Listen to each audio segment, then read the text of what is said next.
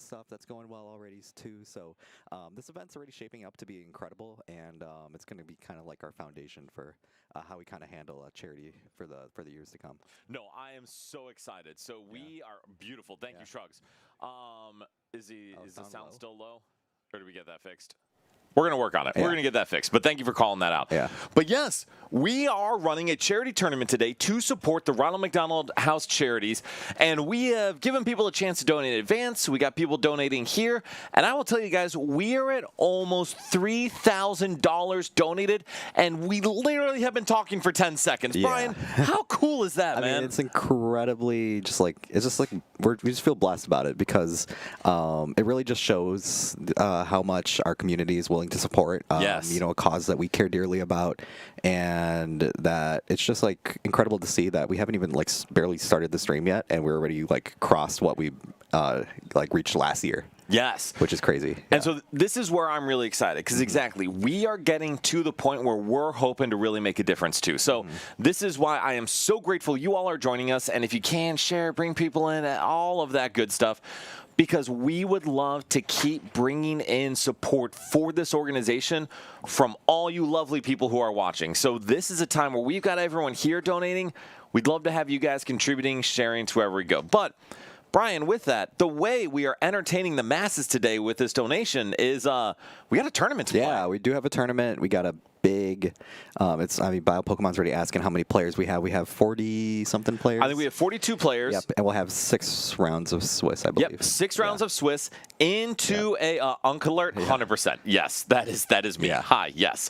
But that is 6 rounds of Swiss into asymmetrical cut and then top cut. And asym cut and top cut will be best of 3. Swiss is going to be best of 1. Yeah, so we already have a very fun event here going on, and it's going to be in pitch black format, which is going to be really cool to see as well. So we'll see some of the new archetypes that we can potentially see in some of the new cards that got printed, see how those affect existing archetypes as well.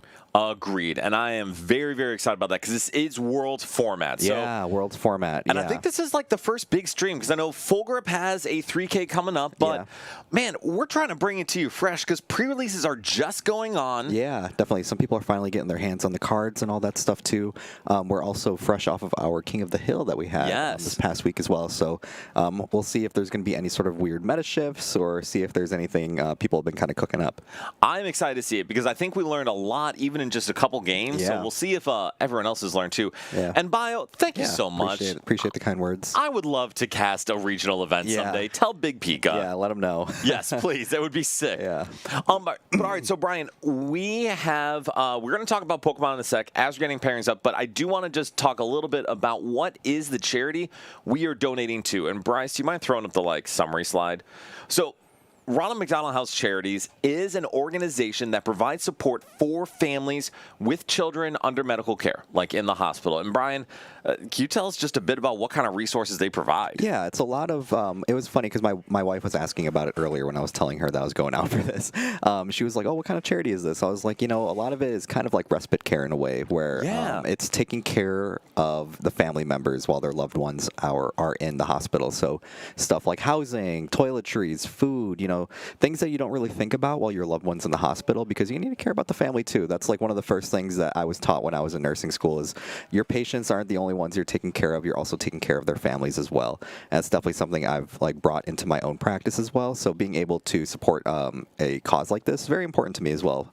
And you can see some of the statistics that you can kind of see on these slides here, the amount of children, families served, and all that stuff. So, very, very important that we support a cause like this just because both Dan and I are in the healthcare industry, so we definitely have a big heart for this.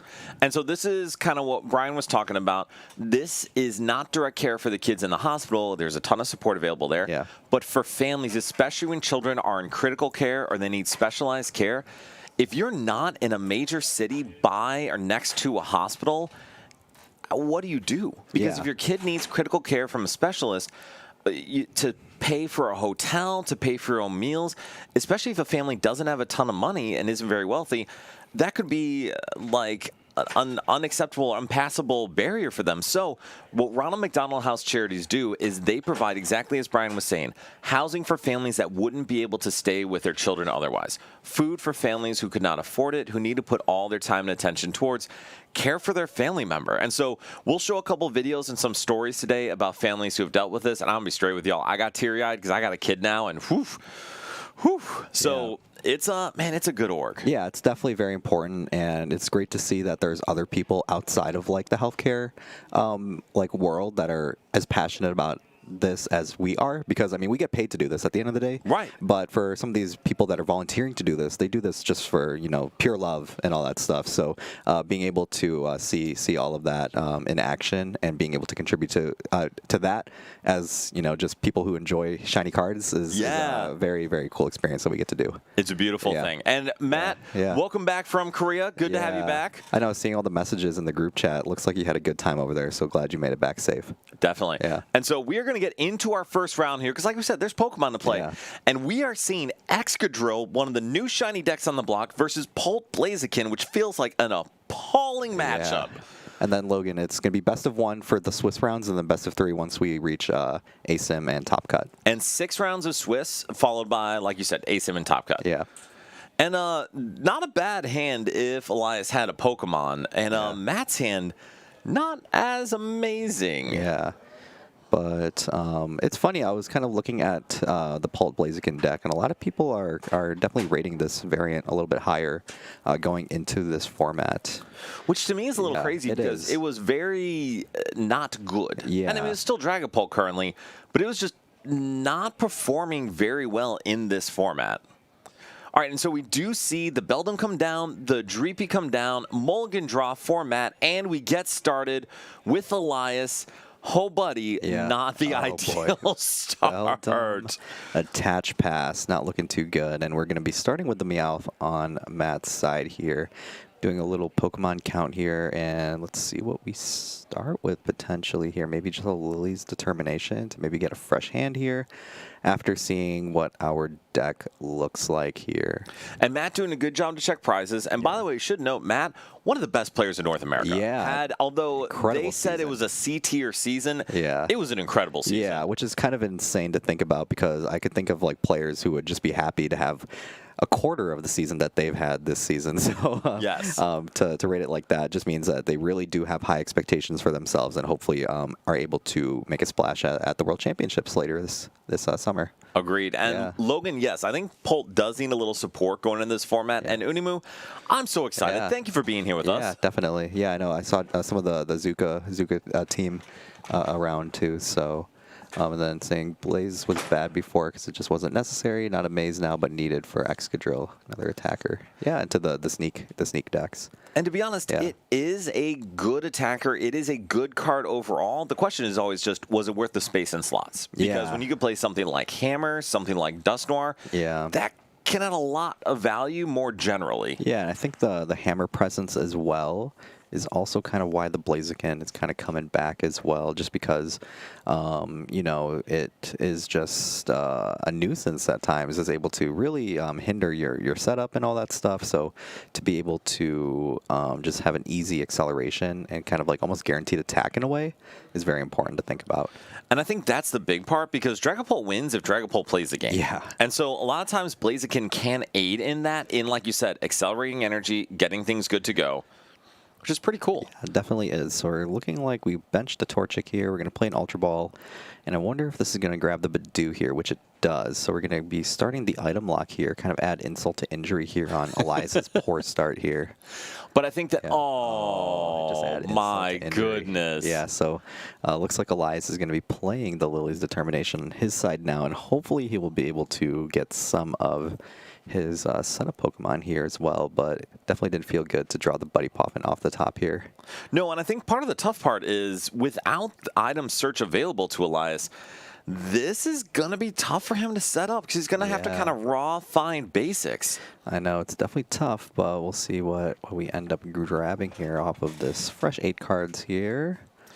Got a secret box. We got a lot of good item cards that we just unfortunately can't really use here. We're going to bench the Fez just in case we get any sort of donk happening here, but it doesn't look like we have much else that we can potentially use. No, that hand is absolutely incredible if Elias was allowed to play items. Unfortunately, that is not the case. Yeah, it looks like he has a Matang, but I don't know if he's going to use it. Interesting. Okay, so we go Dracloak, Lilies here on the side of Matt. That's pretty good. Yeah.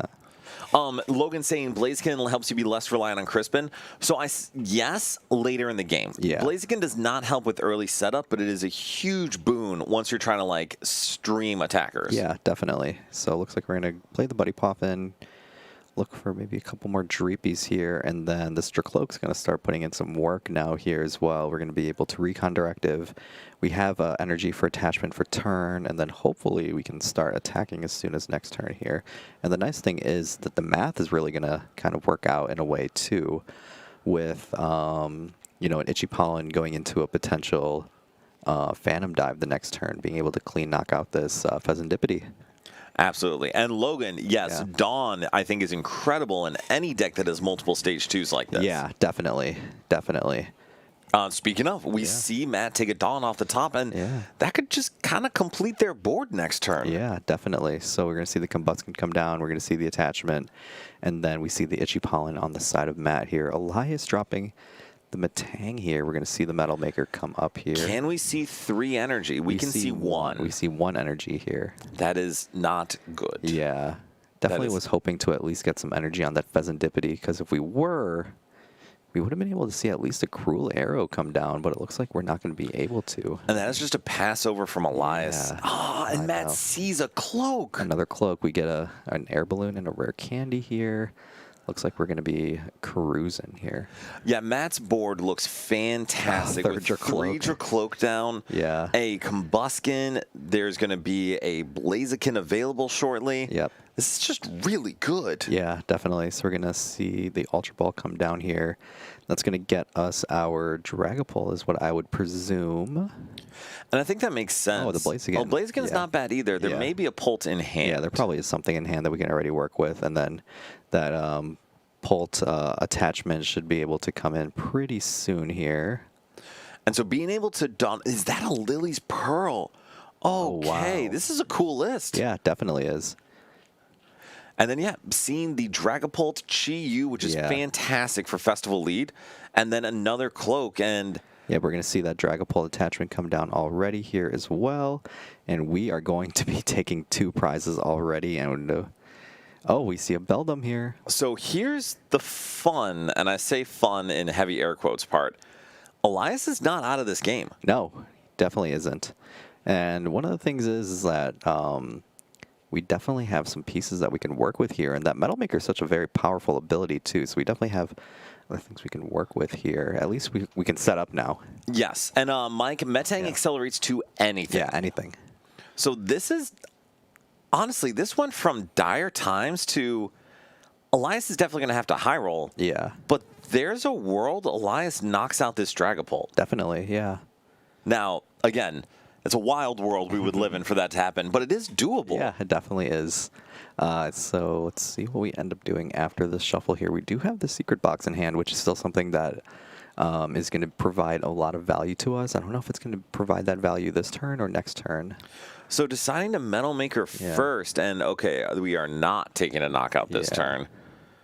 So where does this energy go? So it looks like we're setting up some of these Drillburs with it.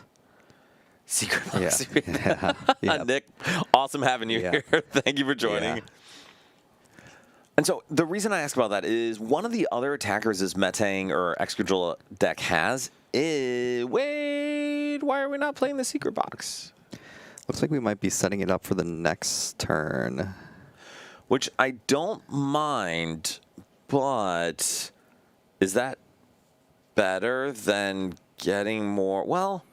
You know, as I say that out loud, I don't really know what else Elias would want to set up here. I mean, it's going to be tough already that we're losing two more prizes here, and that this Blaziken here is also going to be a really good attacker into this matchup. So this is now the issue for Elias. Elias has to one-shot this Blaziken with Excadrill or something else. Yeah. If Elias does not, the game is just over. Yeah. It's tough here. So then what do you think Elias's route to victory is? So it looks like we're going with Fez first here, and we're just going to hope to high roll some good cards here. Which I don't mind, and unfortunately that was 2 metal energy, which is not quite what he's looking for. Yeah, it would have been a good metal maker. Oh, but actually, with that recycler in hand, this could be pretty good for Elias. So Brian, yeah. So it looks like we might use that secret box to discard some of those metal energies, and we could just throw them back into the deck right after. And I think that's the plan. Yeah. So there is a world where Elias can just go get Excadrill here. Yeah. And then secret box for, go to get Genesect, which is great.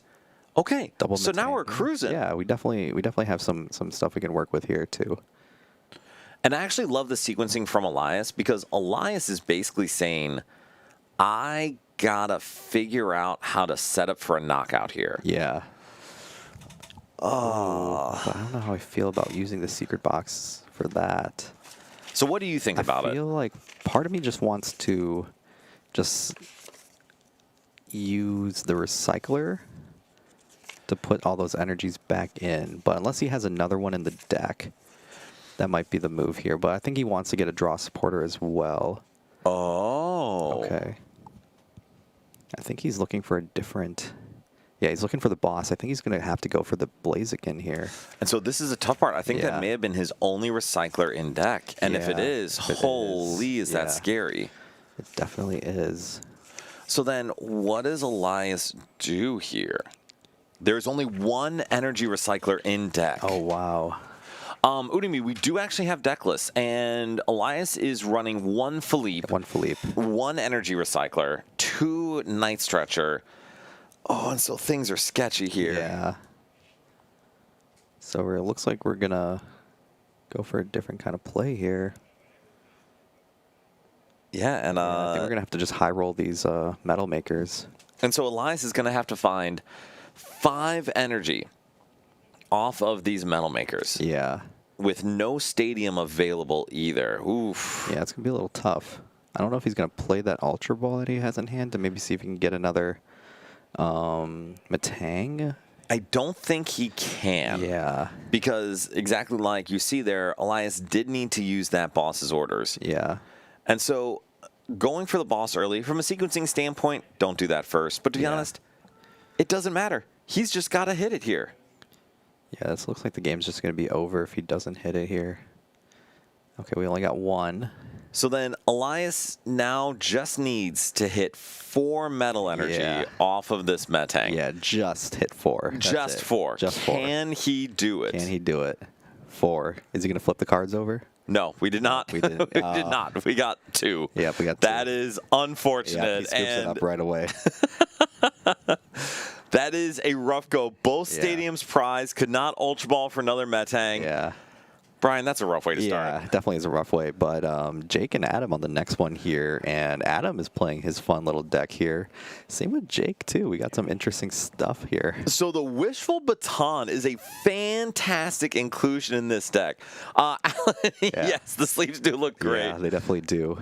So Alan, everyone, is with ProTech. He and Ryan actually generously donated a whole lot of sleeves for all the attendees here. So please just thank them. They're awesome people, and they're really helping out a good cause here. Yeah, definitely.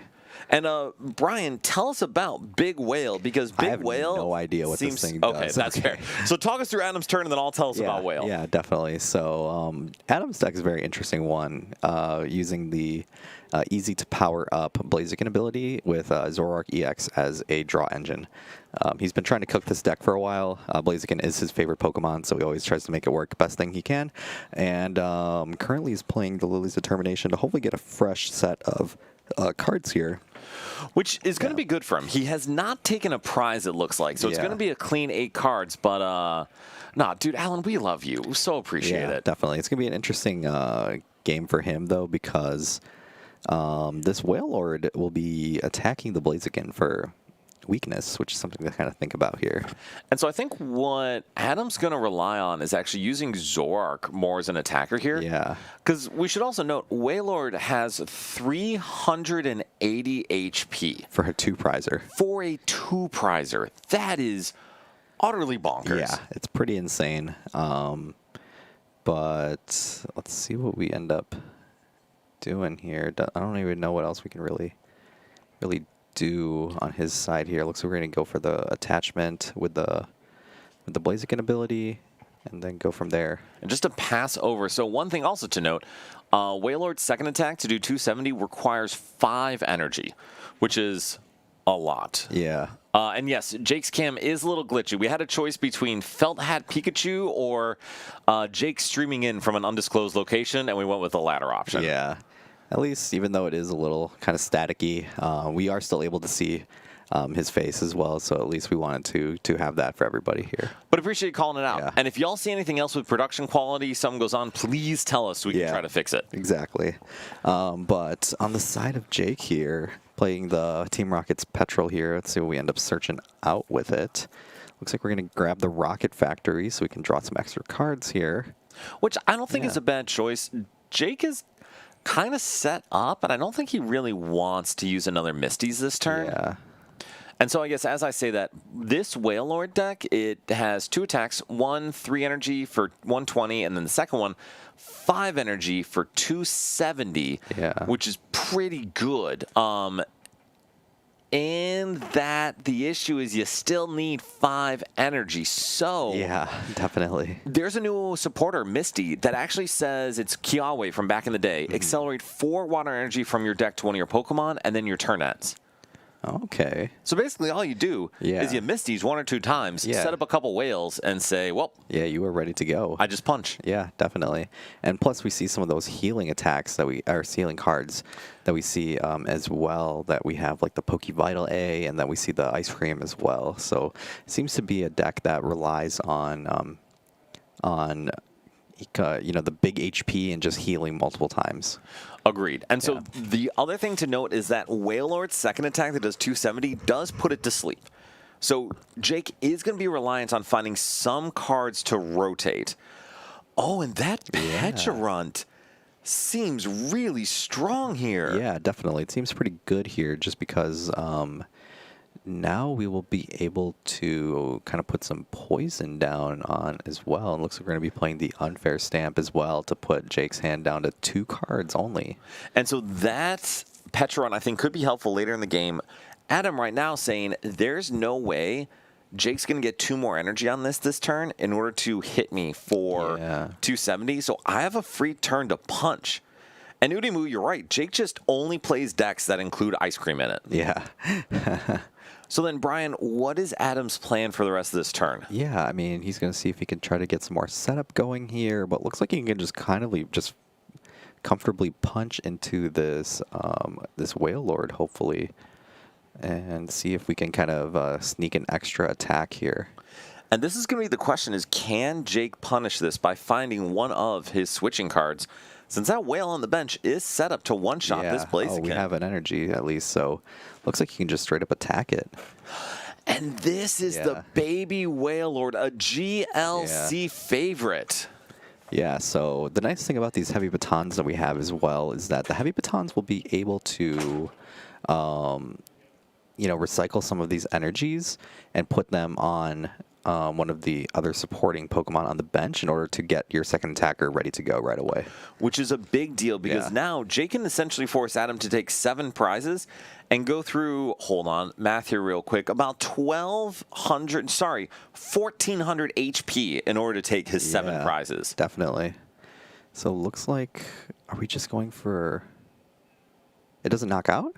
No, he only has 3 energies. So he's only able to hit for 120 or 240 with weakness. Is it a 4 retreat cost? It is a 4 retreat cost. So he only has the 3 energy on there too. So Adam being able to survive a turn here and potentially can put himself, ahead on some of these prizes here, which is pretty good.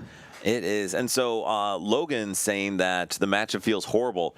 Yeah, this feels absolutely appalling for Adam. Definitely doesn't look too good here on his side, but let's see. Hopefully we can... Oh, looks like we're going to go for the retreat here into the healthier of the 2 Blazikens, and looks like we're just going to go for the attack here. What do you think about this decision? I don't mind it. It's one of those things where it's trying to kind of make Jake work a little bit more for this knockout here, even though it's not that much more work. He's just going to have to, just swing once with the benched Wailord. But it's still something he can kind of work around for a bit.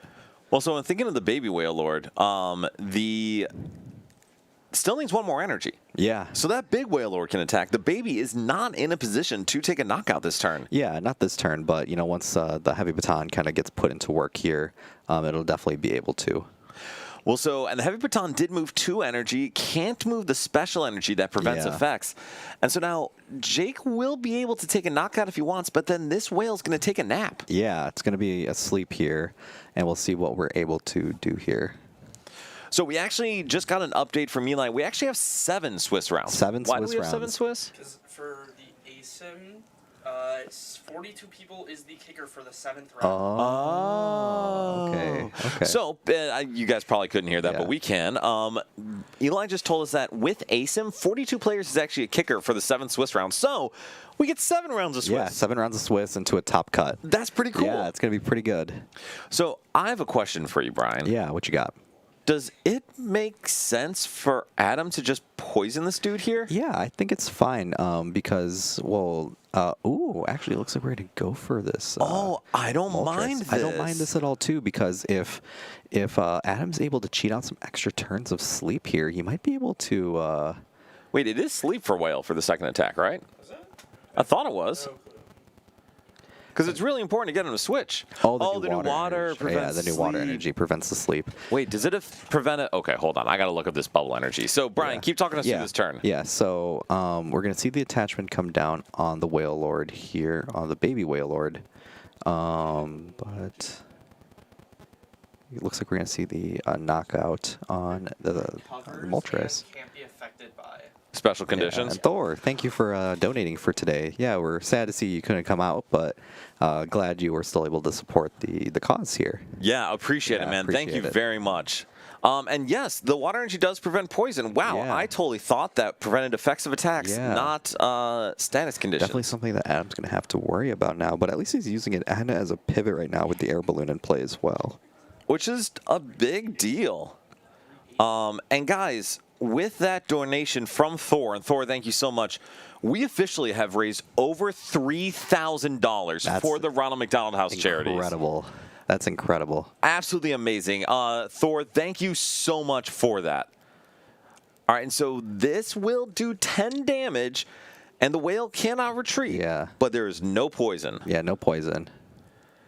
And this is pretty bad. Yeah, so we're going to see the petrol come down now. Let's see what we end up grabbing. We're definitely going to grab one of those healing items here. It's just going to add a little bit of insult to injury here. And Adam just scoops it up and says, all right, you got me, dog. You got him.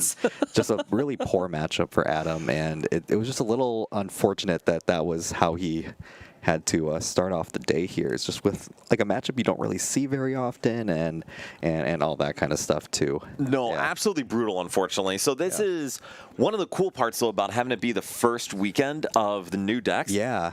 Maybe Whale's good. Maybe. We don't know. Yeah, we don't know. I'm going to be honest, I assume not. Yeah. But I don't know. Yeah, you never know. So what did you think of that deck, kind of how Jake had it constructed there?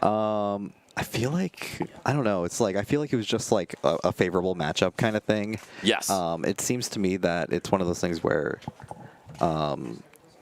the deck just requires a little too much setup. If we had some support Pokemon, if we had like a Baxcalibur back in the format, I could see there being a little bit more. Oh, this is going to be terrifying in Baxcalibur. Yeah, with Baxcalibur, it could be pretty good in that way.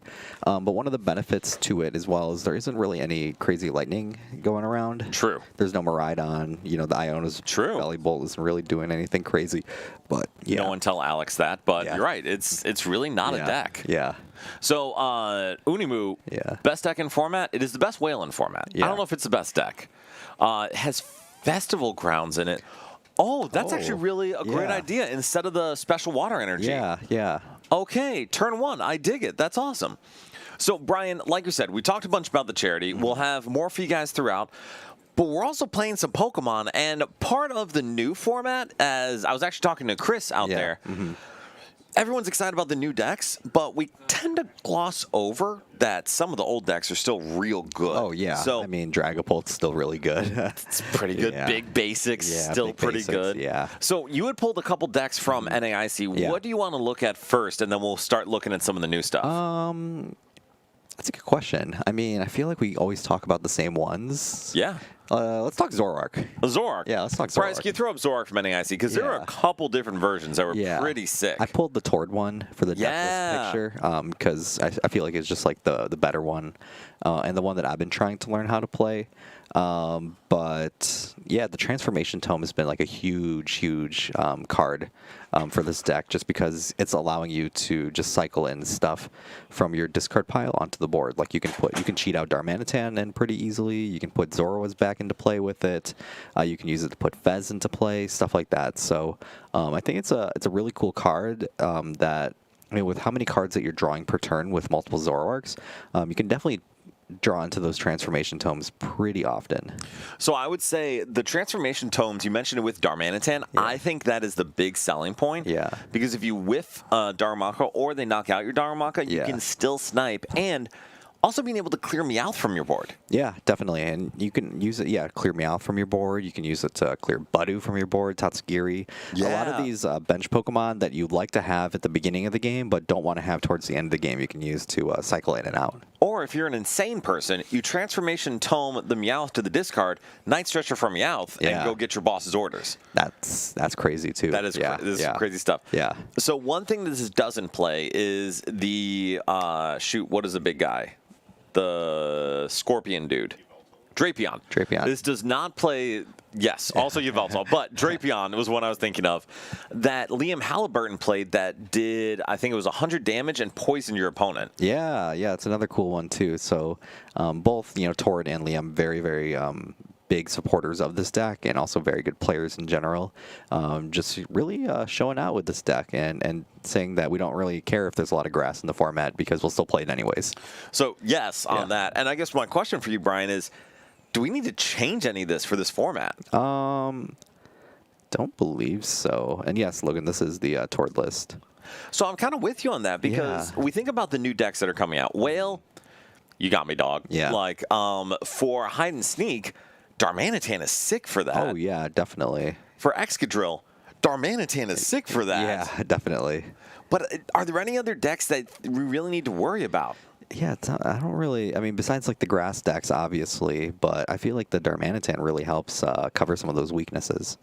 It does, Yeah. and we should note, ends PP up is pretty much always used for Zoroark. You can slap that on Darmanitan too to backdraft for a whole lot of damage. Definitely. Yeah, you definitely can. So anything else with the list, Brian, you want to note? I mean, the Yveltal is also super solid here, too. The retreat lock can help you buy a lot of time, and it has free retreat, so another really good support Pokemon for this list as well. And with that Pecharunt, being Yeah. able to just pivot out of anything, it makes it a lot harder for someone to try to stall or trap against you. Yeah, definitely. All right, cool. So then, was there another deck you want to take a look at for NAIC? Because this is a great one. Yeah, definitely. I forgot what else I sent. I sent Dragapult. I sent this. I think I sent 5. I sent the Slotbox list. Oh, Slowking. Let's talk about Slowking. Yes. Yeah, because I saw that Ross played this to a top 4 finish, and Ross. I thought this was an interesting thing to bring up too, because Ross has played in every single World Championship Ever. Yeah. It's absolutely insane. Yeah, and still pursuing a doctorate full time and being able to compete at this level is crazy to see. Well, he's a professor now. Yeah. Which is crazy. He's literally a rocket scientist. Yeah, definitely. So this one's a really cool one too, because being able to take advantage of the Curum in a different way here with the Slowking deck allows you to really. This is like a very anti-Dragapult deck because I mean, the Curum's able to clear your cloaks off of the board pretty easily. The Metagross with the Metallic Hammer attack is able to clear out Dragapult EXs from the board as well. The Zeraora has a really good snipe ability or a snipe attack that can be used to take like stuff like Pheasantipity off the board, and then having Clefairy on there is really important too. So a combination of all those things makes this deck very anti-Dragapult. And is just able to do a lot of really good things. So the other thing with this deck is you can it's a kind of crazy combo deck, The combo's not that hard to pull together, Yeah. and you see it just uses some of the best non-EX attacks in the game with that Trifost Metallic Hammer. And the Thunder Raid's really cool because it basically says, I take 2 prizes on Fez. Yeah. I take 2 prizes on Meowth every turn. Exactly. Yeah. So a lot of really cool attacks that this Slowking can kind of take advantage of. And Ross definitely was able to take advantage of all those to a top 4 finish and another Worlds invite. So always thinking kind of the next format, Brian, are there any cards that fit in this list from the new set? Not that I see. I still feel like this deck is very well positioned going into the next format as well. So I'm excited to see what we're able to do with it. So I think the couple cards that I've seen are mostly kind of boring. One really exciting. Boring, there's now a 70 HP Psychic Slowpoke. Oh, okay. Which is a huge deal because you can both telepathic energy and buddy poffin for it. Because if there's anything this deck is hurting for, it's draw. Yeah, definitely. Yeah, because I mean, this other Slowpoke that we had to play here was 80 HP. So, I mean, we had to use Pokepad to get it every single time. But now we can kind of play both Pokepad and Buddy Poffin too. Exactly, and you can still use the telepathic energy in there too, so you're just much more likely to set up. Definitely. And there is one new attacker that's been talked about a bit in here, and that is an Annihilate. And so, do you know what this one does? No, I actually don't. That's what they pay me for. So, Annihilate is a Stage 2 Psychic Pokemon, has 1 attack for 2 Psychic Energy, not that that matters. Yeah. You do 110 damage, I believe, and you place 5 damage counters on one of your opponent's bench Pokemon. So it's basically a Phantom Dive. Yeah, it's like a Phantom Dive on a single prizer.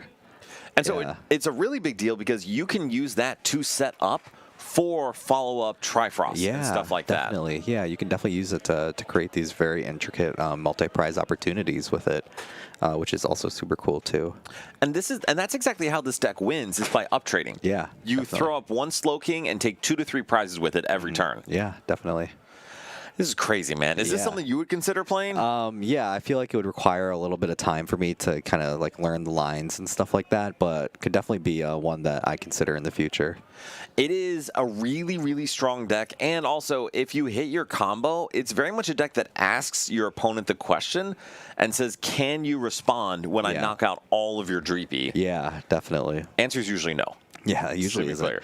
Yeah, but one of those things too, where like the Dragon Ball player, as long as they're able to set up, they can also really take advantage of this deck as well.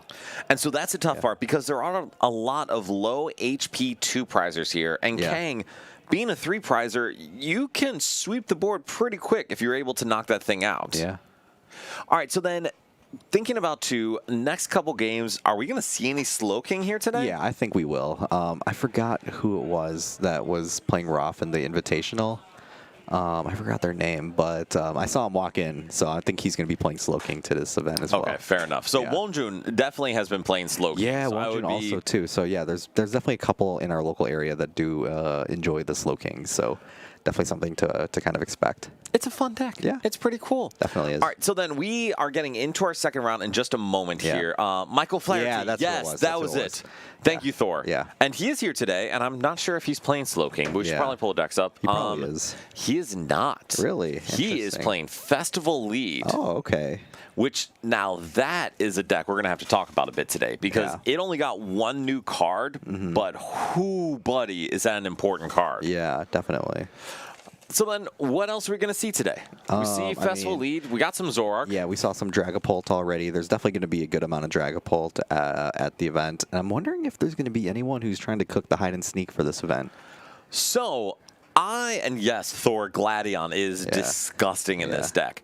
So we've talked a little bit about hide and sneak. Yeah. And currently, it's really a Delmise deck. And I'm going to be straight with you, man. I don't know how good that actually is. Yeah. So, what do you think about it as a spread deck? I think it has a lot of potential. I think people just need to get the counts right, the lines right, stuff like that. It's going to take some time. It is. It is. And I have a deck list that I have told you all before. I'm horrible at deck building. But I did put together a deck list for us to talk about because I think I would love for you to game plan with me so I have something cool to play in the future. Definitely. All right, we have our pair set up, so we are going to set up for our second game, and we have Grimmsnarl versus Alakazam. Brian, What is this matchup? Yeah, so this one's an interesting one too because the Grimmsnarl's a deck we haven't really seen very much as of late. But the Alakazam has also been a very good deck too that's able to uptrade just as well, kind of like these other like the Slowking deck's able to. But we'll kind of see how the Grimmsnarl deck's able to take advantage of that as well. So we're gonna see a Monkey Dory and an Abra get flipped over. And so it looks like Maziar's going first. Senior got to take a mulligan. Yeah, so we're going to see this Buddy Poffin come down and wonder if we're going to get a Snow Runt and maybe a Marnie's Impidimp down. And I think both of those are good because, to be honest, Brian, the Grimmsnarl's cool. I think the Frostlass are going to be the thing to carry Maziar in this matchup. Yeah, definitely, because it's going to be one of those things to think about where you kind of use the Snow Run and the Frostlass damage to stack up extra damage onto the bench like Kadabras, and you use the Monkey Dory to help to, take extra knockouts. And so here's an interesting thing. You mentioned Alakazam doing well, and it did with Nighttime Mine and other kinds of stadiums. Christian playing the Battle Cage. Yeah, Battle Cage. Yeah, definitely doesn't want to have any sort of problems with the Dragapult, but it looks like we're gonna use the telepathic energy to get some benched Pokemon down here as well. And so Alakazam was handling Dragapult via Energy Disruption before, but with Christian going with multiple Battle Cage, that makes this matchup a lot harder for Maziar. Yeah, definitely is, because not only we have to worry about that, but now we see that Senior plays the Shaman as well, so we're definitely teched out for a matchup like this. Which I didn't think you need to tech out for Grimmsnarl, but here we are, man. Here we are, yep. And Mummy, yes, Grimmy has not seen a ton of play, but it has a lot of potential. Yeah, definitely has. So let's see what we end up grabbing off of this. Looks like we're just going to see two Abras come down here. Just pretty good. Pretty good. And I don't think there's really much of a supporter that we can use besides maybe the Hilda here. Hilda doesn't seem bad, though, just to get another, either an Alakazam or to Kadabra. Candy. Yeah, exactly, or a Kadabra. Yeah, so I wonder if that's going to be the route that we end up going with if we decide to go with the Alakazam for the, the quick play here, or if we try to set up a little bit with Kadabras into Alakazam. I actually think I'd prefer the Kadabra because there is a very real threat of Budu. Yeah, there definitely is. Yeah, that's something that we have to really think about as well. So it looks like we are just going to do that. We might just pass it on over to Maziar. Kind of a disappointing turn. Yeah, not much we could really do, though. Hilda, horrible supporter. No one should play it, as I have said many, many times. Yeah. Although it is very good in this deck later, just not now. Definitely. So I don't know if there's much else we can really do here. No, I think from Senior's end, we're pretty much done, unless he wants to slap down some of those tools. Yeah. But I don't know if there's a need for it yet. Yeah, definitely don't think so. I don't like this, though. Oh, I despise that move. We don't put the Battle Cage down yet, just because we kind of want to use the Battle Cage as a response. We want to use it as a response to, seeing the Spike Muth Stadium come down. Agreed. Yeah. I would love Maziar to hit with Budu this turn. What do you think? Definitely would. I mean, because it seems like the play we're kind of going with right now is the Rare Candy Alakazam play, but if we're able to just punch with a different Pokemon here, like the Budu, and just turn off that Rare Candy, that could be pretty good. And so I don't love that decision. Yeah. And I also don't love the decision to not evolve the Impidimp. Yeah, we had the Morgrem in hand, so I'm wondering why we didn't just do that as well.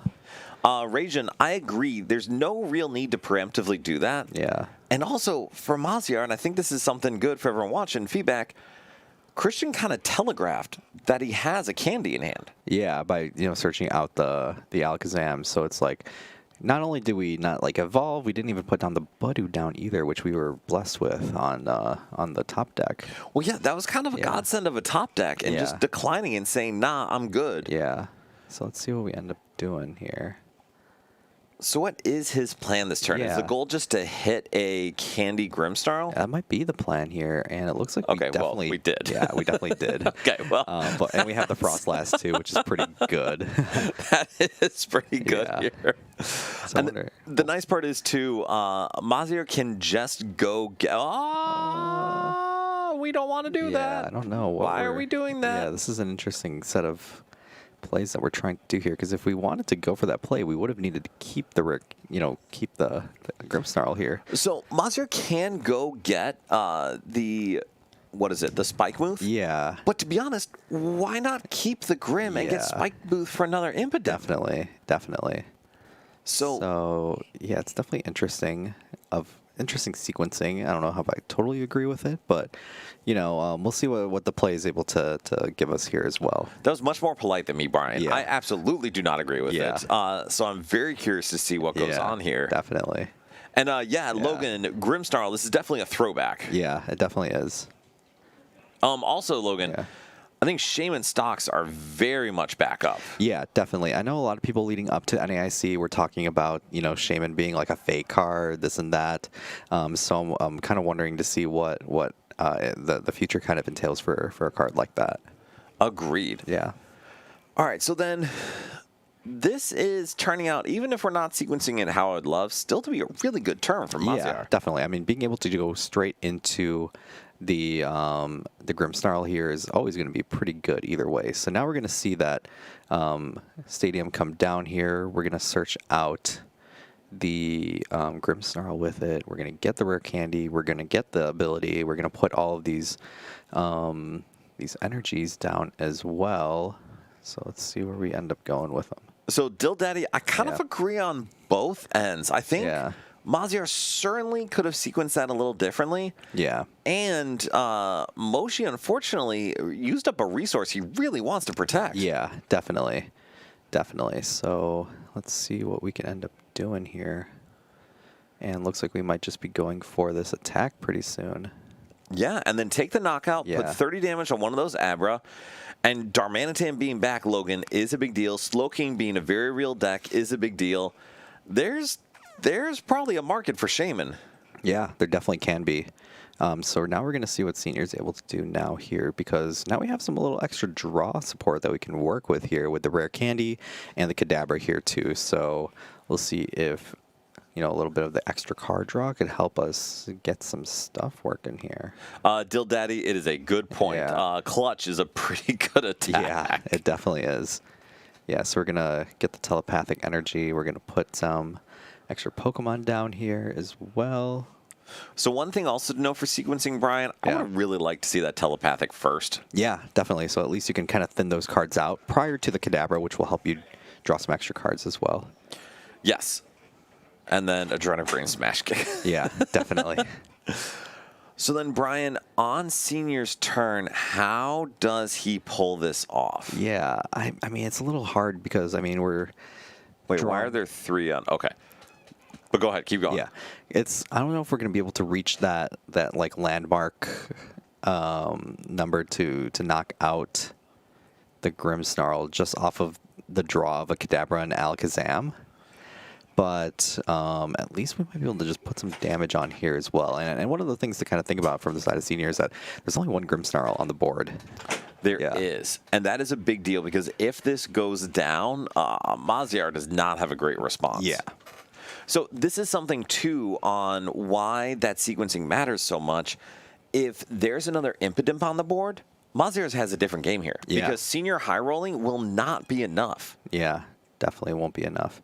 So we're going to see the rare candy go down here. We're going to draw an extra 3 cards here. Let's see if there's anything that can really help here. And we don't really have a big enough hand to do anything here, even with Fez. So Fez is going to help, but I agree. I don't know if there's a way to get to the, how many do we need? 15 cards needed. Yeah. I mean, we're definitely able to make a good effort here, but it doesn't seem like it's really enough. The tough part is Senior does have a Buddy Poffin, so he could get some duns on the board, but this may be a chip damage attack. Yeah. Also, I love the rage on retreat trapping going on in the chat. Thank you all for the enthusiasm. Yeah. I love it. Definitely. and Mummy Zam should scoop here. So it is best of 1. And so on my end, I always think you play it till the end. Yeah. But I also agree he's in a bad spot. Yeah, definitely not in a great spot here. I mean, there's definitely some things we could have done a little bit earlier in the game to kind of help. We definitely could have tried to find ways to get some Dunsparces on the board as well.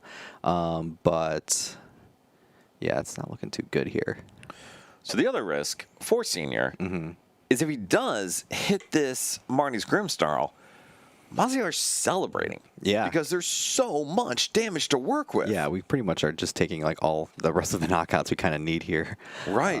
But yeah, it's not looking all that great.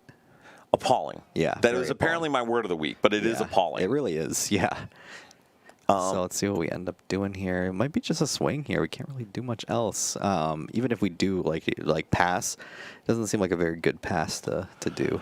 So Senior has not played a supporter yet. Yeah. So he could boss his orders, and as silly as it is to boss his orders for a single prize, that may be the best route here. Yeah, definitely. Maybe just putting the boss on the Monkey Dory with the energy. That might be the only play here that seems like somewhat optimal here. I actually really like that. I think bossing the monkey with energy is a really good move, just to reduce Maziar's ability to mess with the prize trade. Yeah, but looks like we don't do that. Instead are just going to swing into the active. Yet again, they ignore us, and such are the consequences of this decision. Definitely. Noctowl is not great at the moment, unfortunately, and Alakazam 100% is an Unk deck. I will not lie. Yeah. All right, so then, Brian, talk us through Maziar's turn. Yeah, so it looks like we have the handheld fan. We have an attachment for one of these Monkey Dories, which is pretty good. So we don't, because energy did get moved off the Grimsnarl. Yeah, we did need that, which is good. And then the Lily's Determination is going to be played next, so we can get 6 cards on the side of Maziar here. So one other thing, just from a sequencing standpoint, I would have really liked to see Spike Move played first. Yeah, I would have liked that too, because at least you're thinning out an extra card, and you can also put down an extra Impidimp, which would be really good here, because if you're able to get that extra Impidimp, there's less of a chance of you drawing it from this Lily. Yes. Now, I do think Maziar probably wants 1 Impidimp, 1 Snorunt, and if you put the Impidimp down first, it makes it a lot easier to find the Snorunt. Yeah. So, yep, we do draw into the Impidimp, which we would have grabbed anyways. It looks like we have an extra Monkey Dory as well to kind of work with here. So it looks like we might just start doing our Monkey Dory moves. We're going to put that onto the Kadabra here. Looks like we don't have another one we can use here yet. Loban, there are indeed lots of interesting choices being made this game. Definitely are. And listen, I mean, this is no flack to Maziar and Senior. Senior, obviously, you're rebuilding this deck in a different way than it's been played recently. And for Maziar, like, Grim is not a deck we've seen a ton of. Yeah, definitely isn't. So it looks like we're going to be putting extra damage here. Yep, so 30 damage goes on the Kadabra on the bench. Yep, we're going to take an extra prize too. Exactly, because with the ping from Frostlass, that will knock it out. And now, Senior's again reliant on a rare candy to take this knockout. Yeah, which I think we do have the play for it. It's just that, we don't really have any extra anything else that we can really work with here. So it looks like we're going to go with the runaway draw. We're going to get the 3 cards here. Well, for what it's worth, Senior has draw for days right now because there's 2 to done. Fez is available. Will Alakazam another 3? Like, he's in a good spot this turn. Yeah. And Logan, you're absolutely correct. The gameplay decisions have not been optimal. I can understand some of the reasoning behind them, but also, it's also still round 2. Yeah. There's definitely a lot to play still here. Looks like we are going to see on the side of Senior here, we're going to go into the Fez here. And there's the rare candy. Yeah. Fez on the Senior side. Yes, it should have 2 damage counters. Yeah, it should. Once we get through this turn, we will note that, because Senior doesn't play Monkey or anything. Yeah. But good catch, Franklin. Thank you. Yep. Oh, they got it. And there you go. Yeah. They just pieced it together for us. Yeah, they might be able to hear us. Hopefully not. Hopefully We're trying to talk quietly. Yeah, we try not to let the volume get ahead of us here, but you never know. So we're going to see another runaway draw here. Kadabra, Air Balloon, and a Dawn.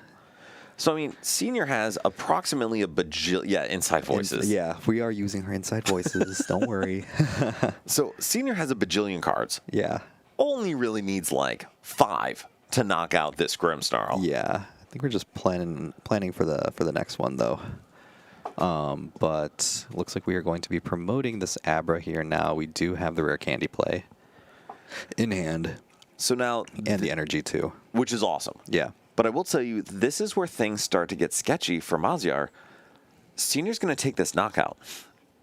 Maziar does not have a response. No, we do not. That's the important thing to think about. Unless we just magically draw, like, rare candy off the top or something like that, it's going to be a little bit more difficult, especially with a deck like this, where we don't really have many draw supporters or like onboard draw or anything like that to work with. Right. And then Senior's going to be able to take advantage of this as well, and he's going to be able to play the Lana's Aid to get a lot of his Alakazam pieces back as well.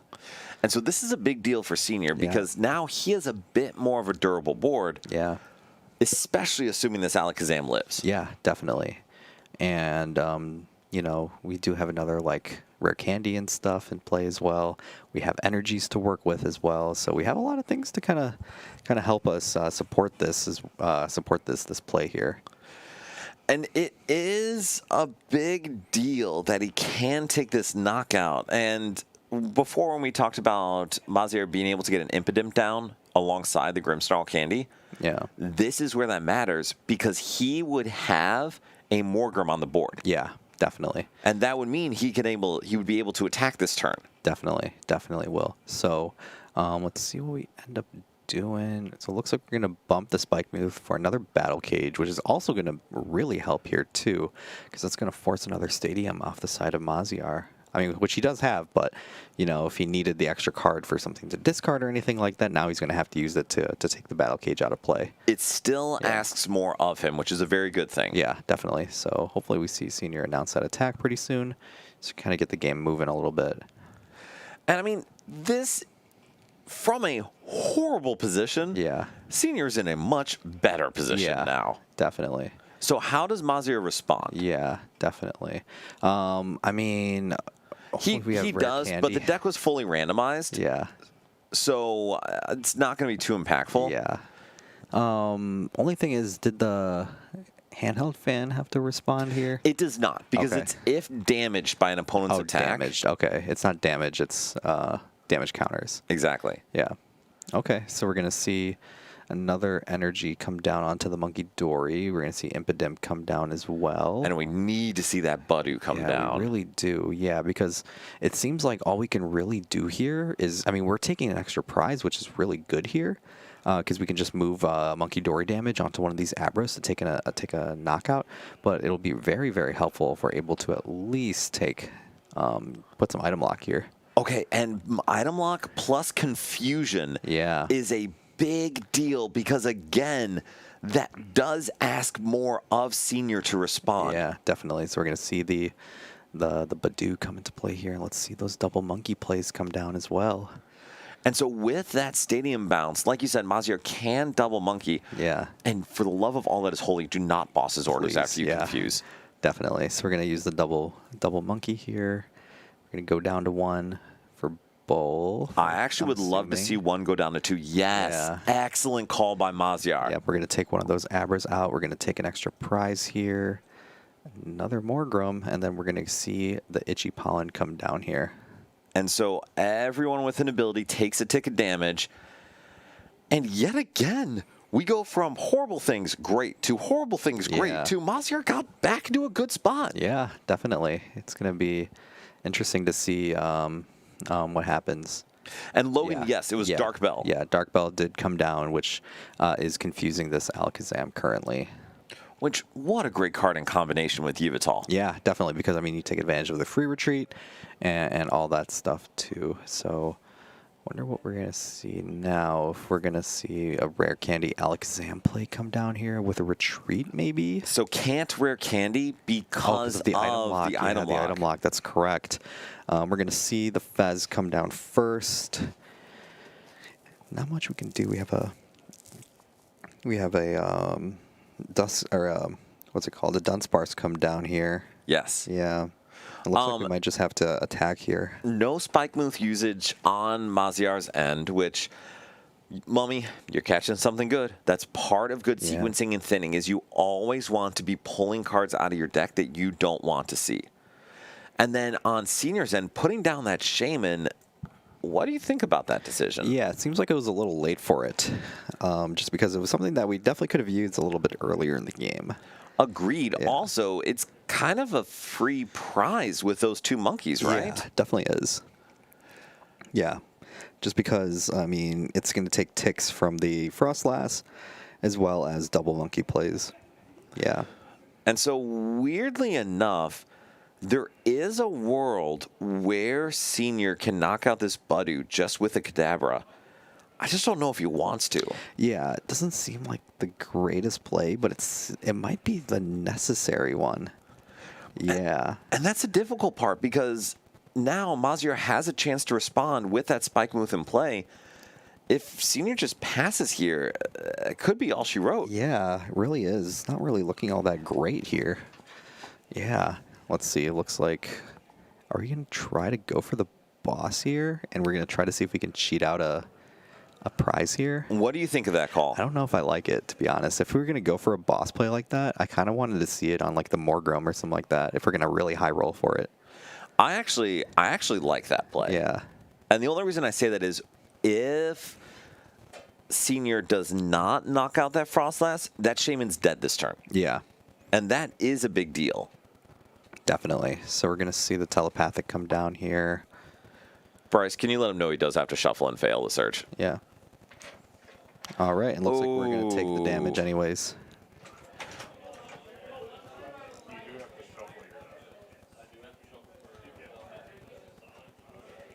Yes, because you have to do the search and then fail the search. Yep. So we're going to be doing that. And then Senior not taking the extra. He's taking the extra damage off the confusion here. So Maziar able to take advantage of this confusion here. And just buying a free turn is a big deal, because that may be all he needs. Yeah, that might be everything that we need to close out the game here potentially. Let's see what we draw though. Yeah, and then we'll see the draw. Spike Muth. I mean, we might just be able to Spike Muth for the Grimmsnarl potentially. Is that what we're able to do here? So definitely going to need to. Yeah. The issue is Maziar currently doesn't have a way to get this Frostlass out of the active. Yeah. And so again, as we say, sequencing, thinning, all of that matters, because having the Grimmsnarl out of the deck would have provided more opportunities for a draw of an energy or something. Yeah, definitely. So it looks like we wanted to make sure that we had energies into the deck as well. I wonder if we're going to put it into play here. I mean, Brian, I guess we don't take a prize on this turn. We would take a prize in between turns. Yeah, I would think we're probably going to end up moving the damage onto the Shaman. I would actually like to see the damage onto the Kadabra. Bryce, can you please let them know that to not take that prize right now? Yeah. Oh, no. Oh, okay. He took it in between turns. Okay. Oh, did he pass? Okay. Yeah. Okay. Oh my God. Okay, we're fine. Everything is fine. Okay. We're fine. It's fine. Okay. It's fine. Okay, we're good. Okay. So that is a prize, and now Maziar still has game on board if that Frostlass survives. Yeah. Well, actually, even if that Frostlass survives, he has game on board. This is a weird game, man. It is a weird game. Yeah. Correct. And yes, we did get a swap. So one has 2, one has 1. Okay.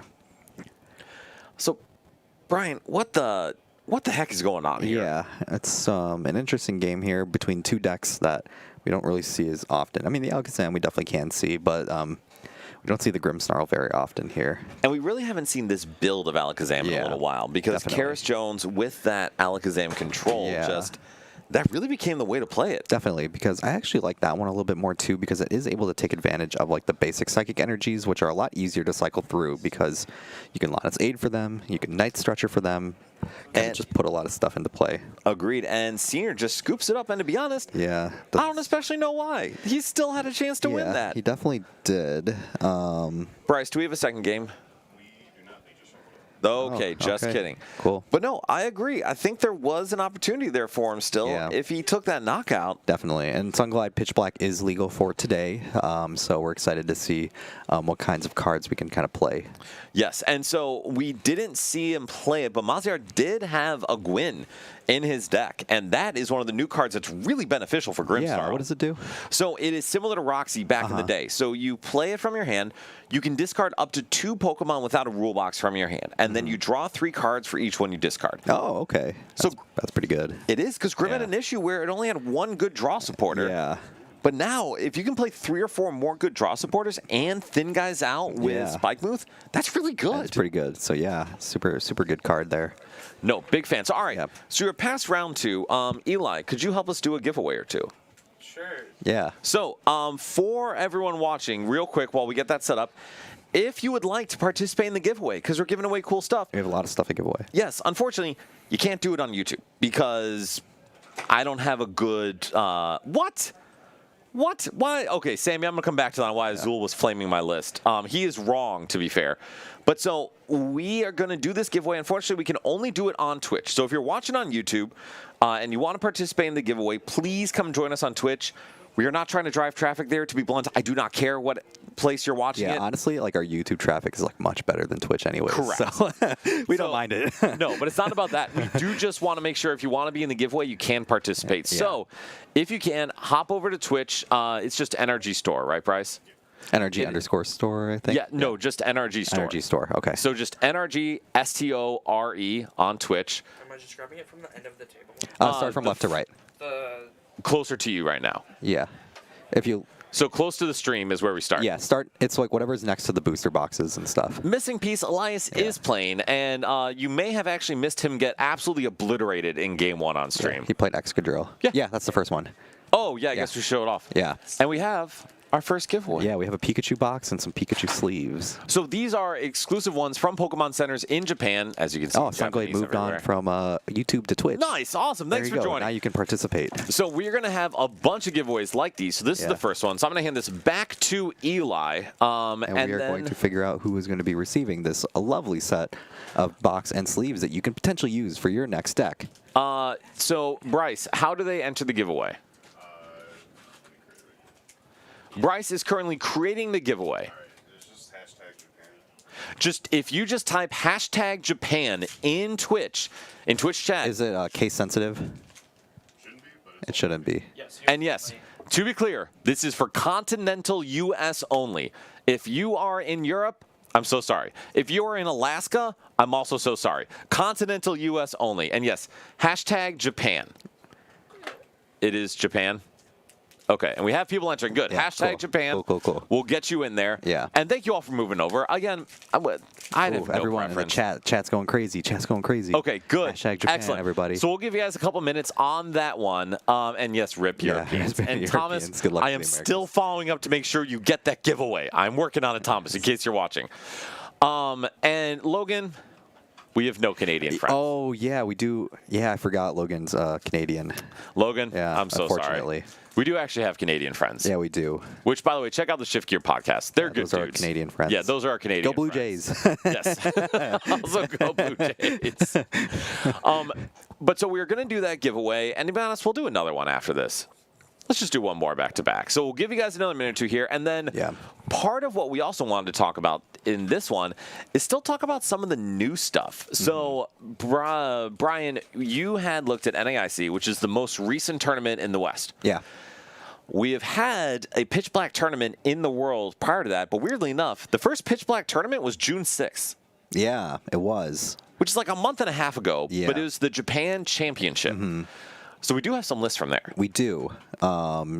I got some. Okay, I didn't prepare anything. No, I got Okay, those. cool. Don't worry. You covered the Reese's stuff. I got something else. I was like, I hope that wasn't on my task of like list No, of things to it's not. do. I pulled more 'cause I stuff. didn't do any of that. That's totally fine. All right. So Bryce, do you want to just call it here? Yeah, I think we had a handful of people here. 12 people. Give him like a 30-second. All right. So 30 30 seconds, and then we're going to pull the name for the giveaway. So just give it 30 seconds here, or if you want, this is your time to enter. Yep. Shrugs, love the enthusiasm. I think you're only able to enter once, but I'm glad you're on your game. And can you grab the second giveaway? Yes. Awesome. Thank you. All right. So we'll give it 5, 4, 3, 2, 1, go. Who won? Sun Glade. Oh, Sun. Sun. Thank you for Perfect. moving over from yeah, YouTube. you moved over from YouTube, and you are rewarded with a deck box and some sleeves that you can Yes. potentially use for your next deck. Assuming you live in the continental U.S. Assuming you live in the continental U.S. Yes. And then for that, how are we having them reach out about addresses? I should have asked that on the front Yeah. end. Yeah, so I'm glad you did win. Yes. Sunglide, you did win. How are we having them do that, Bryce? How did we do it last year? Okay, Bryce is figuring it out. But Yeah. in the meantime, we have a second giveaway. And Brian, Yeah. would you like to model Yeah, these? the second one will be another set of deck box and sleeves. You can kind of see it a little bit. This little Pikachu and Snorlax or sleeves, and then this box is a Dragonite box, which is pretty cool too. Both of these are Japan products. So in case it isn't obvious, I went to Japan last year. Yeah. And I bought a lot of crap because it's really cool, and I may have filled a suitcase. So Yeah, and then here are the sleeves. some of that is The going green to lovely screen Twitch. kind of Yes. like messes things up with it. That is true. But yeah, so this is one that has a whole bunch of hyper beamers on it, with Dragonite as the featured, and then Snorlax and Pikachu. just chilling on the field. Yes. And so, Sun, and for anyone else who is entering the giveaway, Bryce will be messaging you on Twitch to make sure, we get your contact information and everything. Yeah, so we can send those out to you. Yes. And so then, Bryce, we're going to do the next one here. What's our next hashtag here? Hashtag Snorlax. Hashtag Snorlax. So wait for it to go live, and then you guys can throw it down in the chat. All right, it is in. Just soon. type hashtag Snorlax, and you will be entered You'll for be the. entered. And then, Bryce, are we up to date on all the chat here? Is the chat all the way down? Yeah, can you scroll down for us, Yeah. Bryce? It's just we can see Thank everything you. here. Because Yeah, we got people a are- lot. Dude, I love it. I yeah, love it. Love it, love it. 2-minute timer for you. Perfect. That'd be lovely. Thank you, Eli. Yeah. Someone said surprise we didn't give it to Bryce. Listen, Bryce is probably going to automatically win one at some point. Yeah. Here, Even Kev's entering too. love it. And Dragon, I'm so glad you're here. Thank you for Yeah. coming to hang out. I don't know who you are, but thank you for coming to hang out. Reroll or give it to Mexication. Is Bryce, are you entering? All right, so Bryce is entering, but to be honest, dude helps us all the time. Yeah. I'm okay with it. Yeah, we're fine. Are you okay with that? Yeah. Okay. Everyone is on team give Bryce. Is this the one you'd really want? Oh, I just want the sleeves. I don't care about the dead box. All right. okay. Wait, Bryce, I have a ton of good sleeves. Why don't you just tell me this? I'll get you good sleeves. All right. Next Well, we'll time, figure next this time, out. next time. If Bryce wins his own Doubly thing, give it to the next one. Or That's just give fine. it to Bryce. yeah, that's fine. We'll see. We'll see how this goes. Yeah. But Brian, with this Japan Champions, to talk about actual Pokemon for a minute, Yeah. this is going to be a shock. It didn't actually look that different from current format. Yeah. I mean, we didn't really get introduced to that many cards or archetypes, to be fair, besides like the hide and sneak. Right. I feel like it needs another set or so to kind of develop a little bit more. And I feel like, the World Championships kind of look a little bit kind of like what NEIC did. And I agree. And so for Japan Championship, Yeah. it's kind of similar to our Worlds. The meta tends to polarize Yeah. to a degree. And so we did see a ton of Dragapult. Yeah. Big basic box was a big thing. And a couple hide and sneak did sneak. I'm sorry Yeah. for that, but did sneak into top Yeah. 8. So there's a list or two we can talk about here. Yeah, definitely. Bryce, can you keep scrolling down? Because I think we. Yeah. Yeah. Any Hydreigons in the room? I doubt it. Unfortunately, no. Yeah, I doubt it. Dom from MTG. Dude, thank you for joining, Dom. Yeah. Appreciate it. All right, so we're going to give you 5, 4, 3, 2, 1 for one last hashtag Snorlax. And let's see who you get. Bryce, I hope you win. Dexter. Oh, Kevin. Dexter, Kevin won. We can just go out there and deliver it to him. All right. Well, Dexter, Kevin, who lovingly is on our chat, also entered and is in the store and has just won the sleeves. Eli, tell him to give the sleeves to Bryce. I was actually planning. All right. Good. Excellent. So That's so Kevin, funny. our team member, actually won, which is wild. That's I so love funny. life. Rigged. No, man. If we're gonna rig it, we were gonna rig it for Bryce. Yeah, Unfortunate. exactly. Bryce, do we have our next pairings up or not yet? Yes, we Yeah, do we have do. pairings. Okay, All right, cool. perfect. So we're going to get those pairings up. While we are getting those up, Cody, I would love to see Hydreigon do well, but it's Yeah. just, It's a little hard to set up. it's so hard to set up. Yeah. And it's weak to grass, Yeah. which is a problem, especially if you need 4 energy to do anything important. And they're all like different colored energies too. correct. Hey, Yeah. it's just a psychic, metal, and dark. Super Yeah, easy. Super easy. And for Shrugs, Pitch Black, I think Excadrill is one of the new ones. Hide and Sneak. Are there any other new ones? Darkrai. Darkrai technically exists as a deck, yes. Is it good? No. No. Absolutely not. Now, Toxtricity Box, I think, could be Yeah. a good piece. Yeah, it could be. And you will all be happy to know that Bryce did get the sleeves. Yeah. So Bryce really, has everyone sleeves. wins. Yeah, everybody wins. And then for Sammy, I'm going to ask you after this round to tell me what Azul said, because I'm going to have to throw hands a little bit verbally there. But I'm going to wait till after the round. And then, Brian, I'm going to let you catch up with the chat, because Yeah, I'm front definitely. behind. I'm looking right now. I want to play Wailord today so bad, but my wedding's in 2 weeks, so take precedence right now. Yeah, Wailord would have been pretty fun. We saw it already on round 1. Double Toxin Neo is easy. Pretty good, pretty good. Yes. Excadrill is a thing, I think. I gotta say, I hate Avery in the list, but it's because Dan made it. Yeah. And then Bryce, yeah, everyone's showing love to Bryce that he got the sleeves. Yeah. And Rajan, I'm glad you saw Azul in person. Yeah. I've played Azul before, and he whooped me, but that's okay. Yeah. Was it that same event? No, I actually. Oh, no, you ID'd with him that event. I ID'd with him in the last Yeah. round of San Antonio. Yeah. I've said it a ton of times before, but I played Did he end Azul up- in Top Cut of my very first cup that I got top 8. Oh, yeah, because that's still when you lived in Indiana, right? Yeah, I did. He lived in Indiana, Yeah, yes. Yeah. I don't know if we have any Bastiodon, Mummy. I'll take a look at Yeah.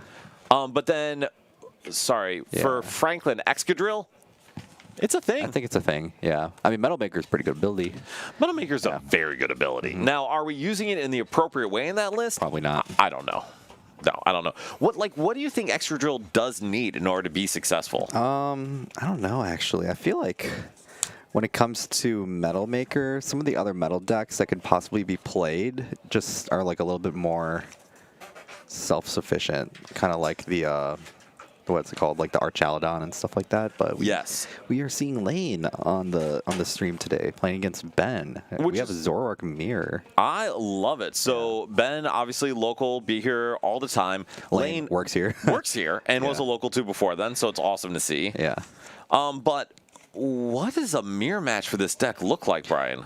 Interesting, because I am seeing I think it's a Toxel on the side of Ben. Interesting. So why do you think he's playing Toxtricity?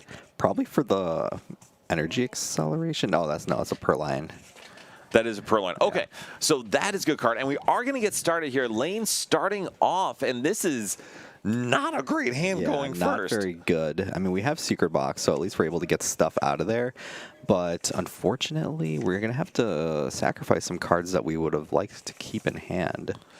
And this is honestly a pretty solid hand that you don't want to secret box stuff away. Yeah, it doesn't seem all that great, but at least we're going to be able to get stuff set up, which is kind of what matters for us right now. So we're going to get Buddy Poffin, is what I presume. Probably a Lily's Determination. We're going to get a tool card of some sort. And then probably Ends Castle, potentially. And it's funny because the Ends Castle is going to go into play, and it's going to stay in play the entire game. Because that is the only stadium. I'm pretty sure that's the only stadium both these decks play. We play like a Rockets, Nope. like Watchtower or something like that, but Both just play Ends Castle. yeah. So the trapping is not going to be a thing at all. So it makes me wonder if we're gonna grab that. There's the Lily. Seems good. Seems good.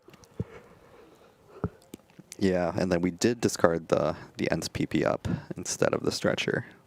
And also, just as we're on here, Trevor and Tristan have both donated. Alan Tran donated recently, so just thank you all so much for donating. We are at $3,112 donated right now. That's incredible. For everyone watching, if you have not donated, or if you have, we would love you to please donate and just kind of help this really, really good organization. Yeah, definitely. I mean, this is one way that we like to give back to our community, and we're just so excited that we're able to include our, our local players as a way to do this as well. So, yeah, we're glad that this is the way that we're going about it.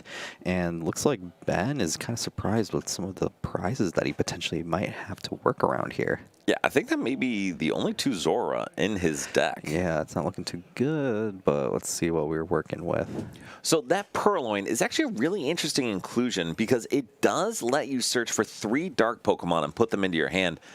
That's a really good turn 1 setup card. That is pretty good because we'll be able to get, extra Zorwas. We can get the Zoroarks and stuff of that nature as well. So we're going to play the Ultra Ball that it looks like. It looks like we're going to discard a Darmaka and an Energy. What do you think about that decision? It's interesting. I feel like it's okay, though, just because we are going to search out the Zoroark EXs with the Purloin, so I think we're okay. In my mind, Patch too. I think I would have really much rather seen the monkey get discarded. Oh, well, Ben only plays 1 monkey, so maybe that changes things. Yeah. Oh, and yeah, Ben using the Purloin attack, and Lane saying, all right, cool, I'm just going to roll dog. Yeah. And playing that Lily's Determination, I mean, this is great for Lane. Yeah.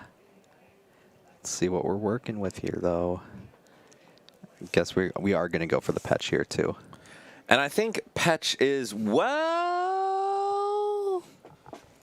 so you cannot Transformation Tome an evolution Pokemon. It can only be a basic. Oh, I think, yeah. Yeah, unless we're trying to just say the Zoroark's going to be like the draw support, and we're going to switch out the Zorua. I've heard worse ideas. Yeah. I've come up with much worse ideas. Yeah. Okay, I'm here for trying it out. Yeah. We can give it a shot. Definitely. But it looks like we are going to see an Ultra Ball here. We have a Buddy Poffin. We got some stuff that we can work with here. So Lane should be able to get at least 1 Zoroark out, which is good. Could set up more Zora on the bench. To be honest, this seems fine. Yeah, definitely. What do you think she goes with to keep setting up here? Looks like we might need to Ultra Ball at least. Let's start thinning cards out of the hand first, so we can start getting stuff out of the deck, like another Zoroark. Stuff like that. We could potentially maybe play that Pokepad to get another Zorua, or maybe like an extra Pokemon to put on the bench as well. And then we can start, thinning out some of these cards. We can thin out the Ent's Castle by putting that into play for the free retreat. And then hopefully we can draw into the Ent's PP up, because that's what we're going to need in order to attack this turn. Do you think Lane wants to attack this turn?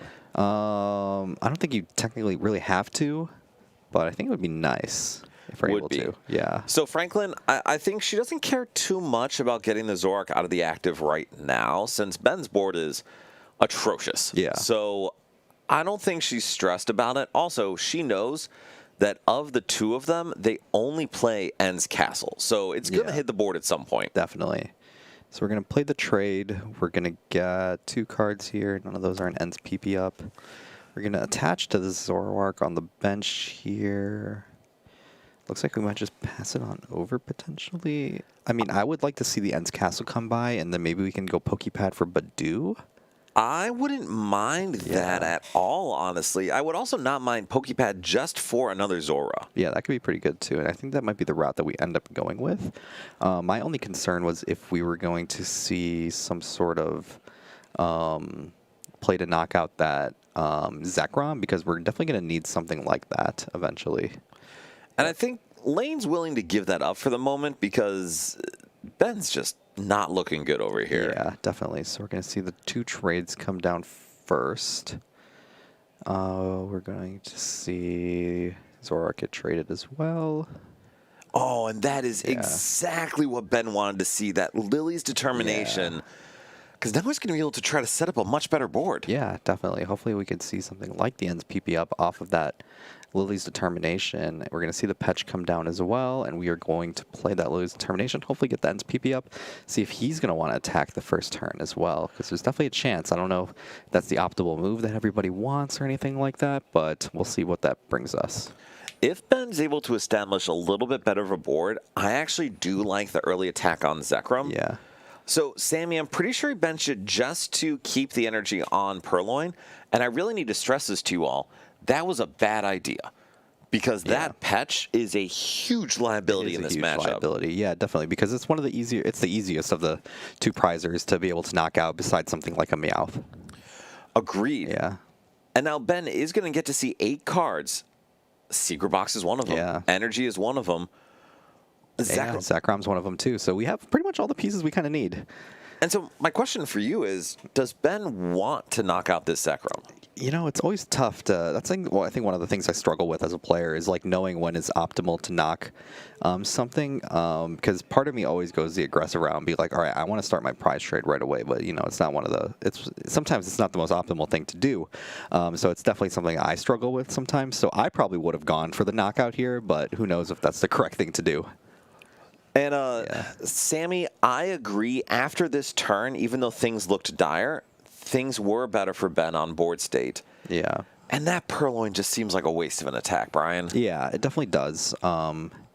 It's one of those interesting things where it's like, you know, you don't want to attack, but it seems like your attack's not really getting you much. Yeah. And so why do you think Lane is trading first here? I think we just wanted to see a little bit more of the deck prior to doing something here.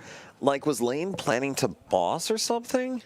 I mean, it's the options kind of open now. We can definitely do it now. Actually, no, we don't have an extra energy. Right, exactly. And that's Yeah. kind of what I was wondering is maybe Lane was saying, I need an energy to knock out that Pecharon. Yeah, but it seems tough, though, because now we're just seeing the 2 cards and then manipulating the deck where, you know, if we didn't think we had the chance to do it, we could just manipulate the deck now and see 2 extra cards from there. And I think that, to me, is really good sequencing because Lane would have, I guess Lane just needed an energy, but still, there's not a ton in deck. Lane only plays 7 energy total. Mm-hmm. But all right, so now with that Lily's play, what's the option here for Lane? So now we have that energy. So if we did want to attack now, we could. But is it the right play to do? I don't know. I also do not know. I don't know. But, I mean, one of the things to think about here is that with the Purloin in the active here, we can just shred to knock it out. So I actually, with how this board looks right now for Lane, I really don't want her to go in and attack with Zoroark here because that is her only draw, her only Zoroark setup, no energy, no Zoroark. Yeah. This is, I think, less than ideal. Yeah. I can see that too. Let's see what we end up doing, though. Okay. And so Ben, if there's an energy in his hand, I think has a knockout. Yeah, Ben's going for the knockout play. So I definitely like this now because now that we have, you know, stuff to work with here, we can go for like that Binding Mochi play. The Pecharunt's on the board too. We have that energy. We're able to go for the poison. We're taking the 280 here. So, again, from a sequencing, guys, I'm a broken record here. Ben did a lot of irreversible things before seeing all the cards he was going to draw. Yeah. And for all he knows, he would want a Night Stretcher and manually attach that to a monkey or something. So if you are watching this at home, gain all the information possible before making decisions. Like, do you agree with that approach, Brian? Yeah, You try to do something different? I definitely agree with that approach. Do I always follow that approach? Well, no. I'm gonna be honest with you. I appreciate the I make a lot of questionable openness there. I make a lot of questionable decisions when I play this game. That's fair. Yeah. Sammy, I honestly don't know. I don't think there was really a need to bench the Yveltal. I think it may have just been to thin it out of his hand, but I don't know what good that does. Yeah, don't know either. But looks like we're going to be playing the ends PP up just so we can set up the next attacker. And I know that's something I can agree with. Yes, that is a great choice. Definitely. Get ahead of the setup. Yep. So we're going to see the knockout here. With the Binding Mochi and the Zekrom attack, we are going to be knocking out for 280 damage with the poison as well. And so this is another thing. Ben had the black belt in hand. So kind of like we talked about with not putting Petch down before, Yeah. there was a route for Ben to knock this out without Petch. Yeah, definitely. And I mean, it's another good thing to kind of have in hand, because if Lane goes aggressive here and is able to, boss knock out the Petcheron, we can always respond with black belt play. Sammy's saying trading Yveltal, benching Fez. I agree completely with everything you said. Yeah. But I think Ben also may have said if Lane's win condition involves trapping, having Petch Yveltal on the board means that nothing can get trapped. But so on Lane's end, that's a lot of tomes of transformation. Yeah. What else does she have? Don't really. We have to go look at the hand again to see what we're working with. So there is a Darumaka in there. Darumaka, we have an energy here. Which is not bad. Yeah. But I don't know how Lane is reaching a knockout here. I don't think we are, to be honest with you. I don't think we're reaching it. And that's kind of problematic. Yeah, that's real bad. Real bad. Because, Yeah. this hand's kind of dead. Yeah, it looks like we're going to be passing it on over to Ben here as well. So now we are going to be trading first, which is a good idea, so we don't do anything irreversible. Franklin, Logan, you are all correct. And if I had thought for 10 more seconds for opening my mouth, I would have agreed with exactly what you were saying. Yes, it probably didn't add a lot of benefit there. So then, Brian, Ben just has knockout, doesn't he? Yeah, I believe so. That's That is very bad for Ben. Or excuse me, for Lane. for Lane, yeah. But again, Ben bossed before trading both times. Yeah. And y'all do not boss before using all your trades. Yep. I wonder if we're doing anything else. Looks like we're gonna. Yep. Retreat. Yep. Poison. Move up the Zoroark. Yep. And then Ben still has a trade available. Just declines to use it. Yeah. Okay, Brian, what is happening here? I think he's just explaining to Lane how he's gonna get the poison back for the attack. Yes, and then we do see the Zekrom knockout. Could have traded. Yeah. Could have done a lot of other things. I think Ben's just getting a little bit hyped up here with taking the two big knockouts back to back. Definitely. And it's going to be interesting to see how Lane's able to answer this now, because, I mean, we don't really have much else we can do here. We're using the second Night Stretcher for another Zoroark. We're going to be trading. It doesn't look like we have much else we can do. We have the Binding Mochi. Oh, we have Fez. All gets us right. something. Fez for Zoroark. 3. Oh, that's not None much. of those help. That is not Yeah, do we ideal. have the ends PP up? So the nice part is... Oh, we do have the ends PP up. Lane will be able to take a knockout here with poison, which is hilarious. Because Lane will do 250 damage to the Zoroark. And then, the poison will knock out. And exactly, the poison will knock out the Zoroark. And then Ben has a pretty easy response KO with this next Zoroark. And yes, exactly. If Lane has red card KO, Lane is in a much better position. Putting the Badoo down. Interesting. I wonder if that's... I don't know. I do. I don't know if I love that decision here, Brian. I don't think so either. I don't know if I like it either. I don't know how much it matters, but it does open up another win condition for Ben if Lane was able to do something crazy. Definitely. Let's see. Zoro should have 3 on it. You're right, actually. Zoro should have 3 on it. Bryce, can you let Ben know that Zoro should have 3 damage counters on it? Because that is going to be very important. Definitely. Oh, this is a great decision by Lane. Getting the Badoo out. Toma transformation. Perfect. Okay. Oh, okay. Now... That was just a straight-up knockout. We don't need to rely on poison. Yeah. But regardless, Zoroark goes in, can use that second attack from Zekrom, 250 damage, knock out that Zoroark, and then Ben basically wins. Yep. We're going to see the knockout come in. And then let's see where we go from here. Going to Yveltal, Zoroark still has free retreat. None of this matters. We see Night Stretcher for an energy. Yep, we're going to attach black belt, retreat. We're still debating the black belt. I think we have to black belt. Yeah, we have to black belt, don't we? You can use a black belt. Black belt. And there we go. That is knockout 4 game. Ben goes through 3 Zoroarks.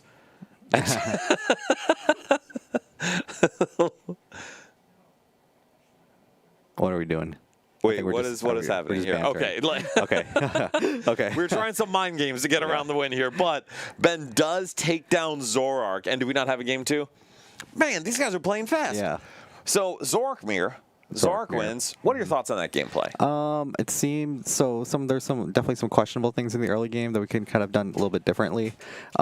Timing things, just very minuscule things. Nothing like really crazy that could have like swung a win or a loss or anything like that. Because I feel like Ben played a very solid game.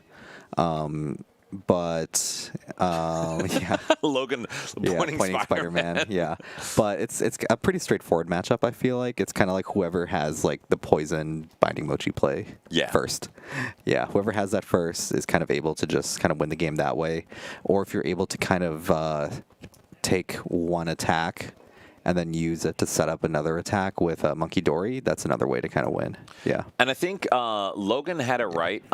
The Purloin KO, I think, was problematic because it didn't really help the prize trade, and it exposed a 2-prizer, which meant Ben did not have to boss.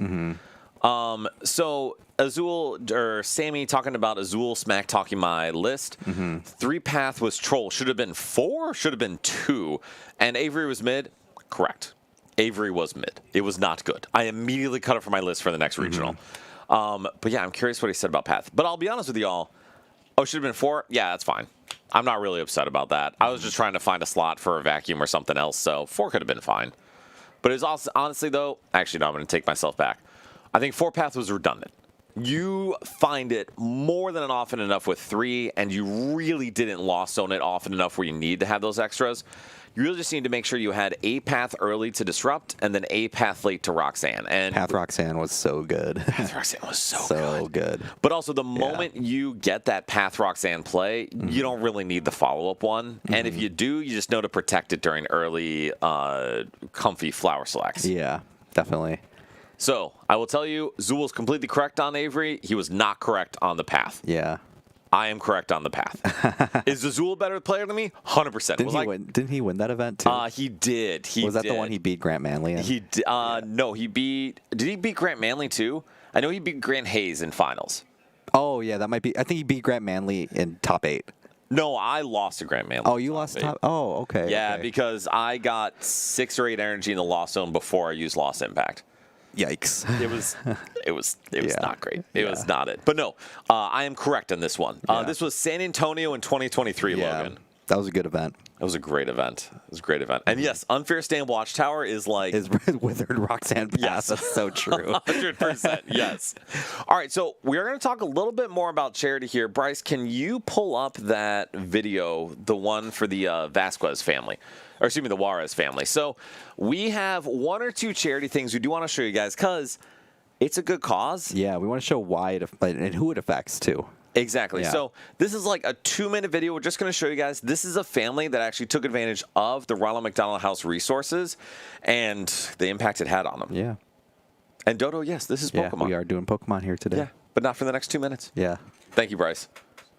We're working on it. Or working on it. Yeah. But yes, Dodo. So this is Pokemon. We are doing a Pitch Black Worlds format tournament.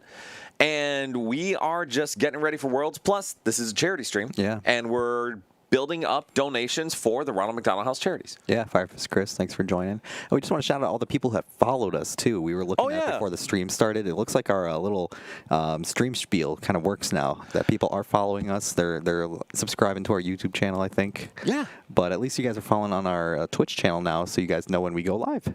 And if you guys haven't, we love doing this. Yeah. We got a couple more events this summer, but please follow, subscribe, like, bell thing. Yeah, hit the bell, the post notification bell, so you know when we go live. Yeah. Yeah, and, on our regularly scheduled days, we're here 6:30 Central Standard Time every Thursday to stream all of our locals. Yes, and we are obviously here today for the rest of the day. And then in 2 weeks, we have a GLC event, which we'll talk about a little bit later. It's going to be super fun, too. And then we have a 3v3 coming up as well. Yeah, so it's 2 weeks of GLC and then 2 weeks or 3 weeks to 3v3 after that. It's a good summer, Yeah, man. we got a good set of events coming up. Are we good to go, Bryce? All right, so we're going to watch the video real quick just so y'all know, like, what we're doing this for. Yeah.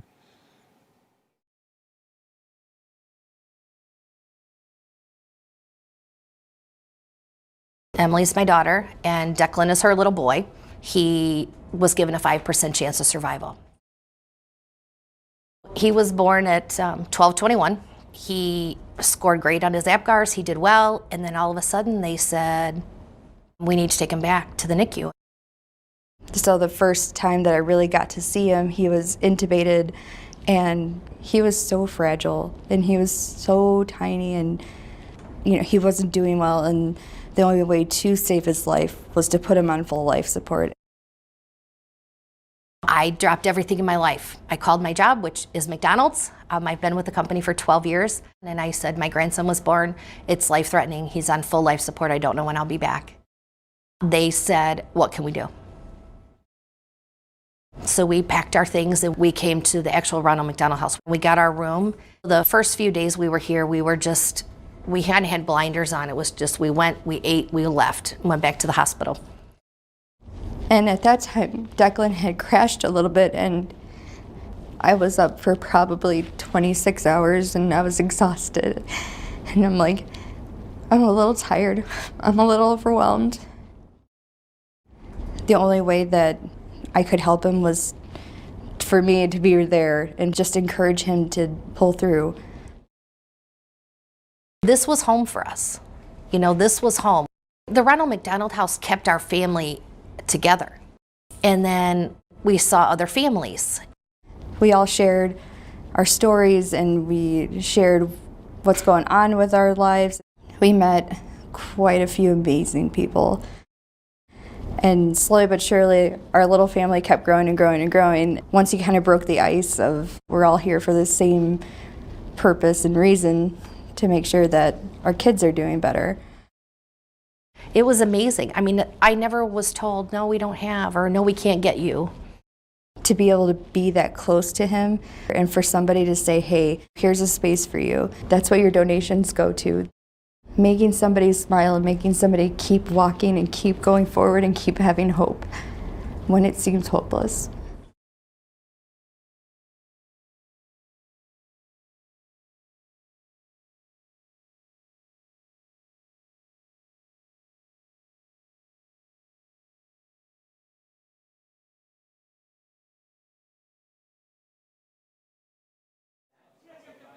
All right, so as y'all saw, this is something that deeply affects families who are trying to take care of their kids. And I told you guys, I'm a dad now. I have a child. And dude, Chris, this video and the other one we'll show, I was shedding a tear, man. As a dad, I couldn't imagine my son being sick in the hospital and not being able to be there. Not being able to be nearby, see him every day, be there right by his side. And for me, I am blessed. I am living in Chicago close enough to a ton of major hospitals where I would be able to be home. But for so many families, parents, loved ones of kids who don't live right near major hospitals or don't have that support, dude, being able to have the support to be there, and I'll share this too, because this one holds a special place in my heart. My sister was very sick when she was little, and then she was also very sick when she was a teenager, and she was in the hospital for about 30 days straight. Because we lived near the hospital, I got to drive from home to go see her every day and be with her. But if it wasn't here, if I wasn't in Chicago, it would have been a month without her having her parents, her brother, her supports there. So for me, being able to provide support so that a family can be with their child when they're in this state, dude, this is a worthy cause. And so for Logan, hearing you say you can't donate, but you're here, dude, thank you just for being here. That is fine. I am not saying you all have to donate. I just appreciate your support, sharing this, being here. And for anyone else, Ovi, thank you very much for joining. I would love you guys to donate. Bryce, can you resend the links real quick? So if you have anything you can spare, it's $1. Say it again. It's pinned. Oh, they're pinned. Okay, All right, cool. perfect. They're pinned. So the links are pinned to donate. But if you can spare $1, $10, $100, I don't know, man. Whatever you're willing to share, just please. It goes directly to a good cause. And Brian, this is one that hits for you too. Yeah, definitely. Yeah, we've said it multiple times before. Both of us are healthcare workers, so definitely a cause that hits home for us as well. Yeah, so if you guys are willing to, we'd so appreciate it. We do have more giveaways. We do have more stuff we're going to try to incentivize to say thank you for the fact that you guys have donated, but just would love you guys to do this and share whatever you can. Yeah, I know. And in person, we have some auctions going on and some really pretty cards here. And I'm competing with Mo on a couple of them. Okay. So he's outbid me on a couple of them, so I had to make sure I write my name down on a couple of these, make sure we keep up with it. All right, so tell us about that, Brian. What's Yeah. going on with the auction cards here? This is another way we're trying to drive donations. Yeah, we're definitely trying to drive extra donations. Dan was gracious enough to donate some of his pretty cards from older formats, and some of the stuff he's pulled recently as well. So we have stuff like the Mega Guardy from the Mega Evolution set. The one that I was really going for was the Crown Zenith Mewtwo. Oh, yes. And one of the tag team, the Marshadow and Machamp. Yes. So those are the two that I'm really, truly trying to aim for. And then there's a lot of other popular ones like the Radiant Collection, Gardevoir. That one has like, I think like half the list is kind of like filled with people bidding on it already. Awesome. And then one of the EVs, the like little derpy looking one. I forgot what set that's from. Oh, yeah. That was a promo card. The Derpy Eevee. Yes, that was a promo. Yeah, that one I'm also trying to scoop up too, because I sold that one when I sold my whole collection. So trying to get some of these cards back too. So, and it's a good way to donate to charity too. So that's just gonna add up some extra numbers onto our charity list. So it's cool that the initial 4 cards that we kind of set out already got like a bunch of them. So Roth actually put more of them out as well as more auction pieces as well. So it's gonna be a super cool way for our players in person to kind of walk away with something as well. And that's honestly all this is, to drive donations and to try to help out this cause, because as you heard in that video, and then we'll sob later in another one, like this is a cause that can do a lot of good. Yeah. So I'm going to go check out those 2 actually. And do we have our pairings up, Bryce? Not No. yet. Okay. All right, we can just chill for a little bit. We'll go check on that in a little bit. But we were talking, Brian, a little bit about some of the new decks in this format. Yeah. And so one of them is Hide and Sneak. So Bryce, can you throw up the Japan Champions Hide and Sneak? It's just called Delmise. I'll put in there as Delmise because this is a deck that is built around this dinky little one prizer, but Brian, it's kind of turned into, hey, Delmise hits for 170, go. Yeah. The Delmise definitely does like some consistent damage as well, and it's also kind of relying on us being able to put a lot of these other Pokemon in the discard pile in order for the damage to kind of go up. So it doesn't have as much of a big Pokemon count as I kind of thought it would. And besides Ultra Ball, it doesn't seem like we have that many discard options as well. And also uses the Legacy Energy, which is interesting for the A-Spec. A lot of special energies, which is pretty cool to see. It is. Shrugs, I'm going to leave that question to Bryce. Bryce, I'm going to let you answer or figure out that question. Okay, so the website does not have a deck list function, unfortunately. And Rykota, dude, I am so glad that you get to experience that, working as a radiation therapist. Yeah. I'm glad. And it's good to have someone else come in and say they're a great org, not just me and Brian. Yeah, definitely. Yeah, so it's cool that you guys are also sharing your guys' stories as well, because it just shows how much the foundation just like affects those around us. Yeah. It is a huge deal. Yeah. And so, Brian, with this deck list, because we'll talk about Pokemon a little bit here, a couple key pieces. Do you want me to just walk through what they do? Yeah, and then, definitely. Okay. Yeah. So key pieces, Delmise does 30 damage, 1 Psychic. If there are 4 Pokemon with the Hide and Sneak ability in your discard, it does an extra 140. So it does 170. With Clefairy, that'll one-shot a Dragapult EX. Shuppet and Bayonet have the Hide and Sneak ability. Bayonet, 1 Psychic, 80. Search your deck for a card. Not bad.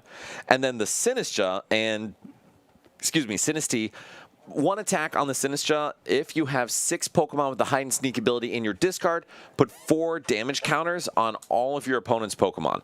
And yes, turn 1, you are absolutely correct. Gwyn is one of the new supporters that discards 2 Pokemon from your hand.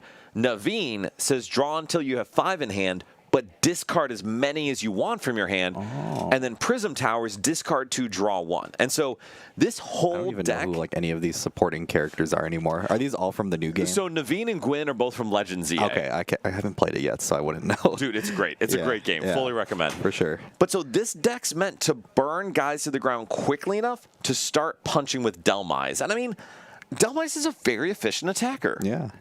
You 2-shot every EX. You don't quite 1-shot the basic EXs, but it's still pretty solid. Yeah, and it's a good way to kind of uptrade as well, which is kind of like what these one prize decks do best. Yes. And so my concern, I have some concerns with this deck, Brian. What do you have looking at this? What are some of your I concerns feel like with this deck? consistency could be something to kind of worry about. It seems like you're relying on a stadium or like supporter card as your like main ways to discard some of these Pokemon. And depending on what you draw into as well, it could be a little bit difficult to kind of get some of those Pokemon into play and stuff like that. The other thing is energy as well, because you have to kind of rely on drawing into a lot of these special energies as well. So being able, being like the main way that you're getting your attacking resources into play doesn't seem very good as well. No, and I tend to agree with that. And just for the chat real quick, cutting the Dunsparces, I don't mind that, but I will say being able to draw cards is real good. I did not know there's supposed to be a Legends Ho-Oh and Lugia. Did you know this? Oh, no, that would have been pretty cool, though. I can see it, though, because I know they wanted to show some more love to the Johto region, because they haven't in a long time. And I think that was kind of their way of trying to do so. Yeah. Was through a Legends Ho-Oh and Lugia, but yeah, it would have been cool. I like Johto a lot, so I would like to see them revisit those games, whether it's in the form of a remake or Legends game. Dude, I've loved both of the Legends games so Yeah. far, so I would love to see more of those. Definitely. It's cool, though, that they're using those, that like spin-off series of games to be like a little bit more experimental with what the games are supposed to be like. They like mess around with the battle system, the setting and stuff like that. So it's cool that they're taking more risk. Agreed. All right, so before we do get our next round up, Eli, can you grab another giveaway? Oh, yeah, let's do another one. Because we should do another giveaway. Yeah, let's do another giveaway. But on Pokemon real quick before we completely move off from that, Perler saying 3 shove at 4 minutes, good. I don't mind that. So the one thing I would have... Ooh, nice. Build in battle. Okay. All right. So we'll come back to the deck list because we got something really good here. Yeah. Brian, would you like to show off the mat first? Yeah. So we have a lovely Chi-Pao regional play mat because I've played a bunch of these, and not everyone else can go to these, so I want to share some. And this is an older one, too. It is. Yeah. And we have a build and battle kit for pitch black format. Yeah. So this is the brand new. They just started going out last weekend, and this is a pretty good prize, man. Yeah, definitely is. So if you're in YouTube and would like to be entered to win this build and battle kit, please move over to Twitch because we don't know how to make it work in YouTube. Yeah. So I'll give you guys a minute or two to move over to Twitch. We'll get you guys the hashtag to enter the giveaway in just a little bit. Pitch. All right. Hashtag pitch, Okay. as in pitch black. Oh, sorry. Pitch black. All right, let's see the chat go through this. Love it. Love it. Yeah, Logan, I would play that game. But, dude, I will say, Logan, if you've never gotten into the VGC, Scarlet and Violet was actually a very fun game if you ignore the graphics issues. Yeah. And then ZA was awesome. Love that game. Raging, it's hashtag pitch. Yeah, I will say if you have a Switch 2, the game looks a lot better on it. Does it really? Yeah, they did a lot of quality of life changes with the Switch 2, so the game runs a lot smoother. Okay. And I think it's a better experience for it. Nice. Awesome. I will say I played this with my wife last night. We opened some packs, and she opened nothing. I got one of the Mega Bombs. I got a full art Chandelure, Mega Chandelure, and then a regular Mega Chandelure. And I am excited about Chandelure because that thing could be interesting. Mm-hmm. Sammy, GTA 6, homie, I hope it's soon. Yeah, comes out in November. I put in some PTO for the day that it comes out. Nice. Yeah. I love it. I'm going to be degenerate for that. So we'll give you guys another minute or two more. Kenneth, how many moles for the mole deck? 3? Sure. I think it's like a 3-3. Yeah, probably like either 3-3 or 3-2, I would say, Kenneth. But I will say, Kenneth, if you can break that and actually figure out how to fit a draw engine in there, I will love you forever because that would be very cool. Trevor, thank you for joining. Yeah. Chandelure will be great. Well, it may not be great, but I want to see it be great. And then, Brian, is there anything else you want to pull from this set? All All the money cards. the. Okay, fair enough. Is there a specific money card? Probably the Darkrai. Darkrai is a good money I card. haven't even Yes. looked at any of the fun arts and stuff like that too. So eventually I will want to start opening packs of this when the set comes out. I'm kind of glad though that they made the world set like a full set and not like a special set. Agreed. Yeah. All right, so we'll give you guys another 30 seconds or so to enter the giveaway if you want this lovely Pitch Black build and battle kit. Kenneth, I also agree secret box, and I also think there needs to be a draw engine of some kind. There's some pretty cards here. This Morpeko is pretty cool. Oh yeah, there's some great stuff in there. Zeraora, Primarina. Misty's is nice. Yeah, Misty looks nice too. Okay. Latios. Oh, that Armor Rouge. Oh, this is a pretty Okay. card too. Yeah, some of this stuff's pretty nice. Dude, Trevor, and thank you so much for donating. I really Yeah. appreciate it. Sorry you can't be here as well. Yeah. Bro. And Logan, yeah, Sun and Moon and Ultra Sun and Moon. Well, I played Sun and Moon, didn't play Ultra. I liked Sun and Moon also. Yeah. I thought the story was pretty good for that one. It was a lot of fun. Yeah. I know I definitely get some of the gripes with the game because it's like starts pretty slow. There's a lot of like mandatory tutorial stuff. Yeah. But I did like the game a lot. Yeah. It was fun. Yeah, it was a good one. I know I took a break from playing a lot of the like mainline Pokemon games between like X and Y. I didn't play any of those games, but I did play Sun and Moon, so I did like that one a lot. Yeah. That was a good one. All right, so we're going to go give you Full art 5, Crushing Hammer. 4, 3, 2, 1, and rip it. Who is the winner? And Rykota, it is for both of them. One person gets both prizes. Atarax? Atarax. Atarax. Congratulations, won Atarax. it. You have won a Pitch Black build and battle kit and this playmat. the Chi and Pal playmat. So congratulations. Bryce will be sending you a message to figure out how to get this stuff to you, assuming you're in the continental US. We've only said that 12 times, so I'm hoping it sticks, but we will see. But then, Brian, we were talking a little bit about a kiss on the cheek from Trevor. Kenneth, I couldn't afford that, so I'm going to defer to Trevor on that one. We also need to get his fiance's permission, too. Well, we probably want Trevor's permission first, and then we can ask the fiance's permission. That's very true. Probably want to sequence that a little bit probably differently. different, but yeah, both of their permission would be pretty good. I would think Trevor would say yes, though. Oh, it's for Kenneth. It's for Kenneth. We all love Kenneth. Definitely. And Logan, I'm glad. Brian, you said you took a break since X and Y. Yeah, I skipped that game. Yeah. So I played Red and Blue, and then Gold and Silver and Sapphire. Yeah. Or excuse me, Crystal. And then I stopped until X and Y. Oh, wow. Because I just didn't do anything Pokemon related for Yeah. like my adolescence and college. And then 2013, decided, you know what, man, Pokemon's cool. Yeah. I went and got my special art Yveltal Blue. Oh, the 3DS? 3DS. See, that was my thing. That's why I didn't play X and Y, because I didn't get a 3DS at the time. See, I got a 3DS to play it. Yeah. And I'm pretty sure that was like the only games I played on that 3DS, Yeah. but Yeah. put a lot of hours in. Yeah. No, but it was fun. And then honestly, like I said, Scarlet and Violet, especially if you're saying Yeah. the graphics are fixed up, it's my favorite mainline game. Yeah. It was awesome. And I will say, a lot of people gave... Trevor, I'm an easy man. And I will say a lot of people didn't really like Sword and Shield for various reasons too, but I also thought that one had a pretty good story too. I liked the battle animations for it. I thought the VMAX or Gigantamax was a pretty cool mechanic within the game itself. I thought it was a pretty fun game too. And there was just like some things that took advantage of the Switch in general, which I thought made the games pretty cool. So I did like that one a lot. I like that one a lot more than I thought I would. So I think the G-Max, V-Max, like that mechanic was really cool. And having a wild zone in the game for one of the first times, that was really cool. Yeah. Otherwise, I thought that game was hot ass, to be blunt. But I'm glad you're more positive than I am. I actually, because I expected disappointment. And I think that's well, why. that's good then. Yeah. I think that's why I liked it as much as I did, because I was like, people were saying that it was like not that great. So yeah, and Logan's saying he can get Switch 2 so he can get Wins. Yeah, that's true. Winds and Waves is coming out in a little bit. Coming out too. So yeah, that's gonna be a fun one to play too. Yeah, I would say if you have the means to do it, try to get your Switch 2 before the prices go up, because it's weird. Because wait, are the prices going up? Prices are always going up for everything. Oh yeah, I guess that's there's fair. the memory issue and all that stuff, which is why a lot of like electronics and stuff, period, are kind of just going up in price. So if you're able to get your Switch 2 when you can. So we got it explicitly for, ooh, all right, there you go, Trevor. Yeah. Lots of credit card rewards. We specifically got Switch 2 for Legends EA. Oh, very cool. Yes, Yeah. and it's been a blast. Yeah. And so also, because this is a couple minutes ago, but Martin, Mitchell, and Ryan, thank you so much for your donations. We really, really appreciate it.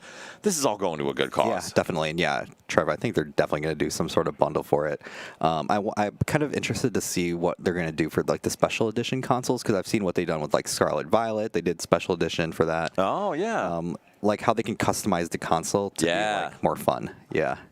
And Buckwink, yes. So Scarlet and Violet were 2 separate, and actually every mainline game is split into 2 typically. Split into 2, yeah. Have there been any that aren't? Because there's the one off like Yellow or Yeah, it's like the special Crystal. games or like Platinum. Right. Yeah. But no, they're usually always come in sets of 2. And Logan, like you're saying, sometimes like 2.5. Yeah. All right, so then, Brian, we had thrown up Hide and Sneak, and I will tell you, can you throw that up real quick again, Bryce? My main issue with this deck is I think doing 170 every turn is not good enough. Yeah. Like, what do you think, though? I don't know. I feel like it's one of those things where you give it a set or 2 to kind of flesh out a little bit, let people play the deck, and then it definitely has some potential. And so, and I don't disagree. I think 170 for 1 on a high HP single prize basic is good. Yeah. My thought, and this is when I first saw this deck, is Sinistra's attack of place 4 damage counters on everyone. Yeah. I actually think that's the best attack in this deck. Yeah. Oh, yeah, by far. I mean, it's able to set up so many multi-prize turns and this and that. A lot of really good things can come from it. And I agree. And so for me, I think if you're building your deck to hit 170 per turn, you're not going to do it well. Granted, this got second place at the Japan Championship, so clearly it's okay. Clearly, yeah. And clearly the player knows how to play it well, too. True. But I would say for me, the way this deck is best is, and Kenneth, don't worry, I'm getting there. Guys, I made a bold decision. I made a deck list.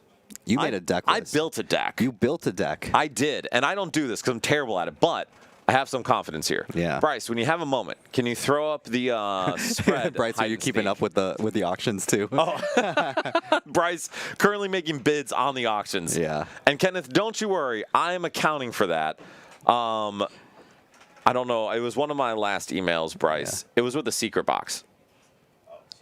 Yeah, it was Hide and Sneak with a secret box and 4/4 Sinistra. 4/4 Grass Homies.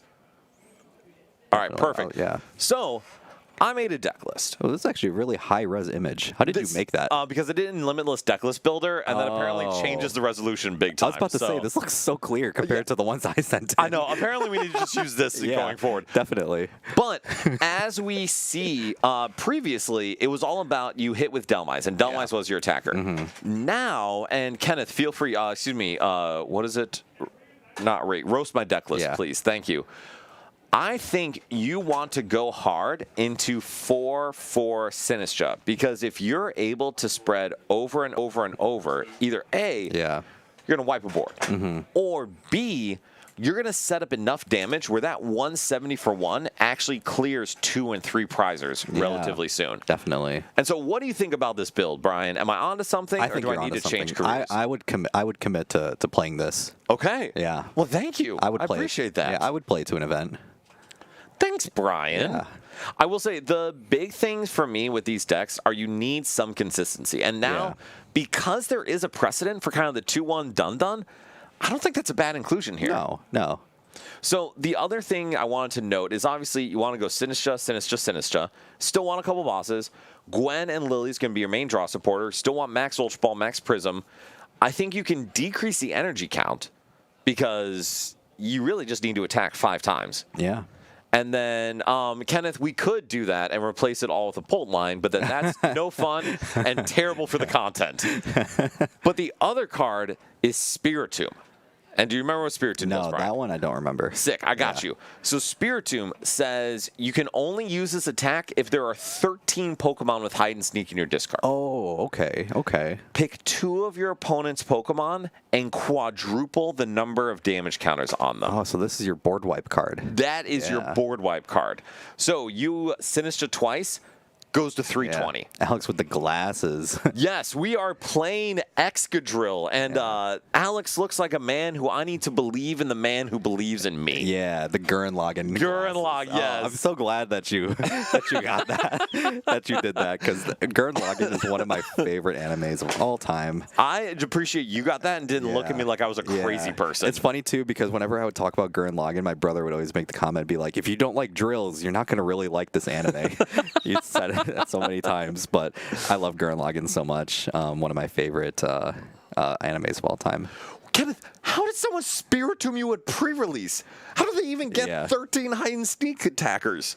Holy, well, anyway, going on to this game, we do have Alex playing Excadrill against Olive playing Dragapult. Yeah. And how do you feel about this matchup? I guess we'll see. Dragapult, tried and true, consistent. It seems that Alex has a better start here than what Elias had during round one. Yes. So hopefully this is a much more competitive game, and Olive is a very, very good player, and glad to see that she's back to playing again. Dude, we haven't seen her in a while, so glad to see that, back on the Pokemon grind again.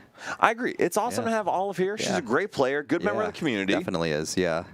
So then, for setup for Olive, what else does she want to see this turn? Yeah, I mean, if this is just straight Pult, I think we're kind of doing what we got already. We got the extra draw a little bit. We got an energy attachment for turn. It would have been nice to see, actually, no, we're fine where we are, I think. Yeah, I like this. I like this. But then again, Olive's a much better player than I am, so I don't know how much my input would matter. No, I think this is pretty solid. Yeah. I just donked Josh on stream too. Oh, no. Oh, boy. Eli, you're not supposed to donk when they're on stream. Come on, man. But all right, so it looks like we're only going to have one game. yeah, so this is going to be our one game. This is Abby. I let him leave the house. Yeah. Abby, I hope you or the little one are doing well today. Thank you so much for watching us. Yeah, definitely glad that you're here to support as well. So what do you think about this decision by Alex to only get one Drillbur down? It's definitely it's fine, I think, for now. Because once the Excadrill comes into play, it's going to be a big Pokemon. So I think we're okay for now. But, as some of these Beldums and Skarmory go down, it could definitely get a little dicey. And I don't think that Skarmory is going to go down too easily, and Alex certainly doesn't want to. Yeah, I think it's like a 3 energy cost, and I think it's got a snipe attack, isn't that? It is. So 3 energy, snipe 220 to one of your opponent's Pokemon, and then you shuffle all the energy back into the deck, which is perfect synergy with this deck list. Definitely is. And so Olive getting the Lilies, getting a Budu down, this is a good start for her. Yeah, definitely is. The Budu is going to be super helpful here just because we'll be able to start the item lock here, and being able to keep that attachment onto the Dreepy is pretty good too. It is. So it saves a need for Crispin or something else later. And to be honest, there's not a lot of chance Olive's going to take any damage that sticks on her board. Definitely. Risky Ruins coming down is also going to be pretty good too. So it can work well with the Monkey Dory. And let's see where we can go from there. And that last Pokepad was a huge deal because that will allow Olive to get a Cloak down. And that's like the one thing she needed. Yeah, definitely is. So now we're going to see a little bit of extra draw here. And then hopefully that's going to translate to some better setup here too. So one thing I want to note, with that Risky Ruins down, like you said, it's a great stadium to have down. Olive's going to put 20 damage on any Dreepy she benches. Yeah. That math is incredibly relevant. Yeah, definitely. Especially with all these Beldums here, it's going to be super, super good here. Yes. All right, we're going to see 20 come down here already. 20 on this Monkey Dory already, too. The retreat into the Budu. It's looking pretty good so far. Now we're going to see that Recon Directive come down. We're going to see 2 cards. We're going to see Crushing Hammer. Okay. And Lily's Determination. So we'll have that for the next turn. Yeah, and Olive's set up really well for the next turn. Yeah. Itchy Pollen for 10. And now the question is, holy crap, that's a lot of Metangs. Yeah, we're going to see 3 Metangs come down here. We are going to see a Metagross come down. And are we going to see 4th Metang? Oh, no, it's only 3. I think it's just a 3-3 line. It is a 3-3-2 line, I believe. Okay, for for the Metagross, yeah. And so this is, by the way, wonderful proxies made by Alex. Alex is making a ton of proxies, and I think think helping some people out with them too. Yep. But so we're going to see these metal makers, and how many energy does he need? That's a good question. How many energies do we need? Yeah, we and need 3. Alex sees the line. Yep. Alex doesn't care about that, buddy. Yeah. And Rykota, we are very excited to have NAIC in Chicago. And part of me was thinking about when we should start. I was going to try to compile a guide. I know when Toronto Regionals comes on, I know Anil is super good about making a guide to Toronto. I wanted to make a guide to Chicago eventually, and I was thinking that it might be too early to do a guide to Chicago right now. But it's something I do want to do eventually. Alex found 2 metal energy off of the top 12 cards of his deck. I know, so sad. That's rough. So gross. Yeah. And that, not to say that's the game, but that's really bad. It is tough because now it's going to buy Olive a turn to be able to finally Phantom Dive too. And Olive, excellent sequencing on her end, going with that Lilies before the Recon Directive. Yeah, just so we can see as many cards as possible. Exactly. Trying to dig 10 cards into the deck. Yeah. And yes, Logan, almost the entirety of Alex's deck is proxied. I'm pretty sure the entire thing is proxied. Yes. They're great proxies. Yeah. I think it'd be a great idea to put a guide together. I'm so excited to get everyone here. Yeah, definitely. It's something I definitely want to do eventually. Kenneth. But we will see. Kenneth saying, oh, nice, we lose. Annie, you're not wrong, but I will say that is very much a low roll on Alex's end there. Yeah. So let's see. We got an energy and a Buddy Poffin. Did we draw the Dragapult EX? I believe we did. Yes, Olive did draw the Dragapult. So he. Sorry, that killed me. Nice job, Logan. Yeah, funny. Here's the thing for Olive. Olive can Phantom Dive this turn. Yes. I'm not 100% sure Olive wants to Phantom Dive this turn. What do you think? Why? Olive doesn't have another cloak. That's fair. Yeah. And that is very bad because if this Polk goes down, it's going to be very, very challenging for her to follow this up. That is very, very fair. Looks like we are going to go for it, though. And there is a Phantom Dive. We're going to put 20 on the Excadrill, 40 on the Metang. And I do think that's the right spread. However, is this Dragapult going down? It could. It definitely could. So it looks like we're going to get the attachment. Looks like we're just going to be putting it onto the Skarmory, which I don't know how I feel about. I don't think I agree with that. Oh, actually, I don't mind that. Unless we're trying to Metal Maker onto the Excadrill. I think Alex is trying to Metal Maker onto Excadrill. You just wanted to use that to get the heal. But granted, I would have really liked to see the Metal Maker first. Yeah. Oh, there. Now we're cooking. Now we're talking. The issue is Alex still needs 2 energy off of this. Yeah. Ooh, we're not getting it. My goodness. Unfortunate. And now from a sequencing perspective, I actually think Alex sequenced it appropriately. That just hurts. Yeah, it's just tough. Transceiver. And I don't even want to look at how many metal energy are on the top of his deck. Let's look. Oh God. Actually, there's not a ton in there. Yeah, we would have had to go through a little bit more of the deck in order to reach it. So, Kenneth, it basically is Cruel Arrow, but Giga Time. So it is intended to knock out Pheasantipity, to knock out Meowth. Yeah. And it is a free retreater, which also helps. That is true. So there is reason to play it over Fez, but I feel like having both of them is just a good idea. Yeah, and I don't mind, especially because it shuffles the energy back into the deck. It is pretty good. All right, and so see the Pokegears. Yeah. What do you do here? You know, looks like we're just going to use the Skarmory attack here. I almost feel like you have to. Yeah. So it does do 220. Do see Metagross come down. Yeah, Metagross coming down is pretty good too. Yeah, and I mean, I think it's good. Right now it feels appalling, but I think it would have felt a lot better if A, Alex got 3 energy on it, or B, Alex hit the 5 energy onto the Excadrill. Yeah. But right now, this is gross. So what do you think Alex does with this? It's interesting because I'm trying to think about what we could possibly snipe with it. Yeah, I don't know. I don't I think there's- think. Yeah, I don't know actually. Yeah. So I would say I don't mind sniping the bench. Yeah. I don't especially mind hitting the active. Yeah. But I do think you need to attack with the Skarmory. Oh, absolutely. Because I mean, it's getting knocked out anyways the next, turn, and we're giving up 2 prizes. So it's like part of me wouldn't mind like the Monkey Dory going down or one of those Dreepies. But yeah, I also like the idea about the active as well. And I don't mind knocking out the clean Dreepy. So this does put Alex in a tougher situation because now Olive has time to get another Dracloak out. Yeah.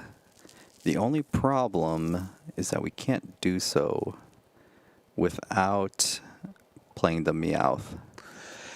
And that's the a problem. big deal because that's where the Skarmory shines. Yeah. All right, we'll see the first hammer. Tails. Okay. See the second hammer. Heads. Okay, Are we gonna see okay. the third one? Maybe.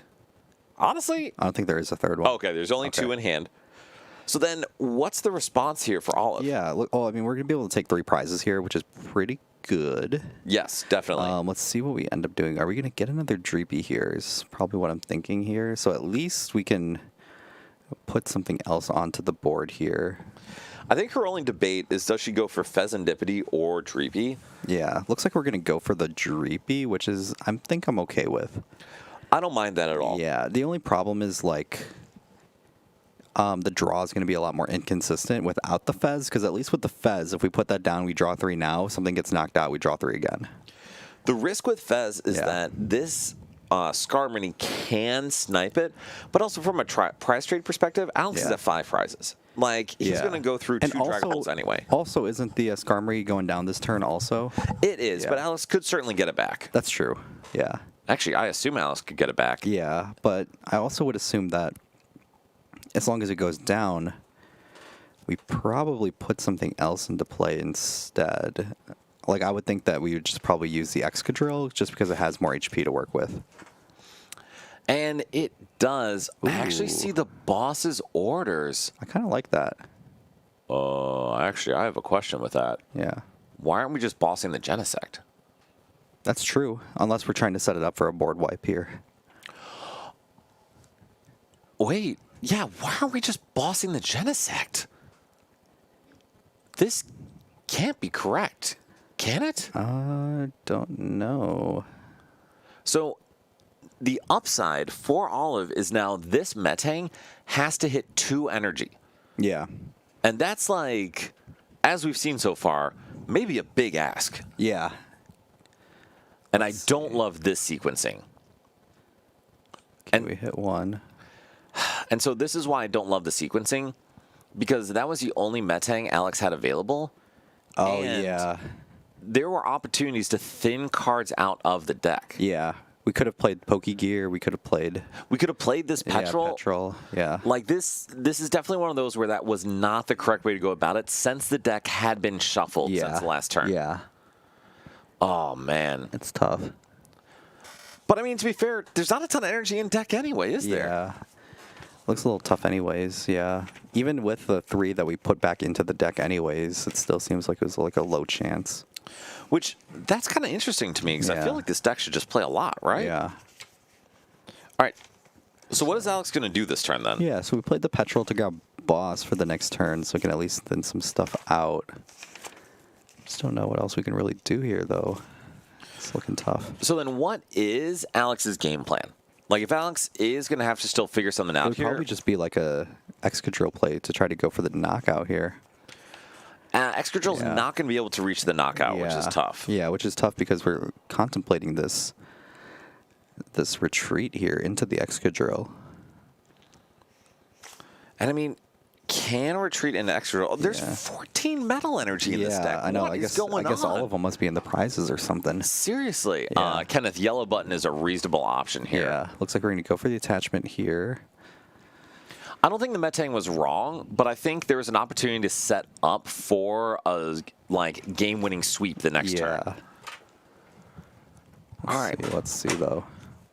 So then, are we hitting for 200 or are we milling? Looks like it's the 200 or mil. Okay. I mean, I don't mind that. Yeah. I think if maybe Liv will forget to Phantom Yeah, Dive. maybe. Okay, so now this is a huge deal. Olive found an Ultra Ball to get a Dracloak. Yeah, Dracloak is gonna be huge here. Oh, that might be better. I actually disagree. I do not think that is better. It I will think be that better. is much worse. It'll be better once we get the Dracloak. We'll get double Dracloak off this. You know, or that's we fair. get Lily's into double Dracloak. Brian is in before getting double Dracloak here. Yeah. To be honest, though, like, I don't... If Olive whiffs a Dracloak, she could just lose. That's true. So let's see it. We're gonna see the runaway draw come down. And it's going to be double Dracloak. Okay, it is an Ultra Ball for a Dracloak. And we also have... Oh, okay. I can low-key get down with this. Oh, Yeah. and that is game. Yeah. Yep. Okay, all right. Looks Fair enough. Yeah. I stand corrected. Dracloak doesn't beat win. Yes. Kenneth, correctly. A Dracloak is a Dracloak, but a Dunsparce could actually be a Dracloak too. You never know. Yeah, so I will be honest with you guys. We've not seen a ton of high caliber play today. It's been a little off. It's been, yeah. Which is surprising because, to be honest, we've seen a lot of very good players. Yeah. This may just be part of the new format. It could be just like experimenting and stuff like that. Right. Yeah. All right, so then that was our round 4, correct? Yes. That was round 4. So, can we do a giveaway? Should we do a giveaway? Let's do a giveaway. Let's do a giveaway. We got a bunch of giveaways. Yeah, we Let's got do some one stuff. more. Yeah. So I will say, and this is nothing against Alex's list, because I think that is a standard list. I think Excadrill needs something to draw you cards. Just something. Do you have any idea what that could be? Fez. Fez is good. Yeah, Fez can draw you cards. Nice. It's a Dunsparce line that can draw you cards. Ken is saying you have to be good at the game to optimize it. Yeah. Yes. All right, so we are going to do a giveaway. So, Brian, I'm going to have you hold part of this. Let's do this. So we actually have a 3-piece giveaway. We have a lovely Mew playmat. It's a pretty nice one. We have an adorable little Espeon. And for all those video game lovers, we have a population bomb. A lovely little mouse hold. 4-person mouse hold. Yeah. And so you actually get all of these together in this giveaway. And so all you'll have to do is, if you're on YouTube, move over to your Twitch. Sorry about that. Yeah. And then in Twitch, Bryce will have the giveaway for you in just a moment. Which I think is #plush. We're just going to do #plush. So PLUSH, #plush. And then maybe if Abby wins, we can just send it home with Alex. That is very true. That could be a thing. Kevin's already won in-house. Yeah, he so won it in-house too. It can't be. And I think we mentioned before, but Kevin did give Bryce the Snorlax Yeah, sleeves, real so for we that. are good. Yeah. Bryce, what card are you doing the auction for? Snorlax Eevee. Okay, fair enough. Fair Yeah. enough. Actually, I'm gonna go get those while we're doing this giveaway. Yeah. I'm gonna go steal some of those. Or should I go do that? Yeah, do it real quick. Yeah. Perfect. We got a little bit of And time. then if you want to stop by the bathroom on the way there, you can probably do that too. I may do that. We'll see Yeah. where the day takes us. For But sure. can you talk? Eli, come on. Oh yeah, Come in. Eli, come chat. Yeah, Eli's playing right now. So we're not gonna look at anyone's deck list, Eli. Yeah. I'm not. Yeah. Hands off. Yeah. All right. Eli, Hello. Okay. how's it going? Sorry guys, can you hand me that? Good. Thank you very much. Tell the. Are you willing to share what you're playing? I'm playing Hydrapple. And how's it going so far? I'm 3-1. 3-1. Okay. You're in contention for cut. Yeah, I had a little bit of luck against I just hit back-to-back festival leads. Oh, And I fun. hit a little bit of luck. This last round, I just donked Josh on stream 2. He went Rel or Pass. Yeah. I started a Teal Mask. I went first. I went Teal Dance Attach on my first turn. Yep. And then just attached and Yeah. canned his lone Relor. There we go.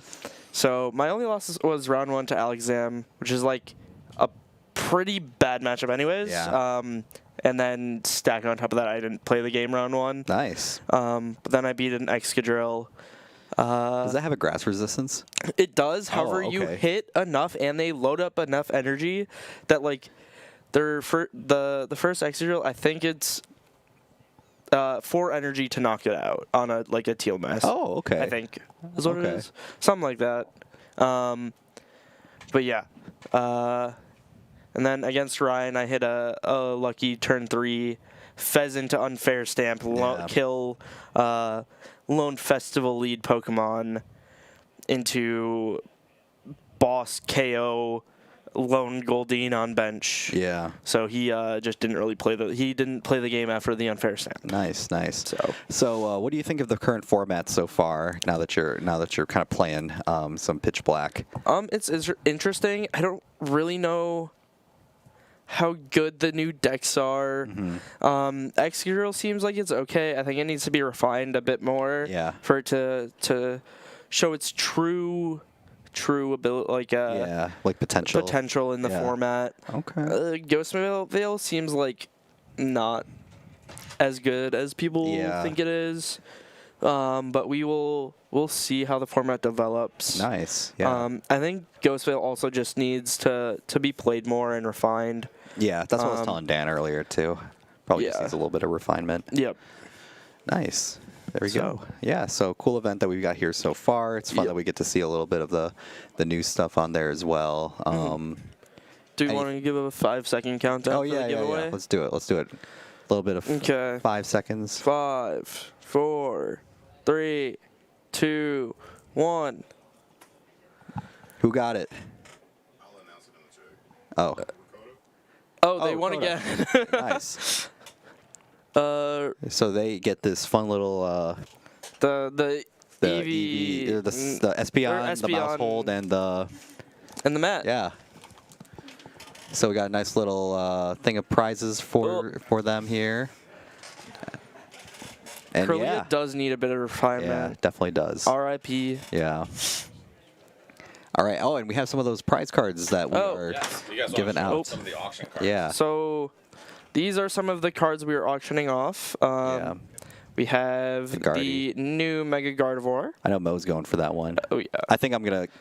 We have the old Mega Gardevoir. That's this is a cool one. That's a popular one. Yeah, I think a lot of people have been trying to go for that one. Yeah, I remember owning like 2 or 3 of these at one point. Yeah. And we don't need to talk about that. But Reshizard. Very, very fun cards. Yeah. Then we have the Evilax, which Bryce is hopefully he's gonna take home with him. Yeah. Keep outbidding me. Yeah. People keep outbidding him, he Yeah. says. And then we have the Mew. Wait, no. This is the Mewtwo V-Star. From Crown Zenith. Yeah. Yeah. Very, very cool cards. Yeah. And very, very expensive cards. Yeah. That Dan has been such a great person Yeah. to donate. I'll Yeah. talk about it a little bit, but Yeah. actually, let me steal the mic real quick because I'm just going to say something. Yeah. I'm going to hand it back off to you, Eli. Yeah. But basically just saying, I mentioned it before, but my donation are these cards. Because if I would sell them to get value for them, I would basically be selling them for like 60% value. So we put them up for auction, get other people a chance to get shiny cards, and we hopefully get a better value for them. So really, people get good cards, they donate to a good cause gets money, and I get to use resources that I'm not going to turn into cash. Everyone wins. It's great. Everyone wins. All right, I'll let you keep talking. Yeah. So yeah, Yeah, thank so at some you. point in the next couple of rounds, I'll have to go back out there again And to start. see what's up. Yeah, see how those auctions are doing. Because the Yep. Mewtwo V-Star, I'm going to try to actively go for. And then the Machamp and the Marshadow. that one's another one that I want yeah. to go for, too. I remember that card being like $5 at one point. It's like When I bought it back in the insane. day, I bought it back in the day for like $60. Really? Yeah, and I thought that was a good value. Yeah.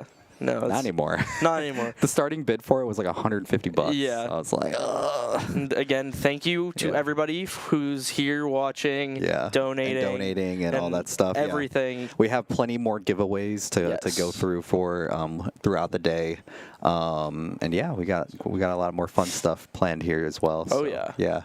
we got more fun decks. We still have, I think, 3 more rounds of Yep. Swiss, potential ASIM. Yeah. And I have a feeling that it will be with 7 rounds. Yeah. 5-2 ASIM will probably be pretty likely. I would like to think. And then into a top cut as well. So Yep. the best of 3 stuff will be coming in pretty soon, and we'll be able to have some fun stuff there too. So yeah, we got a lot to look forward to. If there's anything else you guys want us to kind of talk about and stuff like that, please let us know in the chat. And yeah, we're gonna keep going in a little bit here. So we're just gonna wait for Dan to come back, or we're gonna wait for our next round. Has our next round been paired yet? No. Not yet. All It's right. gonna be Half the yeah. room's still playing? It's gonna be a little bit. It was a quick round. Was this a quick round? Yeah. Okay. Both both stream games are pretty quick. Yeah, pretty quick. There was also a 10-minute time extension. Oh, Oh, 10-minute time 10-minute. extension. It was somewhere around that. What happened? I have no idea. Oh, okay. Nice. Well, we're very gracious to have 2 judges here today too. So, Yeah. and Raikota, our winner for today, actually has a. You want to grab the trophy over there? Oh yeah. Yeah. It's a little fragile, so be careful. Yeah. But so the winner today gets a very, very cool trophy. Yeah. And then they also get a Paradox Rift booster box. Yes.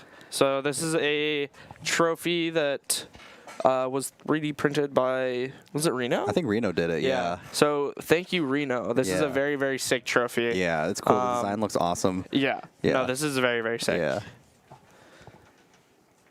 But yeah, so they get that, and they get the Paradox Rift booster Yeah, box. and we like got you said. other cool pricing too for everybody else. So Yes. second place will get a Perfect Order ETB. Yep. And then the rest of top 8, along with the first and second place people, also get champion mats as well. Yes, Like and throughout, like top- cup champion mats Yep. and stuff. And Yeah. top 4 gets Pitch Black bundle, Oh, or the not bundle, pre-release kits. Yeah, the pre-release kits. So yeah, Third third and fourth. Yeah. Nice. Oh yeah, so everybody gets like your top 4 gets some good sealed. Yep. A good mat, and then 1 and 2 get some get the trophy and all that stuff, ETB too. and the. Oh, that's Reno's wife, Amber. Yeah. Nice. Nice. Thank you, Amber. Yeah, Thank you, so- Amber. Nice. Thank you. So So I get will some good tell you guys- donations. actually, I can just kick you guys out. Yeah. Fall's going to come a little bit, Brian, if you Oh. want to take this round off. Yeah, sure. Just go chill. Yeah. Yeah. Because he lost. Well, it's so So- great that Roth was able to come anyways. I am so happy Rafal is here, even if he did drop. He has been a huge asset in putting this all together, and he's probably going to come give you a round off, Brian. Yeah, cool. And then I'm going to have someone else give me a round off the next round. There we go. So, like we said, we have 7 rounds of Swiss. We got round 5 coming up in just a minute. And just as an update on those auction things, number 1, thank you, Amber Escamilla, for donating $100. That is amazing. Yeah. That puts us over $32.50 That's in donations. crazy. We might go through like all the giveaways today, which is kind of crazy I to think we're about. going to. Yeah. And the other thing I want to note, and we're going to announce to everyone here to kind of make their next bids, we are at over $1,000 in auction bids. Wow. So we have had one or multiple bids on every single card out Yeah. there. So we are getting close to, we're going to be over $4,000 Yeah. at least. Easy. So I would love, selfishly, unreasonably even, if we got to 5. Yeah. If we get to 5,000 total between auctions, raffles, everything, that would be incredible. And it's crazy to think about that maybe like a week ago, we weren't even thinking about crossing the threshold of $4,000. I was so hoping we would get to 2 because I was unsure if we would pull it off. But Yeah. But, you know, through the graciousness of the community, friends and family, all that, we're really beating out the last couple of years combined. dude, we're literally, yes, Yeah, we're combined. almost beating the past 2 years combined. Yeah. Incredible. So I will say thank you, Yeah. everyone who is here, everyone who watches, everyone who's playing here, because this doesn't come from me or you, Brian. Yeah. Like, it comes from all of you guys. So thank Definitely. you so much. This is incredible. Yeah. Really appreciate it. And so what were you guys talking about while I was out of here? We were just talking about the giveaway. I was asking Eli about his deck that he picked, what he's looking forward to in the format, and then we were just answering some questions in the chat about like, you know, prizing and all that kind of stuff too. Perfect. Sounds Yeah. good. So then, Brian, if I can kick you out if you want to take a break, man. For sure. And then Roth is going to be covering for the next round here too. Yes. So Rafal, please come on in, join us. Thank you, Eli, for changing that over. So we are going to go into our next round a little bit, but Rafal, I want to check in with you because you were talking about Worlds and kind of prepping for Worlds, figuring out what we want to play. And if you were going to Worlds, if I was going to Worlds, what do you think would be the play right now?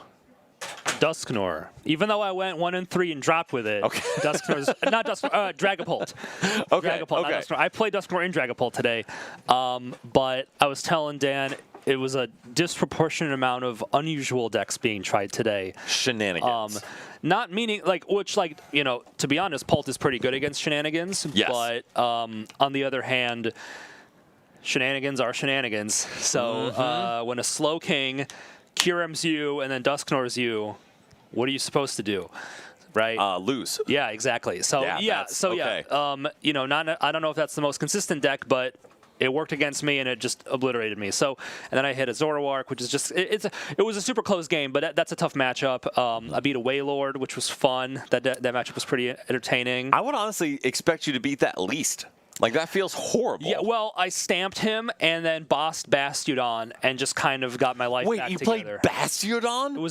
It was Wailord Bastiodon. So yeah, so the Wailord's fat. You can't hit it. It was just brutal. Yeah, it wasn't just Wailord. That sounds horrible. Yeah, he's like 0-3.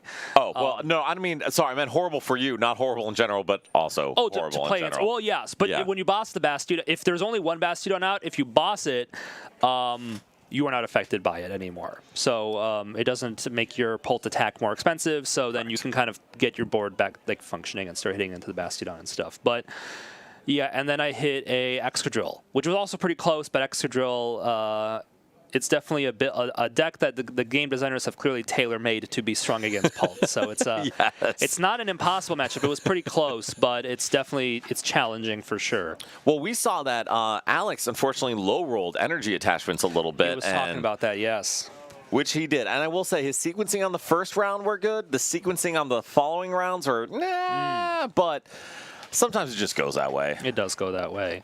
Yeah. So why is Dragapult your pick? Because there's a lot of cool stuff coming out, and a lot of it, like you said, is targeted to beat Pult. But that's what they said about all the other cool decks that came out and were targeted to beat Pult, and Pult is still winning. That's the thing, right? Yes. Everything's been targeted to beat Pult, and it's still good. It's like Mew VMAX, right? Yeah. You know, and even it does get to a point where everything, like, Pult, first of all, the deck is very flexible, so you have room. You don't need hammers. Hammers are good for mirror, and they're just like a little, like, you know, sugar on top for some random matchups. Yeah. But they're mostly for mirror and matchups like that. You don't, if it gets to a point where Pult is like actively being like super mega targeted instead of just being like a 50% deck in the meta, you cut the hammers, you say, okay, I'll just outplay the mirror, and I'll build for other things, right? Yeah, absolutely. I'll tech differently against Festival. I'll tech differently. You know, I'll play a Moltres. I'll play a Chiyu if I'm scared of the Excadrill. I'll play things around that, right?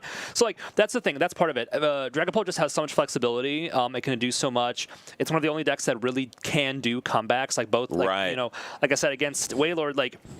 You know, he has a Wailord with 5 energy on it. Turn 2, he's doing 270 damage, just blasting my guys. And then finally he like hits into my Pult.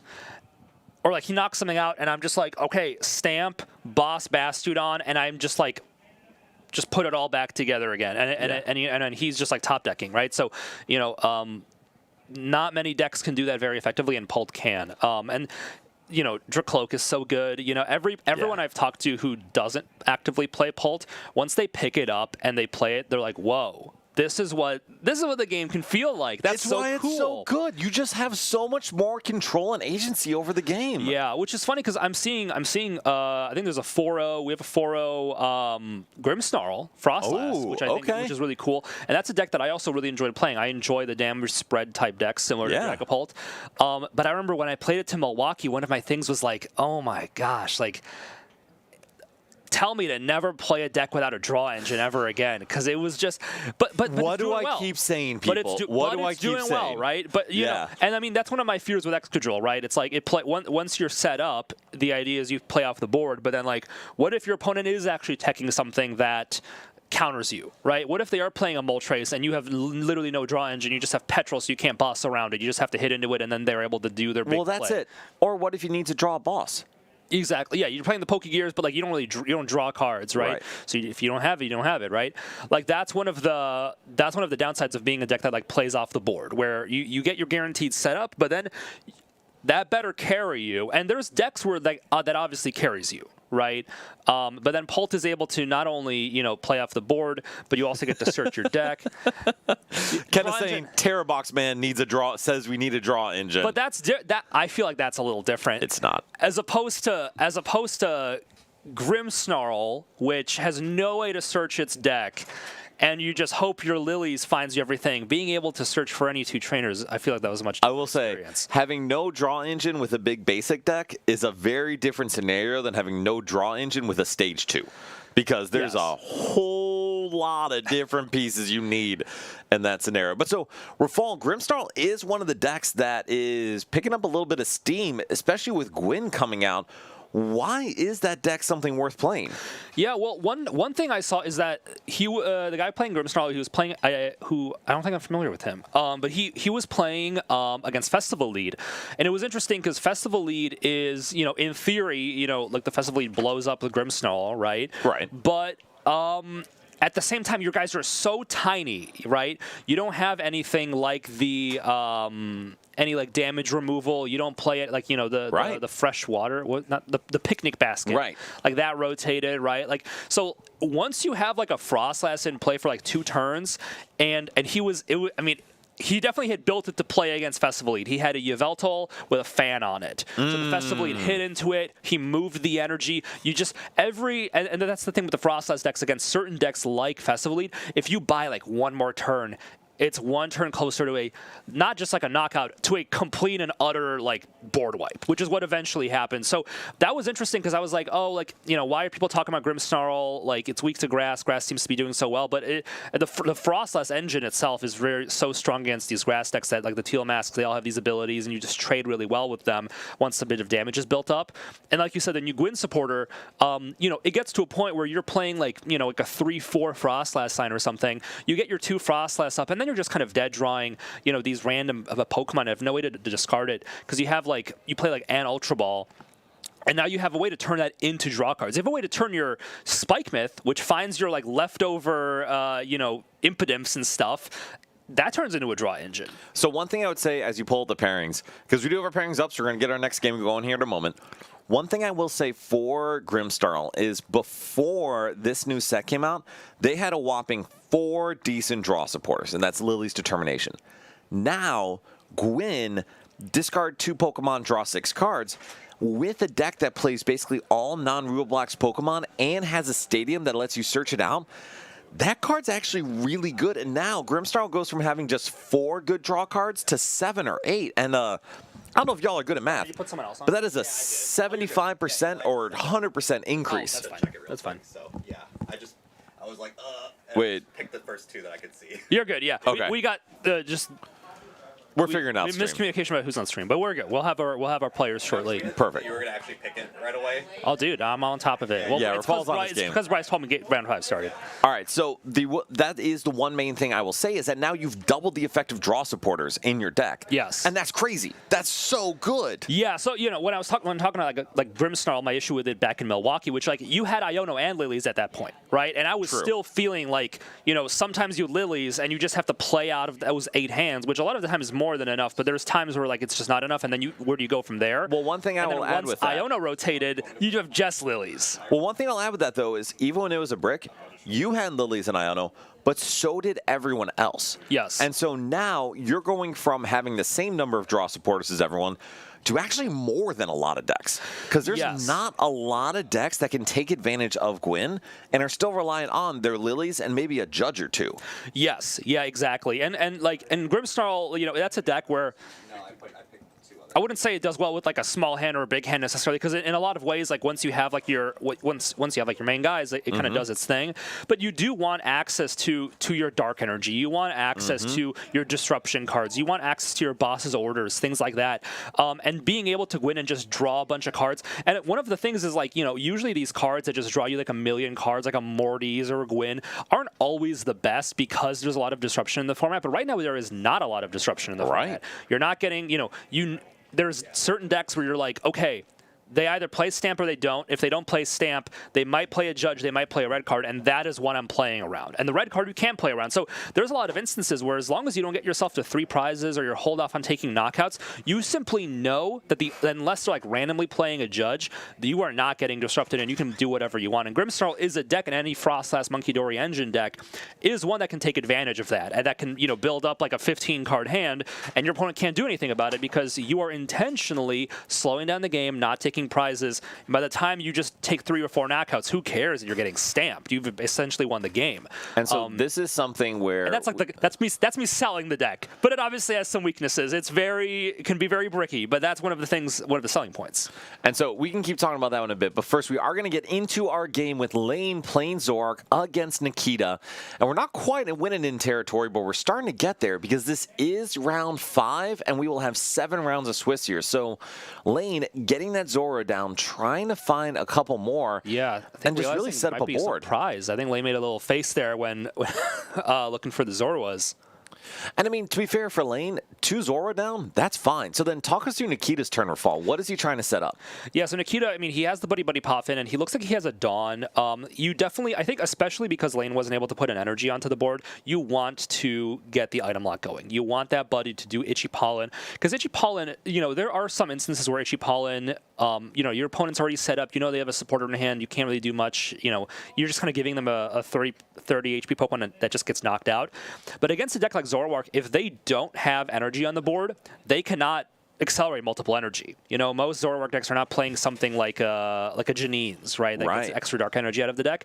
So especially Lane, not putting an energy onto the board means that as long as Nikita keeps this item lock going, Lane cannot attack until you get, you know, until she gets 2 energy onto a Zoroark. And I don't know if Nikita's playing hammers or not, but that can slow that process down even further. So, Buckwink, I miss Iono every day, and I dream of the day where she or her sister come back. But to your point, Rafal, Nikita, yeah, going for the Itchy Pollen, having a Dracloak in hand, that's not a bad start for him. And no, so, not by any means. Oh, and yeah, Lane just kind of has to go into the lilies. So talk us through Lane's turn. Like, what is Lane trying to set up this turn? So Lane, one of the interesting things is that because Lane is playing the Tome of Transformation, which is one of these, you know, one of these new cards that came out in Chaos Rising that has really kind of opened up the Zoroark deck to do crazy plays, you can fill your board with Pokemon that help you get your deck going, and then use the Tome to turn them into your actual attackers. So I don't know if Lane is playing something like a Tatsugiri, but if Lane's able to get, you know, something like En's the En's Castle and then retreat into a Tatsugiri, something like that, or simply just evolving your Zoroarks, you know, at the end of the day, Zoroark is favored overall into Dragapult. So as long as Lane is kind of able to be sort of on track with her setup, which so far we are, she should be in a fine spot, especially getting that energy down. I think that is exactly it. If Lane is able to set up Zoroark before Nikita really gets going, she's going to be in a great spot. And on Nikita's end, Nikita does have 1 Dracloak to be able to draw couple energy in hand. Oh, 2 Dracloak. And I think there's a Lilies in his hand, which if I were him, I would just play it right away. So I agree. I think attach and then play Lilies just to set up a full hand. And I mean, Nikita's got to be happy with this board. For sure. I mean, you know, the only thing you'd want more is like a Dusclops, like one more Dreepy, but you're very happy to see this. You know, it means that your board is... I think sometimes an issue for Pult can be that, you know, you'll get your 1 Dracloak down, but you can't get your second one. And that once that 1 Dracloak gets knocked out, you're just always like kind of like a turn behind and just hoping your opponent can't keep chasing them down. Especially with Lane playing something like the Darmanitan, which can just, especially with the tomes, if Nikita ever takes off the item lock, can just kind of come out of nowhere and take a double knockout. So Nikita's setting himself up for success here, getting himself into a position where he can have a Dragapult. Honestly, I'd say Nikita's deck is running a little smoother than Lane's, but overall, both players are getting kind of their preferred setup. I think that's very optimistic for Lane to call it her preferred setup, because I think she'd probably want more than 1 Zoroark on turn 2. But to your point, Nikita's board, double Dracloak and a Dusclops, he's looking like he's in a really good position to take a big swing turn, which is exactly what Dragapult needs against this Zoroark deck. Yeah. Well, the interesting thing to me is that a lot of Zoroark decks have actually started cutting the Reshiram. They're just playing the Zekrom as an attacker, and Lane is playing the Reshiram, which a lot of Dragapult players have just kind of learned to not have to be afraid of anymore. You know, you hit into the Zoroark, you do some Monkey Dory stuff to it. You don't have to be afraid of getting blasted back for 400 damage because you're just setting up this big 4-prize knockout. But now, if Nikita wants to hit into a Zoroark and not just be guaranteed knocked out, he needs to do some kind of Dusknoir shenanigans. But that's giving Lane prizes. And it is, but also I don't think Nikita really minds because of what his board's looking like. I think he's only going to do that if he can sweep, and maybe not even sweep multiple Zoroark or Zora pieces, but just be able to knock out a Zoroark and set himself up for a checkmate the next turn. And Lane's hand is interesting. Yeah, I thought Lane had a Lilies. No? Yeah. She does. And so this is something we saw last game with Lane, deciding to trade before playing the Lilies. And I got to say, I don't love that just because you give yourself less of an opportunity to see the cards you need. And Shrugs, we love a good checkmate board state. Yeah, Nikita's obviously, you know, like I said, maybe I was overly optimistic about Lane's board, right? You definitely wish you had more Zoroark, but at the end of the day, you have the energy attachment down. You have this, at least 2 Zoroark down. One is now a Zoroark, and Lane is by no means in a bad spot. But yeah, I would agree. Little things like the sequencing, which what are we going for here? You think going for boss's orders? Oh, just going super aggressive. What do you think about this play, Rafal? I think it's a little bold. I think it's a lot bold. Yeah.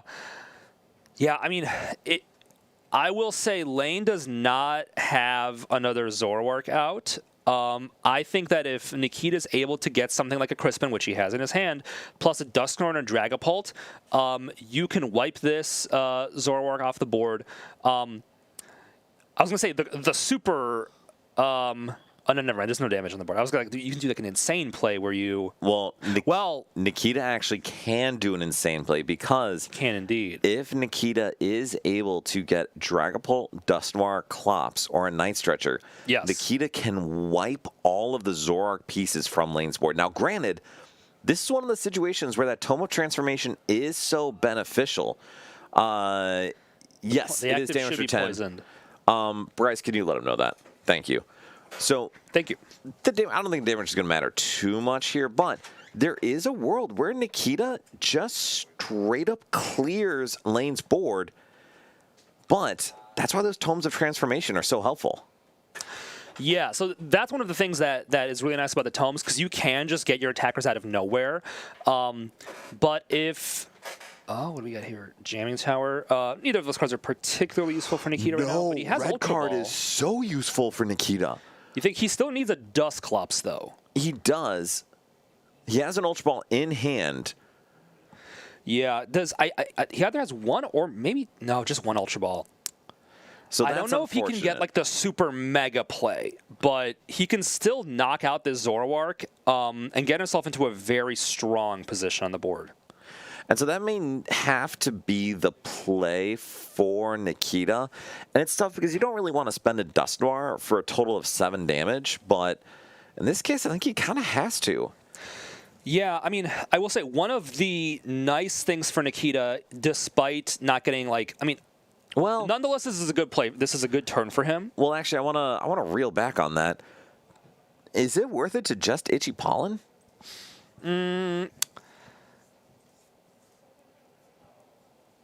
I don't know. I mean, you'd end up giving Lane another prize and another turn to get that Brian or Bryce, can you let Lane know to take a prize for the Dusknoir?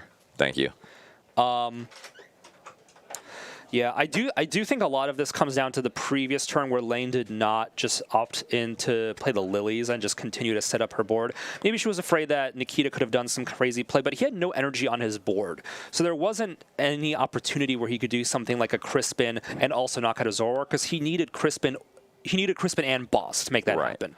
So I do think Lane got a little too aggressive early and now is, paying the price for it. So I think the attacking with Shred would have just been fine there. And Thomas, yes, this is pitch black legal. So this is Worlds format that we're playing with today because why not? We can. So let's do it. Yes. And so with this Cyrano play, Rafal, what is the setup going to be like for Lane here? So Lane, I mean, here's the nice thing. Zoroark ultimately is favored into Dragapult because you have so many different ways to get these knockouts. So it will take a lot of work, but if Lane is able to get another Zoroark, another Zekrom onto the board, is able to get an energy and an Ents PP up to that Zoroark with the Mochi, and get a Zoroark, you can blow up that. No, because you need something else. You need probably like a Monkey Dory also to move that damage. So you can get that Dragapult so close to getting knocked out, but unless you get like a double PP up and a Monkey with an attachment, which, Zoroark is Zoroark, you can do some pretty crazy stuff with this deck, with the Tomes and all that. We'll see if Lane's able to get that combo together. I think the tough part with that combo would be Lane is going to see 3 cards with this Pheasantipity and 2 cards of Zoroark, and that's it. So, Sammy, so it's tough because I think it would have been good to put 1 on the Zora at least, but putting any number on the Petront doesn't actually do a ton. Oh, but you're right. Putting that damage down would allow Monkey to spread and knock out the Budu. Yeah, so wait, Lane does have the secret box here. This could unlock a big play. And a Night Stretcher, Yes, so a Night able to get another Stretcher. Dark. Okay, so that negates the opportunity for Monkey Dory, since Lane, I believe, does not play any energy switch.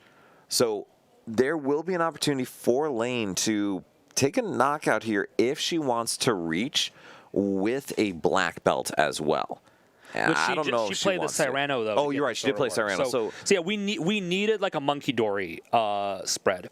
And so I think that Nikita's idea with the 6 damage on the Zoroark, I think there can be an argument that if Lane uses the Petront here, the Zoroark will get poisoned. It'll go to 7 damage, and then if you get hit by a Phantom Dive, going back into Lane's turn, it will get knocked out by that poison because it'll be a 270 damage. And that'll, maybe it's like a kind of like a boulder play by giving him 3 damage to work with a Monkey Dory on the board on a single Pokemon.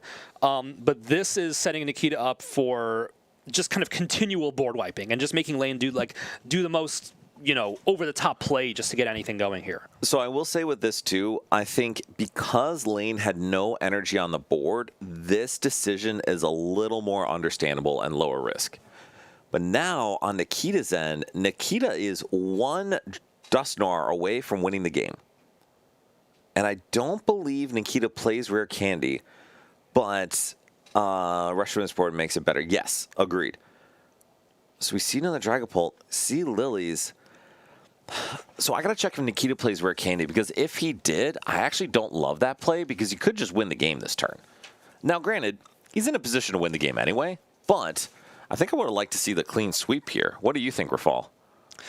Yeah, I could see that, but at the same time, it's tough to kind of play around that 1 candy, right? He's going to have 1 cloak draw, and now he's lilying for 6. I think the odds are not necessarily in his favor, and it's probably smarter just to do like the safer, more responsible play. Either way, he does get to, if he really wants to. Ooh, and so this is, and sorry, keep going, Rafal, if he really wants to, he could pop that Dusclops and knock out a Zorua and the active, which will put Lane back in a situation where she's working with a single Zoroark to make these massive plays. So I don't totally hate that. I don't think he necessarily had to go out of his way, if he plays Candy, for a Candy play. And we see him not even using the Dusclops because he realizes that, if you can... there's no need to. Yeah, if you can wait for that to become a Dusknoir, you can essentially just win the game. Yeah, and now we're putting the 6 damage onto the Petront, so the following turn, you just have this constant threat of, if Lane does not get a Monkey and move that damage off of Petront, Dusknoir wins the game instantly.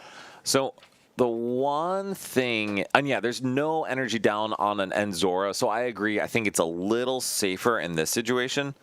And Sammy, yes, Nikita does run hammers. Yeah, I think he just somehow hasn't drawn into a single one yet. Yeah, correct. And there is the red card. So, that card has become so impactful recently. I think one of the cool things about red card is that it's allowed decks to run other ace specs because not everyone feels the pressure to run that unfair stamp. And it was a smart move to not play for the Rare Candy because Nikita does not play Rare Candy. Well, brilliant then. Yes. And I think that's part of the issue with playing hammers in the deck is you don't have space for Candy, hammers, and Dusknoir unless you're willing to cut things like Dracloak. Yes. All right, and so on Lane's end, if Lane has another Ends PP up in deck, she can pull off an attack here, but that still doesn't feel great because Nikita's really close to just having game here. Yeah, I'm trying to do the math here. If Nikita, he has a boss in hand, does that bench Dragapult doing Jet Headbutt plus Dusclops knock out the Petront? It'll be 120 damage. It does not. You would need It'll 10 be off more by 10. damage. Oh my goodness, wow. But I don't think Nikita cares too much because all Nikita needs is a Pokepad or a Night Stretcher, and he wins the game. Yeah. But, and I need this as a big but, that assumes Lane cannot take a knockout and put energy on a Monkey Dory. And so right now, Lane is not in a position to do so, but that doesn't mean she couldn't get there. Yeah, it does mean that Lane will need to get used to Ends PP ups, though. Thank you for being so honest with us, Logan. I appreciate it. Okay, and so there is a Black Belts training, but I I don't know if that's necessary.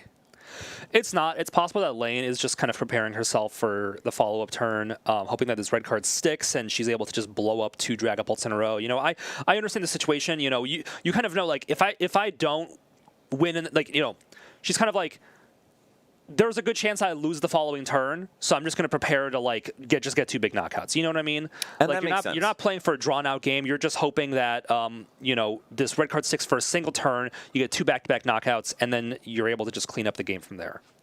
And that makes a ton of sense. And we do see her go into Zoroark, poison it, 10 damage is going to go on the active, and then just knock it out with Reshiram's attack. And now it's really going to come down to, can Nikita get a Dusknoir out of the deck onto this Dusclops? Is Dusknoir in the deck? So there's at least one in the discard. There's a couple Night Stretcher available. Gotcha. So yeah, it will come down to that. I think Nikita just has to play Lilies here and try to draw into one of those useful cards. I agree. And I actually would love to see Nikita bench that Dreepy. Agreed. Because you just need to thin as much as possible. Yeah. I guess there's a world where Lane could go like, you know, Tome, Darumaka, Darmanitan. But there's already a Budu down. But there's already a Budu. So I think you just bench that. There's really no reason not to put it down. And if he draws back into it, if he loses because he draws back into the Dreepy, you know, that is definitely something to be frustrated about. But there's so many different cards here that would be so good. Even Unfair Stamp would be so powerful. There's the stamp. Fez, Unfair Stamp. That's pretty good. Also have an energy. Jamming Tower comes down, Fez comes down, play the hammer just to thin it, plays the hammer, it's a Tails, but luckily there's 1 damage on Zoroark anyway, and we see the Unfair Stamp for Nikita. Okay, that's a really good draw off Lilies. Yeah, I will say the one thing to potentially be concerned about here is the fact that benching that Fez means that Lane does not need Black Belt to win. Lane just needs a boss. So if Nikita does not get the win here, Lane might win with a boss. So that is true. That is very true. However, Lane would also win with a boss Monkey Energy, which is all highly achievable stuff. Yes. Oh my goodness. Lane has the boss. But we have the Night Stretcher, and that will do it. Yep. Dusknoir for Nikita on the bench, Pecharunt. That is game. Nikita, Dragapult, takes down Zoroark, and shockingly enough, Pult's still really good. Yeah, Pult is still really good. We saw that Budu just slowing the game down, and despite Zoroark being overall favored into Dragapult, Zoroark also plays a lot of item cards that, you know, really make your deck run, and if you're getting item locked, it can be tough to get the setup you need. Well, so now we're in our next game, and we do see Excadrill playing against Zoroark, and looks like Excadrill's in a bit of dire straits here, having taken only 1 prize. Yeah, Excadrill, This is not great. Yeah, it's not great. It is not ideal. You know, it is possible that. Oh, well, no, I was going to say, does Matthew have a backup Excadrill that can attack? Well, no. The door's open, so.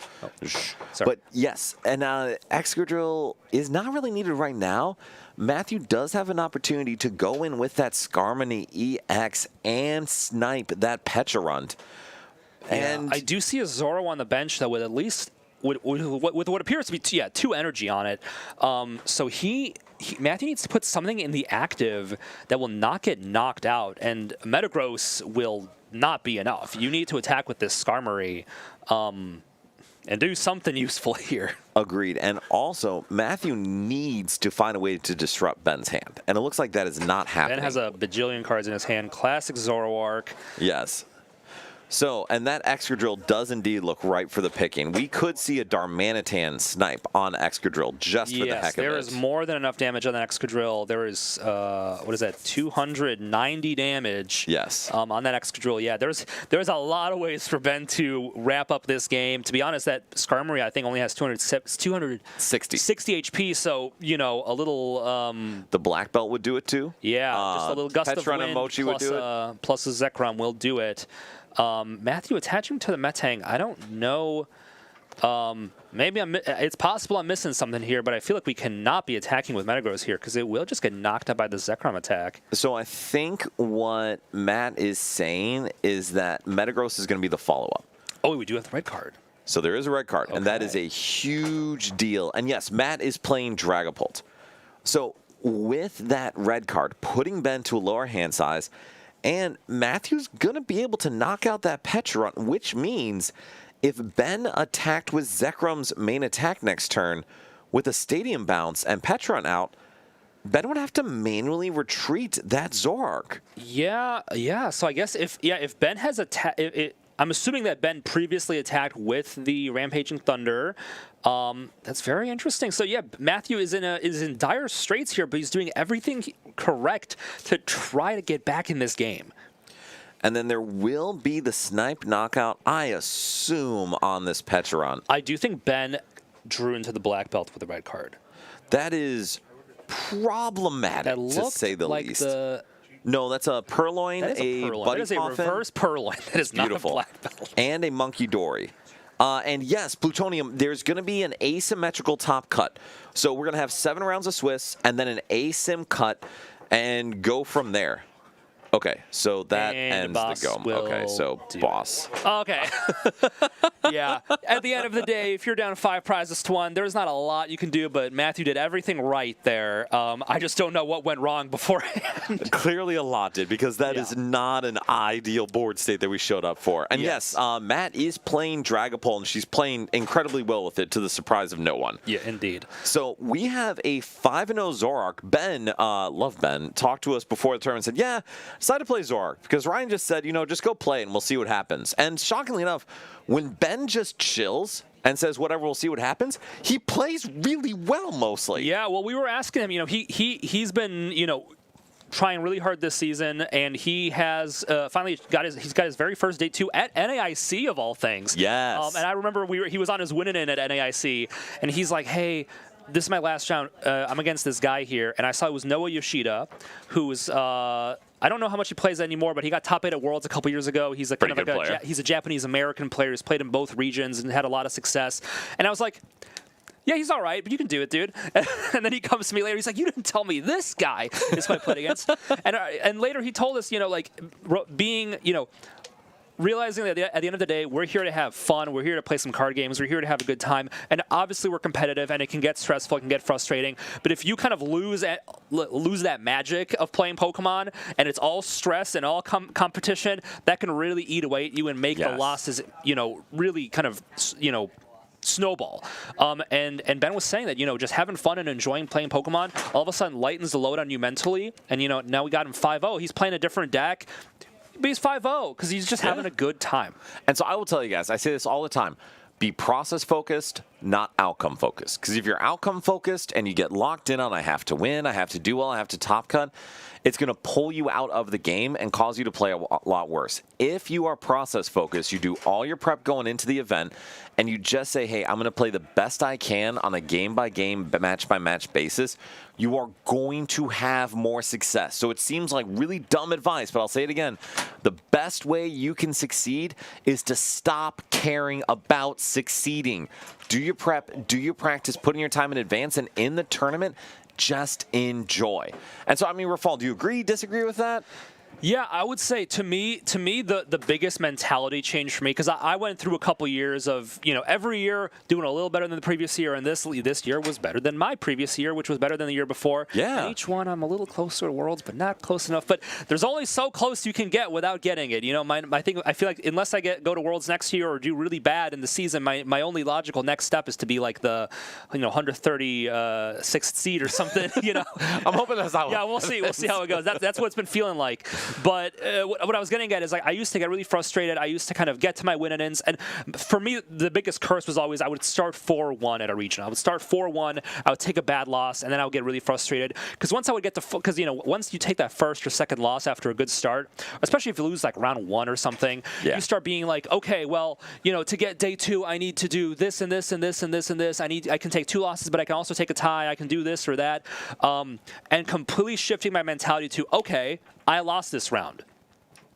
Now I'm going to win the next round. And after I win that round, I'm going to say, okay, now I'm going to win the next round.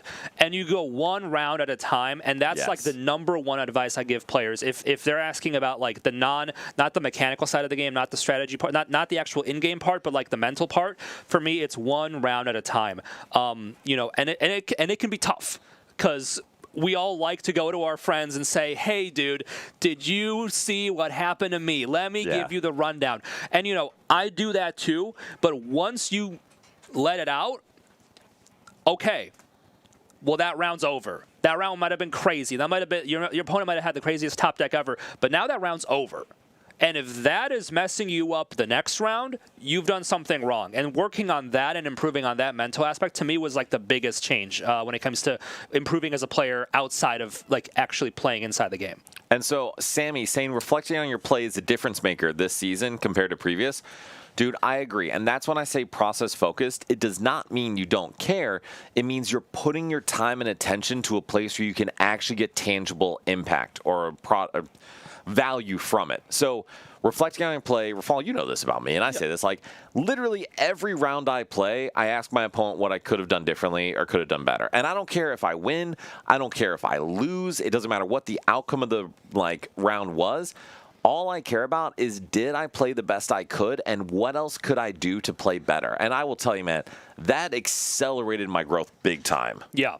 Yeah, and I mean, you know, there was that popular Azul video that was out a few months ago with the Pheasantipity play, right? And at the end of the day, Poor Larry. But it's like, it's not about the Pheasantipity play, right? It's about Azul, kind of the lesson he was trying to give there is not like, look at this player who made a mistake. It's, if you are this player, because all of us have been this player, and most of us aren't even as good as Larry, because Larry was a top good at a regional, right? Most of us are not even that good. Most of us are in a situation where, you know, we don't even realize what we could have done, and then we lose and we say, well, that sucks, my opponent got so lucky, instead of reflecting on our play, like you said, asking your opponent, what could I have done differently? And, you know, and I've had opponents like that too, where I'll say, like, you know, they'll say, hey, if you had done that, you might have won. I'm like, oh, good to know. And I'll tell my opponents, you know, and you got to be respectful about it. You can't like beat somebody and be like, well, you could have won if you did that, right? But if you're having a good time and you're kind of just breaking down the game together and you just kind of talk about it, you could say, hey, you know, I think that you know, I saw this opening for you and I thought you were going to do that. That might have changed kind of the trajectory of the game. Yeah. And players, most of the time, as long as you're not rude about it, will be like, okay, thank you, that's good to know. You know, like, we all want to improve. We all want to get better. We all want to have good relationships with other players.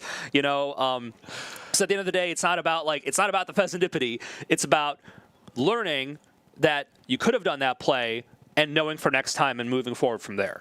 And Sammy, I would say, listen, sometimes variance does just lose you the game, but you know. And sometimes it happens. If you focus on that, you're not changing anything. So we have our next round pairings up here. So that last round went fast. I know it did. Thank goodness. Brian's in here. So Brian, I was going to have you tap in, and I'm going to take this round off to eat some food. So Brian will be with you guys, and then after this round, we'll talk a little more about Ronald McDonald House Charities, and then just keep seeing some good Pokemon. So Brian, here you go, man.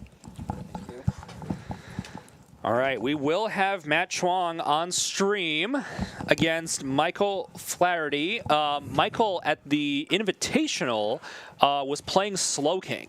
I don't think he's playing that right now. No, he's playing Festival Lead. Festival Lead, okay. Yeah. And we were saying that Matt is playing Dragapult, right? Yes. I believe. Okay. Yes. Okay. PN, I'm assuming that means Pult Nor. Yeah. So, unless it's like Pult Nammers. I got like some pizza crust on my jersey, so I got to make sure I wipe it off here. So this is going to be interesting to watch. Blaziken Pult. Yeah. Okay, Blaziken Pult. No, I totally knew that because we had Matt on round one. Oh, gotcha. Totally forgot. Blaziken Pult with Secret Box. I like that a lot. Yeah, when we were doing our kind of like Pitch Black meta showcase, I brought Blaziken Pult. It was just Jackson Ford's list from NAIC. I think he got like 10th or 13th, some like top 16 with it. And the Secret Box was really good. Secret Box is a good card. Yeah, I was just telling Dan, I think Red Card has been so cool because it's allowed decks to kind of expand what A-spec options they have. You know, there's not only one disruption card in the meta. You can play Red Card, and then your A-spec can be something else, like Secret Box, which Secret Box is such a good card. Yeah, definitely. I remember we were talking too, like at the beginning of rotation, you were talking about how like the Secret Box stocks kind of went down a little bit, but it seems like it's kind of creeping back up in play again. Yeah, which is interesting because even when Secret Box first came out, people were not playing Secret Box. Yeah. Every deck was playing Prime Catcher, which I do think is funny because Prime Catcher won NAIC in All Out Blitzel's deck, but overall Prime Catcher stocks have been just super low ever since rotation, and it's been all stamp all day, but Secret Box is just so good. Being able to just, I think I was listening to the Tag Team podcast talk about this, and Andrew Mahone was talking about this. It's one of those cards where, like, sometimes you'll see your stamp or you'll see your Prime Catcher and you're like, well, this is cool, but it's not really useful right now. But if you see the Secret Box, you're never mad about Secret Box. You're like, cool. Lilies It's like another or thing. boss. It's you get your Lilies, or you get your boss, or you get your Pokepad, or you get your stadium, or you get you get everything, right? Secret Box is just so good. You get the thin your deck. It's just such a strong card. So it's really cool seeing it in the Dragapult deck, which, has become so associated with the power of Unfair Stamp. Yeah, definitely. And it was interesting because I was kind of thinking about it, and I was like, I would think that the Prime Catcher stocks would kind of go up a little bit with, Counter Catcher going out of format. But it seems like that hasn't really been the case. Yeah, I wonder if part of it is maybe it's just a little bit tougher to find now. Could be, yeah. There's no more Arvin for it or anything like that. Yeah. And I think the meta's kind of shifted away from item-based Gust, but a couple of those things. But our players will be getting set up here pretty soon, and it looks like we will be seeing Festival Lead versus Pult Blaziken. Yeah. So Matt, I do see in Matt's hand. I don't know who chose to go first or second here, but Matt might have to just go for the turn one judge here. That might spice the game up a little bit if Matt can't draw into a better starting supporter. Definitely. Ooh, but we got the Buddy Poffin. Yeah, so Matt will be going first. Buddy Poffin's coming down here doing our little deck search. And it looks like we'll probably get at least a Dreepy. Do you think you grab Dreepy Torchic here? Yeah, I would say Dreepy Torchic most likely. Matt is playing the Chi-Yu. It is not the Chi-Yu that hard counters Festival Lead, but it's always nice just to have a one prize attacker that can trade with your opponent's Festival Lead. Definitely.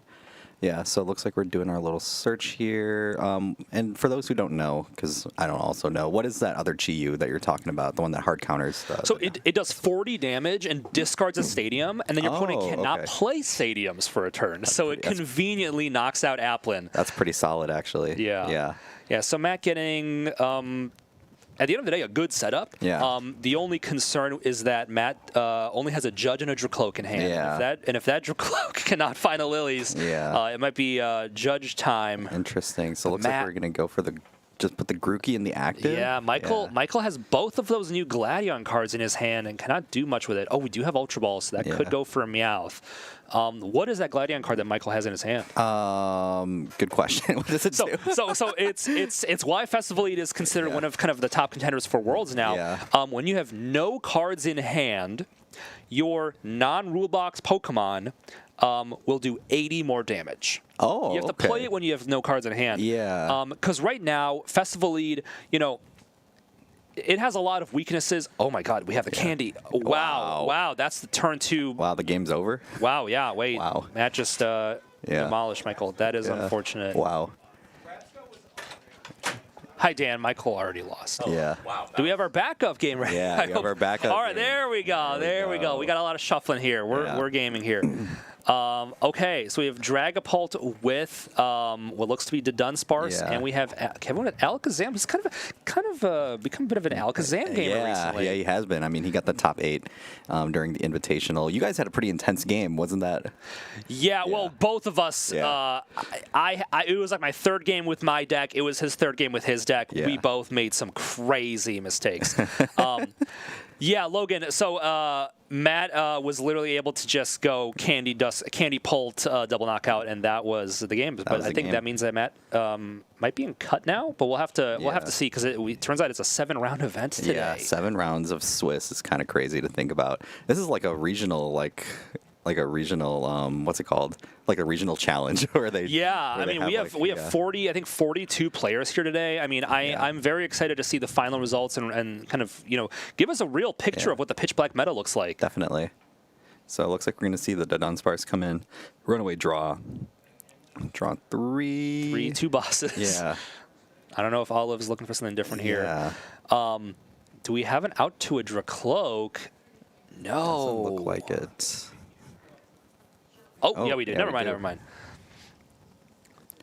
Looks like we're gonna think about taking out.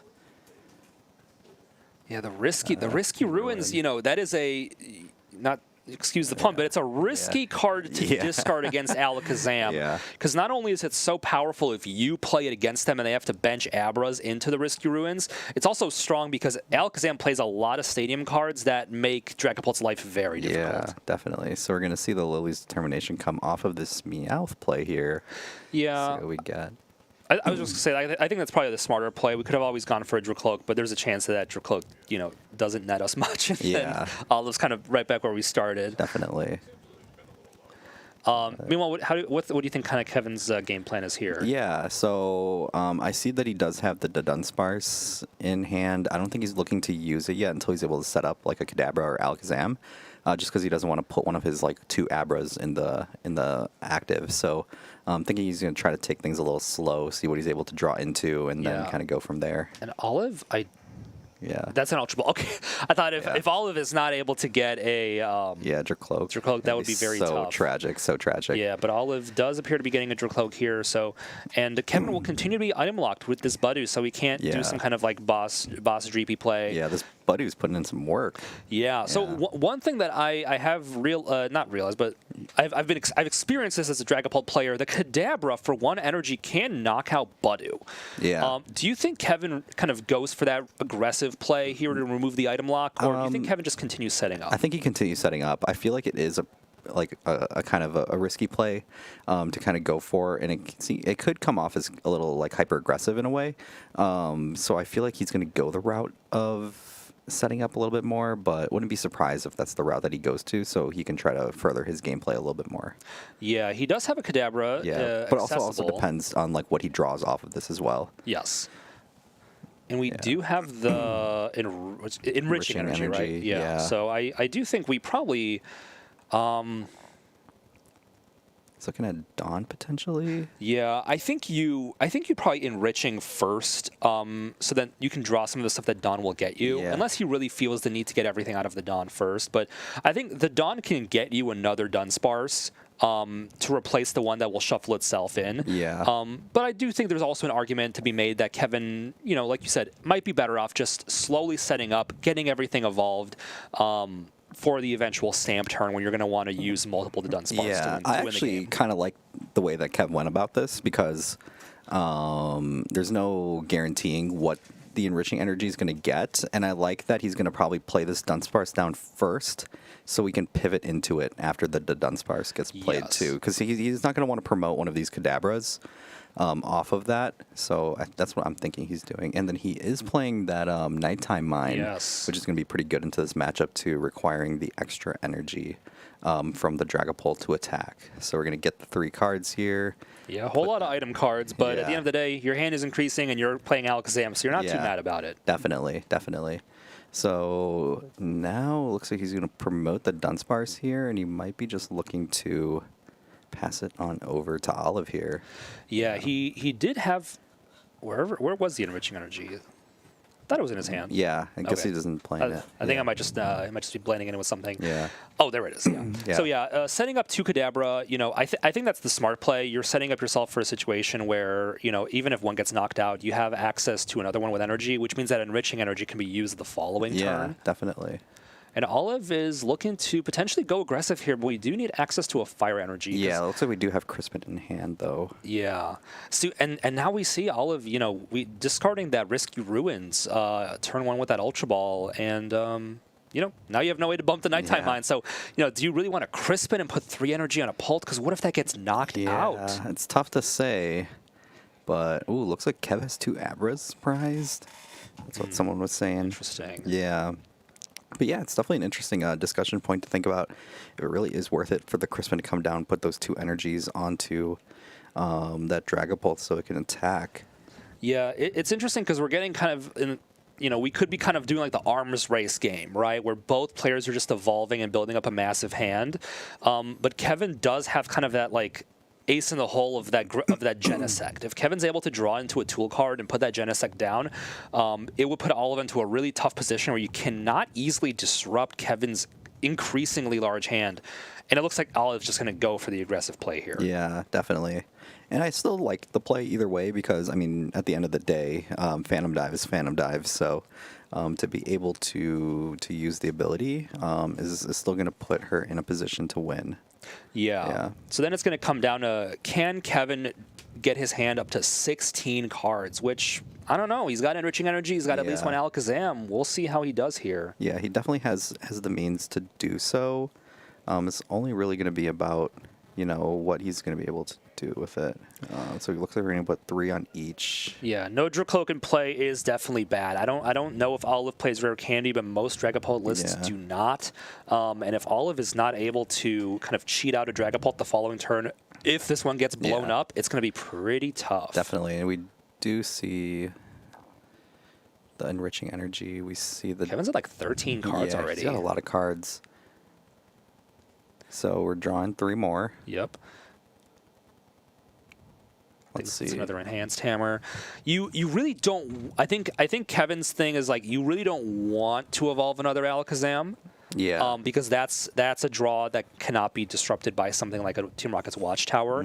I think ideally you bench a Dunsparce with the Enriching Energy, but I'm not quite sure if that gets him to 16 cards in hand. I would think it does. It's tough though because I do agree because we pretty much have to commit to the knockout here, or else this Kadabra is going down.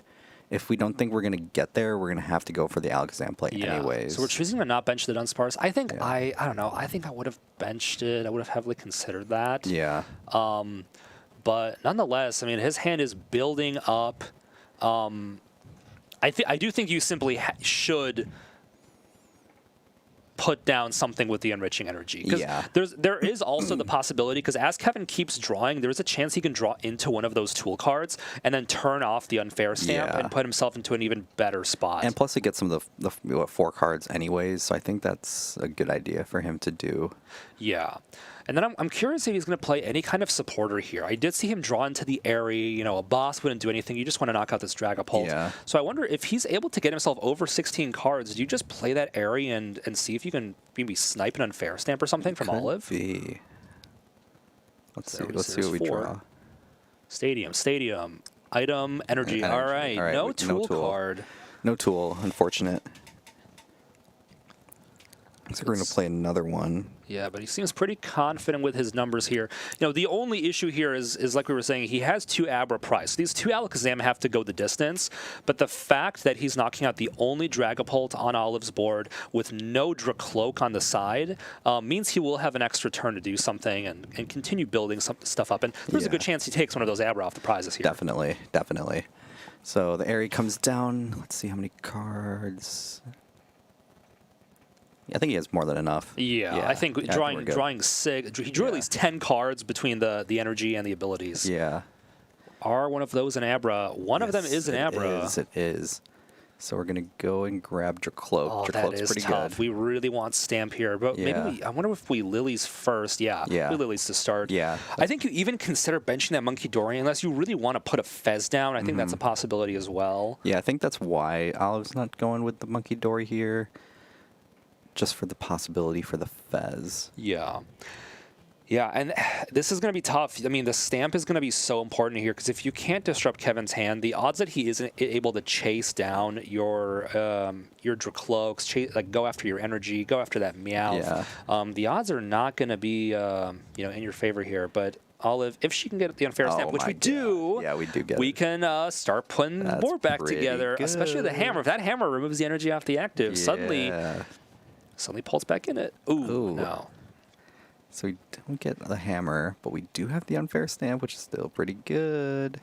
Yep. I think, I don't know what Olive was looking for there. I do think we Stamp first. I don't know if there's like a combination of cards that does much here.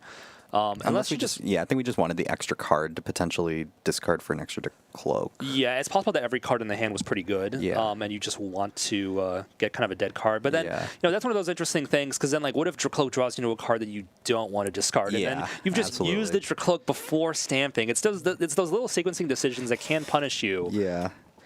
Looks like we're contemplating playing the Stamp just straight up here. Yeah, I think Olive really wanted that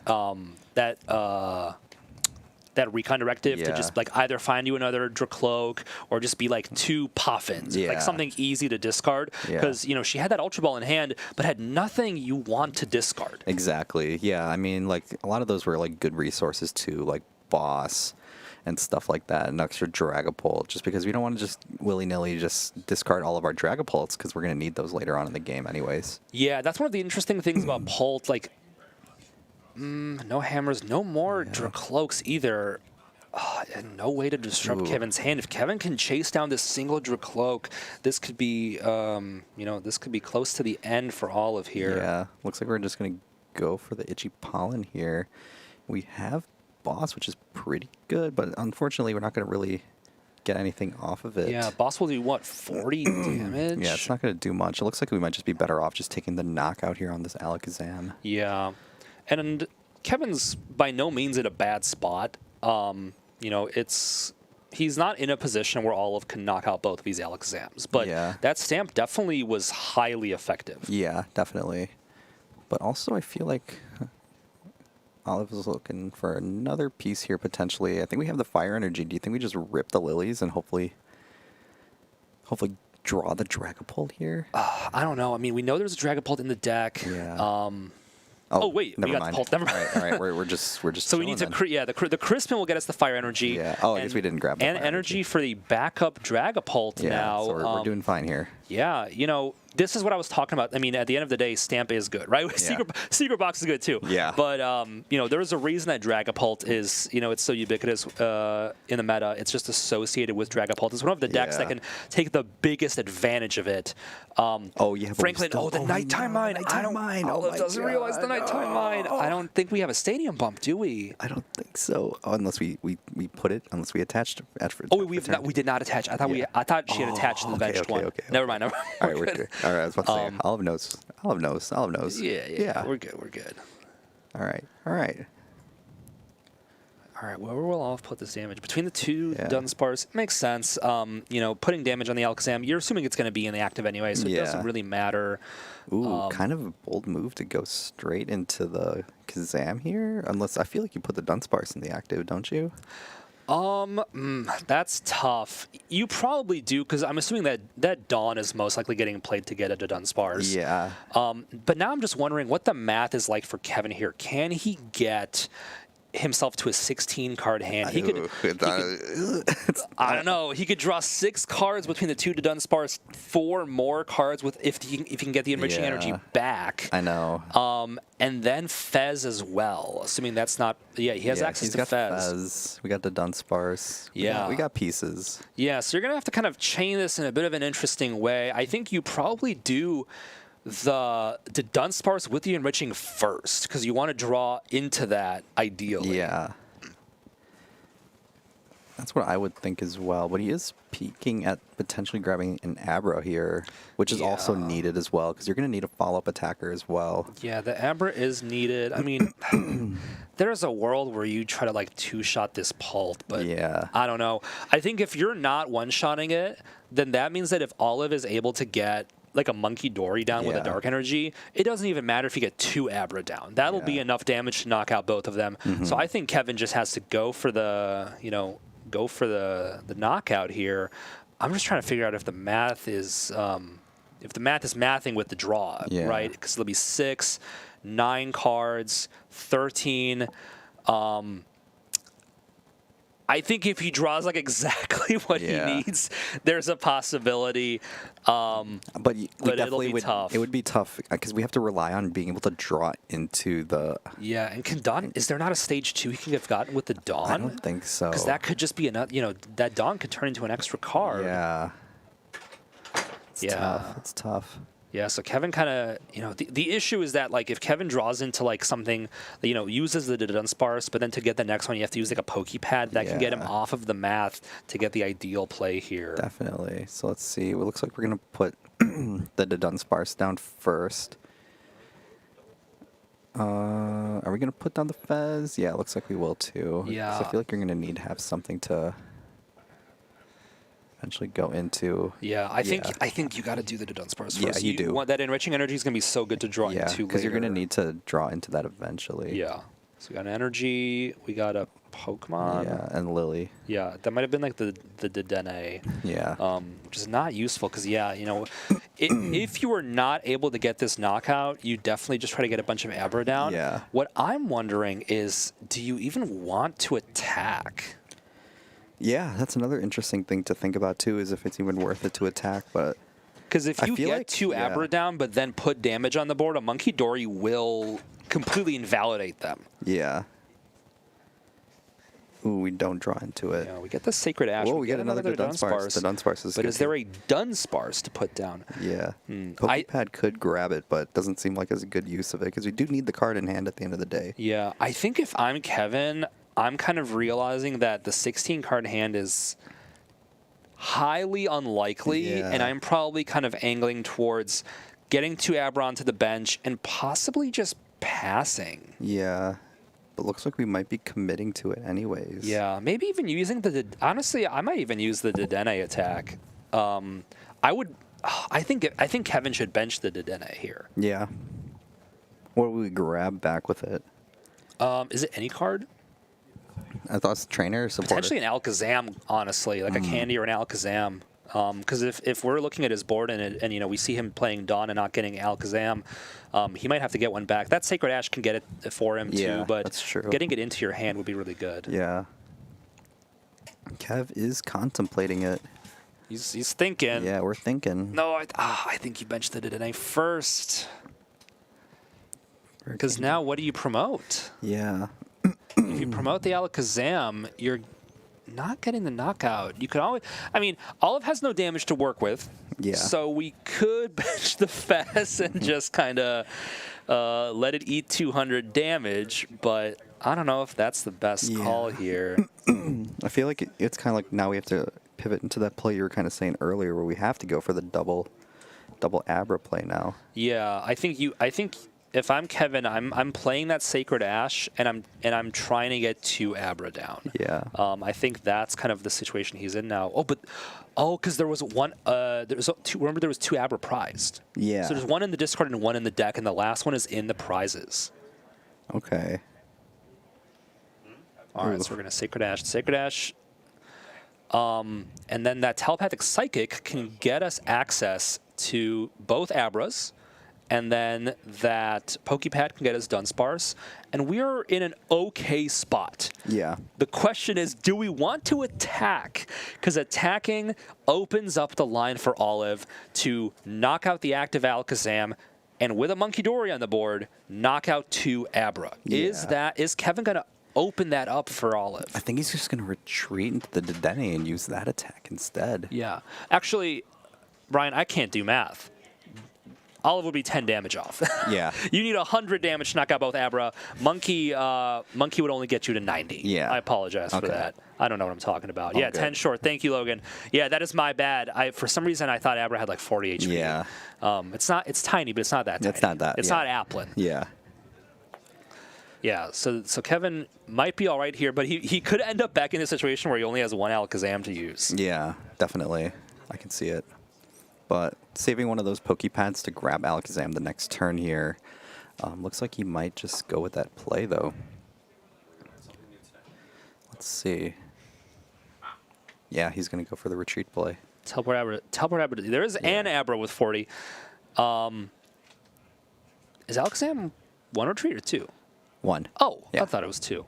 I guess So we're going to I grab guess a it Dawn floats. off of the Dedenne Grab a attack Dawn. here. Yeah, I think Dawn's smart. Yeah. So this forces Olive to kind of choose between, like, do you want to do something like a Crispin to get energy onto that bench Dracloak, or do you want to boss around this Dedenne? Because, if you boss around the Dedenne and knock out Alakazam and an Abra, it really cuts down the amount of draw that Kevin has. You'd rather not have to hit into this Dedenne. But the question is, can Olive even get access to a boss or get access to an energy? What's Yeah, going to be the let's plan see. here? Let's see. None of Okay. those are any of those. We do have boss in hand. We don't have energy, though. So if Boss Fez is the best play, yeah, I do think Boss Fez is ideal here. You don't want to give Kevin access to Fezandipity. You want to just spread damage, make him burn an energy, especially because he no longer has energy on that Alakazam. Yeah, definitely. So it's going to definitely be like an insult to injury. Yeah. kind of play here. Yeah, I'm just curious what Olive's looking for. We have an Yeah. Ultra Ball. I don't know what that would turn into. The issue here is that, so like I think the clear best play is to boss the Fez, spread some damage, Yeah. set yourself up for a big board wipe. Because we do have the energy. Because Yeah. I was gonna say, because of that nighttime mine, which is super annoying. Oh, we're gonna boss the Alakazam. Yeah. Still by no means a bad play, but this does set up the possibility that if Kevin is able to get the knockout, Olive will need to get 2 more energy onto that Dragapult to get the win because of the nighttime mine. Or bump the stadium, which so far we have not seen another stadium in Olive's deck. Let's see. Well, we still have things to do. Yeah, Kevin, I believe, does have rare candy in his hand. So yeah, he needs rare candy. He needs access to Alakazam. I do think he has the draw for it. Was that extra damage? Yeah. Could you let him know that I'll place 7 damage counters? You place 7 damage counters. You place 7 damage counters. 5 out of Okay. We fixed it. We're good. All we're right. good. Cool. Yeah. Either way, that 1 on that Fez is gonna wrap up the game if Olive's able to boss it and knock it out with a Phantom Dive. Let's see. That's Kadabra. You don't want Kadabra. You want Alakazam. Yeah. I think does he have one in hand? He He's Pokepad. doesn't. He has to Fez first. Okay. We have the Dunsparce. Yeah, Oh, geez. We're doing like all the not ideal plays. But, I mean, the hand is building up. We are on track to get the big hand that will knock out that Dragapult. But can we find the Alakazam? Because if we cannot, that might just be it for Kevin. Yeah. Let us see, though. Well, Olive is at 2 prizes now, so I do think putting 1 damage on the Fez should be fine, because that would just win the game. Oh, but Rosa could line up to... Oh, that makes sense, too. Yeah, that is true. That is true. Let's see. We have the rare candy. We have Pokepad. Yeah, will that put Kevin to 16 cards? We do have the Candy Zam, but that's 2 cards leaving your hand. Yeah. Okay, yeah, this is like the fun Alakazam math where like the Rosa is technically a +1, right? But then the Candy Zam is really also just a +1. So, Kevin's going to be cutting it close here. I don't know if we're going to do exactly 320 damage or be just short, but we're somewhere in the range of, just a bit over a dozen cards in Kevin's hand. Let's see what he ends up doing with it, though. Yeah, Kevin put Dawn in his hand from Dedenne. That is true. I wonder if Dawn might have been more effective because he does have energy in hand.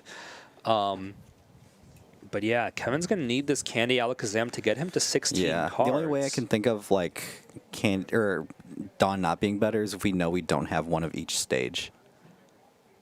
Yeah. That is true. I bet, unless there wasn't an Abra in the deck, but I think there was another Abra. So, I don't know. I think Dawn might have been slightly more effective. Here's the Alakazam. Does this get us to 16 cards? Where are we at? He's doing the math. We're close. Yeah. But I don't know if we're there. 1, 2, 3, 4, 5. All right, I'll trust Kevin to do the math here. I don't think we were there. I think he looked more confident if he was. I don't think we're there. Man. I think we're barely missing it. I don't think we're there. I think we're just barely there. We're at like 14 or 15. Yeah.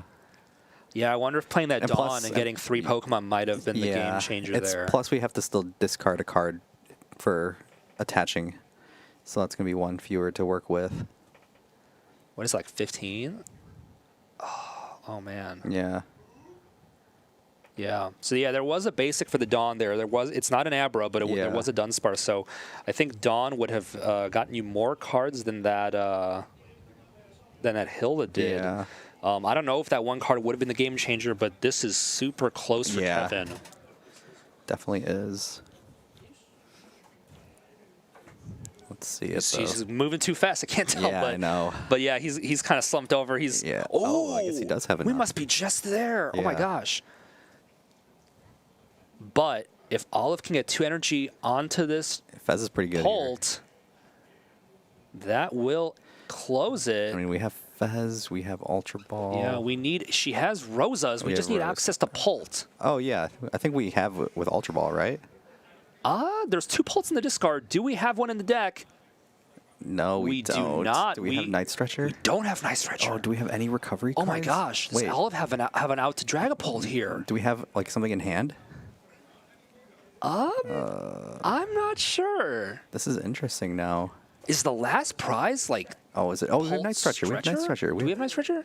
Wait, we have Ultra Night Balling Stretcher in again. hand. We're double checking. Wait, we have Night Stretcher in hand. Yeah, one of the Night Stretchers was Aeried. Yeah. That No, Aeried, the Aeried into the 4-card hand is There's one in the hand. This turning out to be so no, impactful. there's definitely one in the hand. Unless I'm tripping or something. I don't know. There's definitely one there. I thought one was used for a Dracloak after the first Pult was knocked out. Yeah. I don't know if Olive has access to another Dragapult here, but we'll see. Poffin, Pokepad, red card.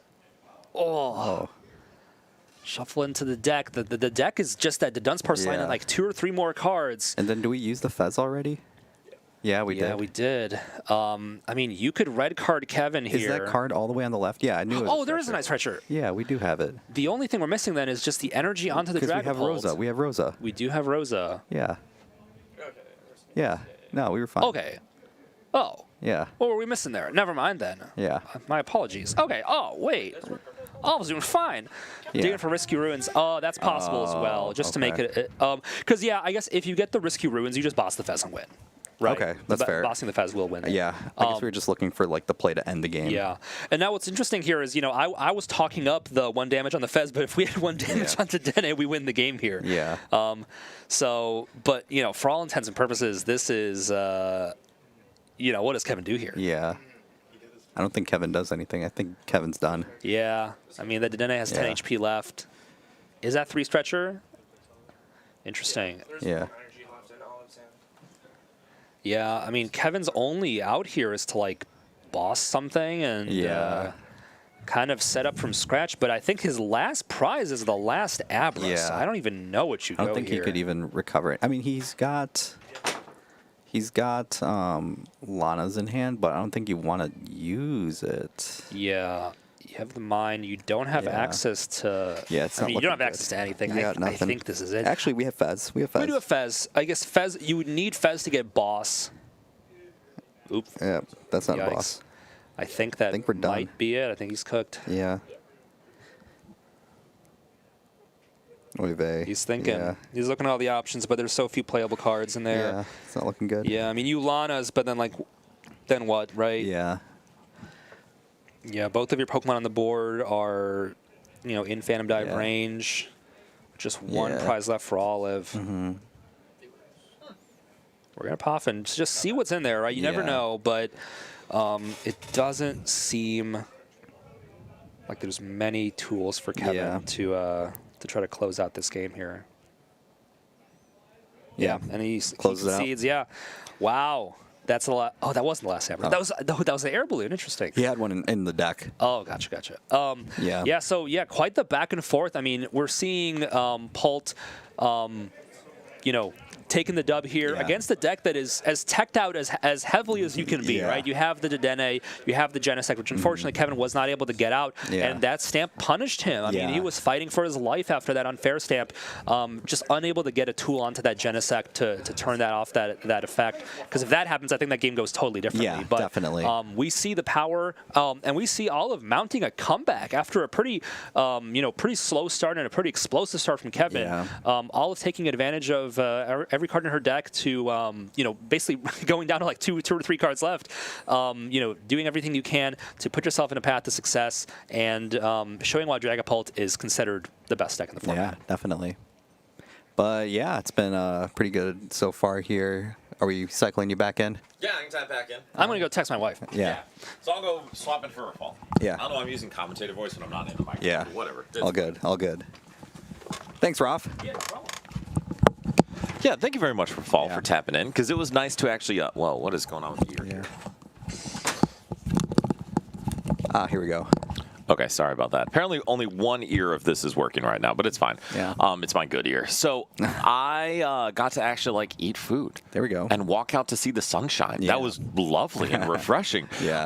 I did have one thing to kind of announce, kind of ask. So Brian, with the current auctions as they are, and our current donations as they are, we are currently at just over $4,500 in donations if we include those auctions. So here is my request. I'm having Joe make this request out there too, and Eli could reinforce it. But my request for you, everyone watching, participating, all that, is we are so close to $5,000 in donations for the Ronald McDonald House Charities. And so what I would love to request from all of you is if you can donate yourself, please donate just a little bit. It'd be great. And even if you can't, if you can share it, find anyone who you think may want to, because Brian, if we get to $5,000, that would be absolutely incredible. Yeah, $5,000 would pretty much be more than the last 2 years of this combined. It would be more than the last 2 years combined. Yeah. And yes, so thank you. And we actually have, to encourage and motivate, we have another giveaway to give away. Yeah. And so, Brian, would you like to hold up one of these lovely sleeves? So this one's going to be with the green screen for sure. You won't see it. Oh, 100%. Yes. But it's a Sprigatito with Pikachu on a flower bed. It's a beautiful green floral background, as you can can't tell. see. Yeah, you won't be able to see it, even if I cover my, With an adorable little Pokemon dolls sleeves and a Pikachu deck box. So if you would like to win some lovely, lovely Pikachu sleeves and deck box, are we just going to do Pika? Yeah. Hashtag Pika. And then remember, if you're on YouTube, you got to go over to Twitch for this so you can be accounted for it. Yes, I am so sorry for those on YouTube, but we can only do the giveaways on Twitch. We got no idea. Yeah, no, it's outside of our technical competency. But yes, so if you are on Twitch and want to participate in the giveaway, hashtag Pika. And then, Evan, you got to spell it a little differently. Yes, you have to spell it correctly, Evan, but great try. Also, great job showing up, Evan. Just kidding. We love you, Evan. Thank you for joining the stream. But yes, as we do this giveaway, we are so close to $5,000. If anyone is willing to give or share or see if anyone else would want to, we'd really appreciate it. And I don't think we have a big special prize for 5K, but you know what? We'll figure something out if we get there, because something out for sure. We'll get something good out there. All right, so Brian, tell me about that game. Anything big we missed? Any good learning? It was some good back and forth gameplay. Okay. You know, it's kind of we got to see Unfair Stamp played at a really good time. Olive was able to get it at a really good time and just take advantage of it. Really punish Kevin for it. Yeah. He wasn't really able to mount much of a comeback from it. His setup got really punished for it. He wasn't able to do much after. And I mean, that makes sense. The big thing with Dragapult is if you give them long enough to set up, they will clear your board eventually. Yeah, absolutely. But that's also the risk with Dragapult is if you outrun them, there's nothing you can do. Yeah. Because 200 damage only does so much if you're short on time. Definitely.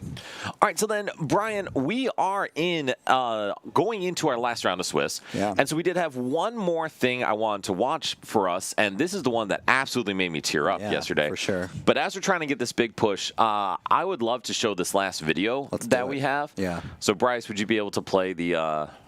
Bryce is working on it. All right. So we'll give you another couple seconds for the giveaway. Hashtag Pika. P-I-K-A. Thank you. Hold up the duck box, Brian. And it's for these. Wonderful prizes. Wonderful prizes. Yep. Lots of Pikachu. I actually have one of these. Oh, These do are you really? Cool. Yeah, they're awesome. Nice. Those are beautiful. Yeah, they're really good. They hold a lot of stuff, and they come with little dividers too. So, very good. Dude, Japanese deck boxes are great. They're also, great. there's a million Pikachus on there, and they're adorable. I know. It's a really good art. What? Oh, we're good? All right. All right. So, perfect. So, you guys will have the rest of this video Yeah. to enter the giveaway, but we'll show you this video right here. All right.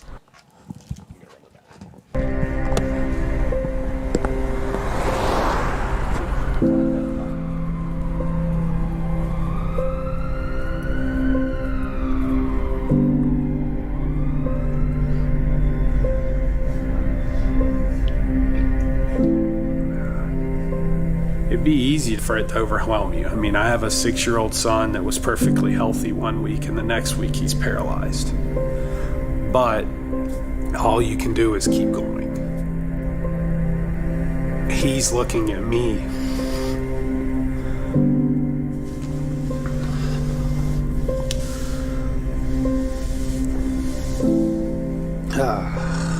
He looks at me and he asks me, why me? And I can't answer that as his dad. but all I can tell him is that he's special and God has a reason for this, and I don't understand it.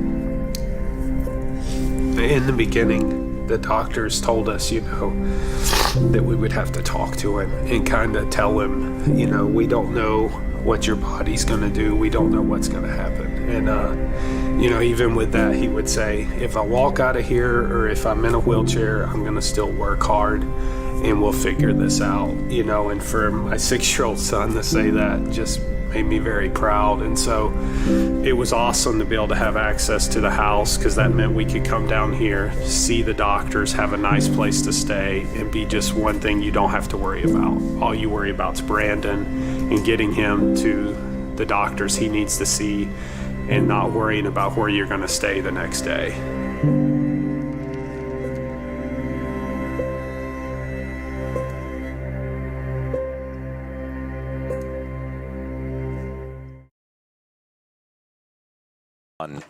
That absolutely made me cry last night when I was watching that, because as a parent, not only is it so hard watching your child go through that, but if I wasn't able to actually be there, like alongside my son or someone while that was happening, I couldn't even imagine what it would be. So this is why we're doing this whole charity adventure. This is why we're doing this tournament today, is because there are people who want to provide that care and love for their kids. And the only way they're able to do that is if they have resources like Ronald McDonald House Charities provide. So when I tell you guys, like, this place means a lot, I'm not just kind of blowing smoke. I'm not trying to just drum it up. Like, as a parent, watching that and seeing that the only way I could be with my child is through this resource, like, I want to help and I want to do everything I can. So this is why I'm asking you guys, like, if you can either donate or share or find someone else who can to help parents, honestly, hopefully not like me ever, but like any other parent, be able to be with their kid when they're in this kind of place, that would be amazing. Yeah, and Shrugs brings up a really good point. If you can also volunteer. Volunteering is also a good way to kind of contribute to charity if you don't have any sort of monetary means to do so, because time is just as valuable. Yeah. Agreed. And I would say sometimes, like, there have been points in my life where I had no money and I had more time. Now it's kind of the opposite. Yeah. So just trying to help in the way we can. Yeah, definitely. I was looking at the bids out there. I might be putting in like a $400 donation. All right. Yeah. Fair enough. Well, thank you, Brian. Thank you. I'm glad you're doing your part, bud. I mean, I told you I was gonna bid on everything. You did. You did tell us that. Yeah, I think I'm gonna be donating like $400 today. I love it. Yeah. Awesome. Yeah. All right. Well, I'm gonna try to get my crap together, because I'm a little like teared up and upset watching that. Yeah, that's why I made sure to say that, because I was like, I gotta make this a little. We're gonna lighten the mood a bit. All right, lighten the mood up a little bit too. So. I appreciate that. Yeah, of course. All right. Well, in case you are wondering whether or not I'm emotionally invested in this charity, you are well aware. You definitely know that this is like something that like means a lot to us, and that we really do like. We're really about it when it comes to this charity. So it's something that we're very blessed to be able to do, and we're just glad to be here. 100%. Yeah. And we will close out this giveaway. Actually, do we have a giveaway winner? We are gonna have a giveaway winner. Kevin again? Kevin won again? All right. Well, we're going to talk to him about that. Have a talk with Kevin. All right. But we are going to get into our last Swiss round here, and this is Win and In Time for Emery and Senior. And, dude, Emery's deck, have you seen this list? It's a spread list, isn't it? It is. Yeah. And he actually took this to Indy and did all right. Not quite day two, but... Yeah. I feel like, though, this is like a good matchup for him, though, because these spread decks and, Christian having the Alakazam deck, he can definitely make some noise with this Frostlass deck and being able to put a lot of this damage on the board. Oh, definitely. Yeah. This is... Senior must be looking at this and going, what is going on? Is happening? Yeah. So the one thing to note, that battle cage is enormously important for Senior. Definitely is. So it looks like we're going to attach the Enriching Energy. Draw 4. Pretty good start so far. This is an incredibly good start for Senior, especially that Buddy Poffin. Definitely. Yeah, another Buddy Poffin here. So we'll see. We'll probably get another Dunsparce and maybe another Abra here too, if we are allowed. Got to see what the battle cage is. We do have one in the deck at least. We have 2 now. I see that we have at least 2 battle cages. And those are going to be just straight up necessary Yeah. for Senior here. Definitely. Yeah, so I think an important thing is going to be being able to time the battle cage and see like when we're able to put that into play potentially. And that is something that punished Senior earlier today when he played that a little too aggressively. A little too early. So we have to be a little bit more calculated with what we're putting into play and all that stuff as well. Agreed. And Logan, that I am the dad. Yeah. I am the one with dad jokes. That was incredible, and it hurt me inside. Yeah. So, what, I guess, does Senior just get 2 Dunsparces here? What does that look like? I would think you can get, 2 Dunsparce if possible, but I would be fine with a split, like Abra Dunsparce also. And that makes sense. With the Dunsparce in the active, just to make sure you get your Abras on the board. Yeah, definitely. But looks like that might be everything we can really do here. And it's good because we have the Dunsparce to work with for the next turn as well. Logan, I have nothing but respect for you. Absolutely. All right, so then for Emery, because I think this is going to be about the end of the turn for Senior. Yeah. How does Emery set up a good board into this? I have no idea how this deck works. So. Okay, cool. We can talk about it. Yeah. So this Uxie, the Pokemon in the active spot, is one of the main attackers. So all it says is put 2 damage counters on all of your opponent's Pokemon. Oh, okay. Pretty good. Which seems like nothing crazy. Yeah. You do that 3 or 4 times with some Frostlass, and oh boy, does that stack up. Yeah, definitely. So, I mean, we definitely have some stuff to kind of work with here. Pretty good that we get a Pokepad here. That's probably going to grab another Snow Run is what I would think. Boxy, you are absolutely correct. This is your kind of deck if I've ever seen one. Definitely. So, yeah, we'll definitely see what other things we can kind of grab here. All right, so this is the good and bad news for Emery. Yes, Tapu Koko Pomo, but places damage counters. So not blocked by Shaman, is blocked by Battle Cage. Yeah. So for Emery, Ultra Ball's in hand. If this Uxie goes down, he will be able to go get Pheasantipity, and that's a huge deal to try to draw. Yeah, definitely is. So we'll kind of see what else we decide to do here. Looks like we just pass it on over to Senior, and let's see what he ends up doing. He does have that Dunsparce to work with. And then we have Kadabra as well. And I think that just pass, hold the hand is a great move by Emery because he's under no time pressure here. Oh, yeah, definitely. So it looks like we're going to start setting up these Kadabras, and then we can kind of see where we can go from there. I do like that we're doing the Kadabras first, and I feel like we don't really need to use the Dunsparce yet. I feel like we can kind of just keep it there just in case we need to use it as like a pivot or anything like that. So yes and no. I think the issue is Senior really wants to take a knockout. Yeah. Because if Senior does not take a knockout, then it could be really tough for him to keep pace. Okay. And I only said that so everyone who plays this game, who's played a bunch of single prize matchups, single prize matchup is really who takes a first KO and then who doesn't miss. Definitely. Yeah, definitely. And so obviously Emery's not going to take the first KO, but Emery's going to be applying a ton of pressure very quickly. Yeah, definitely. So let's see. Looks like we have something to promote here potentially. Looks like we're going to put the Dunsparce in play here first. And we do have another Dunsparce. So I think what we're really trying to get here is energy and rare candy. Yeah, I think those are the 2 pieces, which I kind of, there's candy. Okay, we just need the energy now. Does Senior have an energy in hand? I don't know. That's the thing. He has a lot of cards in hand, but yes. Let's kind of see what we can work with here. Well, the good news is Senior can go into that Abra and draw with rare candy if he decides to. Yeah, if he also wants to, he can also potentially just high roll it, go for the rare candy play, and hope he draws into the energy too. And I think that's exactly his plan. Yeah. He's going to use the rare candy, try to draw 3 cards, and if one of those 3 cards is an energy, he's cruising. Yeah, definitely is. It's kind of like that plan that you were kind of talking about earlier, where it's like we got to go for whatever plan we can. I think he's going to try to thin out his hand a little bit more here, see if he can grab something like Buddy Poffin to put some of those Dunsparces back in before going for that Alakazam play. I feel like if you grab the Dunsparce, you should try to get Dunsparce first, too. Yeah, I would think, unless he's banking on hitting a Buddy Poffin. Yeah. Interesting. Yeah, because I feel like you just want to keep thinning as much as you can. The good news for Senior, too, is for some of these like big EX decks, you need a full hand of cards. Yeah. You don't right Yeah, now. definitely. You're going to need a total of 4 cards in hand to knock Yeah, out pretty much everything. Definitely. So it looks like he's going to go straight into that rare candy play. You can see the draw 3 here. Energy. See if we get the Energy. energy. We don't get the energy here, which is tough. That is a lot of cards to draw without an energy. Yeah. My goodness. Yeah. And Emery's almost a little sad because... Yeah, and it's tough, too, because, I mean, if we were going to go the route of playing the Dawn anyways, why didn't we just thin out extra cards with the Dawn prior to? This is the wild part, because he could have drawn a Hilda.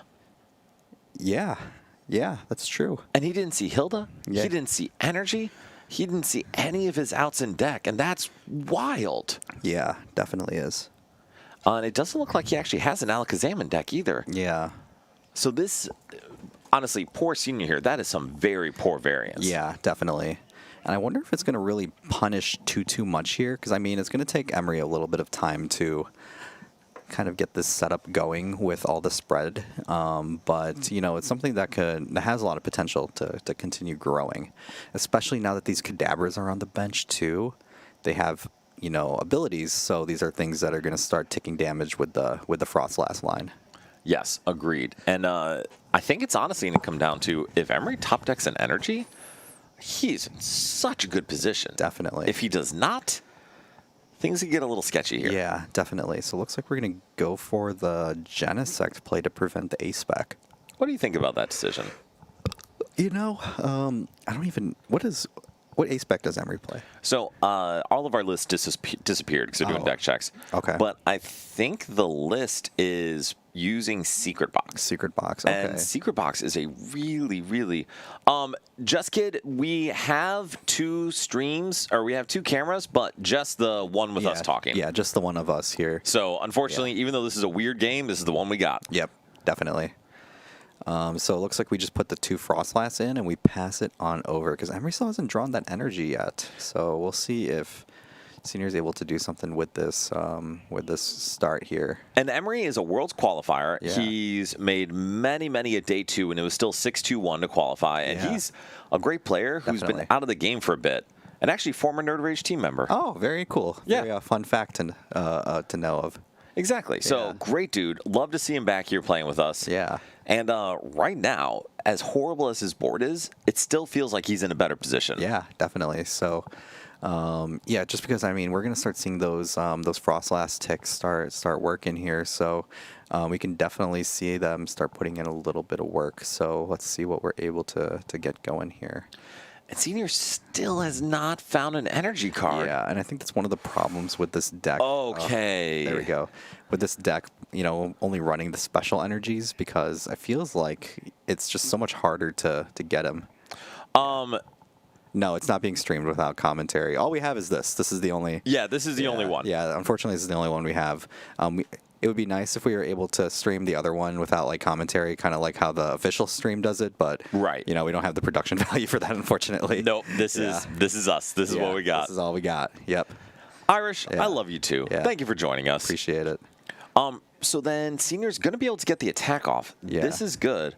Raikkoda, I don't actually... What do we even consider the qualifications? I know the one that you always mention to me is good member of the community. Yes, that is a big one. So have to be a good member of the community. Yeah. Have to be someone that we like, trust, want to be part of the team. Yeah. Has to be interested in growing and developing as a player. And then has to have either like some recent results or like wanting to be more competitive or just kind of demonstrating. Yeah. Yes. Yeah. Competitive drive. But the biggest thing is, are they a person locally who attends Nerd Rage consistently who we want to have be kind of part of the group and helping us all get better? Yeah. It's super subjective after that. Yeah, definitely. All right, so then, Brian, we have the knockout here. Yeah, and we have the battle cage too, which is another important one to kind of think about here. So we will be seeing it here, and I'm wondering if we're going to see something like the Fez come out next from Emery. I think Emery's going to have to. Yeah, I think we're going to have to. Because right now, you know, we're not really getting anywhere, but the these Kadabras taking extra damage, like if we're able to at least get a draw here, that could be pretty good. Yes, absolutely. and And so that actually, Ultra Ball is a huge deal. Yeah, so this is actually a really good draw here because we're going to play the Carmine, we're going to see 5 cards, and then we're going to actually draw an extra 3. I feel like that's the order we should be doing it. I agree completely because you do not want to draw into pieces you want to keep and then Carmine them away. Yeah, so pretty good that we were able to do that. So hopefully we'll be able to get somewhere on this side of Emery here so we can start to really see this, this spread deck start to really shine. And I think the big thing for Emery is he would be concerned if there was, oh my goodness, this is incredible. This is good. The Risky Ruin's coming down. And then we're going to see the energy. And now we also have Buddy Poffin too. So now we can potentially grab, and we didn't even use Fez yet. This is even better. Goodness. Oh, this is... Emery is so back in the game at this point. Right now. Buddy Puffin's going to come down. We can maybe get a couple more of those Uxies potentially, and we can see what else we can do here. I think getting a couple Uxies is going to be really good because now all of those Kadabras are going to be at 60 damage each at the end of this turn. No, Raikkoda, they're going to get knocked out then, wouldn't they? Because doesn't the attack put no, including the Frostlass. So what does the attack do? Puts 2 on each. 2 on each? So that would bring us to 4. Per damage counter. Okay. Yeah. That makes sense. And no, Raikkoda, because the battle cage was down, Frostlass does not put damage on Christian's bench Pokemon, which is kind of crazy, honestly. Definitely. It definitely bought us a turn because I feel like if the battle cage wasn't there, then we're in knockout range. Yes, exactly. And so Emery just getting the 1 Uxie, which I think is absolutely correct because he needs a bench spot for Monkey Dory. Yeah, so this is where the extra prize game's going to start really growing in, is once Monkey Dory is able to start doing its job. And Monkey Dory is going to be getting in there eventually. The one issue for Emery is that right now he's an energy attachment behind. Yeah. So getting an energy on Monkey Dory is going to be very, very tough. Definitely. So let's see where we're going here now. We're contemplating the Ultra Ball, but I don't know. I think Emery's just debating if he wants to get the Monkey Dory down now in order to be able to go into it next turn. But I think it's smarter just to attack. Yeah, I like that as well. And so 2 damage counters on everyone, and then everyone takes double damage from Frostlass Ping. And Mummy, yes, this is our last round of Swiss, so this is essentially a win and in for Top Cut for both of these players.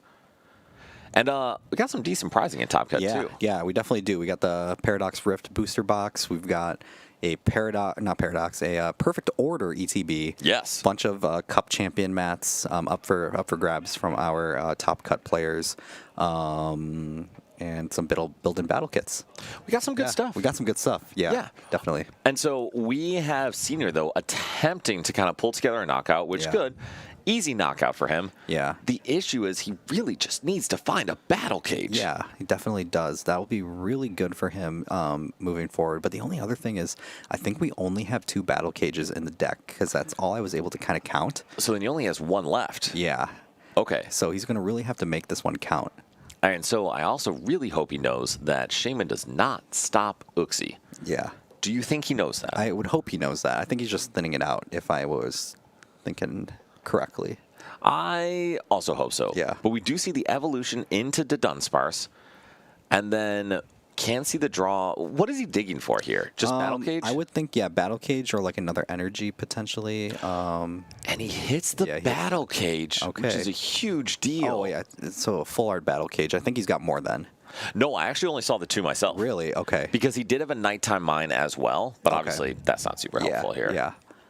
So then, with that Battle Cage down, Frostlass will not ping any damage, and Emery's going to have to find another stadium. Yeah. But honestly, Emery's probably still fine with this board position. I would think so too, because at least we have something to draw cards the next turn, as well as we have another Uxie on the board. So the Carmine will be able to draw us some more cards. Potentially, we can thin out another card with the Poke Gear. So there's definitely some things we can definitely do. So, another Battle Cage. Okay, so there are 3 Battle Cage available. So Emery's going to have to kind of work in between turns here. Yeah, definitely. Definitely. So this is going to be pretty big here because now we have the extra Alakazam on the board here. So it's going to be a little bit tougher now to work around this. Does Genesect have 1 or 2 retreat? I believe 2. Looks like 1. 1. Okay, because that's a huge deal. Yeah. Because there is an opportunity for Emery to start trapping things. Yeah. Okay, 1 retreat. So it means Senior would be able to retreat it. Yeah. Ooh, okay. Okay, so we're going to go for all Alakazams here. That is a lot of Alakazams. Yeah. Senior maybe starting to run a little low on cards there. Yeah. I think we're just trying to plan around the the extra damage counters that could potentially be going. Which is Yeah. fine, and I do think that's a good call. However, if Emery is able to like trap or stall or do anything interesting, this could be tough for Senior. Yeah. And damage is still going to stack up on these guys pretty quick. Definitely will be. So let's see what we're able to do with the rest of this turn here, and if we're going to be able to kind of make something happen from it. And so then Senior has the energy attachment, has the Dunsparce down, has more than enough cards in hand to knock out this Yeah. Uxie. Contemplating the And boss choosing here. the boss, the Pheasantipity. Going for the boss, which is interesting. I do like the play, actually, just because now we're going to be kind of hurting the amount of draw power that Emery has. So I don't really mind it all that much. It does also shorten the game, because Yeah. now Senior only has to take 3 more knockouts. And actually, this Alakazam is going to go down in between turns. Yeah, definitely. So let's see what we do here. So Emery has the Pokegear available. Yeah. Could try to dig into the deck, but already has a Carmine in hand. Yeah. Do you think he's okay playing the Carmine? I think so.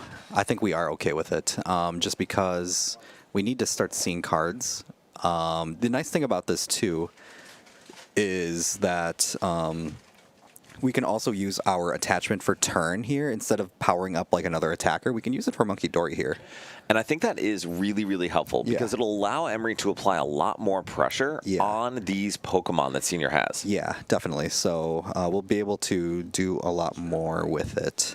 Which actually, if Emery is able to find a stadium, he'd be able to clear that bench Kadabra from the board and the active Alakazam.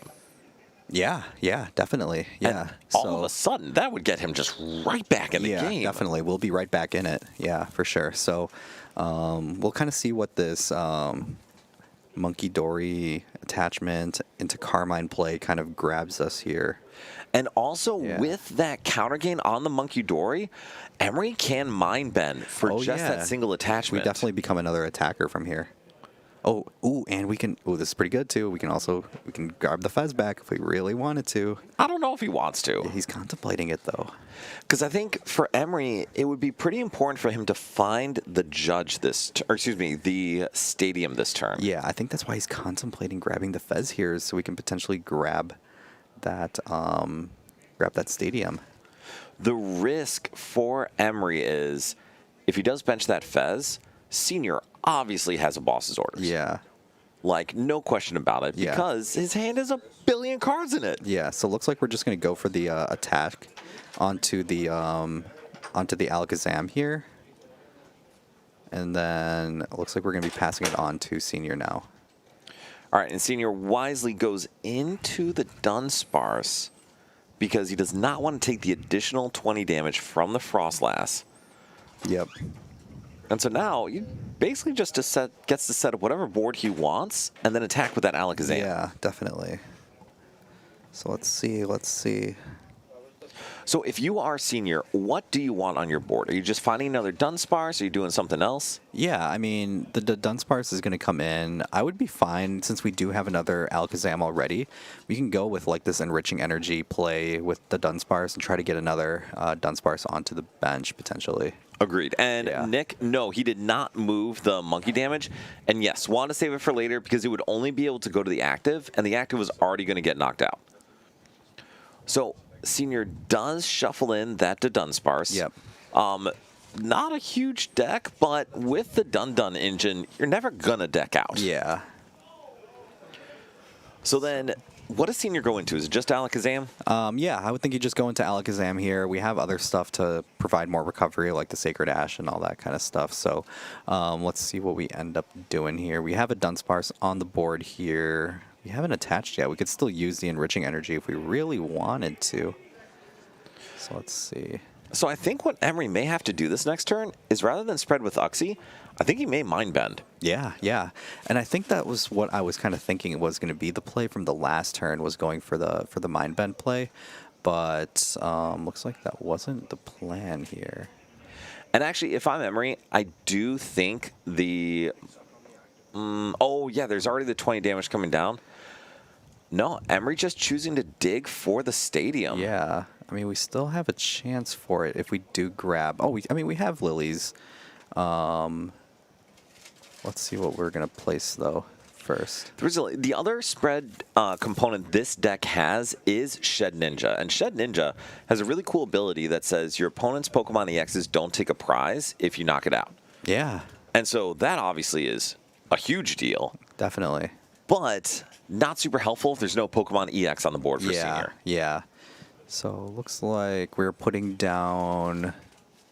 Is it Azelf? That is Azelf. Yeah. And I believe the attack says double the amount of damage counters on all of your opponent's Pokemon. Ooh, okay, so if we're able to grab the stadium soon, that could be pretty good. Yes, it should. It makes me wonder if we're going to go for the Fez play here, too. And I think Fez is a risk because Senior obviously still has a bajillion cards in hand. And there's not... Okay, yes. Okay. And so there is a very, very reasonable assumption that Senior has a boss available. Yeah. Yeah, with how many cards he's got in hand, there's definitely a way that we can do it. And credit to Emery for sequencing. I actually mentioned this to Nikita when I saw him out there when I was off. He asked if there was anything he could have done differently, and I mentioned, honestly, exactly what Emery's doing here. Being really careful to thin out every card you can throughout your turn. Yeah. And that's exactly what Emery did there. Mm-hmm. Definitely. Yeah, so it's good that our locals are listening to us, too, and thinking that they can learn something from us. Right, Yeah. exactly. So let's see. We've got 6 cards here to work with. None of them, unfortunately, are a stadium. Real quick here, just want to say, we mentioned Evan before, and Sawyer, thank you, but Lane, Eli, Joe Storino, and Andrew all just donated and put us at $3,508 on our donation link. Wow. Thank you all so much. Eli, you're right here. Thank you. You rock. So we are getting closer and closer to 5K. We see the knockout from Uxie on the active Alakazam. And even though Seniors had 2 prizes remaining, this game is very winnable for Emery. Yeah, definitely is. I mean, it is that one prize race kind of thing that, we kind of have Real to worry quick, about. can you let your dad know there should be 2 more on the active Alakazam if you didn't already? Yeah. Oh, it got knocked in between. Never mind, never mind. We're good. We're good. Okay. Just making sure. Sorry, I got way too excited about the donations and lost track of the game. All right, so Brian, talk us through this turn. Yeah. I think they're trying to figure something out right now, so I think they're trying to just make sure that everything looks good. So he put the 2 damage counters in between turns. The extra 2 from Frostlass knocked it out. That makes sense. Yeah. So we're good. We're good. Cool. All right. All right, so then talk us through Senior's turn, Brian. Like, what's the response here? I mean, the response is going to be more so the same as everything. We kind of just put the energy on there. We're hopefully going to get another Alakazam down, and then we're just going to go for the knockout here. So this Hildred's going to do just that. We're going to grab Dunsparce here. We're going to grab probably one of those telepathic energies. It's great that we have the 2 that are still left here, because hopefully that's all that we need to finish the game is just, two more attacks. So we're going to be putting that down onto our Pokemon here. The telepathic Secret Ash is going to grab an Alakazam here, most likely. Ambra, 2 Alakazams, a Kadabra, and another Abra. So we're going to use it all for Pokemon recovery here, and then probably going to put down maybe a Buddy Poff in here to grab some of those Abras back again before putting the Dunsparce down and attaching that telepathic energy to our active. I can't imagine Senior wants to bench an Abra here, does he? Oh, yeah, no, that's true. But I guess we are going to. Yeah, I feel like we can get punished for this. Oh, I think we will. I think this is opening up a very real win condition for Emery. Yeah, definitely. Especially if we decide to play something like the Judge or something else to disrupt. The big thing is that we're going to need a stadium. Yes, and I think that is the essential piece. Yeah. Like, a stadium is needed, otherwise Emery will straight up lose the game. Yeah. But I think the trick for Emery is going to be to use that Azelf to double damage counters and use Monkey to fix some of the math. Yeah, being able to put, 3 damage counters on something like one of those Dunsparces and use that as a way to do that. Let's see. Dunsparce. And I think they were just talking about the search and fail with the telepathic energy. Yeah. Okay, we're going to take out the... That is a huge deal. Yeah, because now we're going to need to have some sort of attachment now. And I think it may just be... Oh, this is going to be really tough. Yeah, it's going to be a little tough now. So we're going to attach here. We're going to go for the Mind Bend play, it looks like. But Emery can't judge. And that's actually a big deal because it could force Senior out of a win condition. That's true. Because he's going to need an Alakazam and an Energy, which is not a guarantee. Yeah, it definitely isn't. And the other thing to think about, too, is stuff like the Wonders patch still exists as well. We can use that as a way to potentially power up one of the Uxies here, and we can use Monkey Dory still. Very true. Yeah. And so Emery needs to get down a stadium here. I believe his bench is full at this point, right? Yeah. Okay. Yeah, bench is full. So there's no way to go in for another Pheasantipede or something like that. Yeah, so these 4 cards are really going to have to put in some work here. Do you think there's an argument to get Pheasantipede instead of the other monkey? I think there is an argument for it. It's just kind of hard to tell because, you need so many different pieces to... Oh, and we do get the stadium, which is huge. The stadium. And we get another stadium, too, but I don't know if that's going to make much of a difference here. Wait. This, I think, could be a huge deal. No, we are 10 damage short of knocking out that knocking out the bench Kadabra. One. Yeah, unfortunately. So it looks like we're going to be just putting it onto the Genesect here, and we're just going to go for the knockout on the Alakazam here. Yeah, and then Mind Bend for the knockout. Mind Bend for the knockout. But the thing is, Senior's got Fez, so he's got pieces to work with here. Senior does have Fez in hand. Yeah. He has a rare candy, but has now Dedenne. Yeah, we do have Dedenne too, but we need a few too many pieces here. We need, we have Fez, which helps, but we need Alakazam energy here, and we only have 1 more telepathic energy left. That's true. And so we also have the Dunsparce too.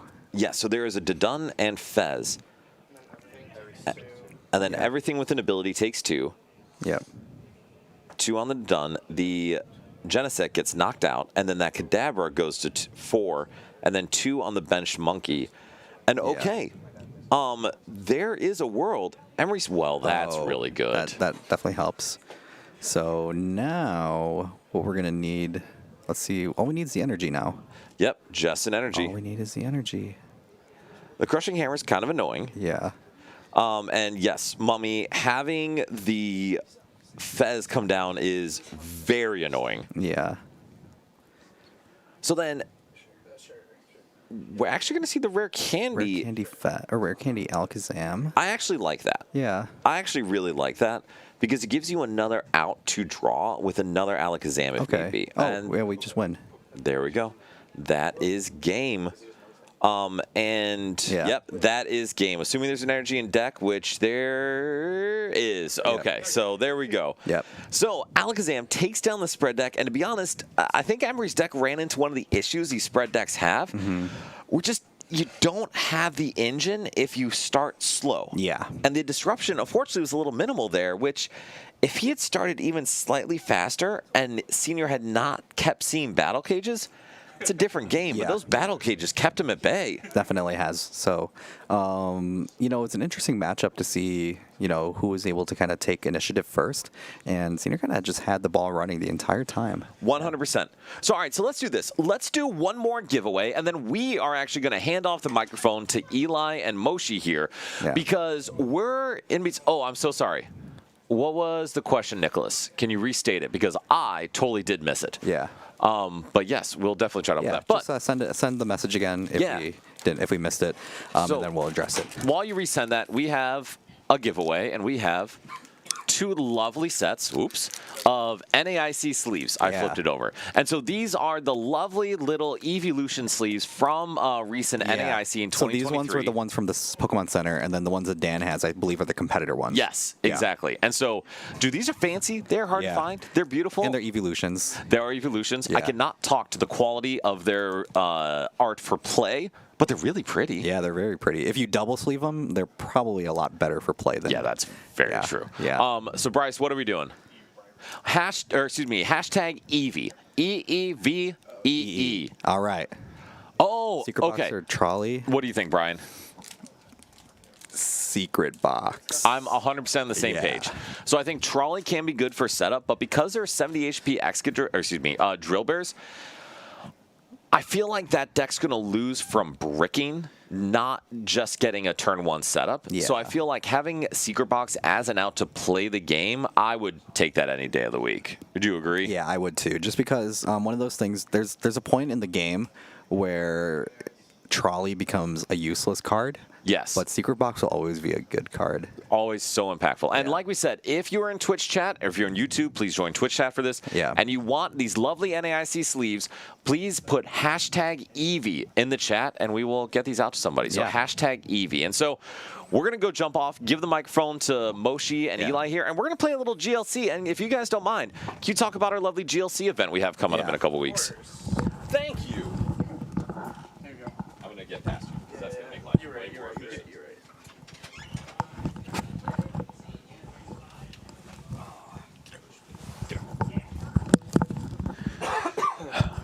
Oh yeah, Dan wasn't lying. Only one of these are working. Nice. Holy, this is loud in my ears. It's fine. It's Yeah. So, gonna have a GLC coming up. We'll see what they choose to play yeah, in a second. Not going. I hate GLC, to be honest. What? That's Okay. not my format. bro. Okay. That's not my format. But I enjoyed playing it last year. It was just like, with my time restrictions, I was like, eh. Yeah, I will be commentating, I think, with either Dan or Rafal, I think. But yeah, so I want to put it up.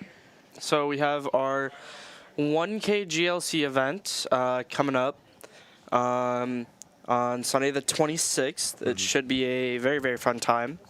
And yeah. Yeah, I mean, a sick event to be able to even have in the first place. Exactly. Considering, like, I know a lot of people in our area, at least, love this format. Oh yeah. Like, I think when we were coming back here, actually, like, I saw Everybody. I think like 30 different people were playing it Yeah, at the just- moment. I was like, okay, yeah, people like this format. That's pretty cool. So we're excited to be able to bring this to the local community. Just has another format for people that to have a big event to play for, right? So yeah. Yeah, it's cool. I mean, I was like I was saying, it's like I know a lot of people like this format, and a lot of people show up really early on Thursdays just to play this format with their friends. Like, they show up early, stay late. Yeah, they love playing this format, and it's gonna be cool for sure. Oh yeah, and to anybody coming out, we are starting an hour earlier at 10, I believe, at 10 instead of 11. Yeah. So make sure to get here bright and early. We'll be opening the store at 9, I believe. Probably. Yeah, that would make sense.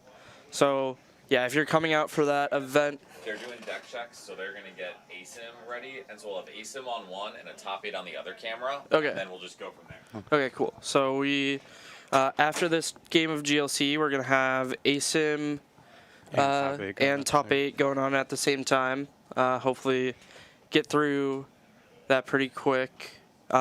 Zam did win. Yep. I have to stay another at least hour and a half. You'll be fine, Junior. I You'll will be be okay. But yeah, in cut there's some X schedule. I think. I think Matt made it so. Yeah, there's one. There's a Zoroark. I'm playing Hydrapple. There's Hydrapple, a Dragapult. I think there's 2 Dragapults. I think there's 2 as well. Alakazam. Who else was doing well? Let me actually just check the pairings real quick, because I know what everybody was playing. I just have to remember who was winning. What was Matt playing? Matt's playing Excadrill. Really? Yeah. Oh, sick. At least I'm pretty sure that's what he was playing this morning when I got here, so that makes sense. So we see it's going to be fighting versus dragon. So these are, I believe, 2 more of the like extra. No, I'll play as many Excadrill as I'm handed. Yeah, I mean, though. you feel fine going into Yeah. So this Dragon deck is a very basic heavy deck. Mm-hmm. Try to get going quick. You have the double Dragon energy. Yeah. A lot of cool old cards that just let you go pretty fast. Yeah, I like looking at like some of the GLC decks because I'm pretty sure this is Alfredo's fighting deck actually. Maybe. But I was like looking at it and I felt like exactly like Brian. I feel like Brian doesn't know what half of these cards do, and I'm like kind of like Yeah. because I remember the one guy I had to do with Dan, and I knew what 4 of my cards did. Oh. And it was the Intel line. So Nice. Yeah, there's a lot of these old cards that do a lot of interesting things, and I believe fighting is mainly a basic. I think so. Big yeah. basic. I Get believe the so. Solrock Lunatone engine down. They're playing Okie Dokie. They're playing. Yeah, it's the one with the Tinglu. Is that yeah? So we have this Sudowoodo, which is Watch and Learn. Do you know what that does? Mm-mm. So it copies an attack. Oh, okay. Sick. Yeah, I remember playing that card when it was in Standard. It was very fun. Yeah. Yeah. I know like 6 of the dragon Pokemon. Because there's the Isn't Kyurem, the Bolt, There's like the Drago. only 6 dragon. There's like I only think 7. there's only There's like 7 8. dragon Pokemon in the deck, so But that would make the, sense. The Baby Bolt, obviously, like a huge part of this dragon deck. Just being able to set up that snipe. Yeah. I mean, Baby Bolt is just. Which I know we're pretty big fans of Baby Oh, Bolt on yeah. his own. But the fact of how much of an impact it plays on the dragon deck and GLC just it seems pretty interesting. Yeah, it's so good against the. What? Oh, that's Oh. Damien. Arctic Guy, you won the raffle for the 2 packs of sleeves, by the way. So we will have Brights will message you about that, get your address, and so we can send it out to you. Bicycle, I knew what that. I figured out what that card did. Yeah. Draw until you got 4. Yeah. Yep. U-turn board. Oh, we're reading the Fighting Fury Bell. Do you know what that does? Isn't it like 30? So it's 40 more 40. HP and does 10 more damage. Dude, I have that card at home. How do I not know what that does? I played that in my GLC water deck when I played my second year playing. Yeah. So Brian is going to be off to a pretty slow start. We don't have that Drago down. Tag call. I know what that card does. Yeah. I know that one. Yep. This is up. Yeah, you get yeah. You get 2 tag team, and then we're playing this Guzma Hollow, which is gonna allow Dan to just like search everything, basically. Dude, how are we gonna get rid of this double dragon if we get rid of the E-hammer? What the heck? Yeah, it's fine. We'll get to that later. Yeah, we'll get to that later. Brian might doesn't not have even draw it this entire game. Brian did not get the Regidrago down, as I said, so... he didn't get a lot of things. Yeah, he didn't get a lot of this things. is kind of bad. Yeah. No, this is not looking great for Brian. We'll see what Dan can get to this turn, though. We see that strong energy on the Tinglu, which allows... more damage. Yep. It allows to do the fighting Pokemon it's attached to, do 20 more damage to the active Pokemon. Yeah. I figured that out as well because I was like... I walked up to Alfredo when he drew it off of Marnie, and I was like, "Yeah, what does that do?" Yeah, so we're gonna see Dan starting to set up damage so that it's easier to pick off later, with all of his attackers. Draw for turn. And our hand is still dead. Is that like what card is that? Which card? The one that Brian just drew. Special charge. Oh. So it allows you to shuffle up to 2 special energy back into your deck. Oh, okay. So that's how you sick. get. That's how Yeah, you yeah. get to reuse the double dragon. Is Brian's hand just unplayable? Basically, he has to like Guzma and hope to buy some turns, like Guzma the Sudowoodo. Yeah. But I don't think that's it's gonna not looking happen great. for. Yeah, it's not looking great for Brian here. I feel like this always happens on deck breaks when we play DLC. Is that one person just doesn't play the game? I feel like that's not a lot of the format, but that happens more times than you think it would, just because of the singleton. Yeah, Right. I think every time I've played it. I've bricked every time. Every Yeah. time I've watched Brian play, he plays like once every other 4. Yeah. That Hariyama is in hand. Hariyama's in hand. We have this Cynthia Caitlyn. And we what is that, a Luminous energy? Yeah, it was a Luminous, the Lysander. Yeah, so we're going to use the Cynthia Caitlyn. Going to get back that Guzmahala and draw 3. Seems pretty good. Yep. What was Stretcher, Lighter, Ultra Ball? Yeah, so I know what all of those do. good job, Junior. Yeah, look at me go. Look at you go. Learning cards as we go. Dude, I know what some things do in this game, guys. I'm not completely washed. It's so funny seeing like newer players pick up like different or like these old cards and Yeah. have to read all of them. When like I've been playing for so long and Yeah, I don't remember what you remember this. Like I think like last week or the week before I was playing some format with Ryan. Yeah. And I didn't know what Marsh Shadow did. oh yeah, I think you were playing like 2018? I think so. But I didn't know what Let Loose did, and I got made fun of for it. Yeah. Yep. I felt bullied, guys, but it's okay because I won that game, so it's fine. It's fine. Oh, we drew the scoop up net. That is Deck broken. that's does that pretty do? good. So it literally Well, I know what Scoop Up is. Oh, okay. I meant like, what does it do for us in context? Because there's no stadium in play. So are we just doing 30? yes, but we're That's just fine. getting Or added it's 50 damage. because of Yeah. Yeah. It doesn't spread. So that's cool. That's not great. Still, yeah. I think Dan is just gonna be able to spread this like damage and. Just go Lysander and then hope to hit a stadium. Yep. That makes sense to me. Tool Scrapper. That's huge, actually. The field blower. Is that a field blower? That's Yeah. Tool Scrapper. I'm tripping. Yeah, the field blower. Regardless, still pretty huge of a card to find. Gonna get rid of that air balloon. Air balloon and the baton. Yeah. When we're getting Clara. For the energy, because Lunatone broken. Gonna get that. Hariyama. Yeah. So we don't even need the Lysander to gust if we really want to. And there's a stadium. This is actually Dan gets to use the Artisan and then make it so that Brian can't use it. That's pretty good. That's happened twice now for Brian. Yeah. Dan's just being able to set up so much better than Brian is. Yeah, absolutely. Energy comes down to the Soul Rock. I think they're looking at cut. Possibly, yeah. Yeah. Did it get sent to me? It did not. You're playing. I want to see if I'm Are you in Nathan? if I'm 9 or 8 or not.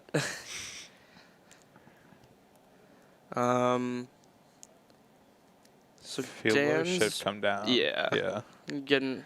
How much HP does Drotagon have? 120. Right. Yeah. So That's what that looks ideally, like to we me. would bring up this Raging Bolt with the hard. Okay. No, I guess not. Opt to take a knockout. We're just taking the prize. Okie dokie. Yeah, we know Dan. I mean, Dan has to feel like he's in a pretty good spot here. Oh, Brian's well, done literally nothing this entire game. We'll see if he can top deck Top something turn. here.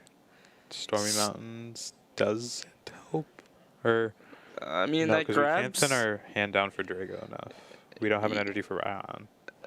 Oh wait, do we? Because No. the U-turn board. Oh, could we Wait, attack? is one retreat? Am I tripping?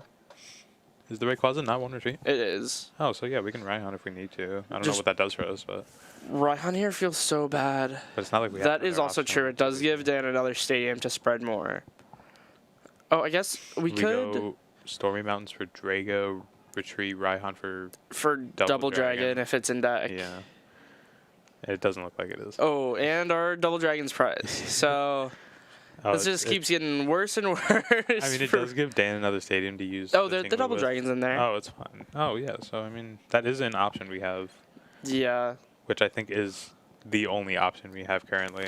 probably. I don't see anything else. Is the Is the rush? interesting that we're going for the Reshiram here. Maybe we're going to go into Baby Bolt?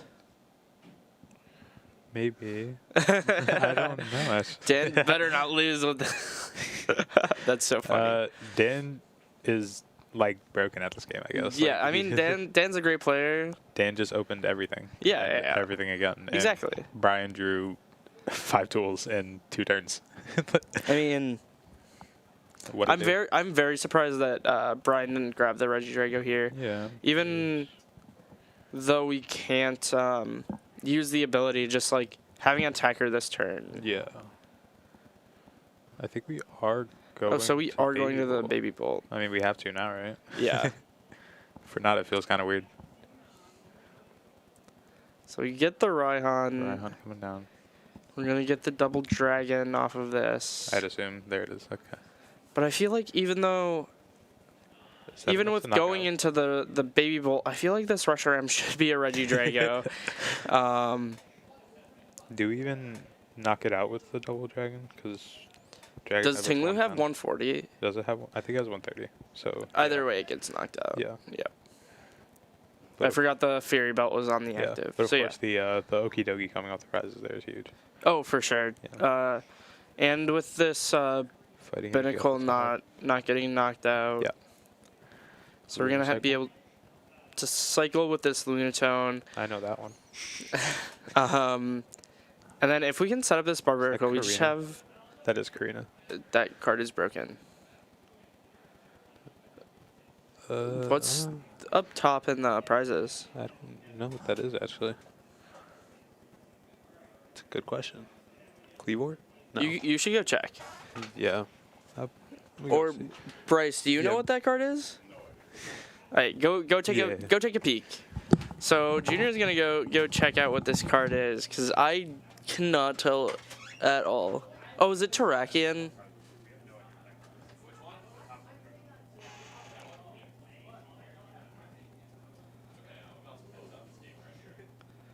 Oh, Dan's saying he's about to close out the game here already. Is it Terrakion? Yeah. Oh, okay. I see. Has retaliation. Yeah. 50 plus 80. Yep. That card looks cool as hell. I was like looking at it. I was like, whoa, this card's sick. Yeah. Did Dan just say he's about to close out the game? Yeah, that's exactly here? what he Okay. said. Yeah. I mean, fair. However, Brian does have an Avery. So he's going to see a couple cards. But is that enough to get an attack off this turn? Probably not. Well, we can use our special charge and Avery into the double dragon. I don't know how much that helps us, but that's like an option we have. Yeah. This is, again, not looking great for Brian. So we're going to be able to get this double dragon back into the deck. Avery could be huge too. Or no, it's not. I lied. We just get rid of the Makuhita, I think. Yeah. So we do have a 9-person top cut. We have 1, 2, 3. Is that ordered? Is it the? I have no clue if this is ordered or not. We have 4 Pults. Two with Festival Dusknor, lead. 1 Blaziken. Don't hit and that then, festival lead or that Blaziken. it's fine. Yeah, we'll get there when we get there. And then there's a Zoroark. I'm playing Hydrapple. There's 2 Festival leads and then an Alakazam. Avery coming So I thought there was going to be an extra drilling cut. I'm not feeling great. I mean, the Pults are going to be fine, but down. Brian drew literally nothing off this Avery. He drew an he got the Arven. Regidrago. He got an escape rope and a muscle band. Yeah, this is not looking great for Brian. It's not very optimal. I think Dan might just run away with this at this point. I think. So, yeah. Getting 3 prizes ahead, Yeah. Doesn't seem good especially, for seems pretty bad. anybody in this format. Yeah. Attachment coming down to the Rayquaza. We just Avery'd, Brian. Yep. Can't no double support ring. He's playing Lieutenant Surge. What a guy. Uh. So, I mean, like, no, because if you rope, he just goes into the Makuhita with the Flowstone on it, Yep. and then it's just pointless. Okay, yeah, that'll Yep. do it. The pass goes Parallel City drawn off top. Yeah. I mean, Nitro Tetra coming down for the we're getting that Lunatone. Lunatone back if we want Or the it. Tingler. Or Oh, yeah, yeah. this Reshiram. Dan probably does think this Reshiram might be stuck here. Or we have Guzma. Escape rope. So yeah, just gonna start spreading a little bit more. Or maybe not. I don't think he wanted that one. Well, so the thing is if we just KO this Regidrago, Brian doesn't have anything. Brian literally cannot do anything. So we're either hoping this Drago stays trapped, or Yeah, basically. What's up? It's rough. He hasn't come in. Okay, never mind. Okay. Okay. Well, Bye, Roth. there he goes. Okay, so we're just knocking out this Regidrago, saying you already have nothing. Have fun with Have less fun than with nothing. even less. Yeah. Marnie We off got the the top. Marnie. Play the top deck animation. But we still just like don't have anything. Gate rope coming down. Because we definitely just need to Hi, KO Rob. this Okidogi. Hi. What's up? Oh, okay. Okay. Marnie coming down.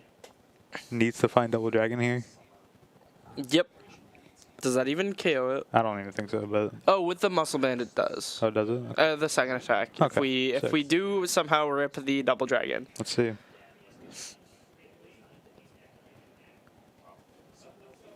Oh, Oh, we did. we did it. We did rip the double dragon. Look at this guy. Who's in ace? Who's the 8 and 9? It is a festival lead mirror. What? Oh, sick. Festival So lead we mirror. will be seeing a festival lead mirror as the 8th and 9th seed in ASIM. There's the Okay. champion. Nestwall coming down for the Tatsukiri. Yeah, Okay. I mean, Sure. like, I don't. We'll see if Brian can somehow figure out a way back into this. The question is, how are you getting over this Okie dokie? That's the real question. We No. don't. Yeah. That's our answer. Yeah. So Dan putting up the Makuhita, giving himself the most options Yeah. with that float stone on it. Colress's tenacity in the hand. I think Dan's gonna just avoid playing that. Yep. Not even give Ryan the satisfaction of having Kiram on the board. That would be pretty funny. Oh, okay. Oh, Sure. I mean, I don't think it makes much of a difference, but I mean, giving him the option to go back-to-back Kiram seems pretty. I mean, It seems interesting. we can go for sure. Kiram for 3 here Yeah. and start we- loading something. We could go. Oh, we don't have the Makuhita anymore, or the other one. Tinglu? Soul Rock, Lunatone? We don't have the. Oh no, it is the Makuhita I'm talking about. Yeah. Yeah. So I mean, yeah, we have. Wait, Kiram hit the. couldn't we? Wait. Was it there? There had to have been a line there, right? Yeah, you go. Well, I mean, I guess you just get Ogie Dogie on the following. Go down to 1. No, I mean, I think that was there. Yeah, I be think there was a honest. line there. I think there was a line that Brian possibly had to close that game out. Yeah, like if we don't push the Tatsu there, we I- just push the Kiram Yeah. and attack. I How think much it does was- Reshiram's attack do? Maybe it doesn't do enough. I don't. To kill I don't think anything. I don't think it might do enough. But I mean, it's like if Brian can find a way to get another attacker online that following turn, I think there was definitely a line there for sure. Yeah, I would agree. I just assume it has to be get around the Okie Dokie. gust around Yeah, the Okie Dokie. because Yeah. I don't think you can one shot the Okie Dokie. Yeah, 230 is pretty rough to get through. Yeah. But I think so- Dan and Brian will be on their way back. The ASIM game being a festival lead mirror seems great. I'm glad I don't have to cast that. Yeah. Yeah. Who takes the first two prizes? Who finds boom boom groove? Yeah. Are we boom grooving or not? That's a good question. Yeah. Obviously the important factors being whose bug catching sets are better. Yep. Who can find their supporters more, who can find back-to-back attacks more. The Seeking kind of playing a good role in just, I have more cards than you, I Yep. probably have more options than you do. Yeah. You're not going to hand dish up me. One might play red card, one might not. Yeah. I assume they both do. Yeah. But it's just who can consistently put up more pressure throughout those 3 games. Yeah. Who can maintain their onboard Festival Lead attackers and who is able to get that first 2 prize. Yeah, absolutely. If someone can find their festival grounds on their first attacking turn, and before the other person, that's going to be a big part of it It's too. just if you can fill your board out first Yep. with the Diplin active, you take 2 first. Yeah. You're in a pretty good spot. Yep. Unless you're unable to get back-to-back attackers, then it's weird. But it's like, I don't think that's something you should worry about if you're getting a 2 prize turn. Yeah, I would agree. And we have Brian and Dan coming back in. Are you both back? Yeah. Okay. Okay. Bye, guys. Have fun casting your Festival Lead mirror. Wait, what? Did he really? Dude, low-key, I had a line. I had Kieran. But there's no... but there's no chorus. Did he? I did have Colossus Tenacity. I didn't even realize that. There's a line there. Oh, and actually played it that last turn. That was a bad move. There was a Okay. line. I did not put the pieces together on that. Brian absolutely had a line. I had a line. Just want to let y'all know I did my due diligence. I spent $400 on fancy cards here. I don't know if you can see it. That was Mo. Okay, perfect.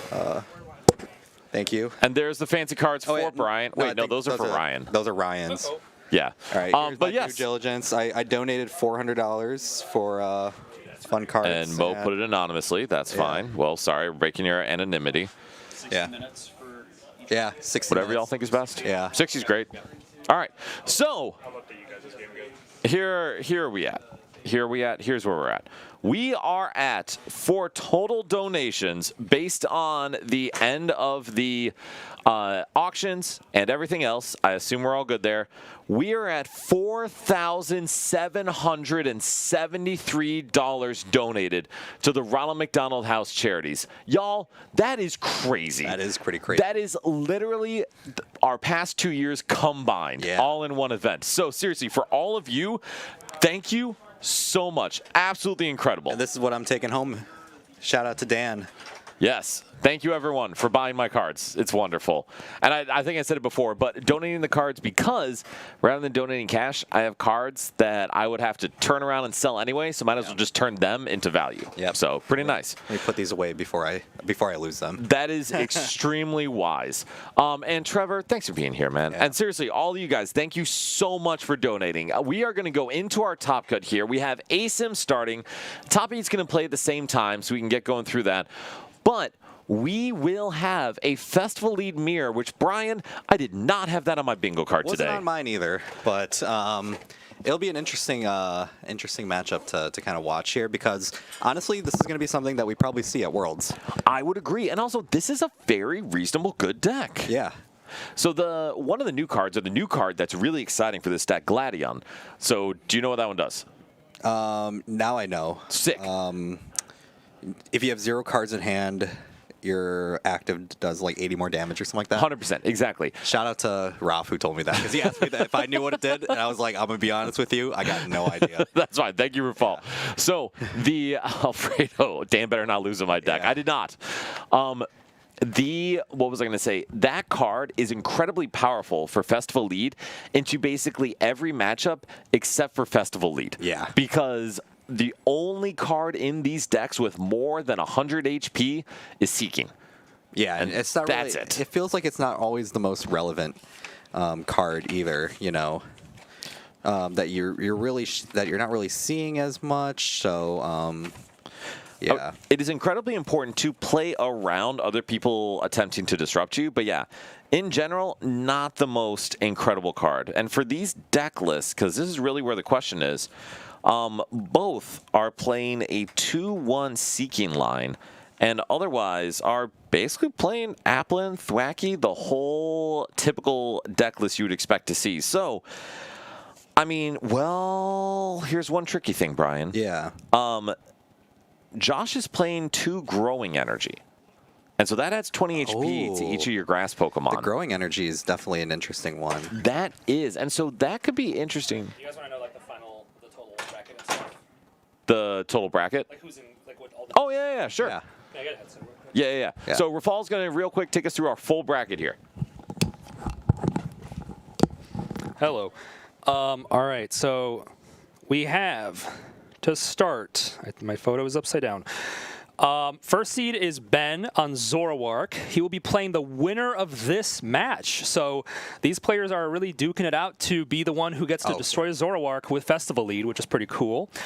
And then the winner of that will play the winner between Matt Schwang, who is on Pult Blaziken, and Christian Sr., who is on Alakazam.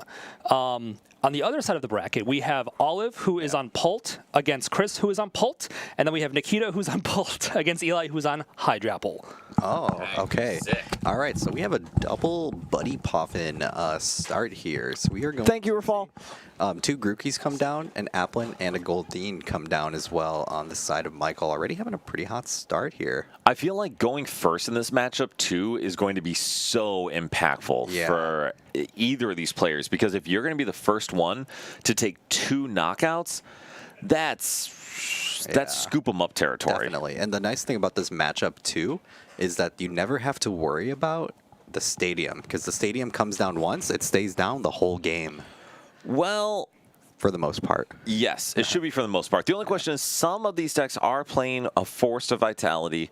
Neither of these decks are one of those. Like, these are both Festival Grounds. Force of Vitality? So some will play one just to be able to put their Rabsca back up instantaneously when they hit a Dragapult. That's kind of cool. It is. I don't know if it's good, but it's cool. Yeah, it's cool. Yeah, I agree. It's cool, but I don't know how good it is. And so for Michael, that is seriously a picture-perfect start with 2 Diplin in hand. And now for Josh is just trying to set up a board. Yeah, I mean, we have the Grookey that we can grab here as well. So at least that's going to be something that we can work with here, but that might be just everything that we can use. And so, real quick, as Josh is picking out of this bug catching set, we did talk and we had mentioned before that everyone in top 8 is getting a cup championship mat that is going to include the loser of this, because we're not going to say you got 9th, so tough, you don't get anything. So everyone who has made ASIM will be getting a cup champion mat and then a lot more prizing as they get through Top Cut. Yeah, definitely. So it's going to be cool to see all the, the prizing kind of going out and all these players getting rewarded for their hard work for today. Yeah, so on the side of Josh here, don't have much else here.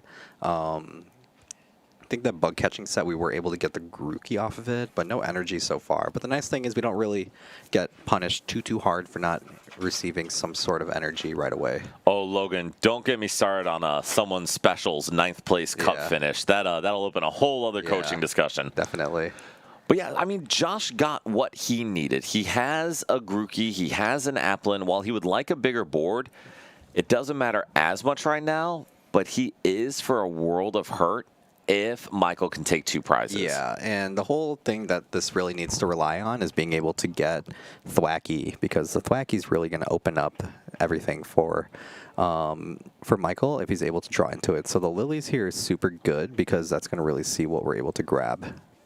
So let's see. And so, Brian, what does Michael need to kind of seal up this game early? Yeah, I mean, energy, and the so Grookey first, or no, the Thwacky first, so we can start to search out some stuff, and then hopefully we draw into everything else we kind of need, which is like an energy and the Festival Grounds stadium. And I agree. Yeah. At minimum, he needs energy, Festival Grounds. So if he gets one of those and a Thwacky, we're golden. We're good. Yeah. So we have the stadium, we have an Ultra Ball. We have Max Belt. Yes, we have, we got everything we need. We can discard the Max Belt with the Ultra Ball, and, we can just search out the energy from there. And I guess, there's stadiums to spare. Yeah, so this is fine. Yeah. Double Festival Ground Ultra Ball. Yeah. I assume he has a 3rd in hand. Or we already put one down. Yeah, I would probably have just discarded the Max Belt maybe instead. But I don't know how much of an impact that really would have made. And then Secret... Oh, it's a Secret Belt. It's not a Max Belt. I don't know why I thought it was a Max Belt. But being able to play the Secret Box is pretty good here still. It is. And so, ideally, a Pokepad in order to go get another Thwacky. Yeah. A supporter, a boss for next turn is so good. And then, kind of like you said, Brian, he doesn't really care about stadiums from here. Yeah, tools or stadiums. So pretty much you can grab whatever almost. So looks like we might not have another stadium here because we did play one and we discarded the other one. So looks like that's going to be what we grab here. We're going to play the Pokepad to get that second Thwacky. And then looks like we're going to start our Boom Boom Grooves here, and we're going to get like the energy and everything else that we kind of need here. And really, it's going to be Boom Boom Groove for a third Thwacky, 4 Grass Energy, Yeah. and then something else that Michael needs for the following turn. Yeah, definitely. So there's definitely a lot of things that we can kind of grab here. We only grabbed one thing so far, so I think we Yes. can grab 2 more. So grabbing the Seeking, Yep, grabbing the energy. All right, he looks like he scoops it up here. And I mean, I can't blame Yeah. Josh. Michael's going to take 2 prizes. Josh does not have a response. Zoro game destroyed. Oh, Yeah. Pulp Blaze, Logan, I think is not a bad pick because it is in a pretty good position Yeah. right now. And you know the nice thing about having this as our ASIM game is I feel like this game is going to go kind of quick. Mm-hmm. Yeah. So it's going to be an interesting way to kind of see how our players respond here.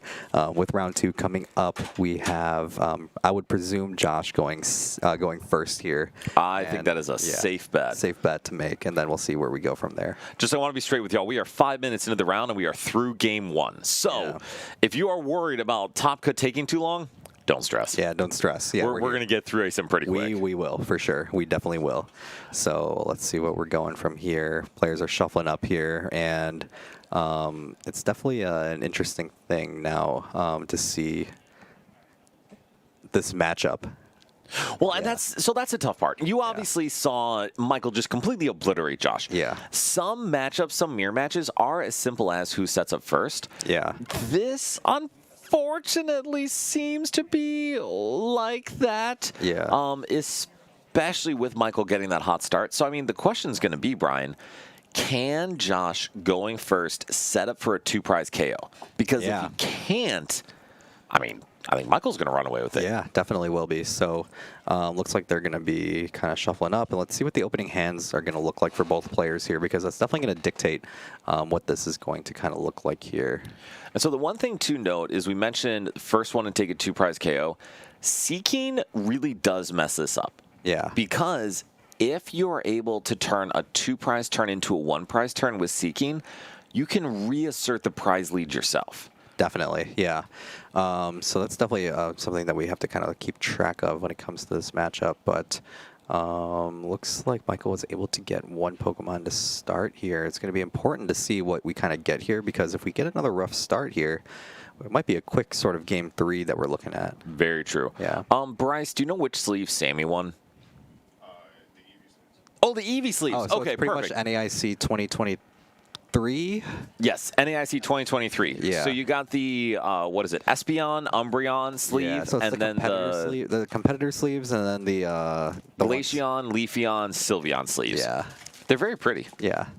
I have the deck box for that one, and I really like it a lot. It's probably one of my favorites. Nice. Yeah. All right, so then we will get this game going. Josh, I assume going first. Yep, looks like going first as well. And much better start here. We already see a Grookey here. We have a Buddy Poffin that's probably going to grab 2 Applins, or maybe a Grookey and an Applin. And we're already going to be off to a much better start than we were during the last turn. And it looks like for Michael, we're starting the Shaman here. And starting Shaman is pretty bad in general. For Josh, starting the Goldeen is good, assuming he has an out 2 air balloon or some kind of retreating tool. Yeah, unless we are able to at least attach an energy here. Yes. Because that's going to be kind of like our retreating tool in a way. So 100%. Yeah. So I wonder what we're going to grab here. So it looks like we're going to get 2 Applins here. I wonder if there's another thing we're going to do. Interesting going for the Pokepad this early as well. I don't think it's really that bad, but I would hope it's to grab a Thwacky. And it is to grab a Grookey. And to be honest, I don't mind, because I think Josh is saying, I'm going to win if I set up. And then after seeing 8 cards off a Lily, I'm probably going to see a Thwacky. Yeah, that's fair. Michael sleeve game is lit. It is absolutely fantastic. Definitely. Raikkoda, I will check on that. And by I will mean I will ask Bryce lovingly to check on that when he gets a chance. I think that one was the... oh, that was a Chi and Pao. The Chen Pao regional mat. Yeah. So the Chi and Pao regional mat. Yeah. Okay. I'm going to pass it on over, and Michael's going to get started here. So we will see. Looks like we have a bug catching set to start off, and I think Michael might have lilies as well, so we might have some things to work with. We did see a Lilies in hand, and yeah, Michael, that bug catching set's going to be a huge deal, or not. Yeah, it's not looking good. Or it could be awful. Yeah, so we have at least the energy, and we have the Rapska, so we can grab that for now. Is there something we can maybe discard the Rapska with, unless we have like an Ultra Ball or something like that? Okay, it looks like we're gonna. Interesting to play the Lilies without attaching the energy, though. So I agree with that, because that does put more pressure on his resources later. But y'all, this may be a very quick game too, depending on what Michael gets off of the Lilies. Definitely, it could be pretty quick here. So we'll just have to see what we're able to do. All right, so then Brian, what does Michael need? Yeah, so we're gonna need a lot of things. Well, that's very true. If we're able to hit like Buddy, we need at least one Buddy Poppin. If we're able to hit like double Buddy Poppin again, that would be pretty good. Some sort of. I don't think we really need the retreat tool as much because the Shaman's gonna get knocked out. But being able to set up multiples of both the Thwacky or the Grookies and the Applins is gonna be good, just because we're gonna be pretty much losing 2 prizes almost guaranteed, as long as we're able to draw well off of this Lilies the next turn. So that's going to be something that we're going to hope to get, because we're going to need just stability. Stability is going to be the big name of the game when it comes to this. Absolutely. And so real quick, Thomas Klein, thank you so much for donating $25. Love it. Elias donating $90 for his auction results, which means, ladies and gentlemen, we are at $4,888 donated. We are $112 away from a $5,000 goal. And this is absolutely incredible. So thank you all again. And we will figure out some way to get to 5K. Yeah. And did we just get a single apple? I think that might be a single apple. That's bad, Brian. Yeah, that is pretty bad. Makes me wonder what we're going to grab here. Do we Sadness. grab Thwacky here? Do we just clear out? Do we have the stadium? There's a lot of things that we're kind of looking for here. Listen, Sammy, sometimes mirrors are super skillful. Otherwise, they're just, did I get it or not? Yeah. And I will say, Dragapult, a lot of times, the mirror is, did I get it or not? Yeah, it looks like we're going to probably grab... Ooh, Secret Box here is pretty good. Secret Box is excellent here. Yeah, this can definitely close out the game for us here. I would assume so. Because we can just grab another Lily. We can grab the stadium. Well, also, we can just grab Gladion and then use Seeking. That's true. Oh, that works too. Yeah. That also seems fine. Yep, get the stadium, and then we have 80. Perfect. So, Joshua takes game 2, and we are exactly 12 minutes and 37 seconds into Top Cut, and we are going to game 3. Wow. Note, welcome from Argentina. Yeah. Thank you so much for joining us. They're doing pretty good in the World Cup. They are. Yeah. Dude, I gotta hear your thoughts on the officiating a little bit of the World Cup, just to start some crap on stream here. But no, Messi, it is hard to argue him as not the greatest ever. No, he's the greatest ever for sure. It's absolutely insane. Yeah. He's been playing out of his mind this whole tournament. Well, everyone thought the last World Cup was going to be his last one. Yeah. And then now he may get the golden boot. Yeah, he comes in and he's like playing like one of the best players in the world too. Yeah. So, Festival lead running Transformation Tomb. That seems fascinating. Yeah, and RIP Norway, unfortunate. I know, I went to the bar yesterday and I was wearing my Norway jersey. Nice. Yeah, I know. I was really hoping they would pull it out. Well, Brian, so you rooted for the U.S. and they lost. I know. You rooted for Norway and they lost. Yeah, they did lose. Who do you want knocked out next? I guess I'm wearing a France jersey. All next, right, maybe. sick. Yeah. Just want to clarify. I guess I can't rep England or anything like that. Probably not the move. I don't know who's going to stop France, so to be honest with you. It's very hard to stop them. No. All right, so then into this matchup again. As Sammy was saying, very skillful mirror. Like, is there anything special they have to do? Like, what is the skill expression in this mirror? The skill expression in the mirror is winning the coin flip. Well, that helps. All right, the one thing I will throw out there is I do think any way you have to mess up the math to prevent your opponent from getting 2 prizes, that's really the skill expression. Yeah. So if someone does try to go into Seeking for the second attack, you have to have it be a turn. You can use Gladion to get through it. Otherwise, things are going to get a little scary. Yeah, definitely will be. All right, so then Michael is going to start us off with, again, his beautiful sleeves. Yeah. Do you know where he got those? Probably from Japan or something like that. Probably. Yeah. Oh, boy. That's not quite what we're looking for here. I mean, we have an Applin and we have a Grookey. And there are 2 Poképad. Yeah, so we have some stuff to work with here. I didn't get the chance to look at Josh's start here. I did not either. But double Grookey start, fantastic. See the draw, and that's not very helpful. Yeah. Okay, so we do see 2 Poképads. So this is very good because it does mean that Michael's going to be able to get a Grookey and an Applin down. Yeah. And to be honest with you, though, why did we not save one of those Poképads for a Thwackey? Yeah, that's a little tough to think about because I feel like we would have needed both. But, yeah, I don't know. I'm a little confused here. Yeah, looks like there's not much we can do here, though. We're going to need a really good top deck off this next one here. Or else Josh might be able to... Yeah, Sammy, I don't know why he didn't attack. I think Michael's thinking it through, like, what was I thinking there? Yeah, because we kind of need that energy for a couple things. We need it as a retreat, and then we also need it, we can also attack as well.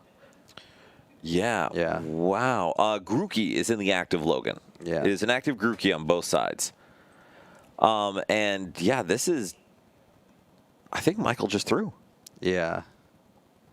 Let's see. Because I hate to break it to you guys, but, like... With no way to get that Grookey out of the active, there's no way to boom boom groove. Yeah. He's going to have to top deck Lilies. Yeah, he's going to really need something else here. Because if not, then Josh might be able to just take the first 2 prizes and just kind of run away with it. Agreed. And I think this is another one for kind of planning out your turns. You got 46 minutes. Yeah. It's okay to take your time, turn 1, and think through what you want to do. Definitely.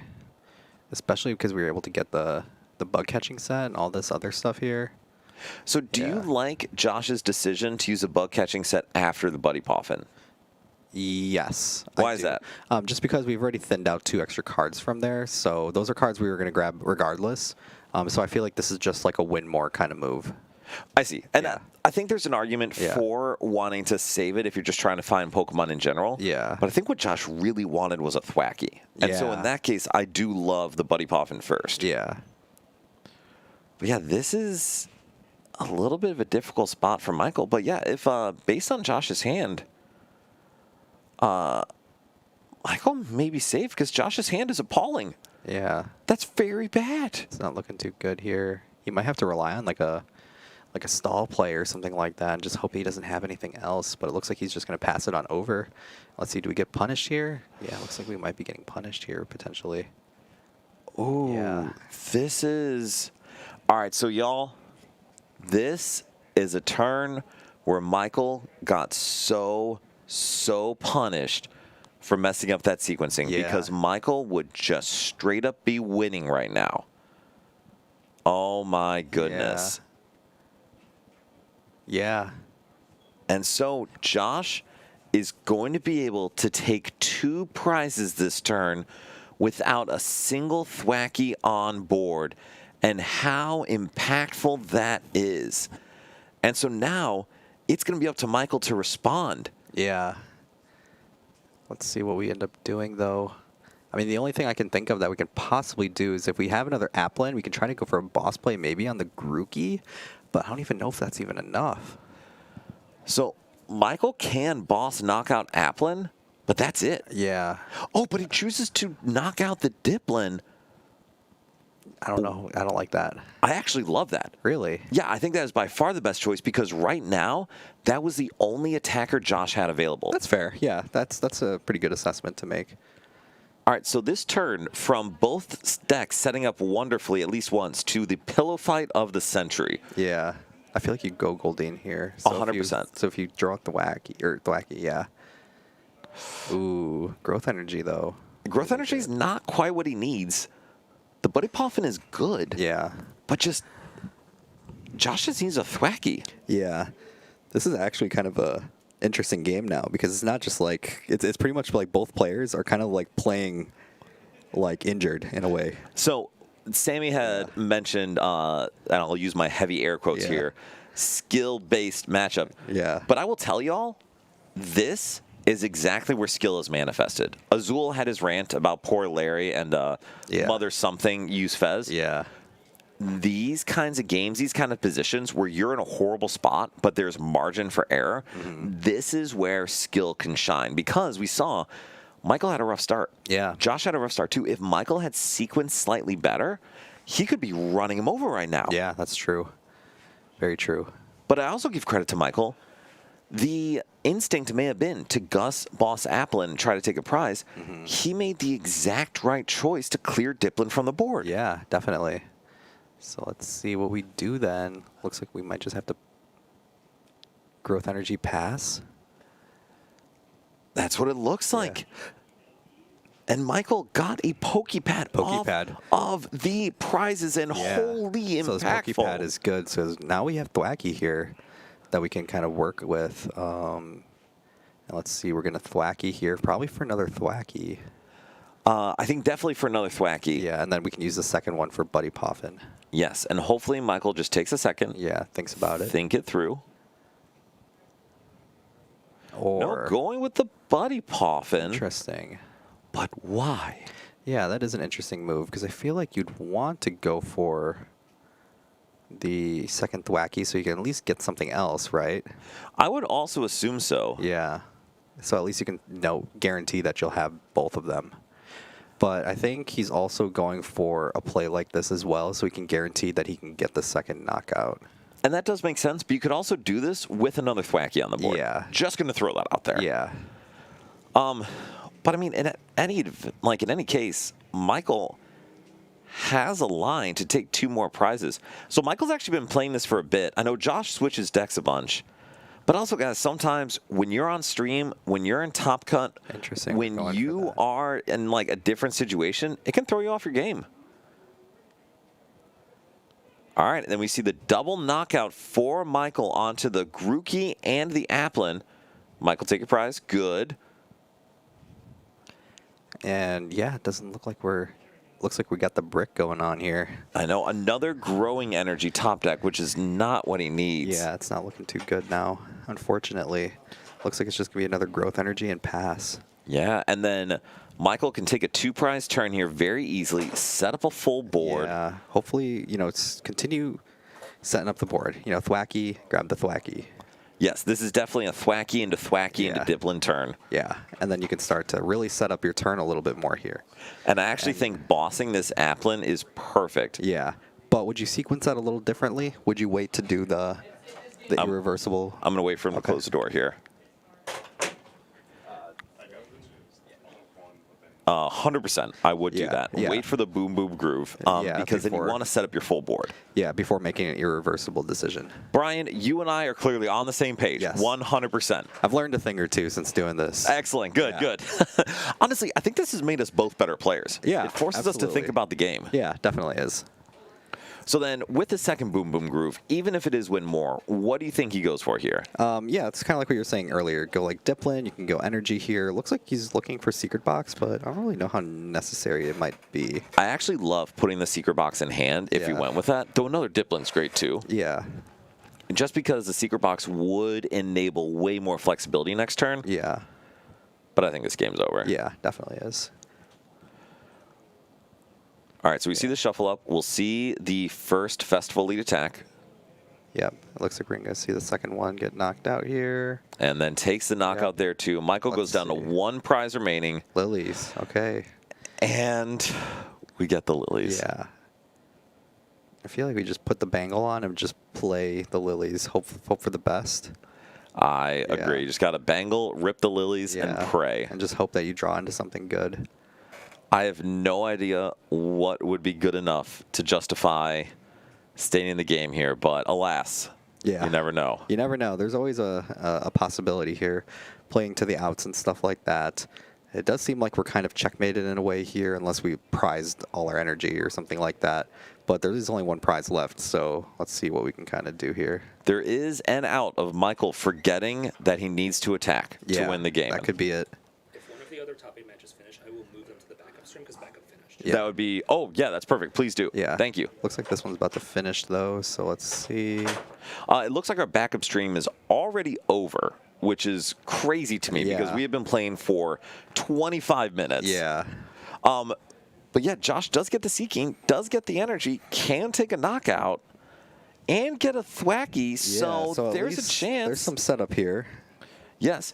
The dots next to the prize number, those are for how many wins they have in the set. Yeah, game wins. Yes, game wins, exactly. All right. Buddy Poffin. And you know, Josh, to his credit, just playing it out. Let's try to see what we can do to maybe have a prayer of a chance of a prayer of a chance. Definitely. Guys, I cannot believe we're almost at $5,000. Yeah. This is insane. It's crazy to think about, for sure. But let's see. And then when we do have a break from this game and the shift stuff over, we will do another giveaway or two because we got to get this stuff out of here. We definitely do, and we've reached pretty much all the goals that we have here, so everything is getting given away, right? It's all got to go. Yeah. All right, and then 4 cards for Josh. All Michael needs is to attach an energy. Night Stretcher, 4 energy, double attack. That is game. Michael wins with Festival lead, knocking Josh out of top 8, but he's still going to get a championship, Matt. Yeah, I mean, you're not going to go home empty-handed when you put in all that work in 7 rounds of Swiss. So Right. Yeah, it's definitely been a long day for all these players here. We've been going at it since 11. Exactly. It has been 5.5 hours, something like that. Something like that. Great. This is great. Yeah. I'm glad you and I were smart and took a round off because I feel way more energized. Yeah, definitely. I'm ready to. We're vibing. I actually have my nice Celsius here just in case because and I figured I'm an unk. Yeah, I figured I'm probably going to have to run and grab one eventually too because we got the nice little vending machine in the back here. So Also, dude, I can get a cup. We can split it. I'm old. I don't need a full Celsius You're at good, 6 you're good. p.m. I'm going to die. I've got a way high like caffeine what's it called? Tolerance, yeah. So you are a nurse, so that kind of makes sense. It makes sense, especially since I used to work night shift too. Oh, yeah. My desk literally was like, I'd start the night off with like a coffee. I would drink a Diet Coke at midnight. I would drink a Monster at 3 in the morning. And that would drag me to the finish line of 7 in the morning. Dude, was it a 7 to 7? It was a 7P to 7A. Holy dang. And it reminds me of last year, too, because when we did our charity event last year, I'd actually gotten off of work earlier that you were morning. an insane person. Yeah, I got home from work around like 8 o'clock. I slept for like 3 or 4 hours, and I came here for the charity event right after. So absolutely wild. Love to see it. Dedication.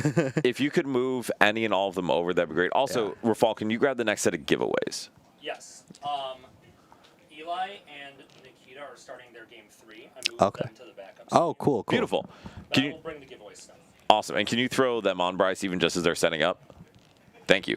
Because we can talk a little bit about their game. They're going into game 3, which is pretty sick. And it's Dragapult Dusk Noir going into Hydrapple. Yes. Eli playing the Hydrapple. We were talking about a little earlier how he was liking the deck and all that stuff. And yeah, definitely. And it should be noted that there was a penalty for Nikita. Yeah. That cheating, just kidding. He accidentally wrote Dusclops twice on his deck list instead of Dusclops and Dustnoir, but he did write the right set number and collection number for Dustnoir. Oh, okay. So judges de-escalated it to a warning, which I think is entirely appropriate. Yeah, definitely. And Fizzle, you're right. You got to grind. You got to prep for an 8 or 9 or 10-hour regional. Yeah. So this is, good practice for our players here. It is. It is. It's good practice for us.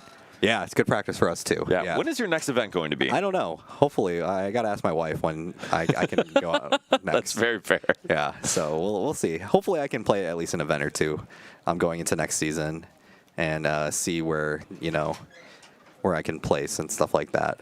I'll probably play NAIC. Yeah, for sure. I want to for sure. For NAIC is going to be a given no matter what. Yes. There's like no way I don't go to that because it's like in our backyard. Yeah, for sure. I don't know how we could not. Yeah. Is there a particular order, Rafal? Okay, that's fine. So everything's going. We got 4 giveaways in front of us that we're going to be handing out in a moment. So this is fantastic. Yeah. And Nikita has given Eli 3 mulligans going into game 3. That is not great, boss. Yeah. Not what we are looking for. And so this is something that's pretty cool that has gone into effect. The top seed gets to pick who goes first or second first. Oh, and so I'm curious if Nikita won game 1, that means he would get to pick again who goes first this game. Yeah. And so I'm curious to see how this goes. But Eli going to start off with a much bigger hand, and Eli going first. He's got a lot of stuff to work with here. Bridge poison, there may be Big Apple or BFA versus Apple Jr. That is a very real outcome. Definitely is. So let's go see what we're gonna do here. Oh, we got a forest here. We got some stuff here. Oh yeah, no, we are cooking on Eli's end. Because like, what does Eli want to set up this turn? It would be good if he can get like an Applin going here, but also just being able to set up Teal Mask Ogrepons is pretty solid too, because those attacks are very easy to string together. And I think having efficient attacks early when being Budded is great, because you don't need to hit for a bajillion damage with BFA early. Yeah, definitely. As long as you're able to kind of take that early prize lead, the rest of it will come with time. So looks like we're going to grab the Applin, and we're going to grab an energy off of this. So it looks like we're going to go attach for turn, Applin, and then we have the potential to go for another Teal Mask Ogrepon attachment play here. I actually understand Eli's debate, because he may just want to hold that energy to be able to attack with Teal Mask Ogrepon next turn. Yeah. I definitely don't mind it. So it looks like we might just go with the play we currently have here. He's passing it on and just shuffling up. Lets Nikita go on with his next turn here as well. And then with Nikita, we have the Pokepad here potentially. And yeah, it looks like we might just grab a Dreepy off of that. I think this is necessary, because Nikita's going to be able to get at least one Dreepy, which is a huge deal. I don't know what the rest of his hand is, but I mean, if he even gets a couple Dreepy down and a Budu, he's fine. Definitely. So let's see what we end up doing with the rest of the turn here. But it looks like we're just going to go for the Dreepy right now. And I believe we have a Lilies in hand as well. We're going to go for the Crushing Hammer, which is pretty good here. It is Tails, unfortunately for Nikita.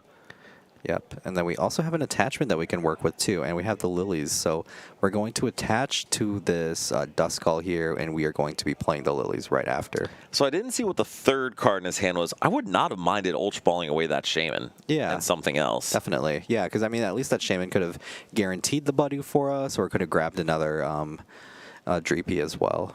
So why don't we do this? While Nikita's shuffling up, let's do one of these giveaways. Yeah, so, for sure. Bryce, can you cut to us real quick? Can you hold one of those? Yeah. Or actually, perfect. Yeah. So we have three lovely plushies here. The one that... Yes, shockingly enough, the Leafeon is interacting with the green scheme. But Glaceon, Leafeon, and Sylveon all together in a giveaway. And Bryce, what do you want to do for this one? Leafeon? All right, so hashtag Leafeon is going to be the code for this giveaway. And like we said, if you're on YouTube, I'm so sorry. You have to move over to Twitch to participate in the giveaway. But on Twitch, just put hashtag Leafeon to try to win these plushies. And then, Bryce, can you send us back to the game? Yep. We're going to go live with this one. And then, oh, wow, a lot's kind of happened since. Yeah, so we clearly hit a Buddy Poppin'. Yep. But this is exactly what Nikita needed to see. A great board, Itchy Pollen, and he like top decks of Lilies. That's so good. So good here. And then, I mean, we're going to go straight into Diplin here after that. And then looks like we are going to go with a, are we going to go with the play here? Are we going to go with the Teal Mask? Teal Dance? I think the Teal Dance is great here, because if Eli sees another raw energy, he can just straight up knock out that Budu without worrying about setting up a full board. Oh, Eli already had a Lilies in hand. That was much less exciting. Corey, I am so sorry. You need to join in Twitch to do the giveaway, but if you will give you another minute or two if you want to come join Twitch. And it's just twitch.tv/NRG store. NRGSTORE. And awesome. Thank you all for joining in. Please hashtag Leafeon for the plushie giveaway. And everyone, please cross your fingers that Eli hits what he needs, which is really just an energy. Yeah, definitely. So we're going to see 8 cards here. Let's see what we end up grabbing off of this. Let's see. Do we see a green card? Well, there's a lot of green cards. Ooh, we do see an energy. We see the energy, which is important. Interesting. We're going to go with the Teal Dance on the one on the bench here. Another Forest of Vitality here. Retreat into Diplin. Oh, okay. We're just going to go for the one prize knockout here. How do you feel about this decision? I think it's okay. Just because there isn't much pressure right now. So we're just going to, take the nice and easy knockout and take away our 2 prize liabilities from the active. Eli is just going to do the wave. We'll We'll see the attachment onto the Dreepy on the bench. Yep. Evolution into Dracloak. And then, oh, what a turn to Unfair Stamp. Yeah, that would be My pretty solid. goodness. All right, Tails again. And so, what do you think about playing Dawn here first? Logan, you're correct. That is not a Raging Bolt. Yeah, Dawn would have been interesting because at least that would guarantee us another Dracloak, and we could also get another like Dreepy, another Duskull, something like that that we can put into play before playing the Unfair Stamp, and then we could use the rest of those Dracloaks to kind of set up our game plan from there. But just raw playing the Unfair Stamp either way is still pretty solid just because it's going to still put Eli pretty behind. And I do think this is the right choice. I just always want to consider that. Maybe I'm wrong. It happens every now and then. Yeah. But 2 cards for Eli. Let's see what he gets.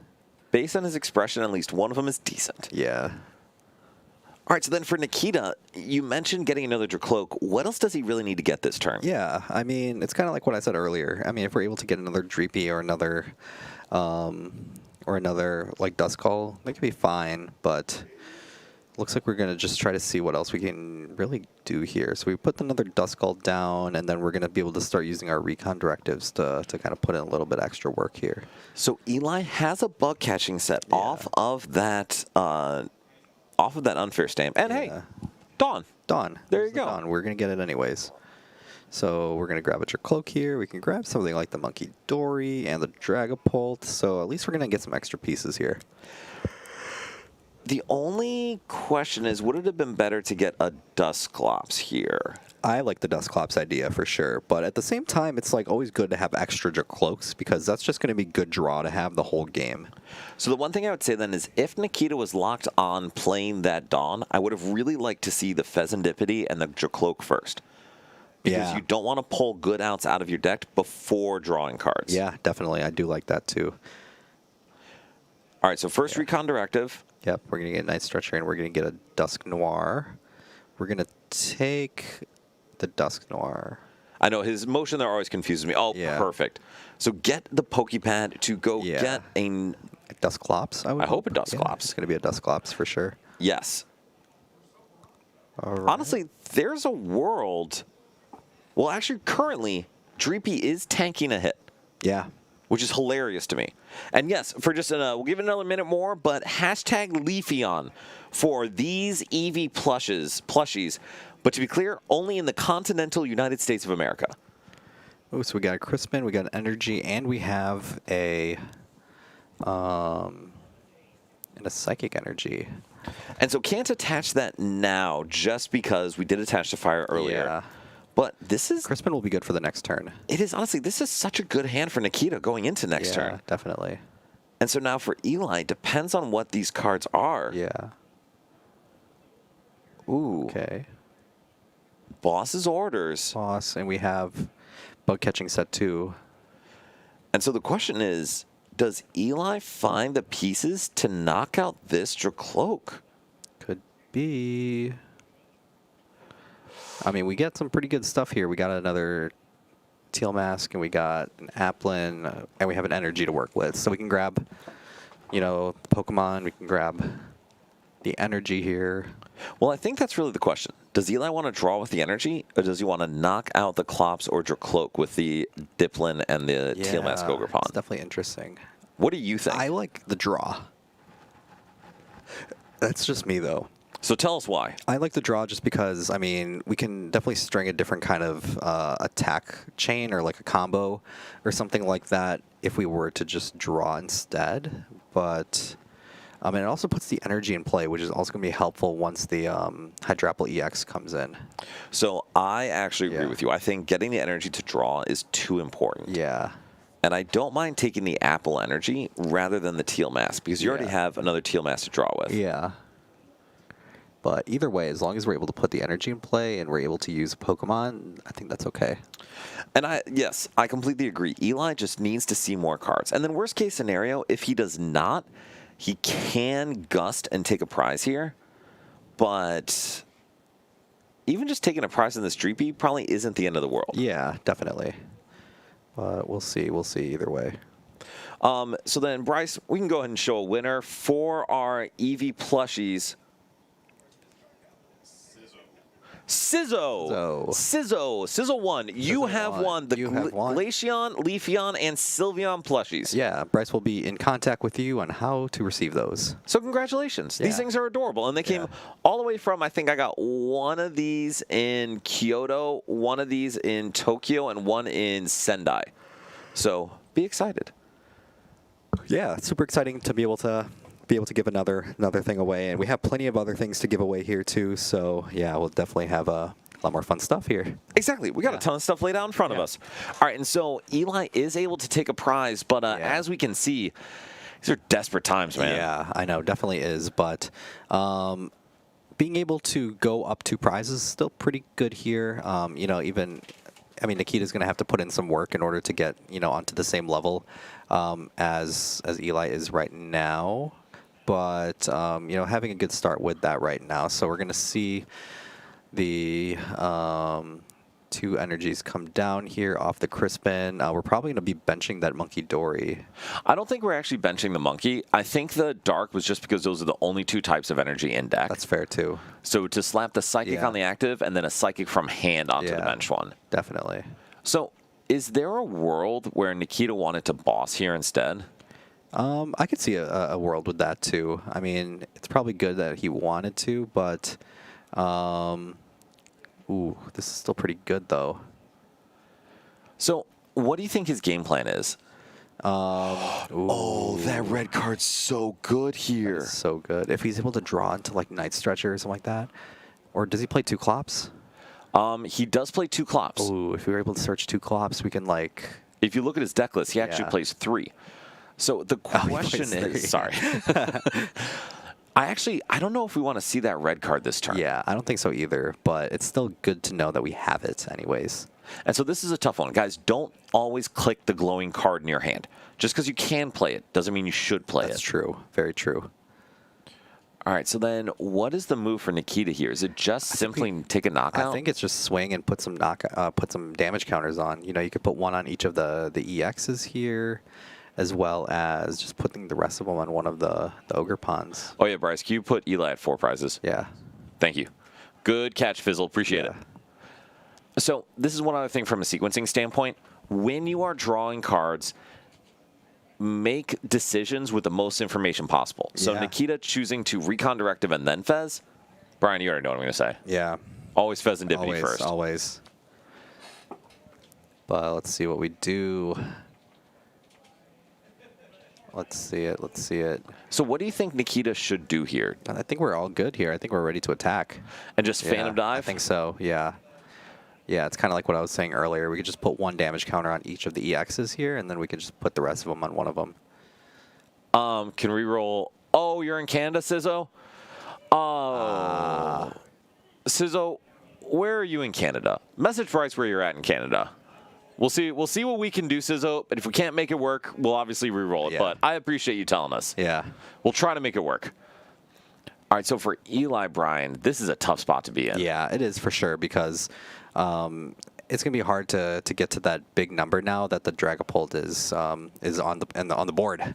So, Well, okay. Yeah. So the good news for Eli is he has the entire evolution line from Meganium in his hand. Yeah, and I think he has the forest too. He does not. Oh, he doesn't have That's the bad news. Bug catching. Oh boy. Fair Stamp is pretty good though. That is.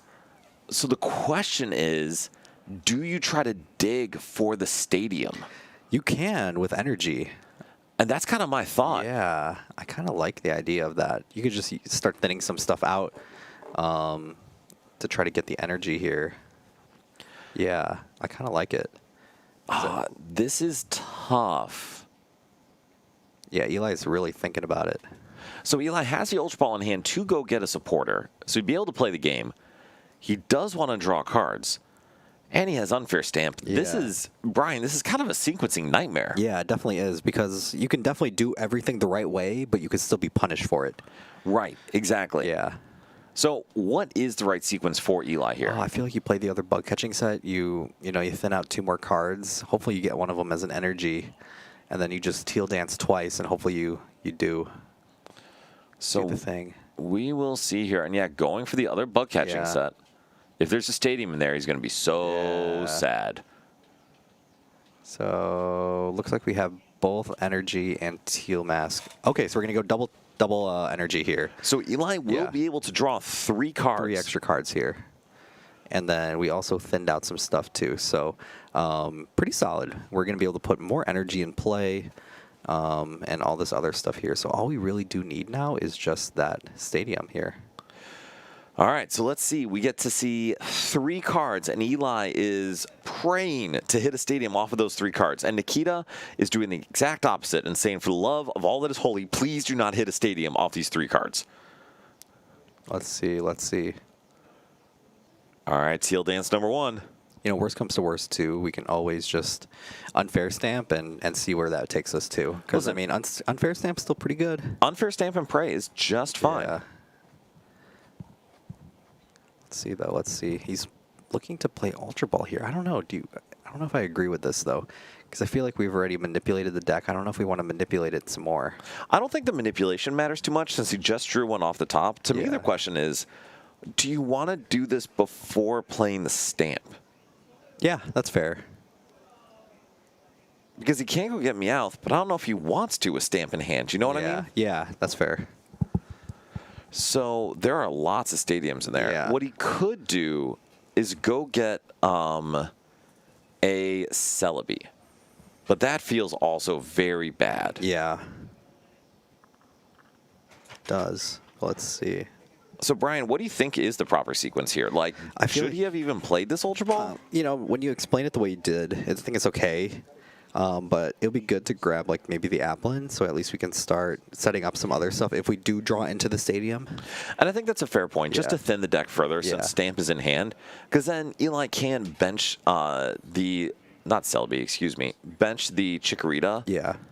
But okay, just going with the Meowth. Brian, I think Eli may be getting a little lost in the sauce here. Yeah, I think so. He might be trying to overcook the line a little bit too much, but, I mean, I think he still knows what he's doing here. All right, so we'll see what he does. We do get to see 2 more Teal Dances. Yeah. Let's see it. We're going to see the Teal Dance come down. Is it the stadium? Oh, it's Alana's Aid. Not quite what he's looking for. We got one more shot here. One more Teal Dance. Let's see. Yeah, Logan, we bumped into that where we unfortunately were trying to ship these right when the tariffs hit last time, and that did not go well. So, all right, one last Teal Dance for Eli. Is it the stadium? Let's see it. No, it is not. But at least we still have the unfair stamp. That looks like that's going to be the next step here. Because worst comes to worst, we can always just manipulate the deck again and draw into it. And so the issue for Eli, though, among all of this, is Eli has already burned an Ultra Ball, which is an out to a Meowth. And so now there's one less out in the deck to find a supporter after this unfair stamp. And this is a tough part. When you have part of your combo pieces in hand, trying to see whether or not to dig or sequence quote-unquote incorrectly, it's just a really tough place to be. Definitely. Well, let's see what we do. All right, human version of gumshoes. Okay, and so Nikita has an Ultra Ball. We'll be able to play the game. Eli has a Dawn. We have a Dawn. Is it a stadium? Oh, we have the stadium. Oh, wow. Force of Vitality is the last card. And he has the whole thing. Wow, he just draws the whole line. What a combo for Eli. Pulls off the whole attack and can knock out this Dragapult. That's insane. Oh, Bye, goodbye, Rob. Rafal. I'll see you Thursday. Thank you for all the help. Yeah. I'll let you know about tickets. All right, and so just Eli pulling the stadium on the last card, and Logan agreed if Hydrapple did that even half the time, it would be amazing. So Eli has a knockout now on this Dragapult with this Teal Mask Ogrepon. What does Nikita do? That is an interesting thing to think about. I mean, we still have stuff to work with. I mean, we have a full Dusknoir line here still, and we have a pretty much almost powered up Dragapult here. We just need the Pult and the second energy here. So, you know, we have stuff to work with, but let's see. It's going to require a lot of pieces here. And so Nikita does go into the Dracloak. Yeah. Okay. Okay, So so we start with the Dracloak here, and then I feel like we got to go Fez here first. I actually like the... Well, I agree. I would want a Fez here first. Yeah, but... Because you may want to just Ultra Ball for Dragapult. Yeah. Choosing not to, though. Ooh, going for potential Meowth here? So I don't mind that. Because I think Meowth for Lilies and do everything after Lilies is just fine. Yeah. Because Nikita can find a red card in his deck search. And so there's a world, if Nikita knocks out this Teal Mask Ogerpon and knocks out the Meganium and and red cards Eli Low, he can still win this game. Yeah, he definitely can. I mean, Dragapult's not out of the game until it's out, so Right. there's definitely some ways around it. Yeah, y'all, this has been a crazy sequence. So I know we were given some feedback early on about some maybe poor play at times.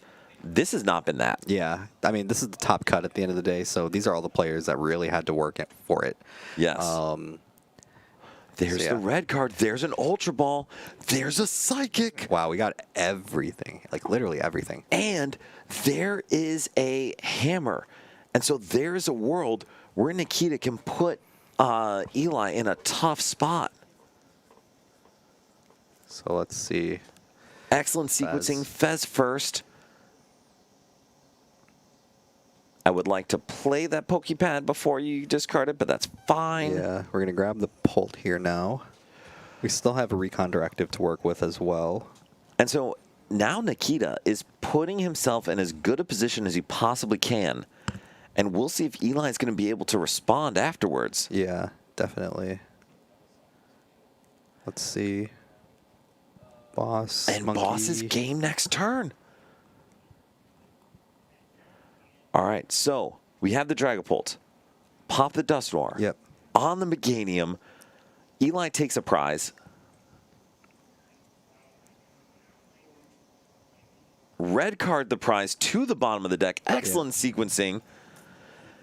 And all of a sudden, Nikita's taking a 3-prize turn. Yeah, 3-prize knocking turn. out Meganium. Let's see what these 3 cards are for Eli. Yeah, we're going to grab the Monkey here, thin it out of the deck. So the only downside is that Nikita does not have a Stadium Bounce. Yeah. So there's if Eli's able to really draw hot here, finally we could hit one of those. And I agree, just take it out. Yeah. It really doesn't matter. Yeah. And so knockout Meganium, and then put the damage basically wherever he wants. But to Yeah. be honest, I feel like he just slapped the rest on the damaged guy. I would think so too. Or That's fine Yeah. too. All right, so Nikita takes 3 prizes. Eli has a chance to respond. yep. Does he have Energy Boss? Oh my goodness. Wow. Top deck. He had mouth anyway, but he top decked the boss Yeah. off of the Teal Dance. Yeah. Incredible stuff. Actually, that was an incredible game. Yeah, it was. It was really back and forth too. It was. Yeah. And so that is, dude, that's the stuff I want to show. Yeah. And so we will go to our other top 8 game of Michael playing against Zorark, and what a matchup. How did Ben win a game? Yeah, that's what I'm trying to figure out too. Unless it was like a complete brick or something like that. So Ben, I think, has Secret Box in hand. He does have Secret Box in hand. That's a pretty good. How much time is left, Bryce? Do you know? Yeah, Oh, yeah. Bryce is going to go check on that because we're Yeah. not 100% sure. Yeah, because they did start at different times, so. Yes, so we had ASIM start at the same time as top 8. Michael obviously was playing in ASIM, Yeah. so we're not entirely sure when this one started. Yeah, very true. All right, so then, I mean, he's got to play the Secret Box, right? Yeah, I would think so too. It's just about what we grab, though, is what's the interesting part. Well, it's certainly interesting. Yeah. All right, so Brian, what does Ben need to play the game this turn? Ben needs an energy. He needs ends PP up. Probably something to put him in the active as well. If we were attacking with the Zoroark, is what I'm thinking here. A nice stadium bump, like an Ends Castle, would be pretty good, so we can at least take the Festival Grounds off too. But yeah, there's definitely some things we can definitely work with as well. And plus, we would need another. There's about 5 minutes left. All right, there's 5 about minutes. 5 minutes Oh, left wow. in this game. And holy, Yeah. this is going to be a Pokepad. big one. Yeah, Pokepad, Ends Castle, Lilies, and probably a tool here. I don't even know if there are many tools this deck plays. Oh, yeah, Mochi. Yeah, Mochi. So, Yeah, definitely have to play fast here. So we're going to play the Pokepad first, which I would think, oh, it's looking to grab the Monkey Dory. I feel like we're putting this down here. I guess I'm thinking, I guess our plan is to probably use the Yveltal to stall something. but he can't. Yeah, but we can't for sure. Because if he bench, why are we shuffling the? Oh, That's Castle. I think. Do we not? I think we may just be getting a little discombobulated. Yeah. Oh, Bryce, can you send Sizzle a message first? I can't. You can't. You can't? He has it blocked for them. I can't send him messages because it's a privacy setting. Oh, it says your privacy settings, Sizzo. So, Sizzo, if you are on Twitch, on Twitter, just go ahead and send us a message at NRGTCG. That's our team page. Yeah, or you can change your Twitch privacy settings to allow the message from us as well. Yes.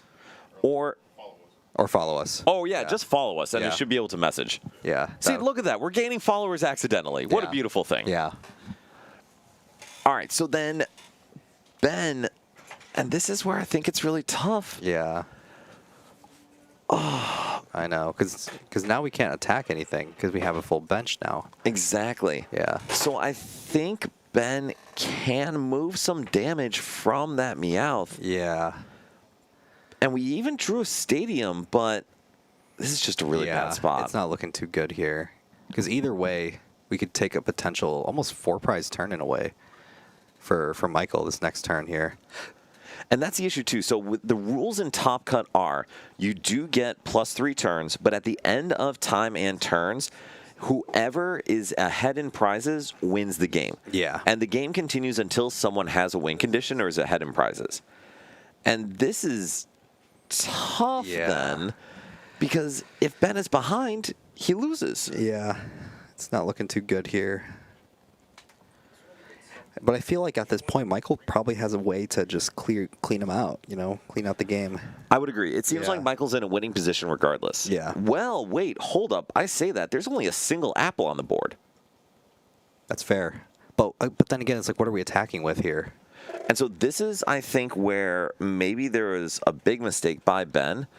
If there had been a Pecharunt hitting the board, Ben could go in and knock out this Diplin, and all of a sudden, he's in a dominating position. Yeah. But we didn't do that. We didn't do that because we have a full bench now. And so this is where I think Ben may have gotten just a little tilted at the end here. Yeah. And now we're discarding the... Oh, unless we're going to Transformation Tome something? Unfortunately, we need 2 of those. Yeah, we need 2 of those, unfortunately. But it looks like he's just going to pass it on over. And that is very tough. So Yeah. Michael actually, oh boy, that's a lot of thwackies. Yeah. Do we have boss? There is a boss's orders in hand. Yeah. I believe that's a boss's orders, yeah. Yeah. This is... The one apple might not even matter here. So I don't think so at this Yeah. point. But I will say, if Ben was able to take a knockout, it being lone apple would have mattered a lot. Yeah, but at the same time, we also have Goldeen. I mean, we could also go into Seeking as well eventually, and that can also help clean up one of those, the Meowth potentially. Yeah, and I'm not so much worried about Apple as in not being able to boom, boom, groove. Yeah. It's more so without Apple, Ben's not taking a one-shot on anything. Yeah, yeah. So, well, okay, that's a lie, sure. You could go Gladion Seeking Yeah. to knock out his Zoroark, but like... Or, I mean, like, the thing I was thinking about is playing around the Meowth. Yes. Yeah, because the Meowth could also clean you up the game, too. That is very fair. Yeah.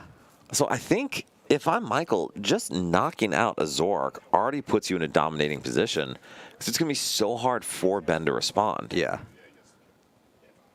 And Michael doing a great job of preemptively getting the Kieran just so that he can play around any trapping shenanigans. Yeah, definitely. Super big brain play on the side of Michael here.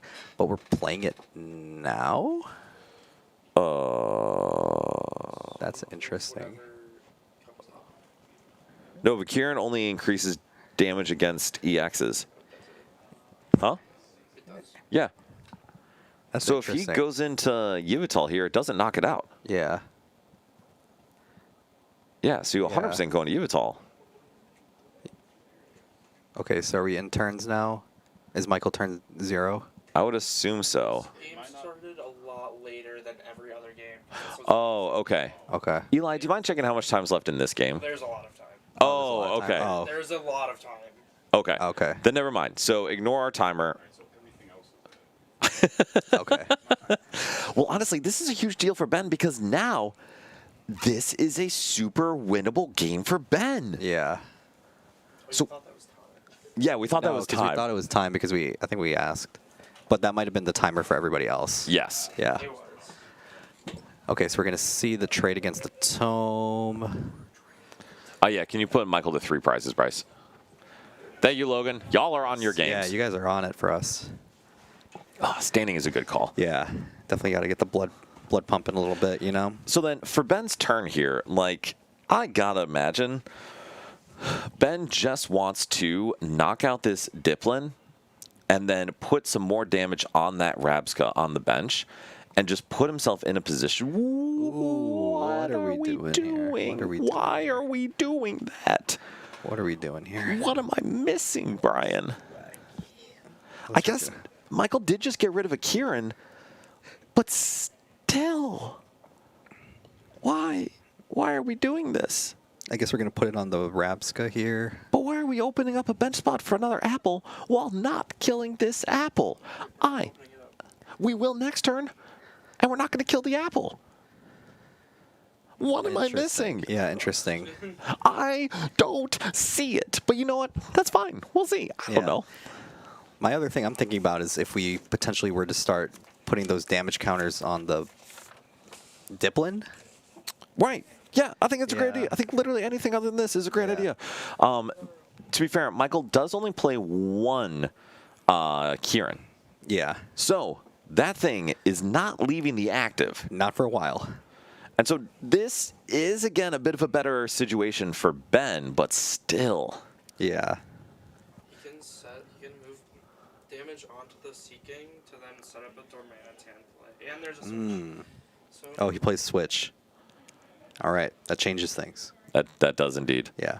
Well, actually, it doesn't change that much because Ben can still go into Monkey and do this whole thing all over again. Yeah. And there is one switch.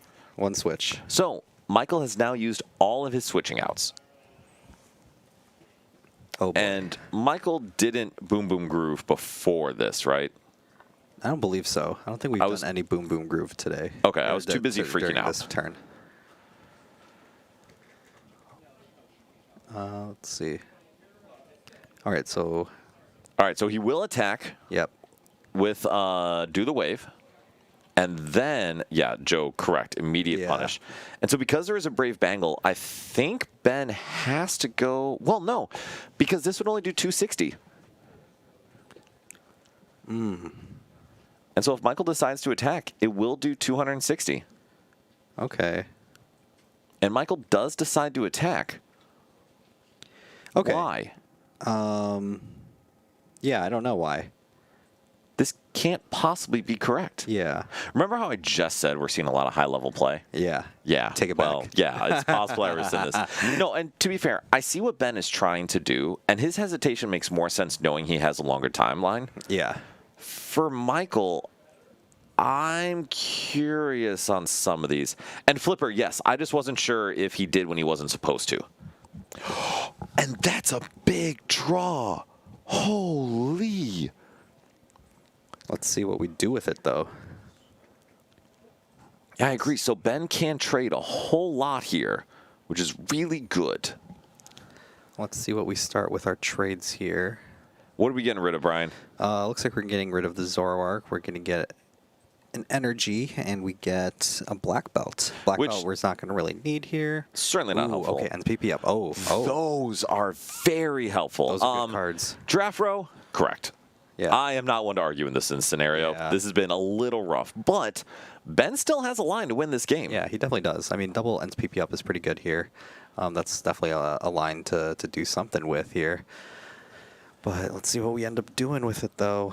Because here's the shenanigans. I have shenanigans for you. Yeah. We can double ends PP up. Yeah. We can, if we find another tome the monkey into Darumaka. And then we can go into Zoroark. Yeah. Murder the... Well, actually, no, we can't because Seeking has too much health. Oof. Okay, so we're going to knock that out. And Raikkoda, I agree. That is pretty tough. And it is a... Dark Energy. I mean, that's fine. Yeah. There is still a line where Ben can get another monkey down and pull his Darmanitan play off. Zero Wolf, this is pitch black format. So this is with new cards world format. Yep. We're going to see another one. Another trade here. Another trade, and we haven't even supported yet. I know. That we have to think about, too. Okay. Okay, Zekrom's pretty good here. Wait, did you draw one or two? Oh, there we go. Okay. Yeah. Ooh, Ents Castle. That's important, too. Okay, Stadium is nice here. Yeah. We've got things to do. Yes, he can Mochi Darm KO Seeking Dipson if he had 2 Tomes of Transformation. Unfortunately, we just have 1. Yeah. Looks like we're going to attach, though. Instead of using both ends PP ups, we're going to use the other one of them on the Zoroark currently. Looks like we need to play that Ends Castle as well. We're going to play the Zekrom. Are we going to play the Ends Castle? I assume so. I would hope we would. But to be honest, I think Ben just loses at this point. The way he was going to win was by either stalling at this point or clearing Festival Leaders. But now, all Michael has to do is hit this Zoroark with a Seeking. Yeah. Definitely. Festival League getting rid of special conditions. Correct. It can't be poisoned with Festival Grounds in the spot there. It's a good call. Yeah. All right, so Brian, what's the plan? Yeah, it's kind of tough to say. It looks like we're just going to go for the poison play into the Zoroark here, and then we're probably just going to attack with the Zekrom attack to knock out. I don't even know if we need to do that poison, but I also don't think it matters because all Michael needs is a boss's orders. Yeah, definitely. That looks like it's going to be all she wrote. This is tough. So knockout on the Diplin into the Seeking, and if Michael doesn't have it in hand, he can just boom, boom, groove for it. Festival Grounds don't even need that. Boss's orders. That is game. So Michael, Festival League takes the win over Zoroark. Not really a surprise in that matchup, but still. But still, you know, it's still a win regardless. So Michael's going to be moving on after winning an Ace Sim. Which is pretty cool. Yeah, which is pretty cool. So we're going to be seeing Michael move on to our top 4 game here. Well, and so while we're here, we have a break in between games. Yeah. I think it's time to do one of our big giveaways. Yeah, let's do one of them. So I will say this with one caveat. Ladies, gentlemen, everyone else, we are $112 away from a $5,000 donation to Ronald McDonald House Charities. So I ask of you, nay, I beg of you, really, I'm just asking you guys. Yeah. But we got $112 where we can actually hit an incredible number. So if you know anyone who hasn't donated, if you know anyone who would be interested in donating, please send it their way. We got 2 more rounds. We would love to hit that number before the end of the day. And Brian, any other thoughts on that one? No, we're just grateful that we were able to raise as much money as we were able to. It's super cool to be able to be in the position to do what we're doing right now. It is. This is amazing. So let's do this giveaway. If you want to hold the mat, I'll hold it up. So we have another Pitch Black Build and Battle. Oh, this is upside down. And a lovely Stellar Crown Regional mat with Terrapagos, who has some green in there, as you see through the green screen. Yeah. So, Zoink, that is a great question. We have the donation link pinned in both YouTube and Twitch, but Bryce could very helpfully resend it if you feel like it.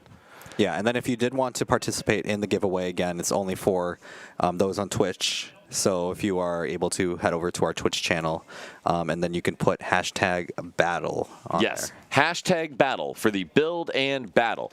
But yes, Bryce will be resending the link in both of those. Yeah. Oh, dude, Zoink, perfect. that's amazing. Yeah, I'm glad they perfect. were helpful for you. Yeah, definitely. So it's great that so many people have been sharing your guys' stories in the chat and all that stuff too. So it kind of shows that not only we identify with them as a charity as well, but you guys do as well. So hopefully that we're all able to give back. 100%. Yeah. And so thank you all, seriously, up to this point for everything you've given and donated. It is incredible. So we really, really appreciate it. Yeah, so #battle, everybody put that down there on the chat, and then we will be hopefully doing this portion of the giveaway pretty soon. And if you guys don't win on this one, we will have plenty of other things that we still have to give away. We have a couple Japanese booster boxes. Yes. We have more sleeves, more deck boxes, plenty of other stuff that we will be giving away for you guys. We got a ton of stuff. Yeah. And then also, just real quick again, this is for the continental U.S. only. Continental U.S. If you are in Hawaii, I'm so sorry, but your life is probably pretty nice anyway. But continental U.S. only. Yeah. All right, so we'll let them get those in. And then someone asked what the top 4 decks are. So one, obviously, is Festival Lead. Yeah. One, Eli, is Hydrapple. Hydrapple. So we got a whole lot of grass homies. Yeah. And then do we know the other results, I Bryce? think we're working on it. So Festival League, Pulp Blaze, Matt 1. Matt one. Matt So one. Pulp Blaze. Pulp Blaze. Yeah. Blaze versus Festival Lead, and Eli on a Hydrapple versus Chris on Pulp.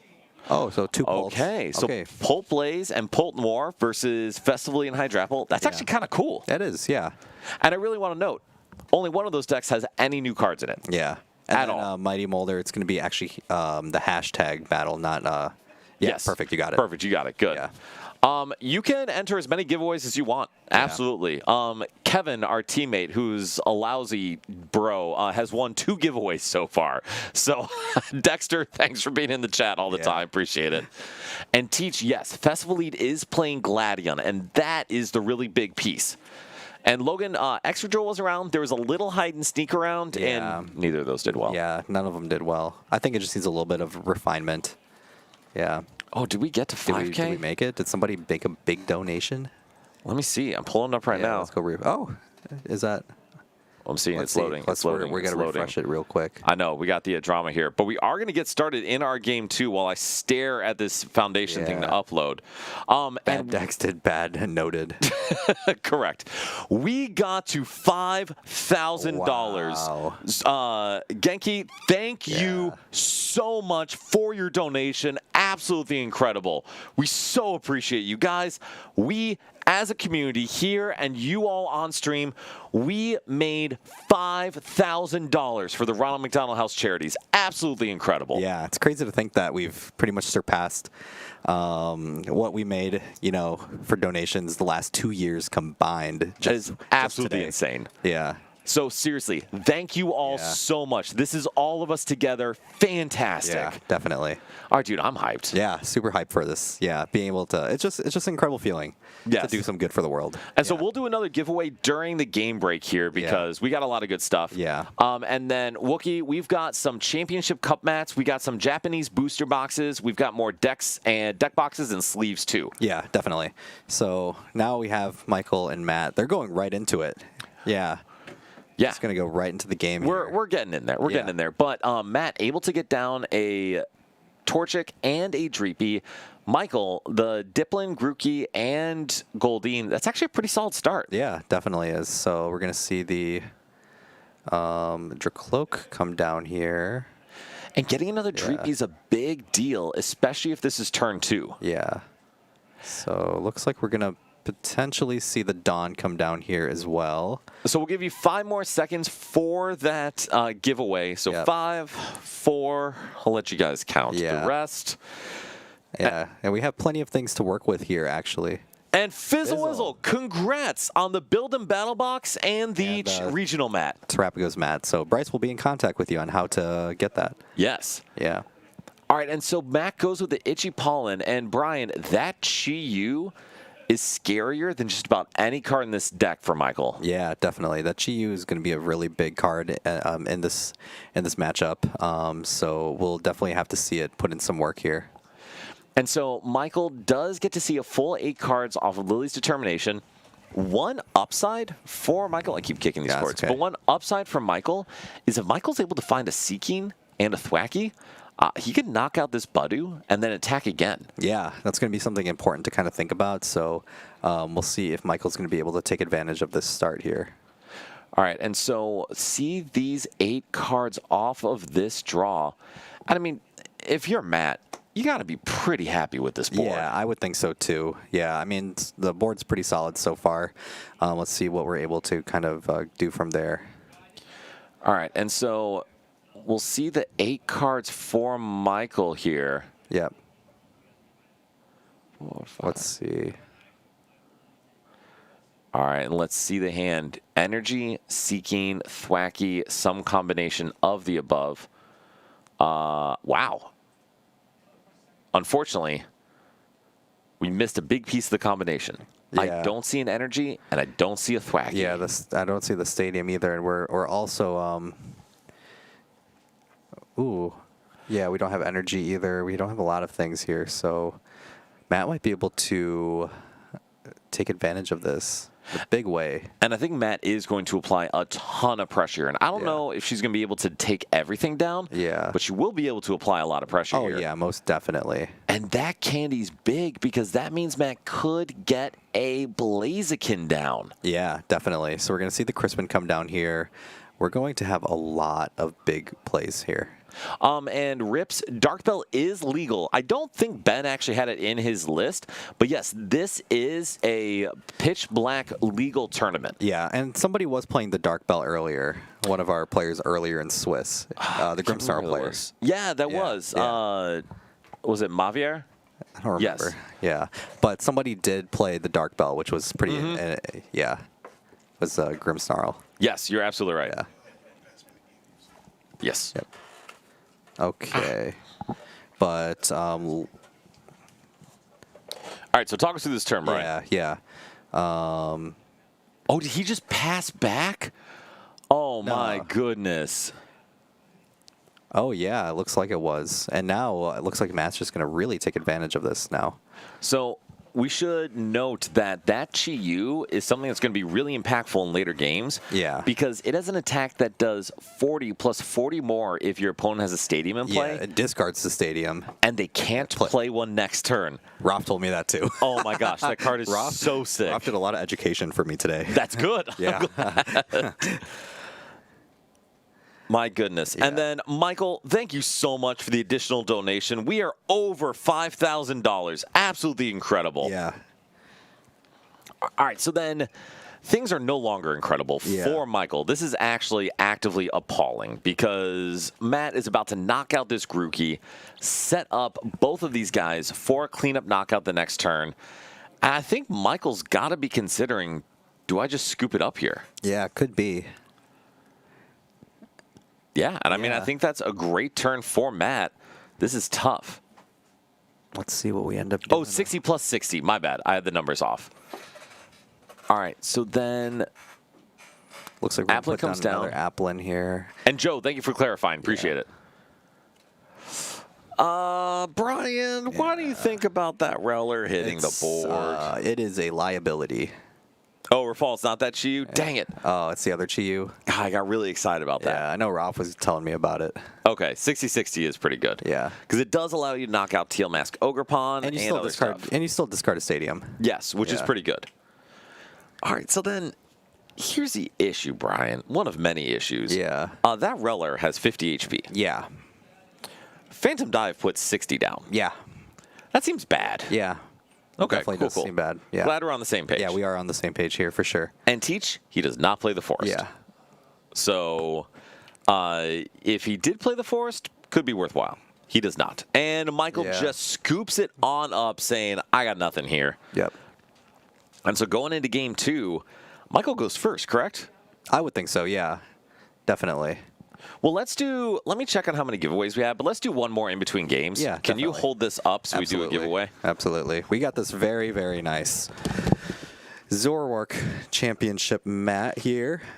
You can see N's hair kind of going in the green screen here, but this is also a very, very nice mat, a very sought after one when this one was rotating in the cups. So we will be giving out this one. What is the hashtag for this one, Bryce?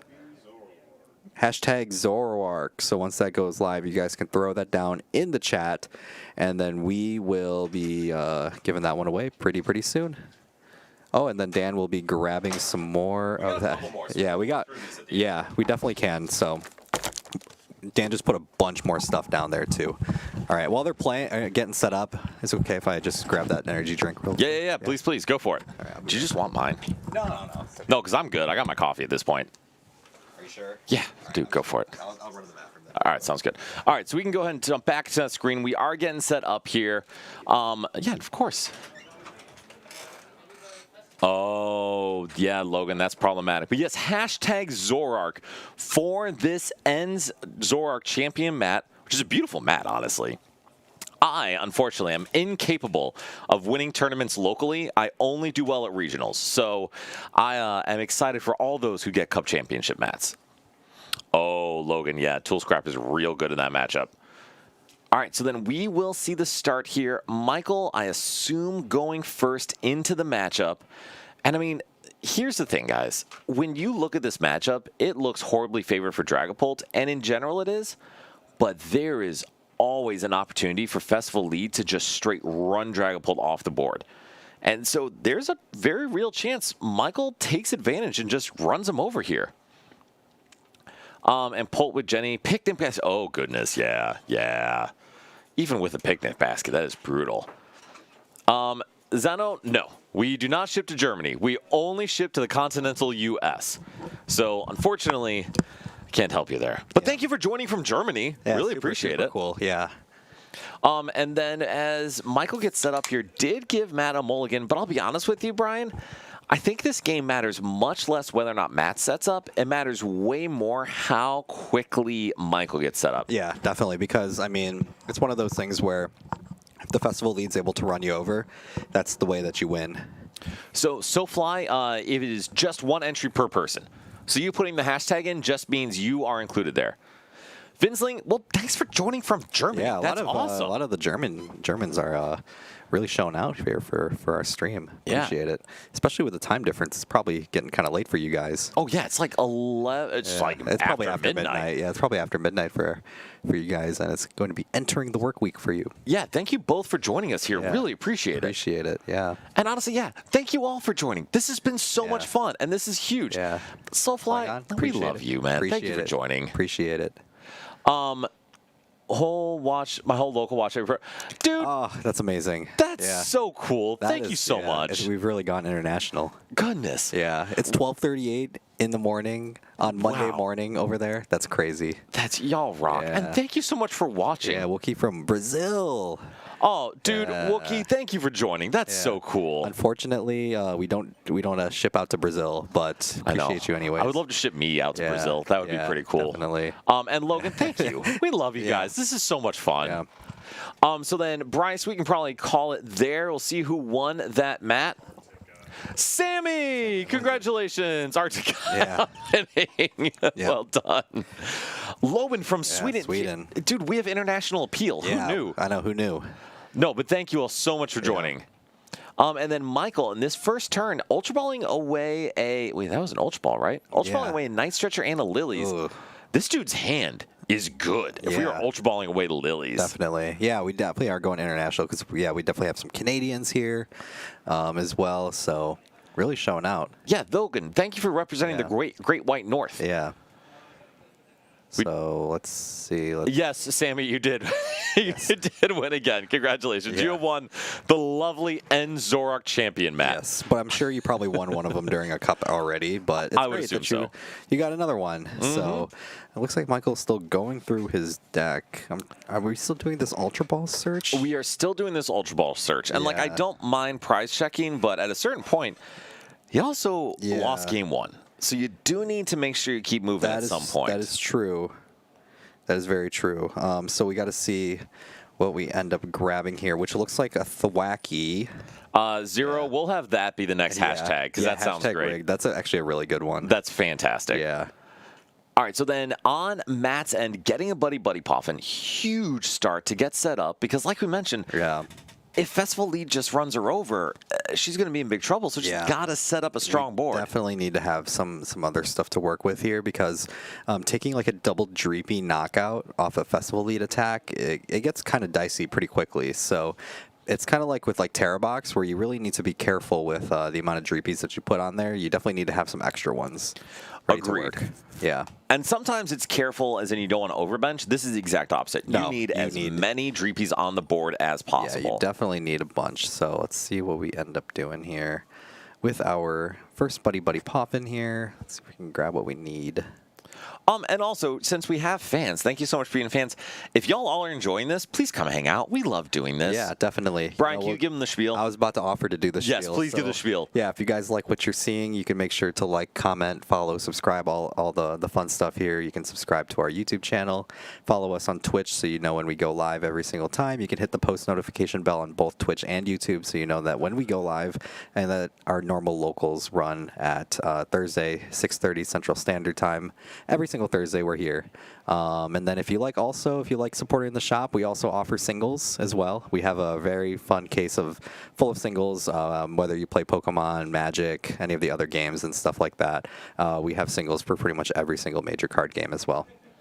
And that was very well said. So, yes, follow us on Twitch. Subscribe if you want to on Twitch. We don't get paid for it, but if you'd like to. Yeah, we like the shop supports us, so we like to support them right back. Yeah, absolutely. But, regardless, we just love having you guys here, so thank you for joining. Yeah, definitely. All right, and so, Brian, Matt has 2 Dreepy, a Torchic, a Budu, an Air Balloon on the active Dreepy, and a Lilies. I like the Air Balloon a lot. I love the Air Balloon. I love having Air Balloon on this build. Might have to see if I can snipe this list from Matt. Try it out. Listen, if they win, we can just ask them to share with everybody. Yeah, definitely. But we shall see, because this could be a potential play for Matt at Worlds. Very true. They have qualified. With not just a wide qualified, margin. Yeah, not just qualified with a wide margin. So we're going to see the Itchy Pollen come down here, and then we'll see how Michael is able to respond here. Oh, the Indonesia #2 list. Okay, okay. I have to see what we're working with here then. Raikota, we do League Thursday nights. So before NAIC, we got to talk about it, obviously. Yeah. Believe me, I'm gonna have something prepared for that, because I love the city of Chicago, and I want to be able to showcase a little bit of everything that the city offers. So I'm gonna be making a PowerPoint for it. Oh, fantastic, Brian. I love it. Yeah. But yes, we have League on Thursday night. I assume as of now we will have League out here Thursday, and I live in the city, so I can cart people back to Chicago if need be. Definitely. And I'm gonna make myself available too that week, so at least, if people from out of town want to come hang out and stuff like that, I want to be able to show people around and enjoy. Yeah, absolutely. Enjoy others' company.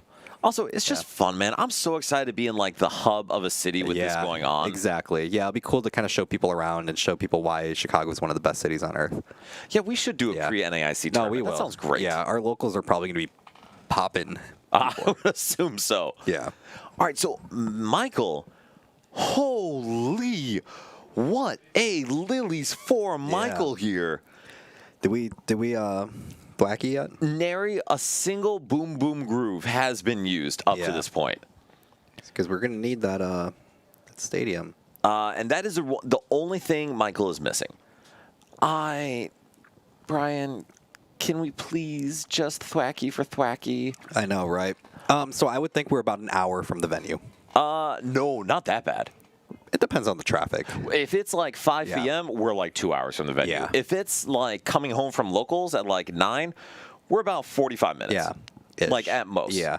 It's just tough because it's pretty much like play the Grookey that turn. Thank you, Zero. It's like on the edge of Chicago. The edge of by the lake kind of thing. Yes. Yeah.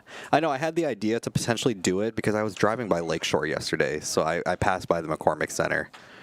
So that's where I'm assuming that we're holding NAIC this year. It is McCormick Center. They showed a picture of it in the promo. I would have preferred Rosemont, but... Well, McCormick Center can hold as many people as we want. Yeah, So I think the hope and expectation is we get like 7,000 players. Yeah, that would be super cool. because we sold out instantly for 4,000. That's crazy. It's like that every year, though. For all y'all who are still entering, the giveaway is over for this one. Yeah, I don't know if we put someone. Well, I hope we didn't do another one. I'll leave it, though the entry's already over for the Zoroark one, but I appreciate y'all. Yeah. We will have another one at the end of this game. Yeah, we'll have, and we have plenty more for the rest of the day too. Yes, I think we tried to portion them out early, and turns out we had a bunch left over, so here we are. So you all sticking around for Top Cut, you get more. Definitely. All right, so then, Brian, what does Matt need this turn? Because it looks like they are Matt's doing a great job with all of this, because we have that Chi-Yu that's going to be discarding the stadium here. And then it's also going to be doing a lot of damage, so we're going to be able to put that single prizer in play. It's going to be providing a lot of that pressure, and then we're also going to be setting up our next attacker here potentially as well. We have the Combuskin in play, so we're going to be pretty close to being able to get a attacker going here. And with this Boom Boom Groove, there's a solid chance Michael's able to get another Dipplin out here to attack. Definitely. Fortunately, that's not great. Yeah. So the Thwacky's good. The Grookey's fine. Good, yeah. But I mean, Michael really just needs a Dipplin. Yeah, we really do. Let's see. We grab the Thwacky. We got a Grookey here. Let's see what we do here. I don't see a downside to doing that, especially because the Secret Box in hand, it's going to be pretty easy for Michael to go get what he needs. Yeah. And Slowfly, glad you were able to participate in the giveaways now. Yeah. Yeah, I know going to work on a Sunday is never fun. I agree. I actually, to be fair, I haven't had to work weekend in a while because I've been a corporate shill for a few years. I know. I was very grateful I was able to get the whole weekend off. That's really nice. It is really nice. That's a single. To be fair, that grass energy is important. Yeah, we're going to need the grass energy to do something here. And being able to have the full Rabsca, too, is also really important here, too. It is. And so Michael does play that Secret Box, getting rid of the Kieran, which is nice, but not really necessary at this point. Definitely. Let's see. Looks like we're going with the Pokepad. Let me check on that, Sammy. Yeah. Because we can always re-roll the mat or something. Yeah. Yeah, let me check on that, Sammy. I don't know if we will be able to organize it that way, only because of my available mental capacity to do so, but I'll check on it. I don't know if you have any thoughts. I don't really care. Okay. Otherwise, I mean, all this is going to a good cause. Yeah, and we hit the big goal. We overhit the goal. We overhit the goal, actually. Yeah. I mean, that's actually fair. Yeah. So I actually had no idea where this was going to end up. I was hoping we would get to 2,000 or 3,000. I was just hoping we got better than last year. Well, correct, yes. And we did that by a very wide margin. Oh, so I love this decision. Yeah. Going with the Gladion and then a Pokepad to get the Dipplin. My goodness, this means Michael is guaranteed to take 2 prizes this turn. Yeah, definitely. This is sick. Yeah, definitely. So, Brian, what else does Michael need to do to set up his turn? So we have the Bangle here, we got the Energy, and we have the Gladion now. So we actually have like pretty much everything we need. The only thing I would say is I would like the Bangle on the benched Applin if there's still going to be Boom Boom Grooving across the board here, because you're going to knock out Meowth without the Bangle. Definitely. So it looks like we're going to go Buddy Poffin for Goldeen here. I don't love that. Yeah. I don't know. It's like what is preventing us from getting another Dipplin or another Applin. I would agree. I think Applin's way more important. Let's see what we're working with, though. And I mean, this is kind of a tough... Oh, and then Loban, this is a different Chi-Yu. It's not the one that prevents it. Yeah, Loban, I had the wrong Chi-Yu. This is on me. Okay. All those compliments I got before, they need to go away. So then, Brian, how does Matt respond? Yeah, so Matt has a lot of ways of going about this. So she has a Blaziken in hand that can go into play as well, and then along with like something like a Night Stretcher, we have Crispin, stuff like that. We have plenty of ways to be able to. Oh, and we have the Lily's Pearl. That's also really good too. Oh, yeah, Bryce, can you yell at him to take prizes? Yeah. Oh, there you go. Okay. Going at it. But we have plenty of ways to kind of go about this. you know, we have the Blaziken, we have Dragapults, we have Crispin, we've got energies in play, stuff like that. We still have ways to draw cards. So lots of things we can kind of do here. And I mean, that's really the nice thing about Dragapult. And Rafal and I were talking about that earlier. Yeah. Once you play the deck, you're like, holy, I can do so many things and draw so many cards. Yeah. This is crazy. Definitely. So it looks like we're going to start with our recon directives first. We're going to get Night Stretcher. We're going to get another Dreepy here. Let's see what we pick here. Looks like we're grabbing maybe the Night Stretcher. So, Joe, making them take one prize is incredibly good because Festival Lead only is successful if they're able to take multi-prize turns. Yeah. Because they have a bunch of dinky little dudes that are hoping to uptrade. So if they're not uptrading, they get run over very quickly. Definitely. Definitely. So that's definitely what makes this deck super good here. And Matt's just trying to go the opposite route and just make super tall Pokemon that are a lot harder to knock out as well. So we're going to be playing the Secret Box here. And then... I don't know how to take that, Logan. So, Brian, this is another question. What do you think about Secret Box in Dragapult? Secret Box is super good here just because it's kind of like, you know, with Gardevoir back in the day where all you really needed to do was find a way to set up. And cards like that really helped you set up when you needed multiple pieces all at once. So super good that we have all of those here too. So we're going to get the red card. We're going to get Boss. We're going to get Area Zero Underdefs and a Pokepad.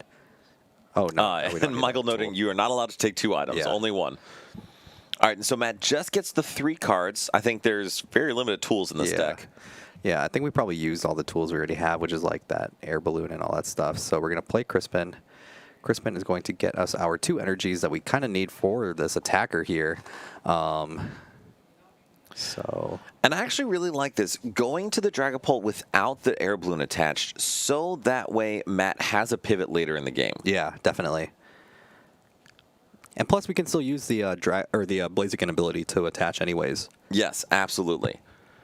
And so putting that fire energy on the active, playing down Area Zero. We're gonna retreat. Wait, where's the Dragapult? Probably in the discard pile somewhere. We have Night Stretcher for it. Ooh. Oh no. Oy vey. Ooh, there has been a mistake. A critical error made. Yeah. Matt does not have a Dragapult. Now I will tell you, I've done that before. Yeah. And it hurts. Yeah, you definitely like when you try to overcook the gameplay a little bit. And Matt was absolutely cruising. I think she just assumed that she had a Pult in hand. Yeah. So now, where do they go from here? Yeah, I feel like you just maybe put the Blaziken in the active and you pass it on over and you play the red card. I think Matt actually may need to feed a Dreepy and then go into Blaziken to follow. Could be. Just give up 1 prize. Yeah. Oh, man. This may be a scooperoo. I'm sorry for ever saying that word, but I don't know how Matt gets around this. Yeah. That's tough. What do you think, Brian? Yeah, I don't know.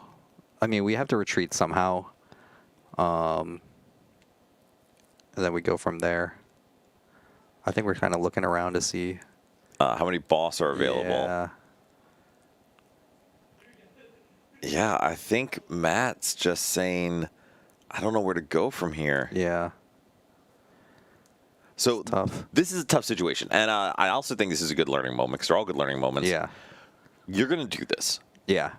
Like all of you lovely people out here. Interesting. We're not playing the You're going to make a mistake like this. Yeah. And so the question is not, I'll never make that, never do that. The question is, when you make this mistake, how do you respond? Yeah, how do you respond? That's a good way to think about it.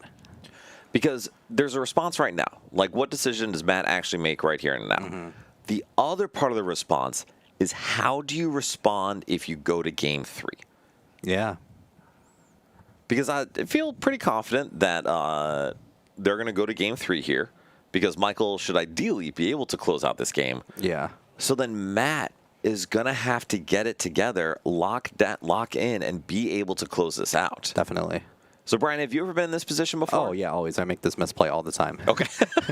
All right. Fair enough. Yeah. So how do you typically respond? Not how you should but how do you typically? Yeah, I mean, sometimes you just have to accept the the mistake. And it's one of those things where it's like you make that mistake once and you don't make it again. Kind of like playing Meowth under Rocket's watchtower. Yeah. Yes, that may be a thing that has happened in the past. But, yeah, I mean, that's really it, is you accept it, you're accept allowed to it. be upset about it, and then you let it go. You let it go. Sometimes you just, if it's towards the end of the game or you make it early enough to where you can kind of scoop and move on, luckily a lot of these major events, best of 3, make the most out of best of 3. So I will say, I was in my first Worlds in London 2022. I was playing and I was 4-1 in day 1, and I was not good at Pokemon still. But I was in game 3 and I made a mistake. I made a huge mistake, and it cost me the win and cost me the round because I missequenced and messed something up. And so I was furious. But what I let myself do is let myself sit there. I let myself be pissed, let myself be upset, let myself whine a little bit to myself about it. And then I said, all right, we're going to let it go, lock in. I won my next 2 rounds and got day 2. So mistakes are going to happen. The stuff's going to happen. All you need to do is just make the choice that lets you re-engage effectively. And Matt, to their credit, seems like they're settling in and trying to make a good choice here. Yeah, definitely. I mean, it definitely doesn't feel great to top deck the Ultra Ball the next turn, but very true. But we'll see where this takes us from here. Because I mean, now we just need 1 prize in order to win the game here. So let's see what we are able to do now. I would think that if we're playing to all of our outs here, we just try to go all big 2 prizers. And I don't think that's wrong. I think to make it very difficult for Michael to win the game. Michael, I think, has 1 boss's orders remaining. Yeah. All right, and there goes the red card. So only 3 cards in hand for Michael. Yep, let's see where we go from there. We're going to draw. So to be honest, for Michael, all Michael needs is boss energy Pokemon. Yeah. Doesn't even need the stadium in play because there is Dracloak on the bench. Yeah. So let's see where we go from there. Might just retreat. We have the Dragapult in hand, or Dragapult on the board now. And then we can Phantom Dive here. Unfortunately, I mean, we still have to worry about the Rapska. The Rapska is still in play. But we got to see what we can do from here. So, and I think that's the issue. So I believe Matt is going to boss's orders up the road. Oh, okay. Oh, I actually love this decision. Getting rid of a Boom Boom Groove, forcing Michael to have one of the 2 pieces in hand. And Michael does. So that's really not that exciting, unfortunately. So draw for turn. Let's see. Let's see. I was going to say, so Michael sees that he has it, right? We're going to play the Boom Boom Groove. We're going to play the thing, right? We're going to play the thing. Yep. And there we go. Boss the Cloak, and that is game. Yep, that's game. All right, so we do get game 3 between Festival Lead and Pulp Blaziken. Yeah. That's not what we expected going into that second game. Definitely didn't expect it, but yeah, let's see where it takes us here. So what do you think Michael needs to do to close out this set? Because I'm assuming Matt is going to let Michael go first again? I don't know. I don't know, actually. Well, let's do this. Let's do a giveaway while they're shuffling up. Yeah. We've got a couple minutes. We have a Pikachu mat. A wonderful, wonderful Pikachu championship mat here. And this thing is lovely, and it's not even blinking in the green screen very much. So this is our champion mat. So can we do hashtag rigged, please? Yeah, hashtag rigged. Yes. So we're going to do hashtag rigged for this one once Bryce gets it started. But like I said, it's a beautiful championship Pikachu mat. A stellar Pikachu. Yep. All right, so hashtag rigged. Hashtag rigged. And then we can go back to the game, Bryce, while they do that. Maybe while they're shuffling up, I'll try to go to the bathroom again. Yes, go for it. And then, Bryce, can you scroll down a little bit on the comments? Because I think we've been missing some. Oh, goodness, there's a lot. Okay, perfect. Great. Hashtag rigged. We have about 28 minutes left, so there's plenty of time for a game 3 here, since those are both pretty efficient. Rolf, thank you for joining. Everyone, thank you for joining and being here with us. This is awesome. And just as a reminder, you're all amazing. We hit over $5,000 in donations. So absolutely incredible stuff. And Perler, we are actually in game 3. Matt and Michael are tied at 1 game each. And this match is not rigged, although some other things may have been. Yeah, Perler, you're totally good. So then now we get to see us go into this game 3. I assume Matt's going to go second, but I don't actually know because there is a chance they say, like, you know what, Festival Lead, you ball out. Godspeed. And Syracuse, unfortunately, in order to be in the giveaway, you have to be on Twitch. Not because we hate YouTube. I love YouTube. I just have no idea how to make it work in both. So if you do want to join the giveaway, please just join Twitch. And Matt did choose to go first to try to set up early, especially with candies in deck. I don't think that's a bad idea at all. And so assuming she does get set up, she'll be able to apply a ton of pressure. But this does give Michael the chance to set up, with something like a Lily's or something similar. And so just a reminder, if you would like a chance to win this Terra Pikachu Championship, Matt, please just type #rigged in Twitch. And so, Brian, Matt chose to go first. Yeah. And so getting, honestly, not terribly set up here. A Torchic, a Dreepy, another Dreepy. That's pretty solid. Yeah, definitely. And I feel like this is fine, too, because a lot of the times these Pulp Blaziken decks are running rare candy, so there's a chance that we can definitely have a crazy good start. And Michael gets the Lilies, which is a huge deal here. Yeah, definitely is. So what does Michael need to pull off of this? Yeah, I mean, like a good amount of setup cards. If we're able to get stuff like the Relord down early, we get like extra Grookies, extra Applins, stuff like that, just so that we can start attacking as soon as possible. So those are going to be very important. And that's the big urgency issue. No, Sammy, Matt chose first. Yeah, Matt chose first. Which I was a little surprised at that, but that's okay. Yeah, definitely. So we'll see what happens here with the rest of the result here. But Michael playing the Lily's Determination, we will see what we end up getting. And Matt's hand, unfortunately, does not lead to a turn 2 candy. But that's not to say that they can't get it. Yeah. We're definitely a Lily's away from doing a bunch of stuff here. Wait, this is actually a pretty solid hand for Michael. Yeah, we definitely have pieces to work with. And I love that Michael plays this. I think he needs to get a Diplin here. Yeah, definitely. And Moshi, thank you so much. Much appreciated, man. You also probably need to say #rigged without the rest of the text to make sure you're entered. I don't want you to get screwed over or for it to be rigged. Yeah. But thank you. But so, I mean, Brian, I'm saying Diplin. Do you think it has to be Diplin or should it be something else? I like the Diplin idea too, just because you never know if we end up getting item locked. So it's a way for us to get around it. Rafal, I actually think you root for new cards because then Pult's even better. Yeah, definitely. My goodness. This is a weird hand for Matt. Yeah, definitely. I wonder what we're going to go for here. Do we go for the Meowth? So Matt has a Meowth in hand. Okay, so it looks like we're going to go for the Dracloak here. Oh, sweet. Thank you, Dexter. That's awesome. She's donating. Yeah. All right, let's see what we got to here. And then Bryce, we can probably just close it at this point. All right, so we got 27 people. It goes to Shrugs. Congratulations. Congrats. You get the Championship Terra Pikachu Matt. That's really cool. So congratulations on that. And then Bryce will be in contact with you on how to receive your prize. Yes. Yep. Correct, Kevin. Kevin, you literally won 2 of these. I don't know what you're talking about. All right, so then Matt does get down Dark Energy to retreat, and I assume this means they're going into a Budu, right? I would think so. That looks to be the move here. And with that Buddy Poffin, it certainly can be. And also with a Pokeball to get another Cloak or a Combuskin, that's actually really good.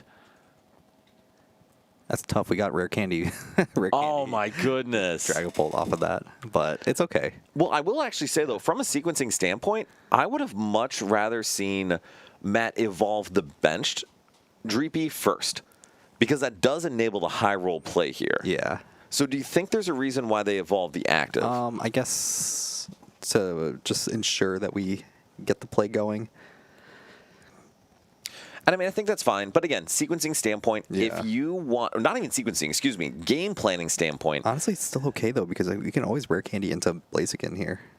that is true.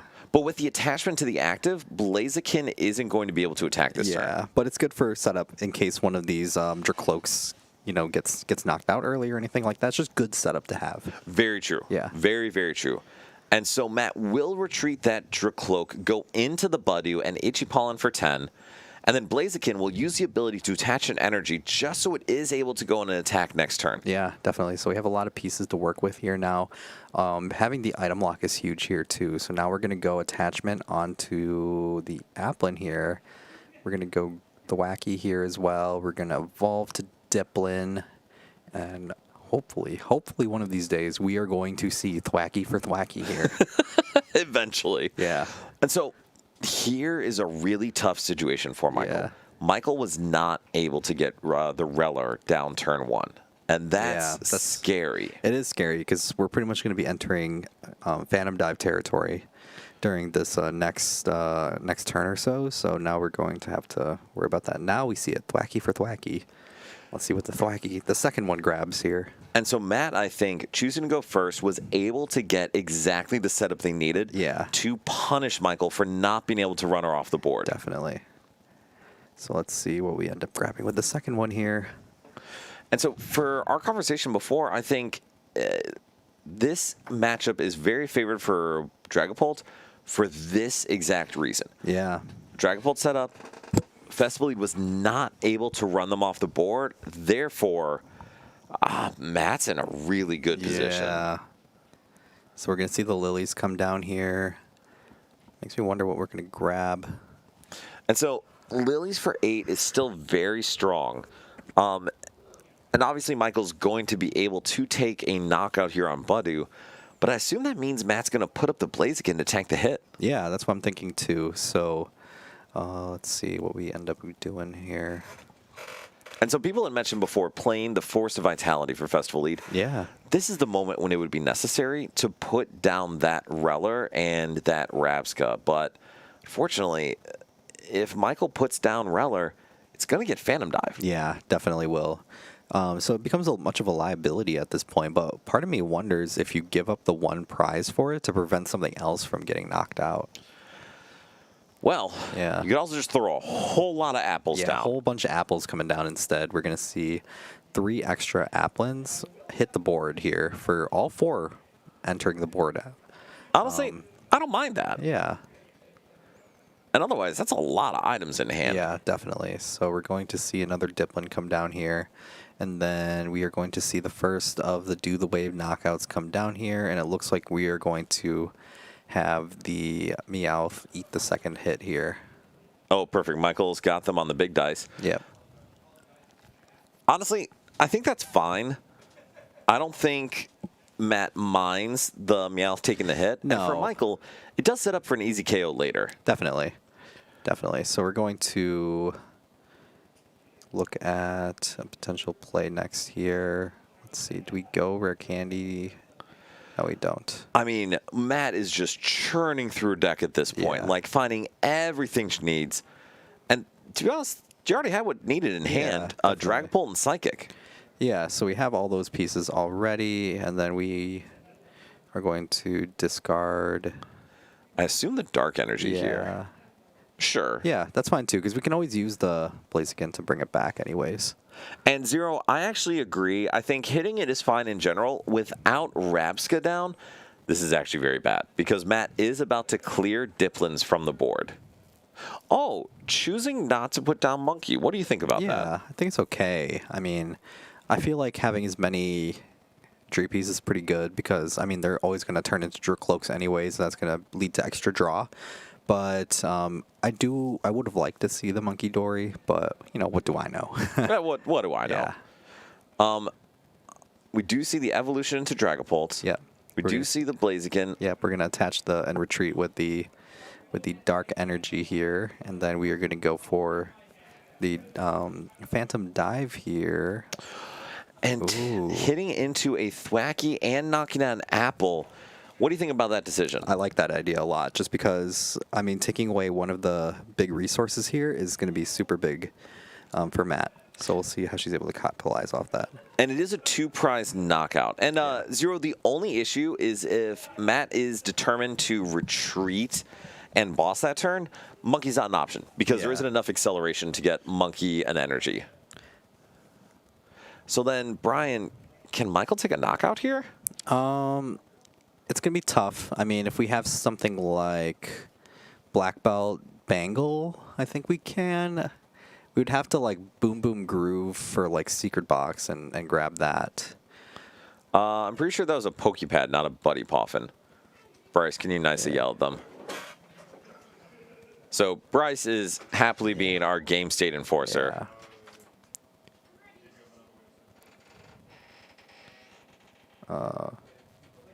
Two Pokepad. Got it. Perfect. Okay, it was double pad. Thank you, Zero. We're good. Thank you. I only saw, thank you guys. I only saw one. Just didn't want to freak out. So then, Brian, walk us through Michael's turn. What's the response? Definitely. So, I mean, we have 2 more Grookies coming down here. Hopefully those are going to turn into Thwackies the next turn. And then we are going to Boom Boom Groove eventually here. We're going to put this air balloon down as well and see what our Boom Boom Groove grabs us. It's probably going to be some sort of damage modifying play to hopefully take out this Dragapult, because that's going to be the main way to come back from this. So I think that's going to be exactly it. Michael can Ultra Ball all of that away, get another Diplin, and then get Gladian. Yeah, definitely. And Gladian, oh my gosh, Transformation Tome in Festival League. You know what? Don't threaten me with a good time. That sounds great. I know, right? To be honest, this is probably a deck that could use it pretty effectively. Definitely, definitely. So it looks like we're going to go get Gladion now. So Logan, in the active, from Matt, it is a Meowth and a Dreepy. All right, so then 2-prize knockout for Michael, goes to 3 prizes remaining. Matt has an Altidra Cloak. And I mean, does Matt have Phantom Dive available here? I think so. As long as we're able to kind of not make the same mistake as we did last time. And make sure we have a Dragapult. Yeah, have a Dragapult. That'll be definitely super important here. But one thing that is going to be important here to think about is that Matt has access to the red card now. Yes. And now, granted, Michael has 2 cards in hand. Yeah. Not especially that, like, she wants to red card him, but it's good to have it available. Yeah, definitely. It's something that we could look towards the end of the game here. And so Matt does play that Lilies, is going to be able to get 6 cards, and kind of to your point, they need to see a Psychic or a Fire Energy and a Dragapult. Yeah, definitely. Oh, hey, we hit 1,000 messages. Thanks, guys. Yeah, thanks. Appreciate y'all hanging and chatting with us. Yeah, definitely. To be fair, the giveaways probably helped that, but it's fine. Definitely. It's still cool. Yeah.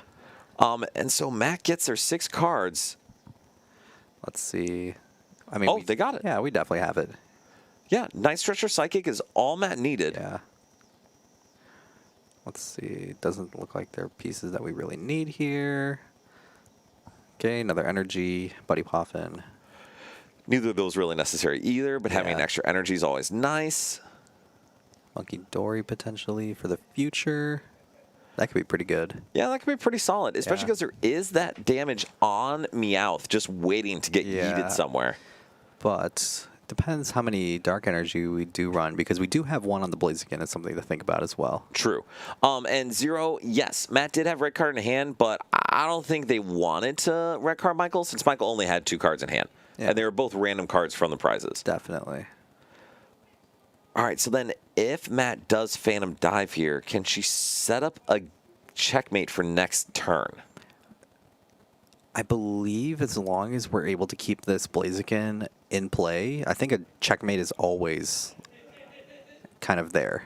Really? Okay, so tell me about that. Why do you think so? Because energy acceleration doesn't ever seem like it's going to be something to worry about. Because we're always able to cheat energy from the discard pile, even if we don't have enough in like the deck really for one of each type for Crispin or anything like that. Being able to have that option to just put something on the board every single turn guaranteed makes it so much easier too. And it also means that we don't always have to rely on having Dragapult as our main attacker, because we're able to use Blaziken very effectively as well. No, that's very true. Yeah. And I think the big issue, though, is Matt's only going to take 1 prize this turn. Yeah. Matt would need to take 3 prizes next turn, which is going to be tough. Yeah, it's going to be tough here too. But I mean, in combination with the damage that we have from right now, the damage counters, we can always try to create a multi-prize opportunity. And I think that's going to be the plan. So Matt puts 3 damage down, 2 on one Diplin, 1 on the other, and then 3 damage remaining, just 1 on each Grookey and 1 on Thwacky. Yeah, I think the tough part is, though, it's really hard to... We needed to promote first before we drew the card. I'm not stressed about it. There were 2 Diplins with 2 damage counters and an energy on it. I'm not going to stress. Yeah. And I agree, Sammy. Matt not taking 2 prizes is a huge deal. Yeah. At the same time, though, there's always an opportunity for us to take 3 prizes the next turn, depending on if we're able to get Monkey Dory in play. And I think that's going to be the thing. Michael needs a way to take 2 prizes this turn, or at least take 1 prize this turn. And really, it's probably got to be 2 prizes, because then Michael's going to want to clean up the game with a Seeking or something. Definitely. Let's see it, though. We're definitely doing some thinking here. And there are 2 Boom Boom Grooves available for Michael. And I think Michael's just trying to map out, how do I knock out this Dragapult? Yeah, let's see it. Because not only that, how do I knock out this Dragapult and get a 3rd attacker down? Because if Matt attacks with Dragapult again, it's going to clear all the attackers from the board for Michael. It's going to be tough. Let's see it, though. So what does Michael need to get? I mean, it's going to be kind of similar to last time, right? I feel like we're going to need like a black belt or some sort of damage modifier. Ooh, we have another Gladion. The deck does play 2. Looks like we're eyeing the boss here. Another thing that we can also play around, too, is that Meowth. Meowth is also an easy 2-prizer. It is. Yeah. And that's why I think Seeking may be necessary here. Because being able to Gust knock out that Meowth with Seeking would be game. Definitely. Or not even knocking out Meowth, but being able to Gust knockout for the next 3 prizes, I think is going to be necessary if Michael can't reach here. Yeah. Definitely. So we're going to play the boss. We're going to put the Meowth into the active here. We're going to play Night Stretcher for Applin. And I think an Applin is fine here because Michael's going to remove all the damage from the board. And then, honestly, Michael's probably going to choose to not attack. No! Okay, well. Oh, that's not good. That's not ideal. Yeah. I don't think it matters because the 100 damage between the Apple and the Diplin is enough. But that's still sketchy. Yeah. Well, let's see what happens with this next play here. I'm trying to think, do you see a way for Matt to take 2 knockouts? Not that I see. And Rafal, yes, the Meowth did go down to a knockout for Michael. But yeah, this is sketchy stuff, Brian. Yeah. All right, so what does Matt do? I mean, I feel like Monkey Dory has to hit the board here because, I mean, we promoted. Oh, we have multiple dark energies. Okay. Air Balloon. We got Boss. We got Judge. We got... Okay, red card? Red card seems good in this scenario. Yeah. Unless we go for, like, Boss Thwacky or something like that. Which isn't bad. Yeah. But the Dark Being on Blaziken is actually a huge deal right now. Yeah, it is a huge deal. Blaziken's ability returned the Dark from discard. Yeah. All right, and just Phantom Dive, knocking out the Diplin, knocking out the active Diplin, and then 3 damage on the Applin. Ooh, it's going to be tough. And so this is the one reason why not putting out Goldeen is a huge deal. There are no Festival Elite Pokemon on the board. And Goldeen is not going to do enough damage to now go into it. Yeah. I think this is game. Yeah, it might be. Agreed. Still shouldn't have punched into the Blaziken. But yeah, I mean... Oh. Wins with Switch. Oh yeah, I guess we can go... Attach. Diplin, we can Boom Boom Groove for Dipplin, switch boss. Yeah, that's all we need. Yeah. Well, actually, no, it's not all we need. We need another. Oh, yeah, because there's a Buddy Puff in it. Yeah. Wait, we have game. Dipplin, switch, boss is game. Yeah. Let's see if he recognizes it, though. And assuming he has switch in deck. I mean, we only have one prize remaining, so I would hope we have it. I think that's a switch. Dipplin, switch, boss Yeah. is game. Because he drew the Goldeen off the red card. Yeah. Okay, so the Diplin's the first one. It's very necessary. Okay, let's see the other two.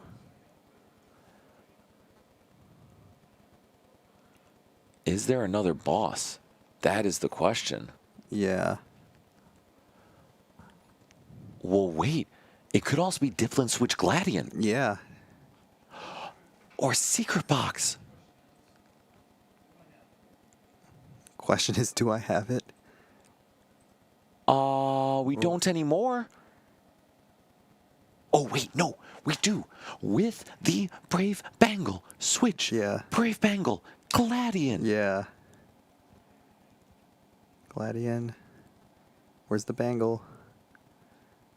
We're trying to keep our voice. It's there. Just pull it out. And there it is. We're really All we trying need to to- do is switch, attach the bangle, Gladian, and then Michael will close out this game. We have to whisper because we don't want to get too hyped up about it. See the switch into the Dipplin. Yeah. See the Gladian. And that is game doing 190 each, or excuse me, 190 each turn. Yep. And there's the game. And Michael takes the win with Yeah. Festival lead It's a sign of relief. after a crazy combination of cards. Holy, Wow. what a finish. That was crazy. That was crazy. Yeah. Definitely an alternate set of cards to win the game. Zero, I said Polt's favorite, and I stand by that because that was that was some shenanigans, man. Definitely was. Yeah. Yeah. Wow. All right, so Brian, any Gladian for thoughts on that charity. closeout? I mean, incredible finish. I mean, it Yeah. was such a super close game. It came to the last knockout. Both players at one prize each. The timer was getting down to the wire too. So just super, super crazy game for both our players here. Absolutely crazy. And I will say, Matt is not walking out of here empty-handed. They do get a championship mat, and they get a build and battle box from Pitch Black, which is Yeah, pretty sick. Still pretty solid. Yeah. And so, we now have more giveaways to go through. I'm going to skip ahead. Yeah. Say it again. Let Shrug know that I sent them a message. Oh yeah, Shrug. We sent you a message about. Shrug, a message was sent to you. Yeah, about the giveaway. All right, so we have our next giveaway. We're going to do a big fancy one. We have a Japanese, booster box and a set of Aegislash sleeves. So these are pretty good. sick. Those are super good. Pretty cool, pretty cool, Yeah. pretty cool. Can we just do booster? Yeah. Hashtag booster. Hashtag booster for the booster box and incredible sleeves. Just absolutely beautiful. Oh, Shrugs is verifying the account. And All right, then we'll perfect. reply. So then, Brian, talk us through a little bit about what the finals match is going to look like. Yeah, I don't know who won the other match. Oh, that's a fair point. Well, so let me do but this. We know that Festival Lead is in it. Eli lost, so it was Chris. Chris. All right, so we're going to see Poltmore Poltmore. versus Festival Lead. Oh, God. Well, Yeah. all right, we should get these rest of these giveaways out of the way. Yeah. So we're going to do that one. I'm going to go get the rest of these so we can give them away. Take 5 minutes because we got to do giveaways and stuff. So that's okay. No, that's fine. Yeah, so we are going to get this next giveaway going here. Everybody in the chat going crazy here. Hashtag booster. And then, yeah, we will be putting this one through pretty soon. That was crazy. All right, I have acquired additional giveaways. Oh, there we go. So we've got more of these things. We didn't give away these yet. Winston dug a 2-foot hole in the dirt. Oh, goodness. I don't think Lead is playing a Psyduck. Not that I think of. Oh, I don't think so. No. No Psyduck. No Psyduck. Not So that I this, know of. that's what I'm saying. We got to get through these giveaways, people. Yeah, definitely. So maybe what we do is Winton Overwatch. That's what I always think of whenever Kev talks about his dog. All right, so let's do this. Yeah, my dog just got a haircut, so he's all clean now. That's adorable. Yeah. I know why for Shaman. Slowking. Yeah, Slowking. Slowking is weirdly enough, and also Water Pond. Yeah, because Water some of the Pond. best performing decks are Water Pond, and that thing just runs you over if they're given the opportunity. Yeah, but Yes. Rabska also requires a lot of setup, but, you know, Shaman, pretty easy to put into play. And I think the big deal is against Water Pond decks, they can do it basically turn 2. Yeah. So, all right, so let's go ahead. Got 10 more seconds for hashtag booster for our lovely Japanese Stellar booster box and Aegis/sleeves. So we'll give that a moment, and then Bryce, go ahead and close that down. And then, beautiful. Who is the winner? It is Sammy. Sammy again. Sammy, it is actually you. So congratulations. Yes. What I will say, Sammy, if you're cool with it, then we'll let you roll with this one. We'll rerun the championship mat to give it to someone else since you have a bajillion of these. Is that cool with you, Sammy? I'm hoping that's cool with you. Yeah, hoping. But Brian, anything we need to think about going into this next matchup? It's definitely going to be like a run over or not be run over kind of matchup. Thank you, Sammy. Appreciate it. And yeah, that's weirdly enough, that's really what it comes down to. Yeah. All right, so then I will set these over here. And Bryce, let's just run that champion mat right now. Thank you. All right. We're going to do another champion mat we'll do because this one. Sammy's won too many of these. So we're going to give one of these away. Hopefully someone else can win it. Rigged 2. rigged 2. Rigged 2. Rigged the number 2. And we're punching that in right now. So starting now, type rigged, hashtag rigged 2 to try for this lovely Ends Zorark mat. Because if Sammy, if you win this again, I don't know what to tell you, dog. Just please don't enter this one. Yeah, definitely.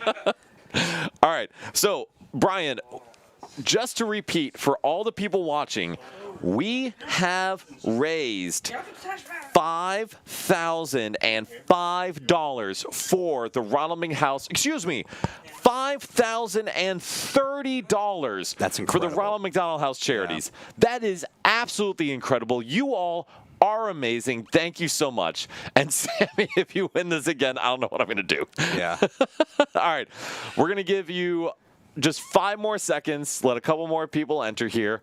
And then we are just, you know, it's hashtag rigged 2. Rigged the number 2.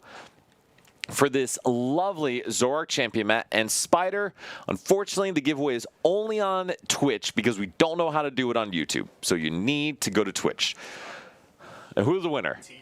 Oh, my friend Tyler won. TJ's. Yes. Congratulations. Congrats. You got the championship match. You have won this wonderful Zorark championship match. Shipping should be pretty easy because he lives in Chicago. That certainly helps, and I appreciate Yes, that. definitely. Fantastic. So Tyler won. Rick- Yes.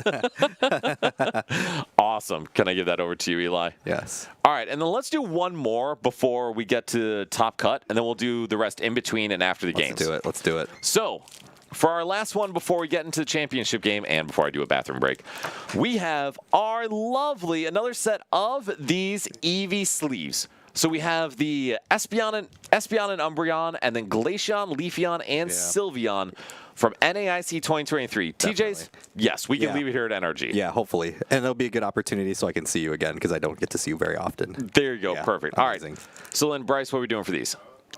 We're going to do hashtag Umbreon. Umbreon. That lovely, dang it, I always mix it up. That lovely little guy right there. Yeah. So then, Brian, I'm going to hand these to you.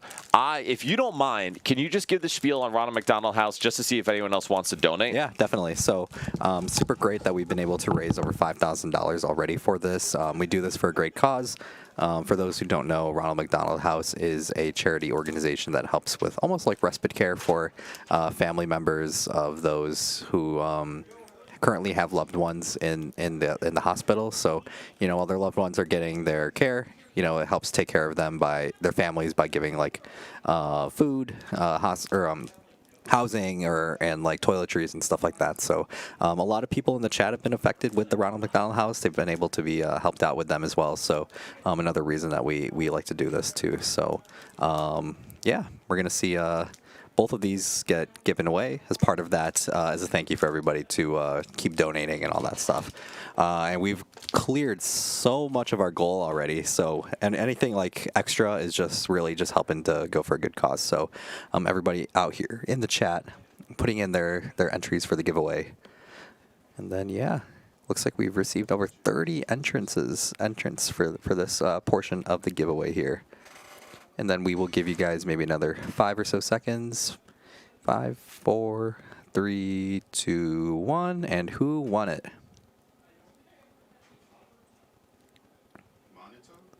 Monito? Okay. Monito, you have won the 2 sleeves. Oh, Monito, 5640. You have won. Bryce will be in contact with you about how we will be doing that one. Better lighting for the finals. It's kind of hard to fix the lighting because of the glare with the cameras. Here, Bryce or Dan or one of you guys. It's hard to get good, optimal lighting. Just because, sometimes the cards glare and stuff like that. Did Sammy win them again? No. Okay, that's someone good. Someone new won. Just wanted to clarify. Yeah, when he's 5640 won them. All right, nice. Congratulations. Yeah. And Jessica, kind of like Brian was saying, this is a situation we got. We are always trying to tweak it and improve it, fortunately sometimes. And yes, Logan Worlds isn't for a while. We still got a few weeks. Yeah, definitely. So hopefully everybody who is going to Worlds or spectating Worlds will be able to enjoy their time in SF. Absolutely. Yeah. And so they are currently setting up for our last round. And so did you give them the social media spiel too? No, I can. Yeah, give them the social media because we did the Ronald McDonald's again. Yeah, exactly. If you guys like what you're seeing, we run our locals every Thursday, 6:30 Central Standard Time. If you like what you see, you can follow us on our Twitch channel, hit the post notification bell so you know when we go live, subscribe to our YouTube channel, and hit the notification bell on that so you also know when we go live. You guys can follow us on Twitter as well at NRGTCG, so you can always see when our streams go live, extra events that we are putting on. And then you can also find all of our individual accounts on there as well. Absolutely. And so thank you all very, very much for being here and hanging out with us. And Kev with the Noti Gang. Yeah. No. Oh, look darker last round than the rest of the stream. Oh, weird. Maybe we're just magicians. Yeah, I don't know. It could also be, so they've been sitting at different seats. There's a stream 1 and a stream 2. Sometimes the lighting's a little different between the two. Yeah. So it's good to know. But Logan is asking what anime that Sammy is watching. But you know what I've been watching? The Young Ladies Don't Play Fighting Games anime. It's really niche. It's really interesting because it's about fighting games, and it's pretty much a Street Fighter 6 commercial. It's crazy. It's all about I think it's high school girls that are not allowed to play video games, but they have this underground fight club where they play Street Fighter. That is straight up propaganda, but that sounds hilarious. It's actually pretty awesome. That's awesome. Yeah. I will say, the one I watched recently, I can't even say it's gotcha. It's like 15 syllables, but it's all about the dude that gets dumped in the trash world. Incredible. I'll find it. It's so good. Yeah, very cool. So we're going to see Chris playing against Michael. Chris, not someone we've been seeing very often as of late, but very, very, very good player. Incredibly good player. Already has a top 4 at one regional. I think at least one top 4. He may have other top cuts. But also, an incredibly nice, chill dude. Yeah. So just if you guys get a chance to hang out with Chris, take the opportunity. He rocks. Definitely. All right, and we will get started in our finals game. Who's going first? Chris gets to go first. Yeah. Oh, it's number 7 seed versus number 8 seed. There we go. Yeah, so we get to see Chris going first here to see if we can get around it. And what a start with the Buddy Poffin with the Duskull start and a Pokepad in hand. Yeah, it doesn't look like we're playing Rare Candy, though. I'm trying to Not that I am seeing, but we'll check on that. Yeah. All right, so Chris, there are no rare candies in this deck. So we're going to be doing this the old-fashioned way. We will be looking through the deck to see what is in there. Yes. And I mean, to be honest, with this kind of start, this is kind of the start Michael gets nervous about because Chris is going to be in a position to maybe not give up 2 prizes and to clear a Rapska from the board pretty easily. Yeah, definitely. So something to kind of think about on that side as well. We do have an attachment here as well, and we do have an outlet to get 2 Dracloaks here as well. And I mean, that's really, really good. Do you think Chris goes for a Budu here with that Pokepad? You know, I'm tempted to think that we might go for it, but part of me is also thinking we might just go 3rd Dreepy here or 2nd Dracloak.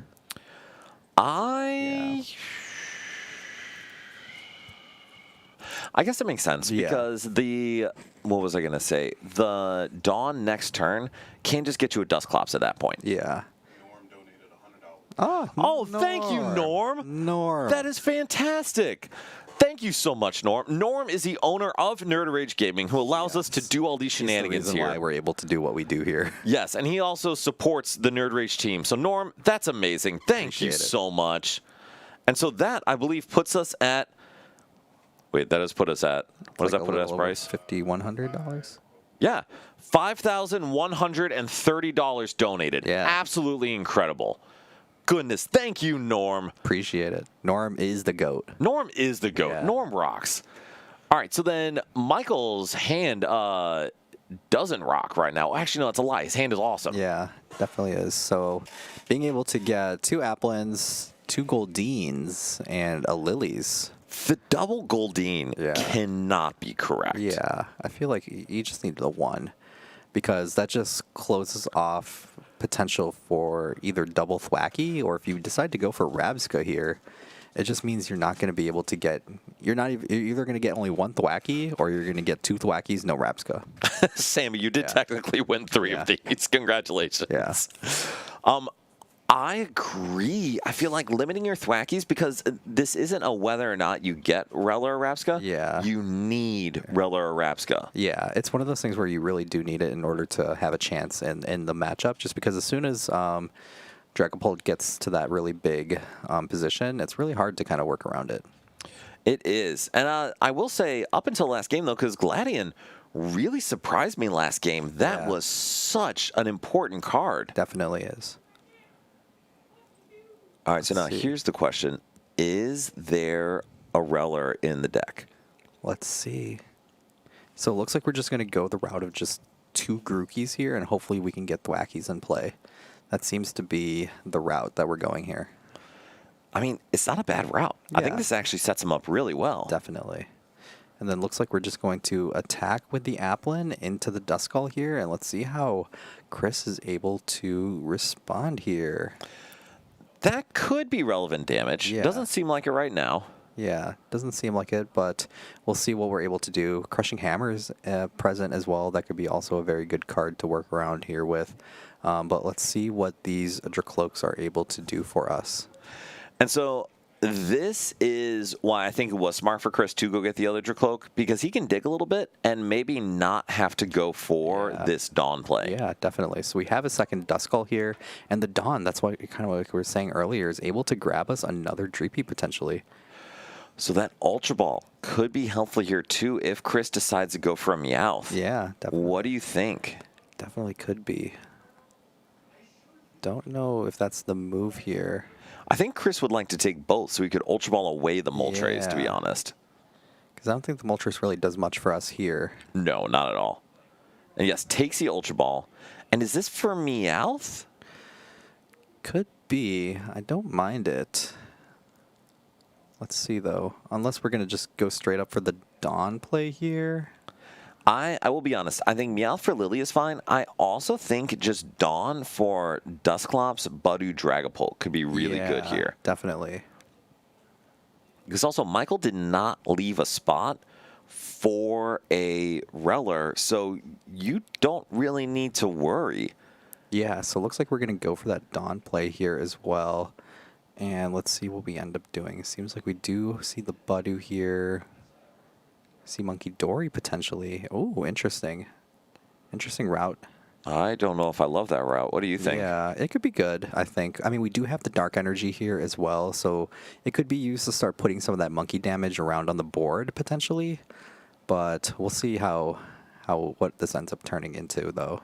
I think if there was a 2-prize EX or a 2-prizer that could tank a hit down, I wouldn't mind that. Yeah. Oh. I don't know. I'm gonna let this simmer a little bit because I know Chris is a really good player, so I want to see what we're kind of cooking here. Chris is a very good player, so I do appreciate that. I think the issue is if he's going to get this Duskull out of the active, he has to attach retreat. Yeah. And then putting that monkey down doesn't add the same amount of value. Definitely.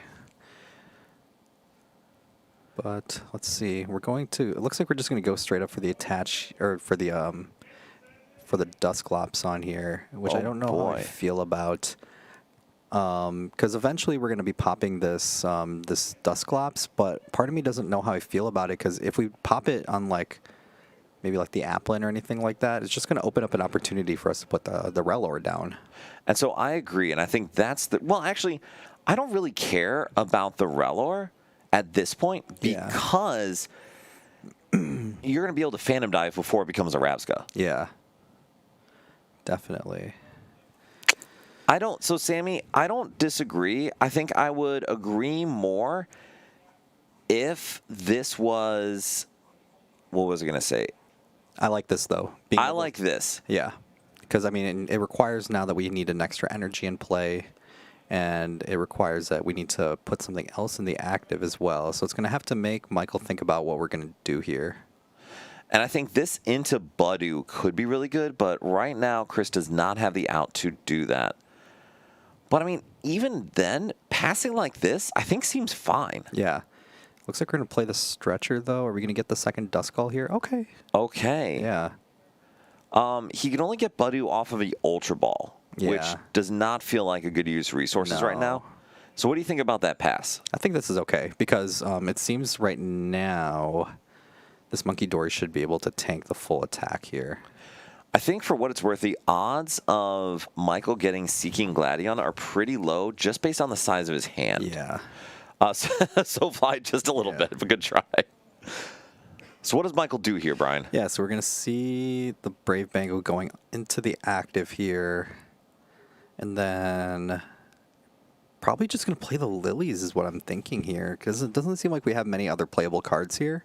And we're just going to hope to high roll into a bunch of playable stuff.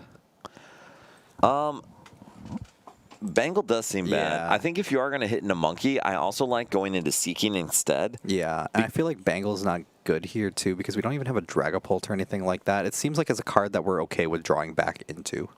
I would agree. Oh, Ooh. and actually bossing up the Dracloak. Yeah.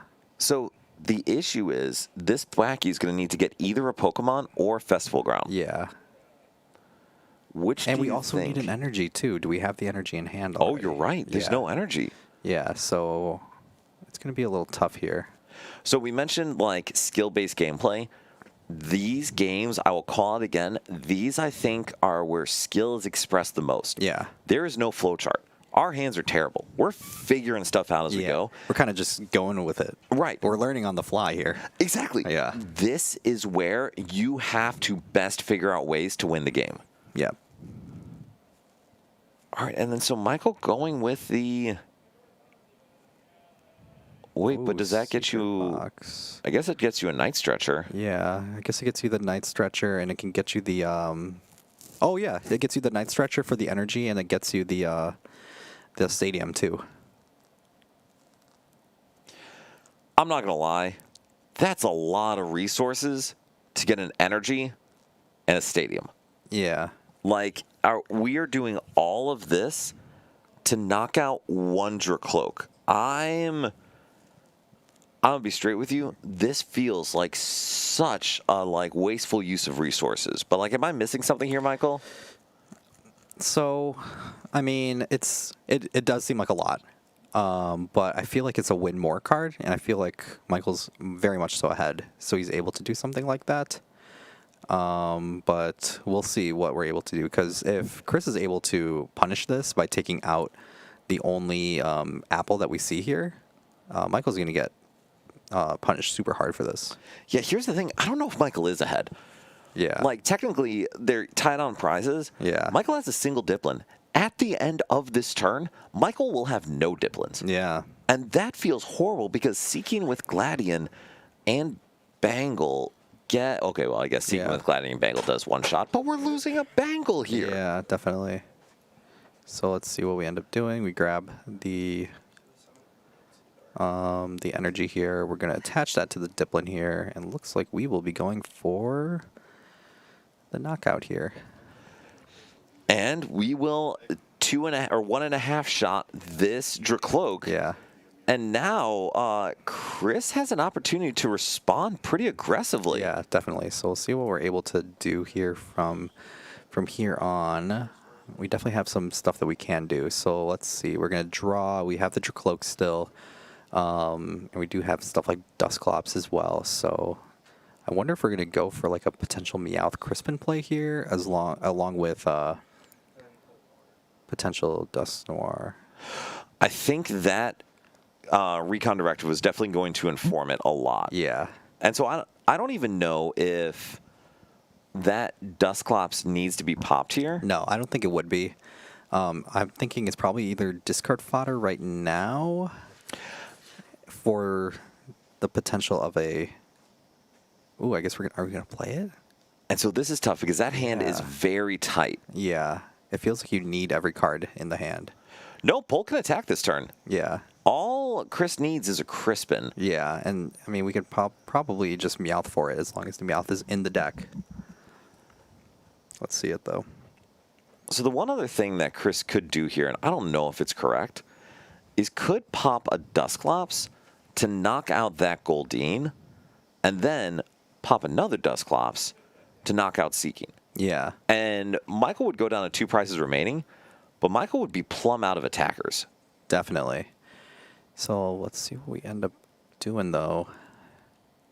The nice thing, too, is that Chris is going to be able to take an extra prize here, too. Yes, Chris will take a 2-prize turn here, which is really, really good. I'm just curious what he wants that prize to be. Okay, so we're going to play Buddy Poffin now. Looks like we're going to grab another Dreepy here for follow-up attacker. We do have the Dusclops here in play. And now Chris could play Gladion if he really wanted. But yeah, if he wanted to. Just full empty hand. This is intense. Yeah, definitely. Alan, yo, welcome for joining us. So then, Brian, do you pop Dusclops? I don't think we do. I think we're going to try to save it for Dusknoir, potentially. Because if we get to Dusknoir, we'll be able to take out one of these Thwackies. Alan, I will tell you, we blew past our target. It is incredible. Yeah. And thank you, man. You were a big part of doing that. Interesting. So we are going to pop the Dusknoir here, and it looks like we're going to be taking out the Seeking with this 2-prize turn here. So what do you think about that? I think it's okay, because the Seeking proved to be a big threat. And now it's looking like it's a little bit harder for us to get an attack going here. And so not just an attack, but a meaningful attack. I agree. And I think this is actually, while Seeking can reach, Michael would need Seeking itself, an Energy, a Brave Bangle, and Gladion. Yeah. And that's 4 pieces off of 2 Thwacky. 2 Thwackies. I believe Chris does play 2 Bangle. I think. Or Michael. Or Michael, excuse me. I was looking at Chris's. Yeah. Where's Michael's? Michael, it's Matt. Yeah. I don't know, but talk us through this turn while I'm digging through these. Definitely. So, looks like we're still contemplating what we're going to be doing next. We played an Applin from hand onto the board.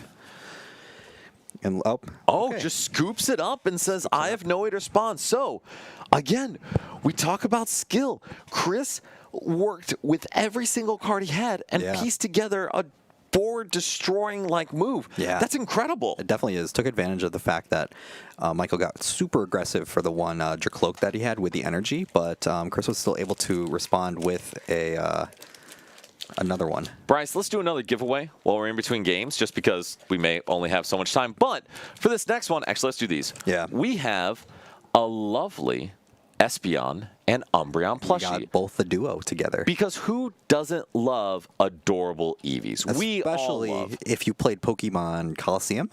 Yeah. Oh. Coliseum, that was the duo you started out with. That's true. Yeah. Yes. I never played that. I trust you on that.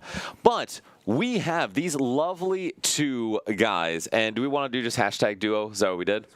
Hashtag duo, D-U-O. I don't know why I couldn't spell that, but hashtag duo for Umbreon and Espeon. Bestest buddies forever. I'm going to selfishly enter this one, too. Yeah, do it. I'm not, because I provided them. Hello, Eli is here as well. Eli also entered. And Ovi and Mars, there were a couple hide-and-seek decks, and we didn't see any of them because they did not do very well, unfortunately. And Ovi, they're adorable. I love them. First 30, I'm so sorry, but in order for you to enter, you do need to be on Twitch. Got to be on Twitch. And same Alan, same. I got to be on Twitch, guys. We'll give you guys a minute or two if you want to go over to Twitch to enter there. Mars, same thing, has to be on Twitch. Not because we don't like YouTube. We love YouTube. We just don't know how to use it. Correct. We just don't know how to do that there. But Bryce, can you throw us back on the game? Yeah. All right, so then we are going into game 2. Michael setting up 2 basics. And it looks like Chris may have a mulligan here. Dexter, stop texting rigged. Logan, we love YouTube. We have so many more people watch on YouTube than Twitch. I know. Like, it's funny, too, because, like, earlier we were like, YouTube is where we get our viewership from, actually. Right. But... We'll have like 40 people on Twitch and like 150 on YouTube. It's amazing. But so it looks like Michael will get a mulligan, and that could be a big deal. And we'll see Chris's hand here. That's not ideal. Yeah. But, we'll see where we go from here. And then Michael will be able to start going first, and that's a really good hand. So, Brian, what is he digging out here? So it looks like we are going, I'd probably go like either Relor, Applin, or like double Apple here, but it looks like we're going for Relor and probably an Apple here. Good to go first because it's much easier to get that Applin going when that is running. So we will see our next set of cards being played here, which could be a bug catching set, potentially. So this is another one we talk about sequencing. I actually love holding the bug catching set here because Michael really wants and needs to find a Thwacky. Yeah, definitely. We definitely do need the Thwacky, and it gives us an opportunity to search that out with that bug catching set the next turn. It does. And then, well, I think we actually need to do it this turn. Yeah, because there is that threat of the item lock here too. So yeah, definitely something to think about here. Absolutely. Yeah. All right, and so then for Michael, we're going to play that bug catching set next. I think there's also an Ultra Ball in hand.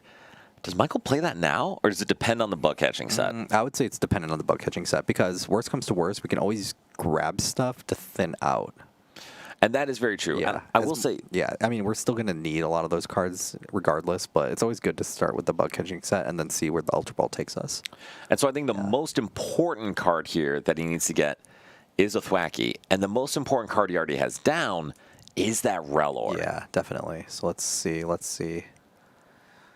Ooh, the Shaman. We can at least thin out the Shaman with it. Yeah. Also 2 Diplin. 2 Diplins. Yeah, Diplin could be okay too. But like you said, get a Diplin, get the Shaman, and then discard the Shaman with Ultra Ball. Yeah, so at least we can get something going here. And then, shoot, what was I going to say? And honestly, this is not that bad of a hand otherwise, definitely. If he's able to get that Was there another Diplin in hand? Hopefully. I agree, hopefully. Yeah, hopefully. Bryce, you just want to call it there on the giveaway? Who got it?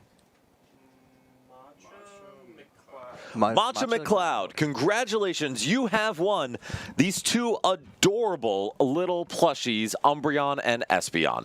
So Bryce will be sending you a message on Twitch. And then, Bryce, can you scroll down on our comments over here? We keep losing it. Oh, goodness. Yeah. There's a lot. And Matcha McCloud, congrats on the dub. Yes. And then about the new bling full art items better than the gold ones. I love the color full art items. I think they're awesome. What do you think? I love them too. I think they're so much better than the gold ones. The gold ones always came off a little gaudy to me, so I definitely like having the nicer, colorful full art items. Agreed. Yeah. And Dexter, Chris's hand is pretty bad, which looks like a Meowth hand because we got to get something. Definitely. Might be a Meowth for Lily's kind of play here. Say it again? No, we saw it in deck. Or I saw it in deck. Yeah. Yep, right there. Yeah, so let's see what we end up grabbing here. Looks like we might just do Meowth. I will say Meowth has changed so much in this game because being able to just go in and get a supporter with an Ultra Ball just opens up so many more outs. Yeah, definitely. Sammy, the 2019 League Cup Ultra Ball is my favorite art, and I have those all still protected because I love them. That's the ones that I use when I play. No, they're beautiful. Yeah, I use the Black and white. Yeah, black and white ones are good. I like those too.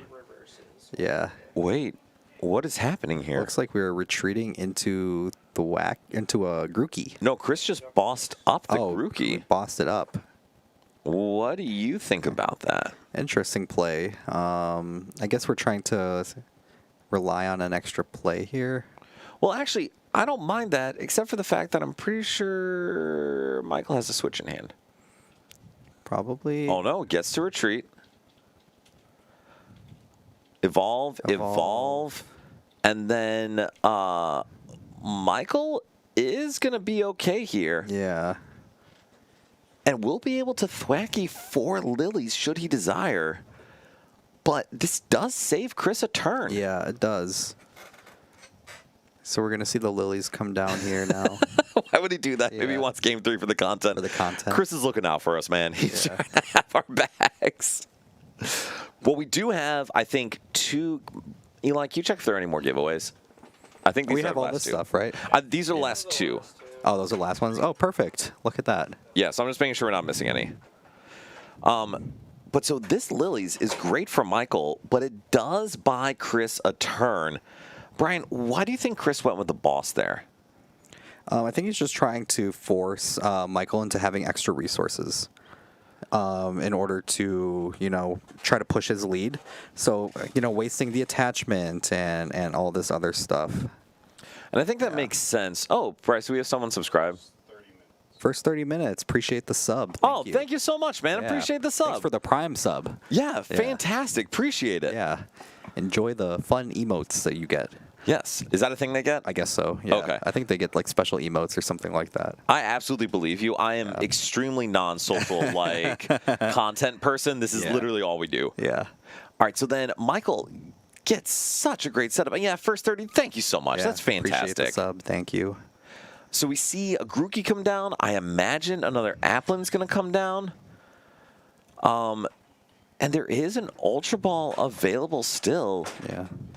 This was in a box. I don't know if Oh, no, that's not a giveaway. Oh, that might be prizing for... No, that was just mine. Oh, that's just yours. I brought it as a possible giveaway. Oh, cool. Oh, we have all this other stuff, too. 4 mats. 4 mats. Oh, Awesome. all right. If you want to give them away. Sure. Yeah. Oh, these are nice. These are nice mats. Yeah, all right. all regional Cool. mats. There's a roaring moon here. That's pretty sick. Yeah. Okay, sweet, sweet. So, going back into this game, though, Michael, what did you say? Okay. Michael is going to have to, I think, pass it over after this, but, man, what a turn for him. Yeah, definitely. Let's see what Chris decides to do with this next turn here.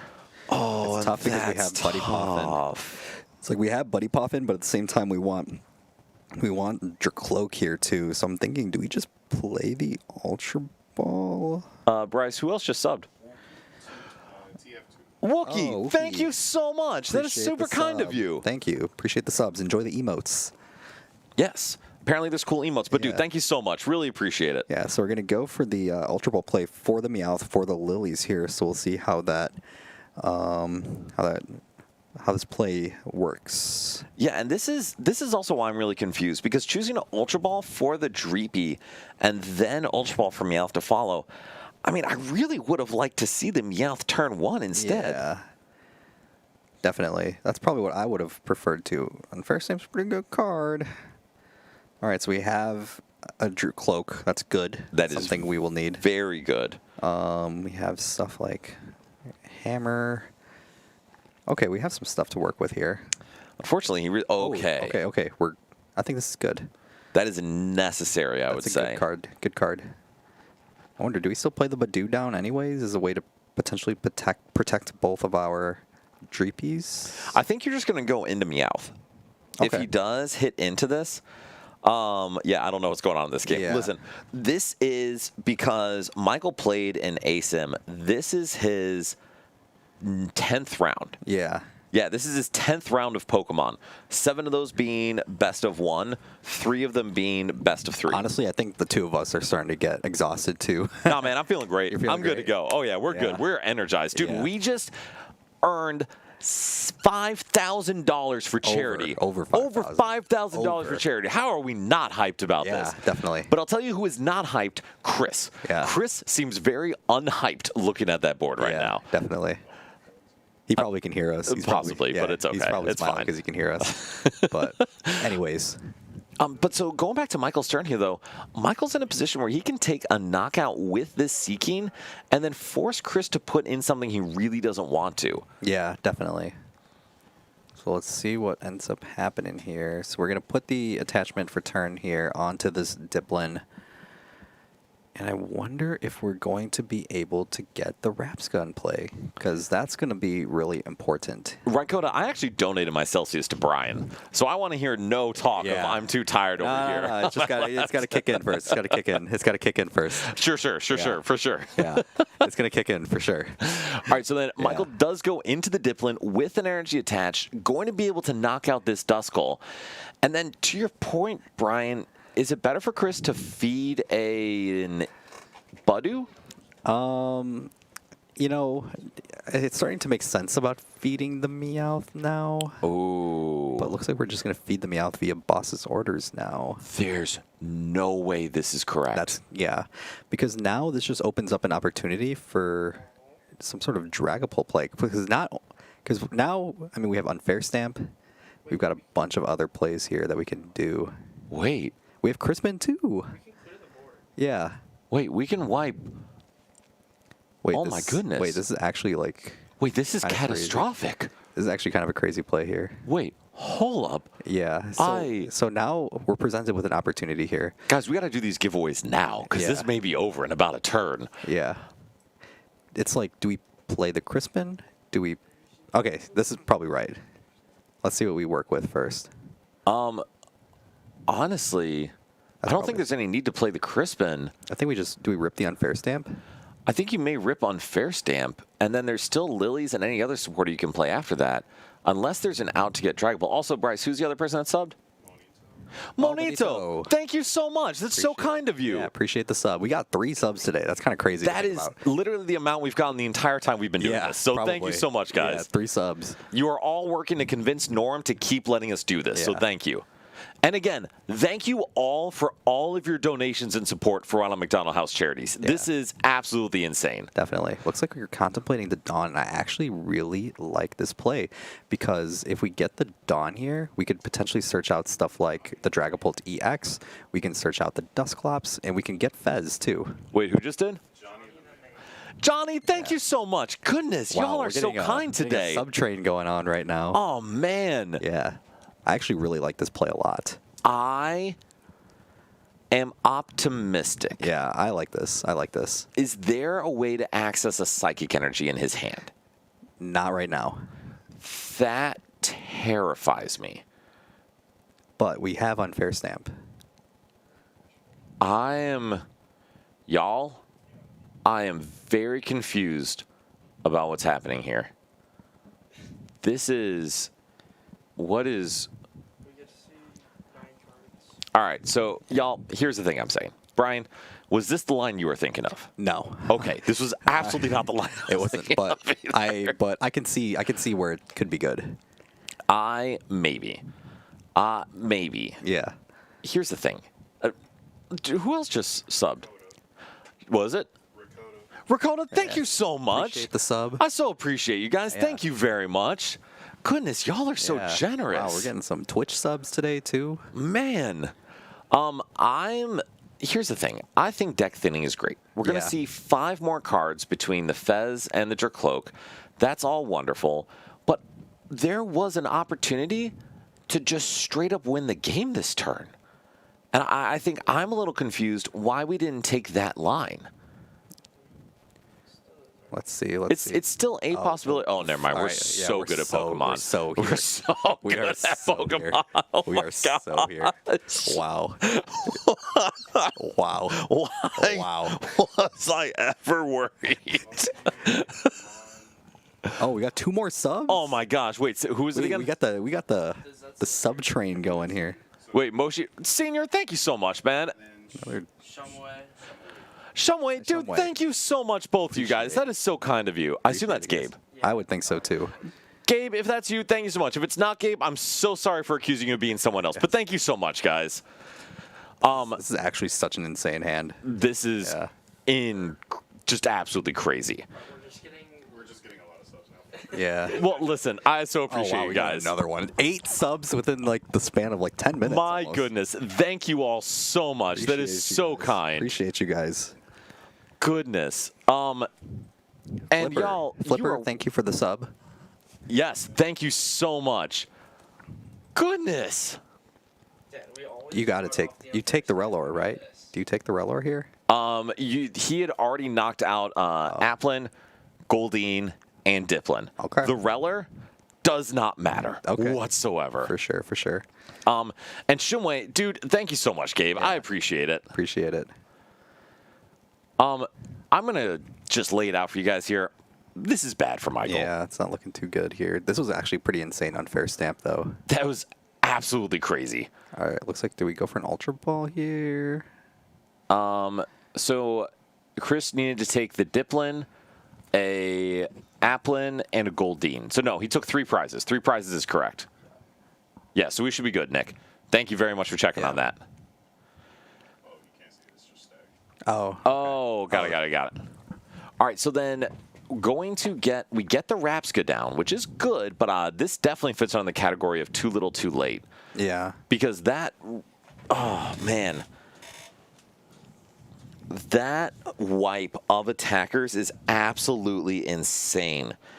And yes, Mamako, you are 100% correct. Taking out the Meowth is great for the prize trade, but it enabled Chris to pull off such a turn. So I will tell you guys, I've said it before, the main parts of successfully playing, 1, knowing your game plan and playing your game, and 2, knowing your opponent's game plan and playing to counter them. Right there, Michael helped his game plan so much, and he just handed Chris's game plan. And that's regardless of the high roll off the unfair stamp, the opportunity for the high roll was there because of that decision. Yeah, and I feel like it's just a big part of it is just committing to whatever play you want to do. You can't just like half-heartedly commit to one play and expect the same result. Right. And Michael scoops it up. That is game. Chris wins the league not invitation. Where am I at? Charity. Wins our charity tournament for the Ronald McDonald House Charities. Guys, maybe it has been a long day. Yeah, inaugural. Inaugural, yes. Thank you all. This is wonderful. So, Brian, can we do a giveaway and then invite Chris in to talk? Let's do it. Do you want to interview him or you want me to? Up to you, either one. I'll do it. Yeah. All right, so then real quick, while we're doing that, we're going to give away, what's up? Interview Chris? Yes, We'll but do you it can give him a eventually. minute. We'll do a giveaway first. Yeah, we'll do a giveaway. So All right, first, let's do, you know what, actually, let's do the big one here. We're going to do one more big one. We have our King Gambit sleeves and another Stellar booster box, Japanese booster box. So can we just do like #champ? So we'll do #champ because Chris is our champion. Yeah. So #champ for these lovely King Gambit sleeves and a box of Stellar Crown Japanese version. I don't think it's actually Stellar Crown, but that's set. So #champ. And then Bryce, can you scroll down on our comments again? They keep disappearing. Yeah. Thank you so much. Oh yeah, we are all hyped. We are all hyped. Definitely. Beautiful. Let's see it. Let's see it. All right, so we'll get Chris in here, and then maybe we'll do one more of these since we have like 1 or 2 left, and then we'll save the last one for Thursday or something. Okay. Chris, come on in, man. Congratulations, dude. That's so sick. Do you have the trophy, Brian? I think it's out there somewhere. Yeah, it's up there. Okay, cool. Can you grab the trophy? Because we got to give Chris the trophy. No, I'll grab it for you. Yeah, Chris, come on in. Have a seat, man. Enjoy Stellar Miracle. Thank you very much, Logan. Chris, congratulations, man. Thanks, That's man. so exciting. Well done. And here, I will give you our lovely trophy because we have a charity trophy. Be very careful. It's glued very poorly, so hold by the bottom. As it should be, yeah. Yes. But, dude, Chris, congratulations with Polton War, obviously a new pitch black deck or something. So why'd you decide to bring that today? Honestly, I just kind of wanted to see like what the hype was about, if the new cards could like compete with Dragapult, you know, like I honestly am looking for a reason to not play Dragon Ball. like Ryan pulled up with Festival Lead, and I was like, man, that's what I should be playing. Like that looks like so much more fun. I want to like use Pidgeot EX on the bench and like, but yeah, I mean it's just like Dragon Ball just keeps beating everything. It's kind of annoying, but it's just the best deck by like a wide margin. Yeah. It's crazy. And like Dusknoir, I feel like kind of fixes, you know, some bad situations you could normally be in with Bolt, or like, yeah, just helps reach across the finish line. So well, especially in that deck there, like you just wiped the board multiple times of everything. That was crazy. Yeah. I mean, it's Dragon Ball's dumb, and hopefully I'm like waiting for an excuse to not play it, to be honest. So. Listen, I was going to say hide and seek would be that excuse, but it hasn't done that well, so I don't know if that's going to be it. No, I hit a hide and sneak too, and it was like the same thing. Like they got off to a good start, and then I just like stamped, and they didn't have a stamp Watchtower. Because like all the decks with like Dunsparce engines need. Yeah. So like I don't know. That's gross. I'm rooting for like the Excadrills and the high. Like I'm rooting for those decks to be good. I feel like the list will get better too. Like like so. And I feel like that's a new format thing. Everyone's really excited about the new deck. No one knows how to build it well. Yeah, exactly. So you're just kind of throwing the new thing at the wall and hoping it sticks. Yeah. But like Charizard, for example, was horrible. Yeah. For like a format, and then someone said, "Let's put Arvin in it," and it became incredible. Yeah, so, exactly. You need like Tord to get on the right, exactly. It's Tord. Get on that hide and Find sneak, the hide man. And sneak 60. We got to get you going there. Get in the Metafy. Exactly. All right, Bryce, can we close out that giveaway? Because we had plenty of people for that one. And who is our winner? If it's Sammy again, I'm gonna lose my mind. Beldum, congratulations. You have just won a Stellar Miracle booster box and some King Gambit sleeves, which is sick. So, Beldum, congratulations. Bryce will be sending you a message to go get these. Thank you for letting us do the content things, Chris. All right, so, though, you're playing it, like, do you think it is this good going into the next format? Like, is this a deck for someone to play? Yeah, I would say like you definitely need to get practice in though, because it's definitely one of the harder decks to play. Like that and Zoroark, I would say you couldn't just like switch to last minute. You know, like if you're comfortable playing something simpler like Excadrill or like those are still going to be good, I think, and like can fit your playstyle better. So unless you're like a masochist like me or like Tor, you want to play Zoroark or Dusknoir, Dragapult, like there's just a lot of hard decisions that you have to make. I feel like throughout the course of a game. So. And like where to spread damage and stuff. So it's definitely like really good, obviously, but it's also really easy to screw up. Like I've thrown my fair share of games with it for sure. So listen, if you draw that well off an unfair stamp, you will never lose a game again. That was awesome. Yeah. All right, well, man, any advice you have for anyone picking it up coming into Worlds format here? I would say definitely. Like I teched the Moltres today because I was scared of Excadrill. I think that was a good call. Like. Excadrill is just really hard otherwise. Like, you don't really have a way to deal with that giant Pokemon. So, like, being able to, like, unfair stamp Moltres, and then obviously it's good into, like, the Teal Mass decks, too. So, that was, like, a surprisingly good card that I threw last minute, and I'd recommend that. But, yeah, otherwise, I would say just, like, practice a lot and get in games against, I think Festival Lead will be really popular at Worlds. I think so. So get that matchup in, but, yeah. Absolutely. Well, and Chris, any shout-outs, anything you want to say to the people? I'll shout out my testing group back in Madison. They couldn't make it today, but Brandon Woodward and Justin Wold, they're kind of my guys when we can travel together. We do, but yeah, they help me with ideas and testing and deck building stuff. So, and then obviously you and Ryan and all the Chicago guys are awesome too. So no, dude, I appreciate it. Make it down. I'm always excited to see you down here when we make it out. So, Chris, thank you so much, man. Really appreciate it. Congratulations. Sure. Enjoy your amazing trophy and fancy booster box and mid-season mat. So, you got some good stuff, dude. Absolutely, yeah, appreciate it. All right, I will let you get out of here, but thank you very much, man. Thanks. Yeah. All right, so then we will do.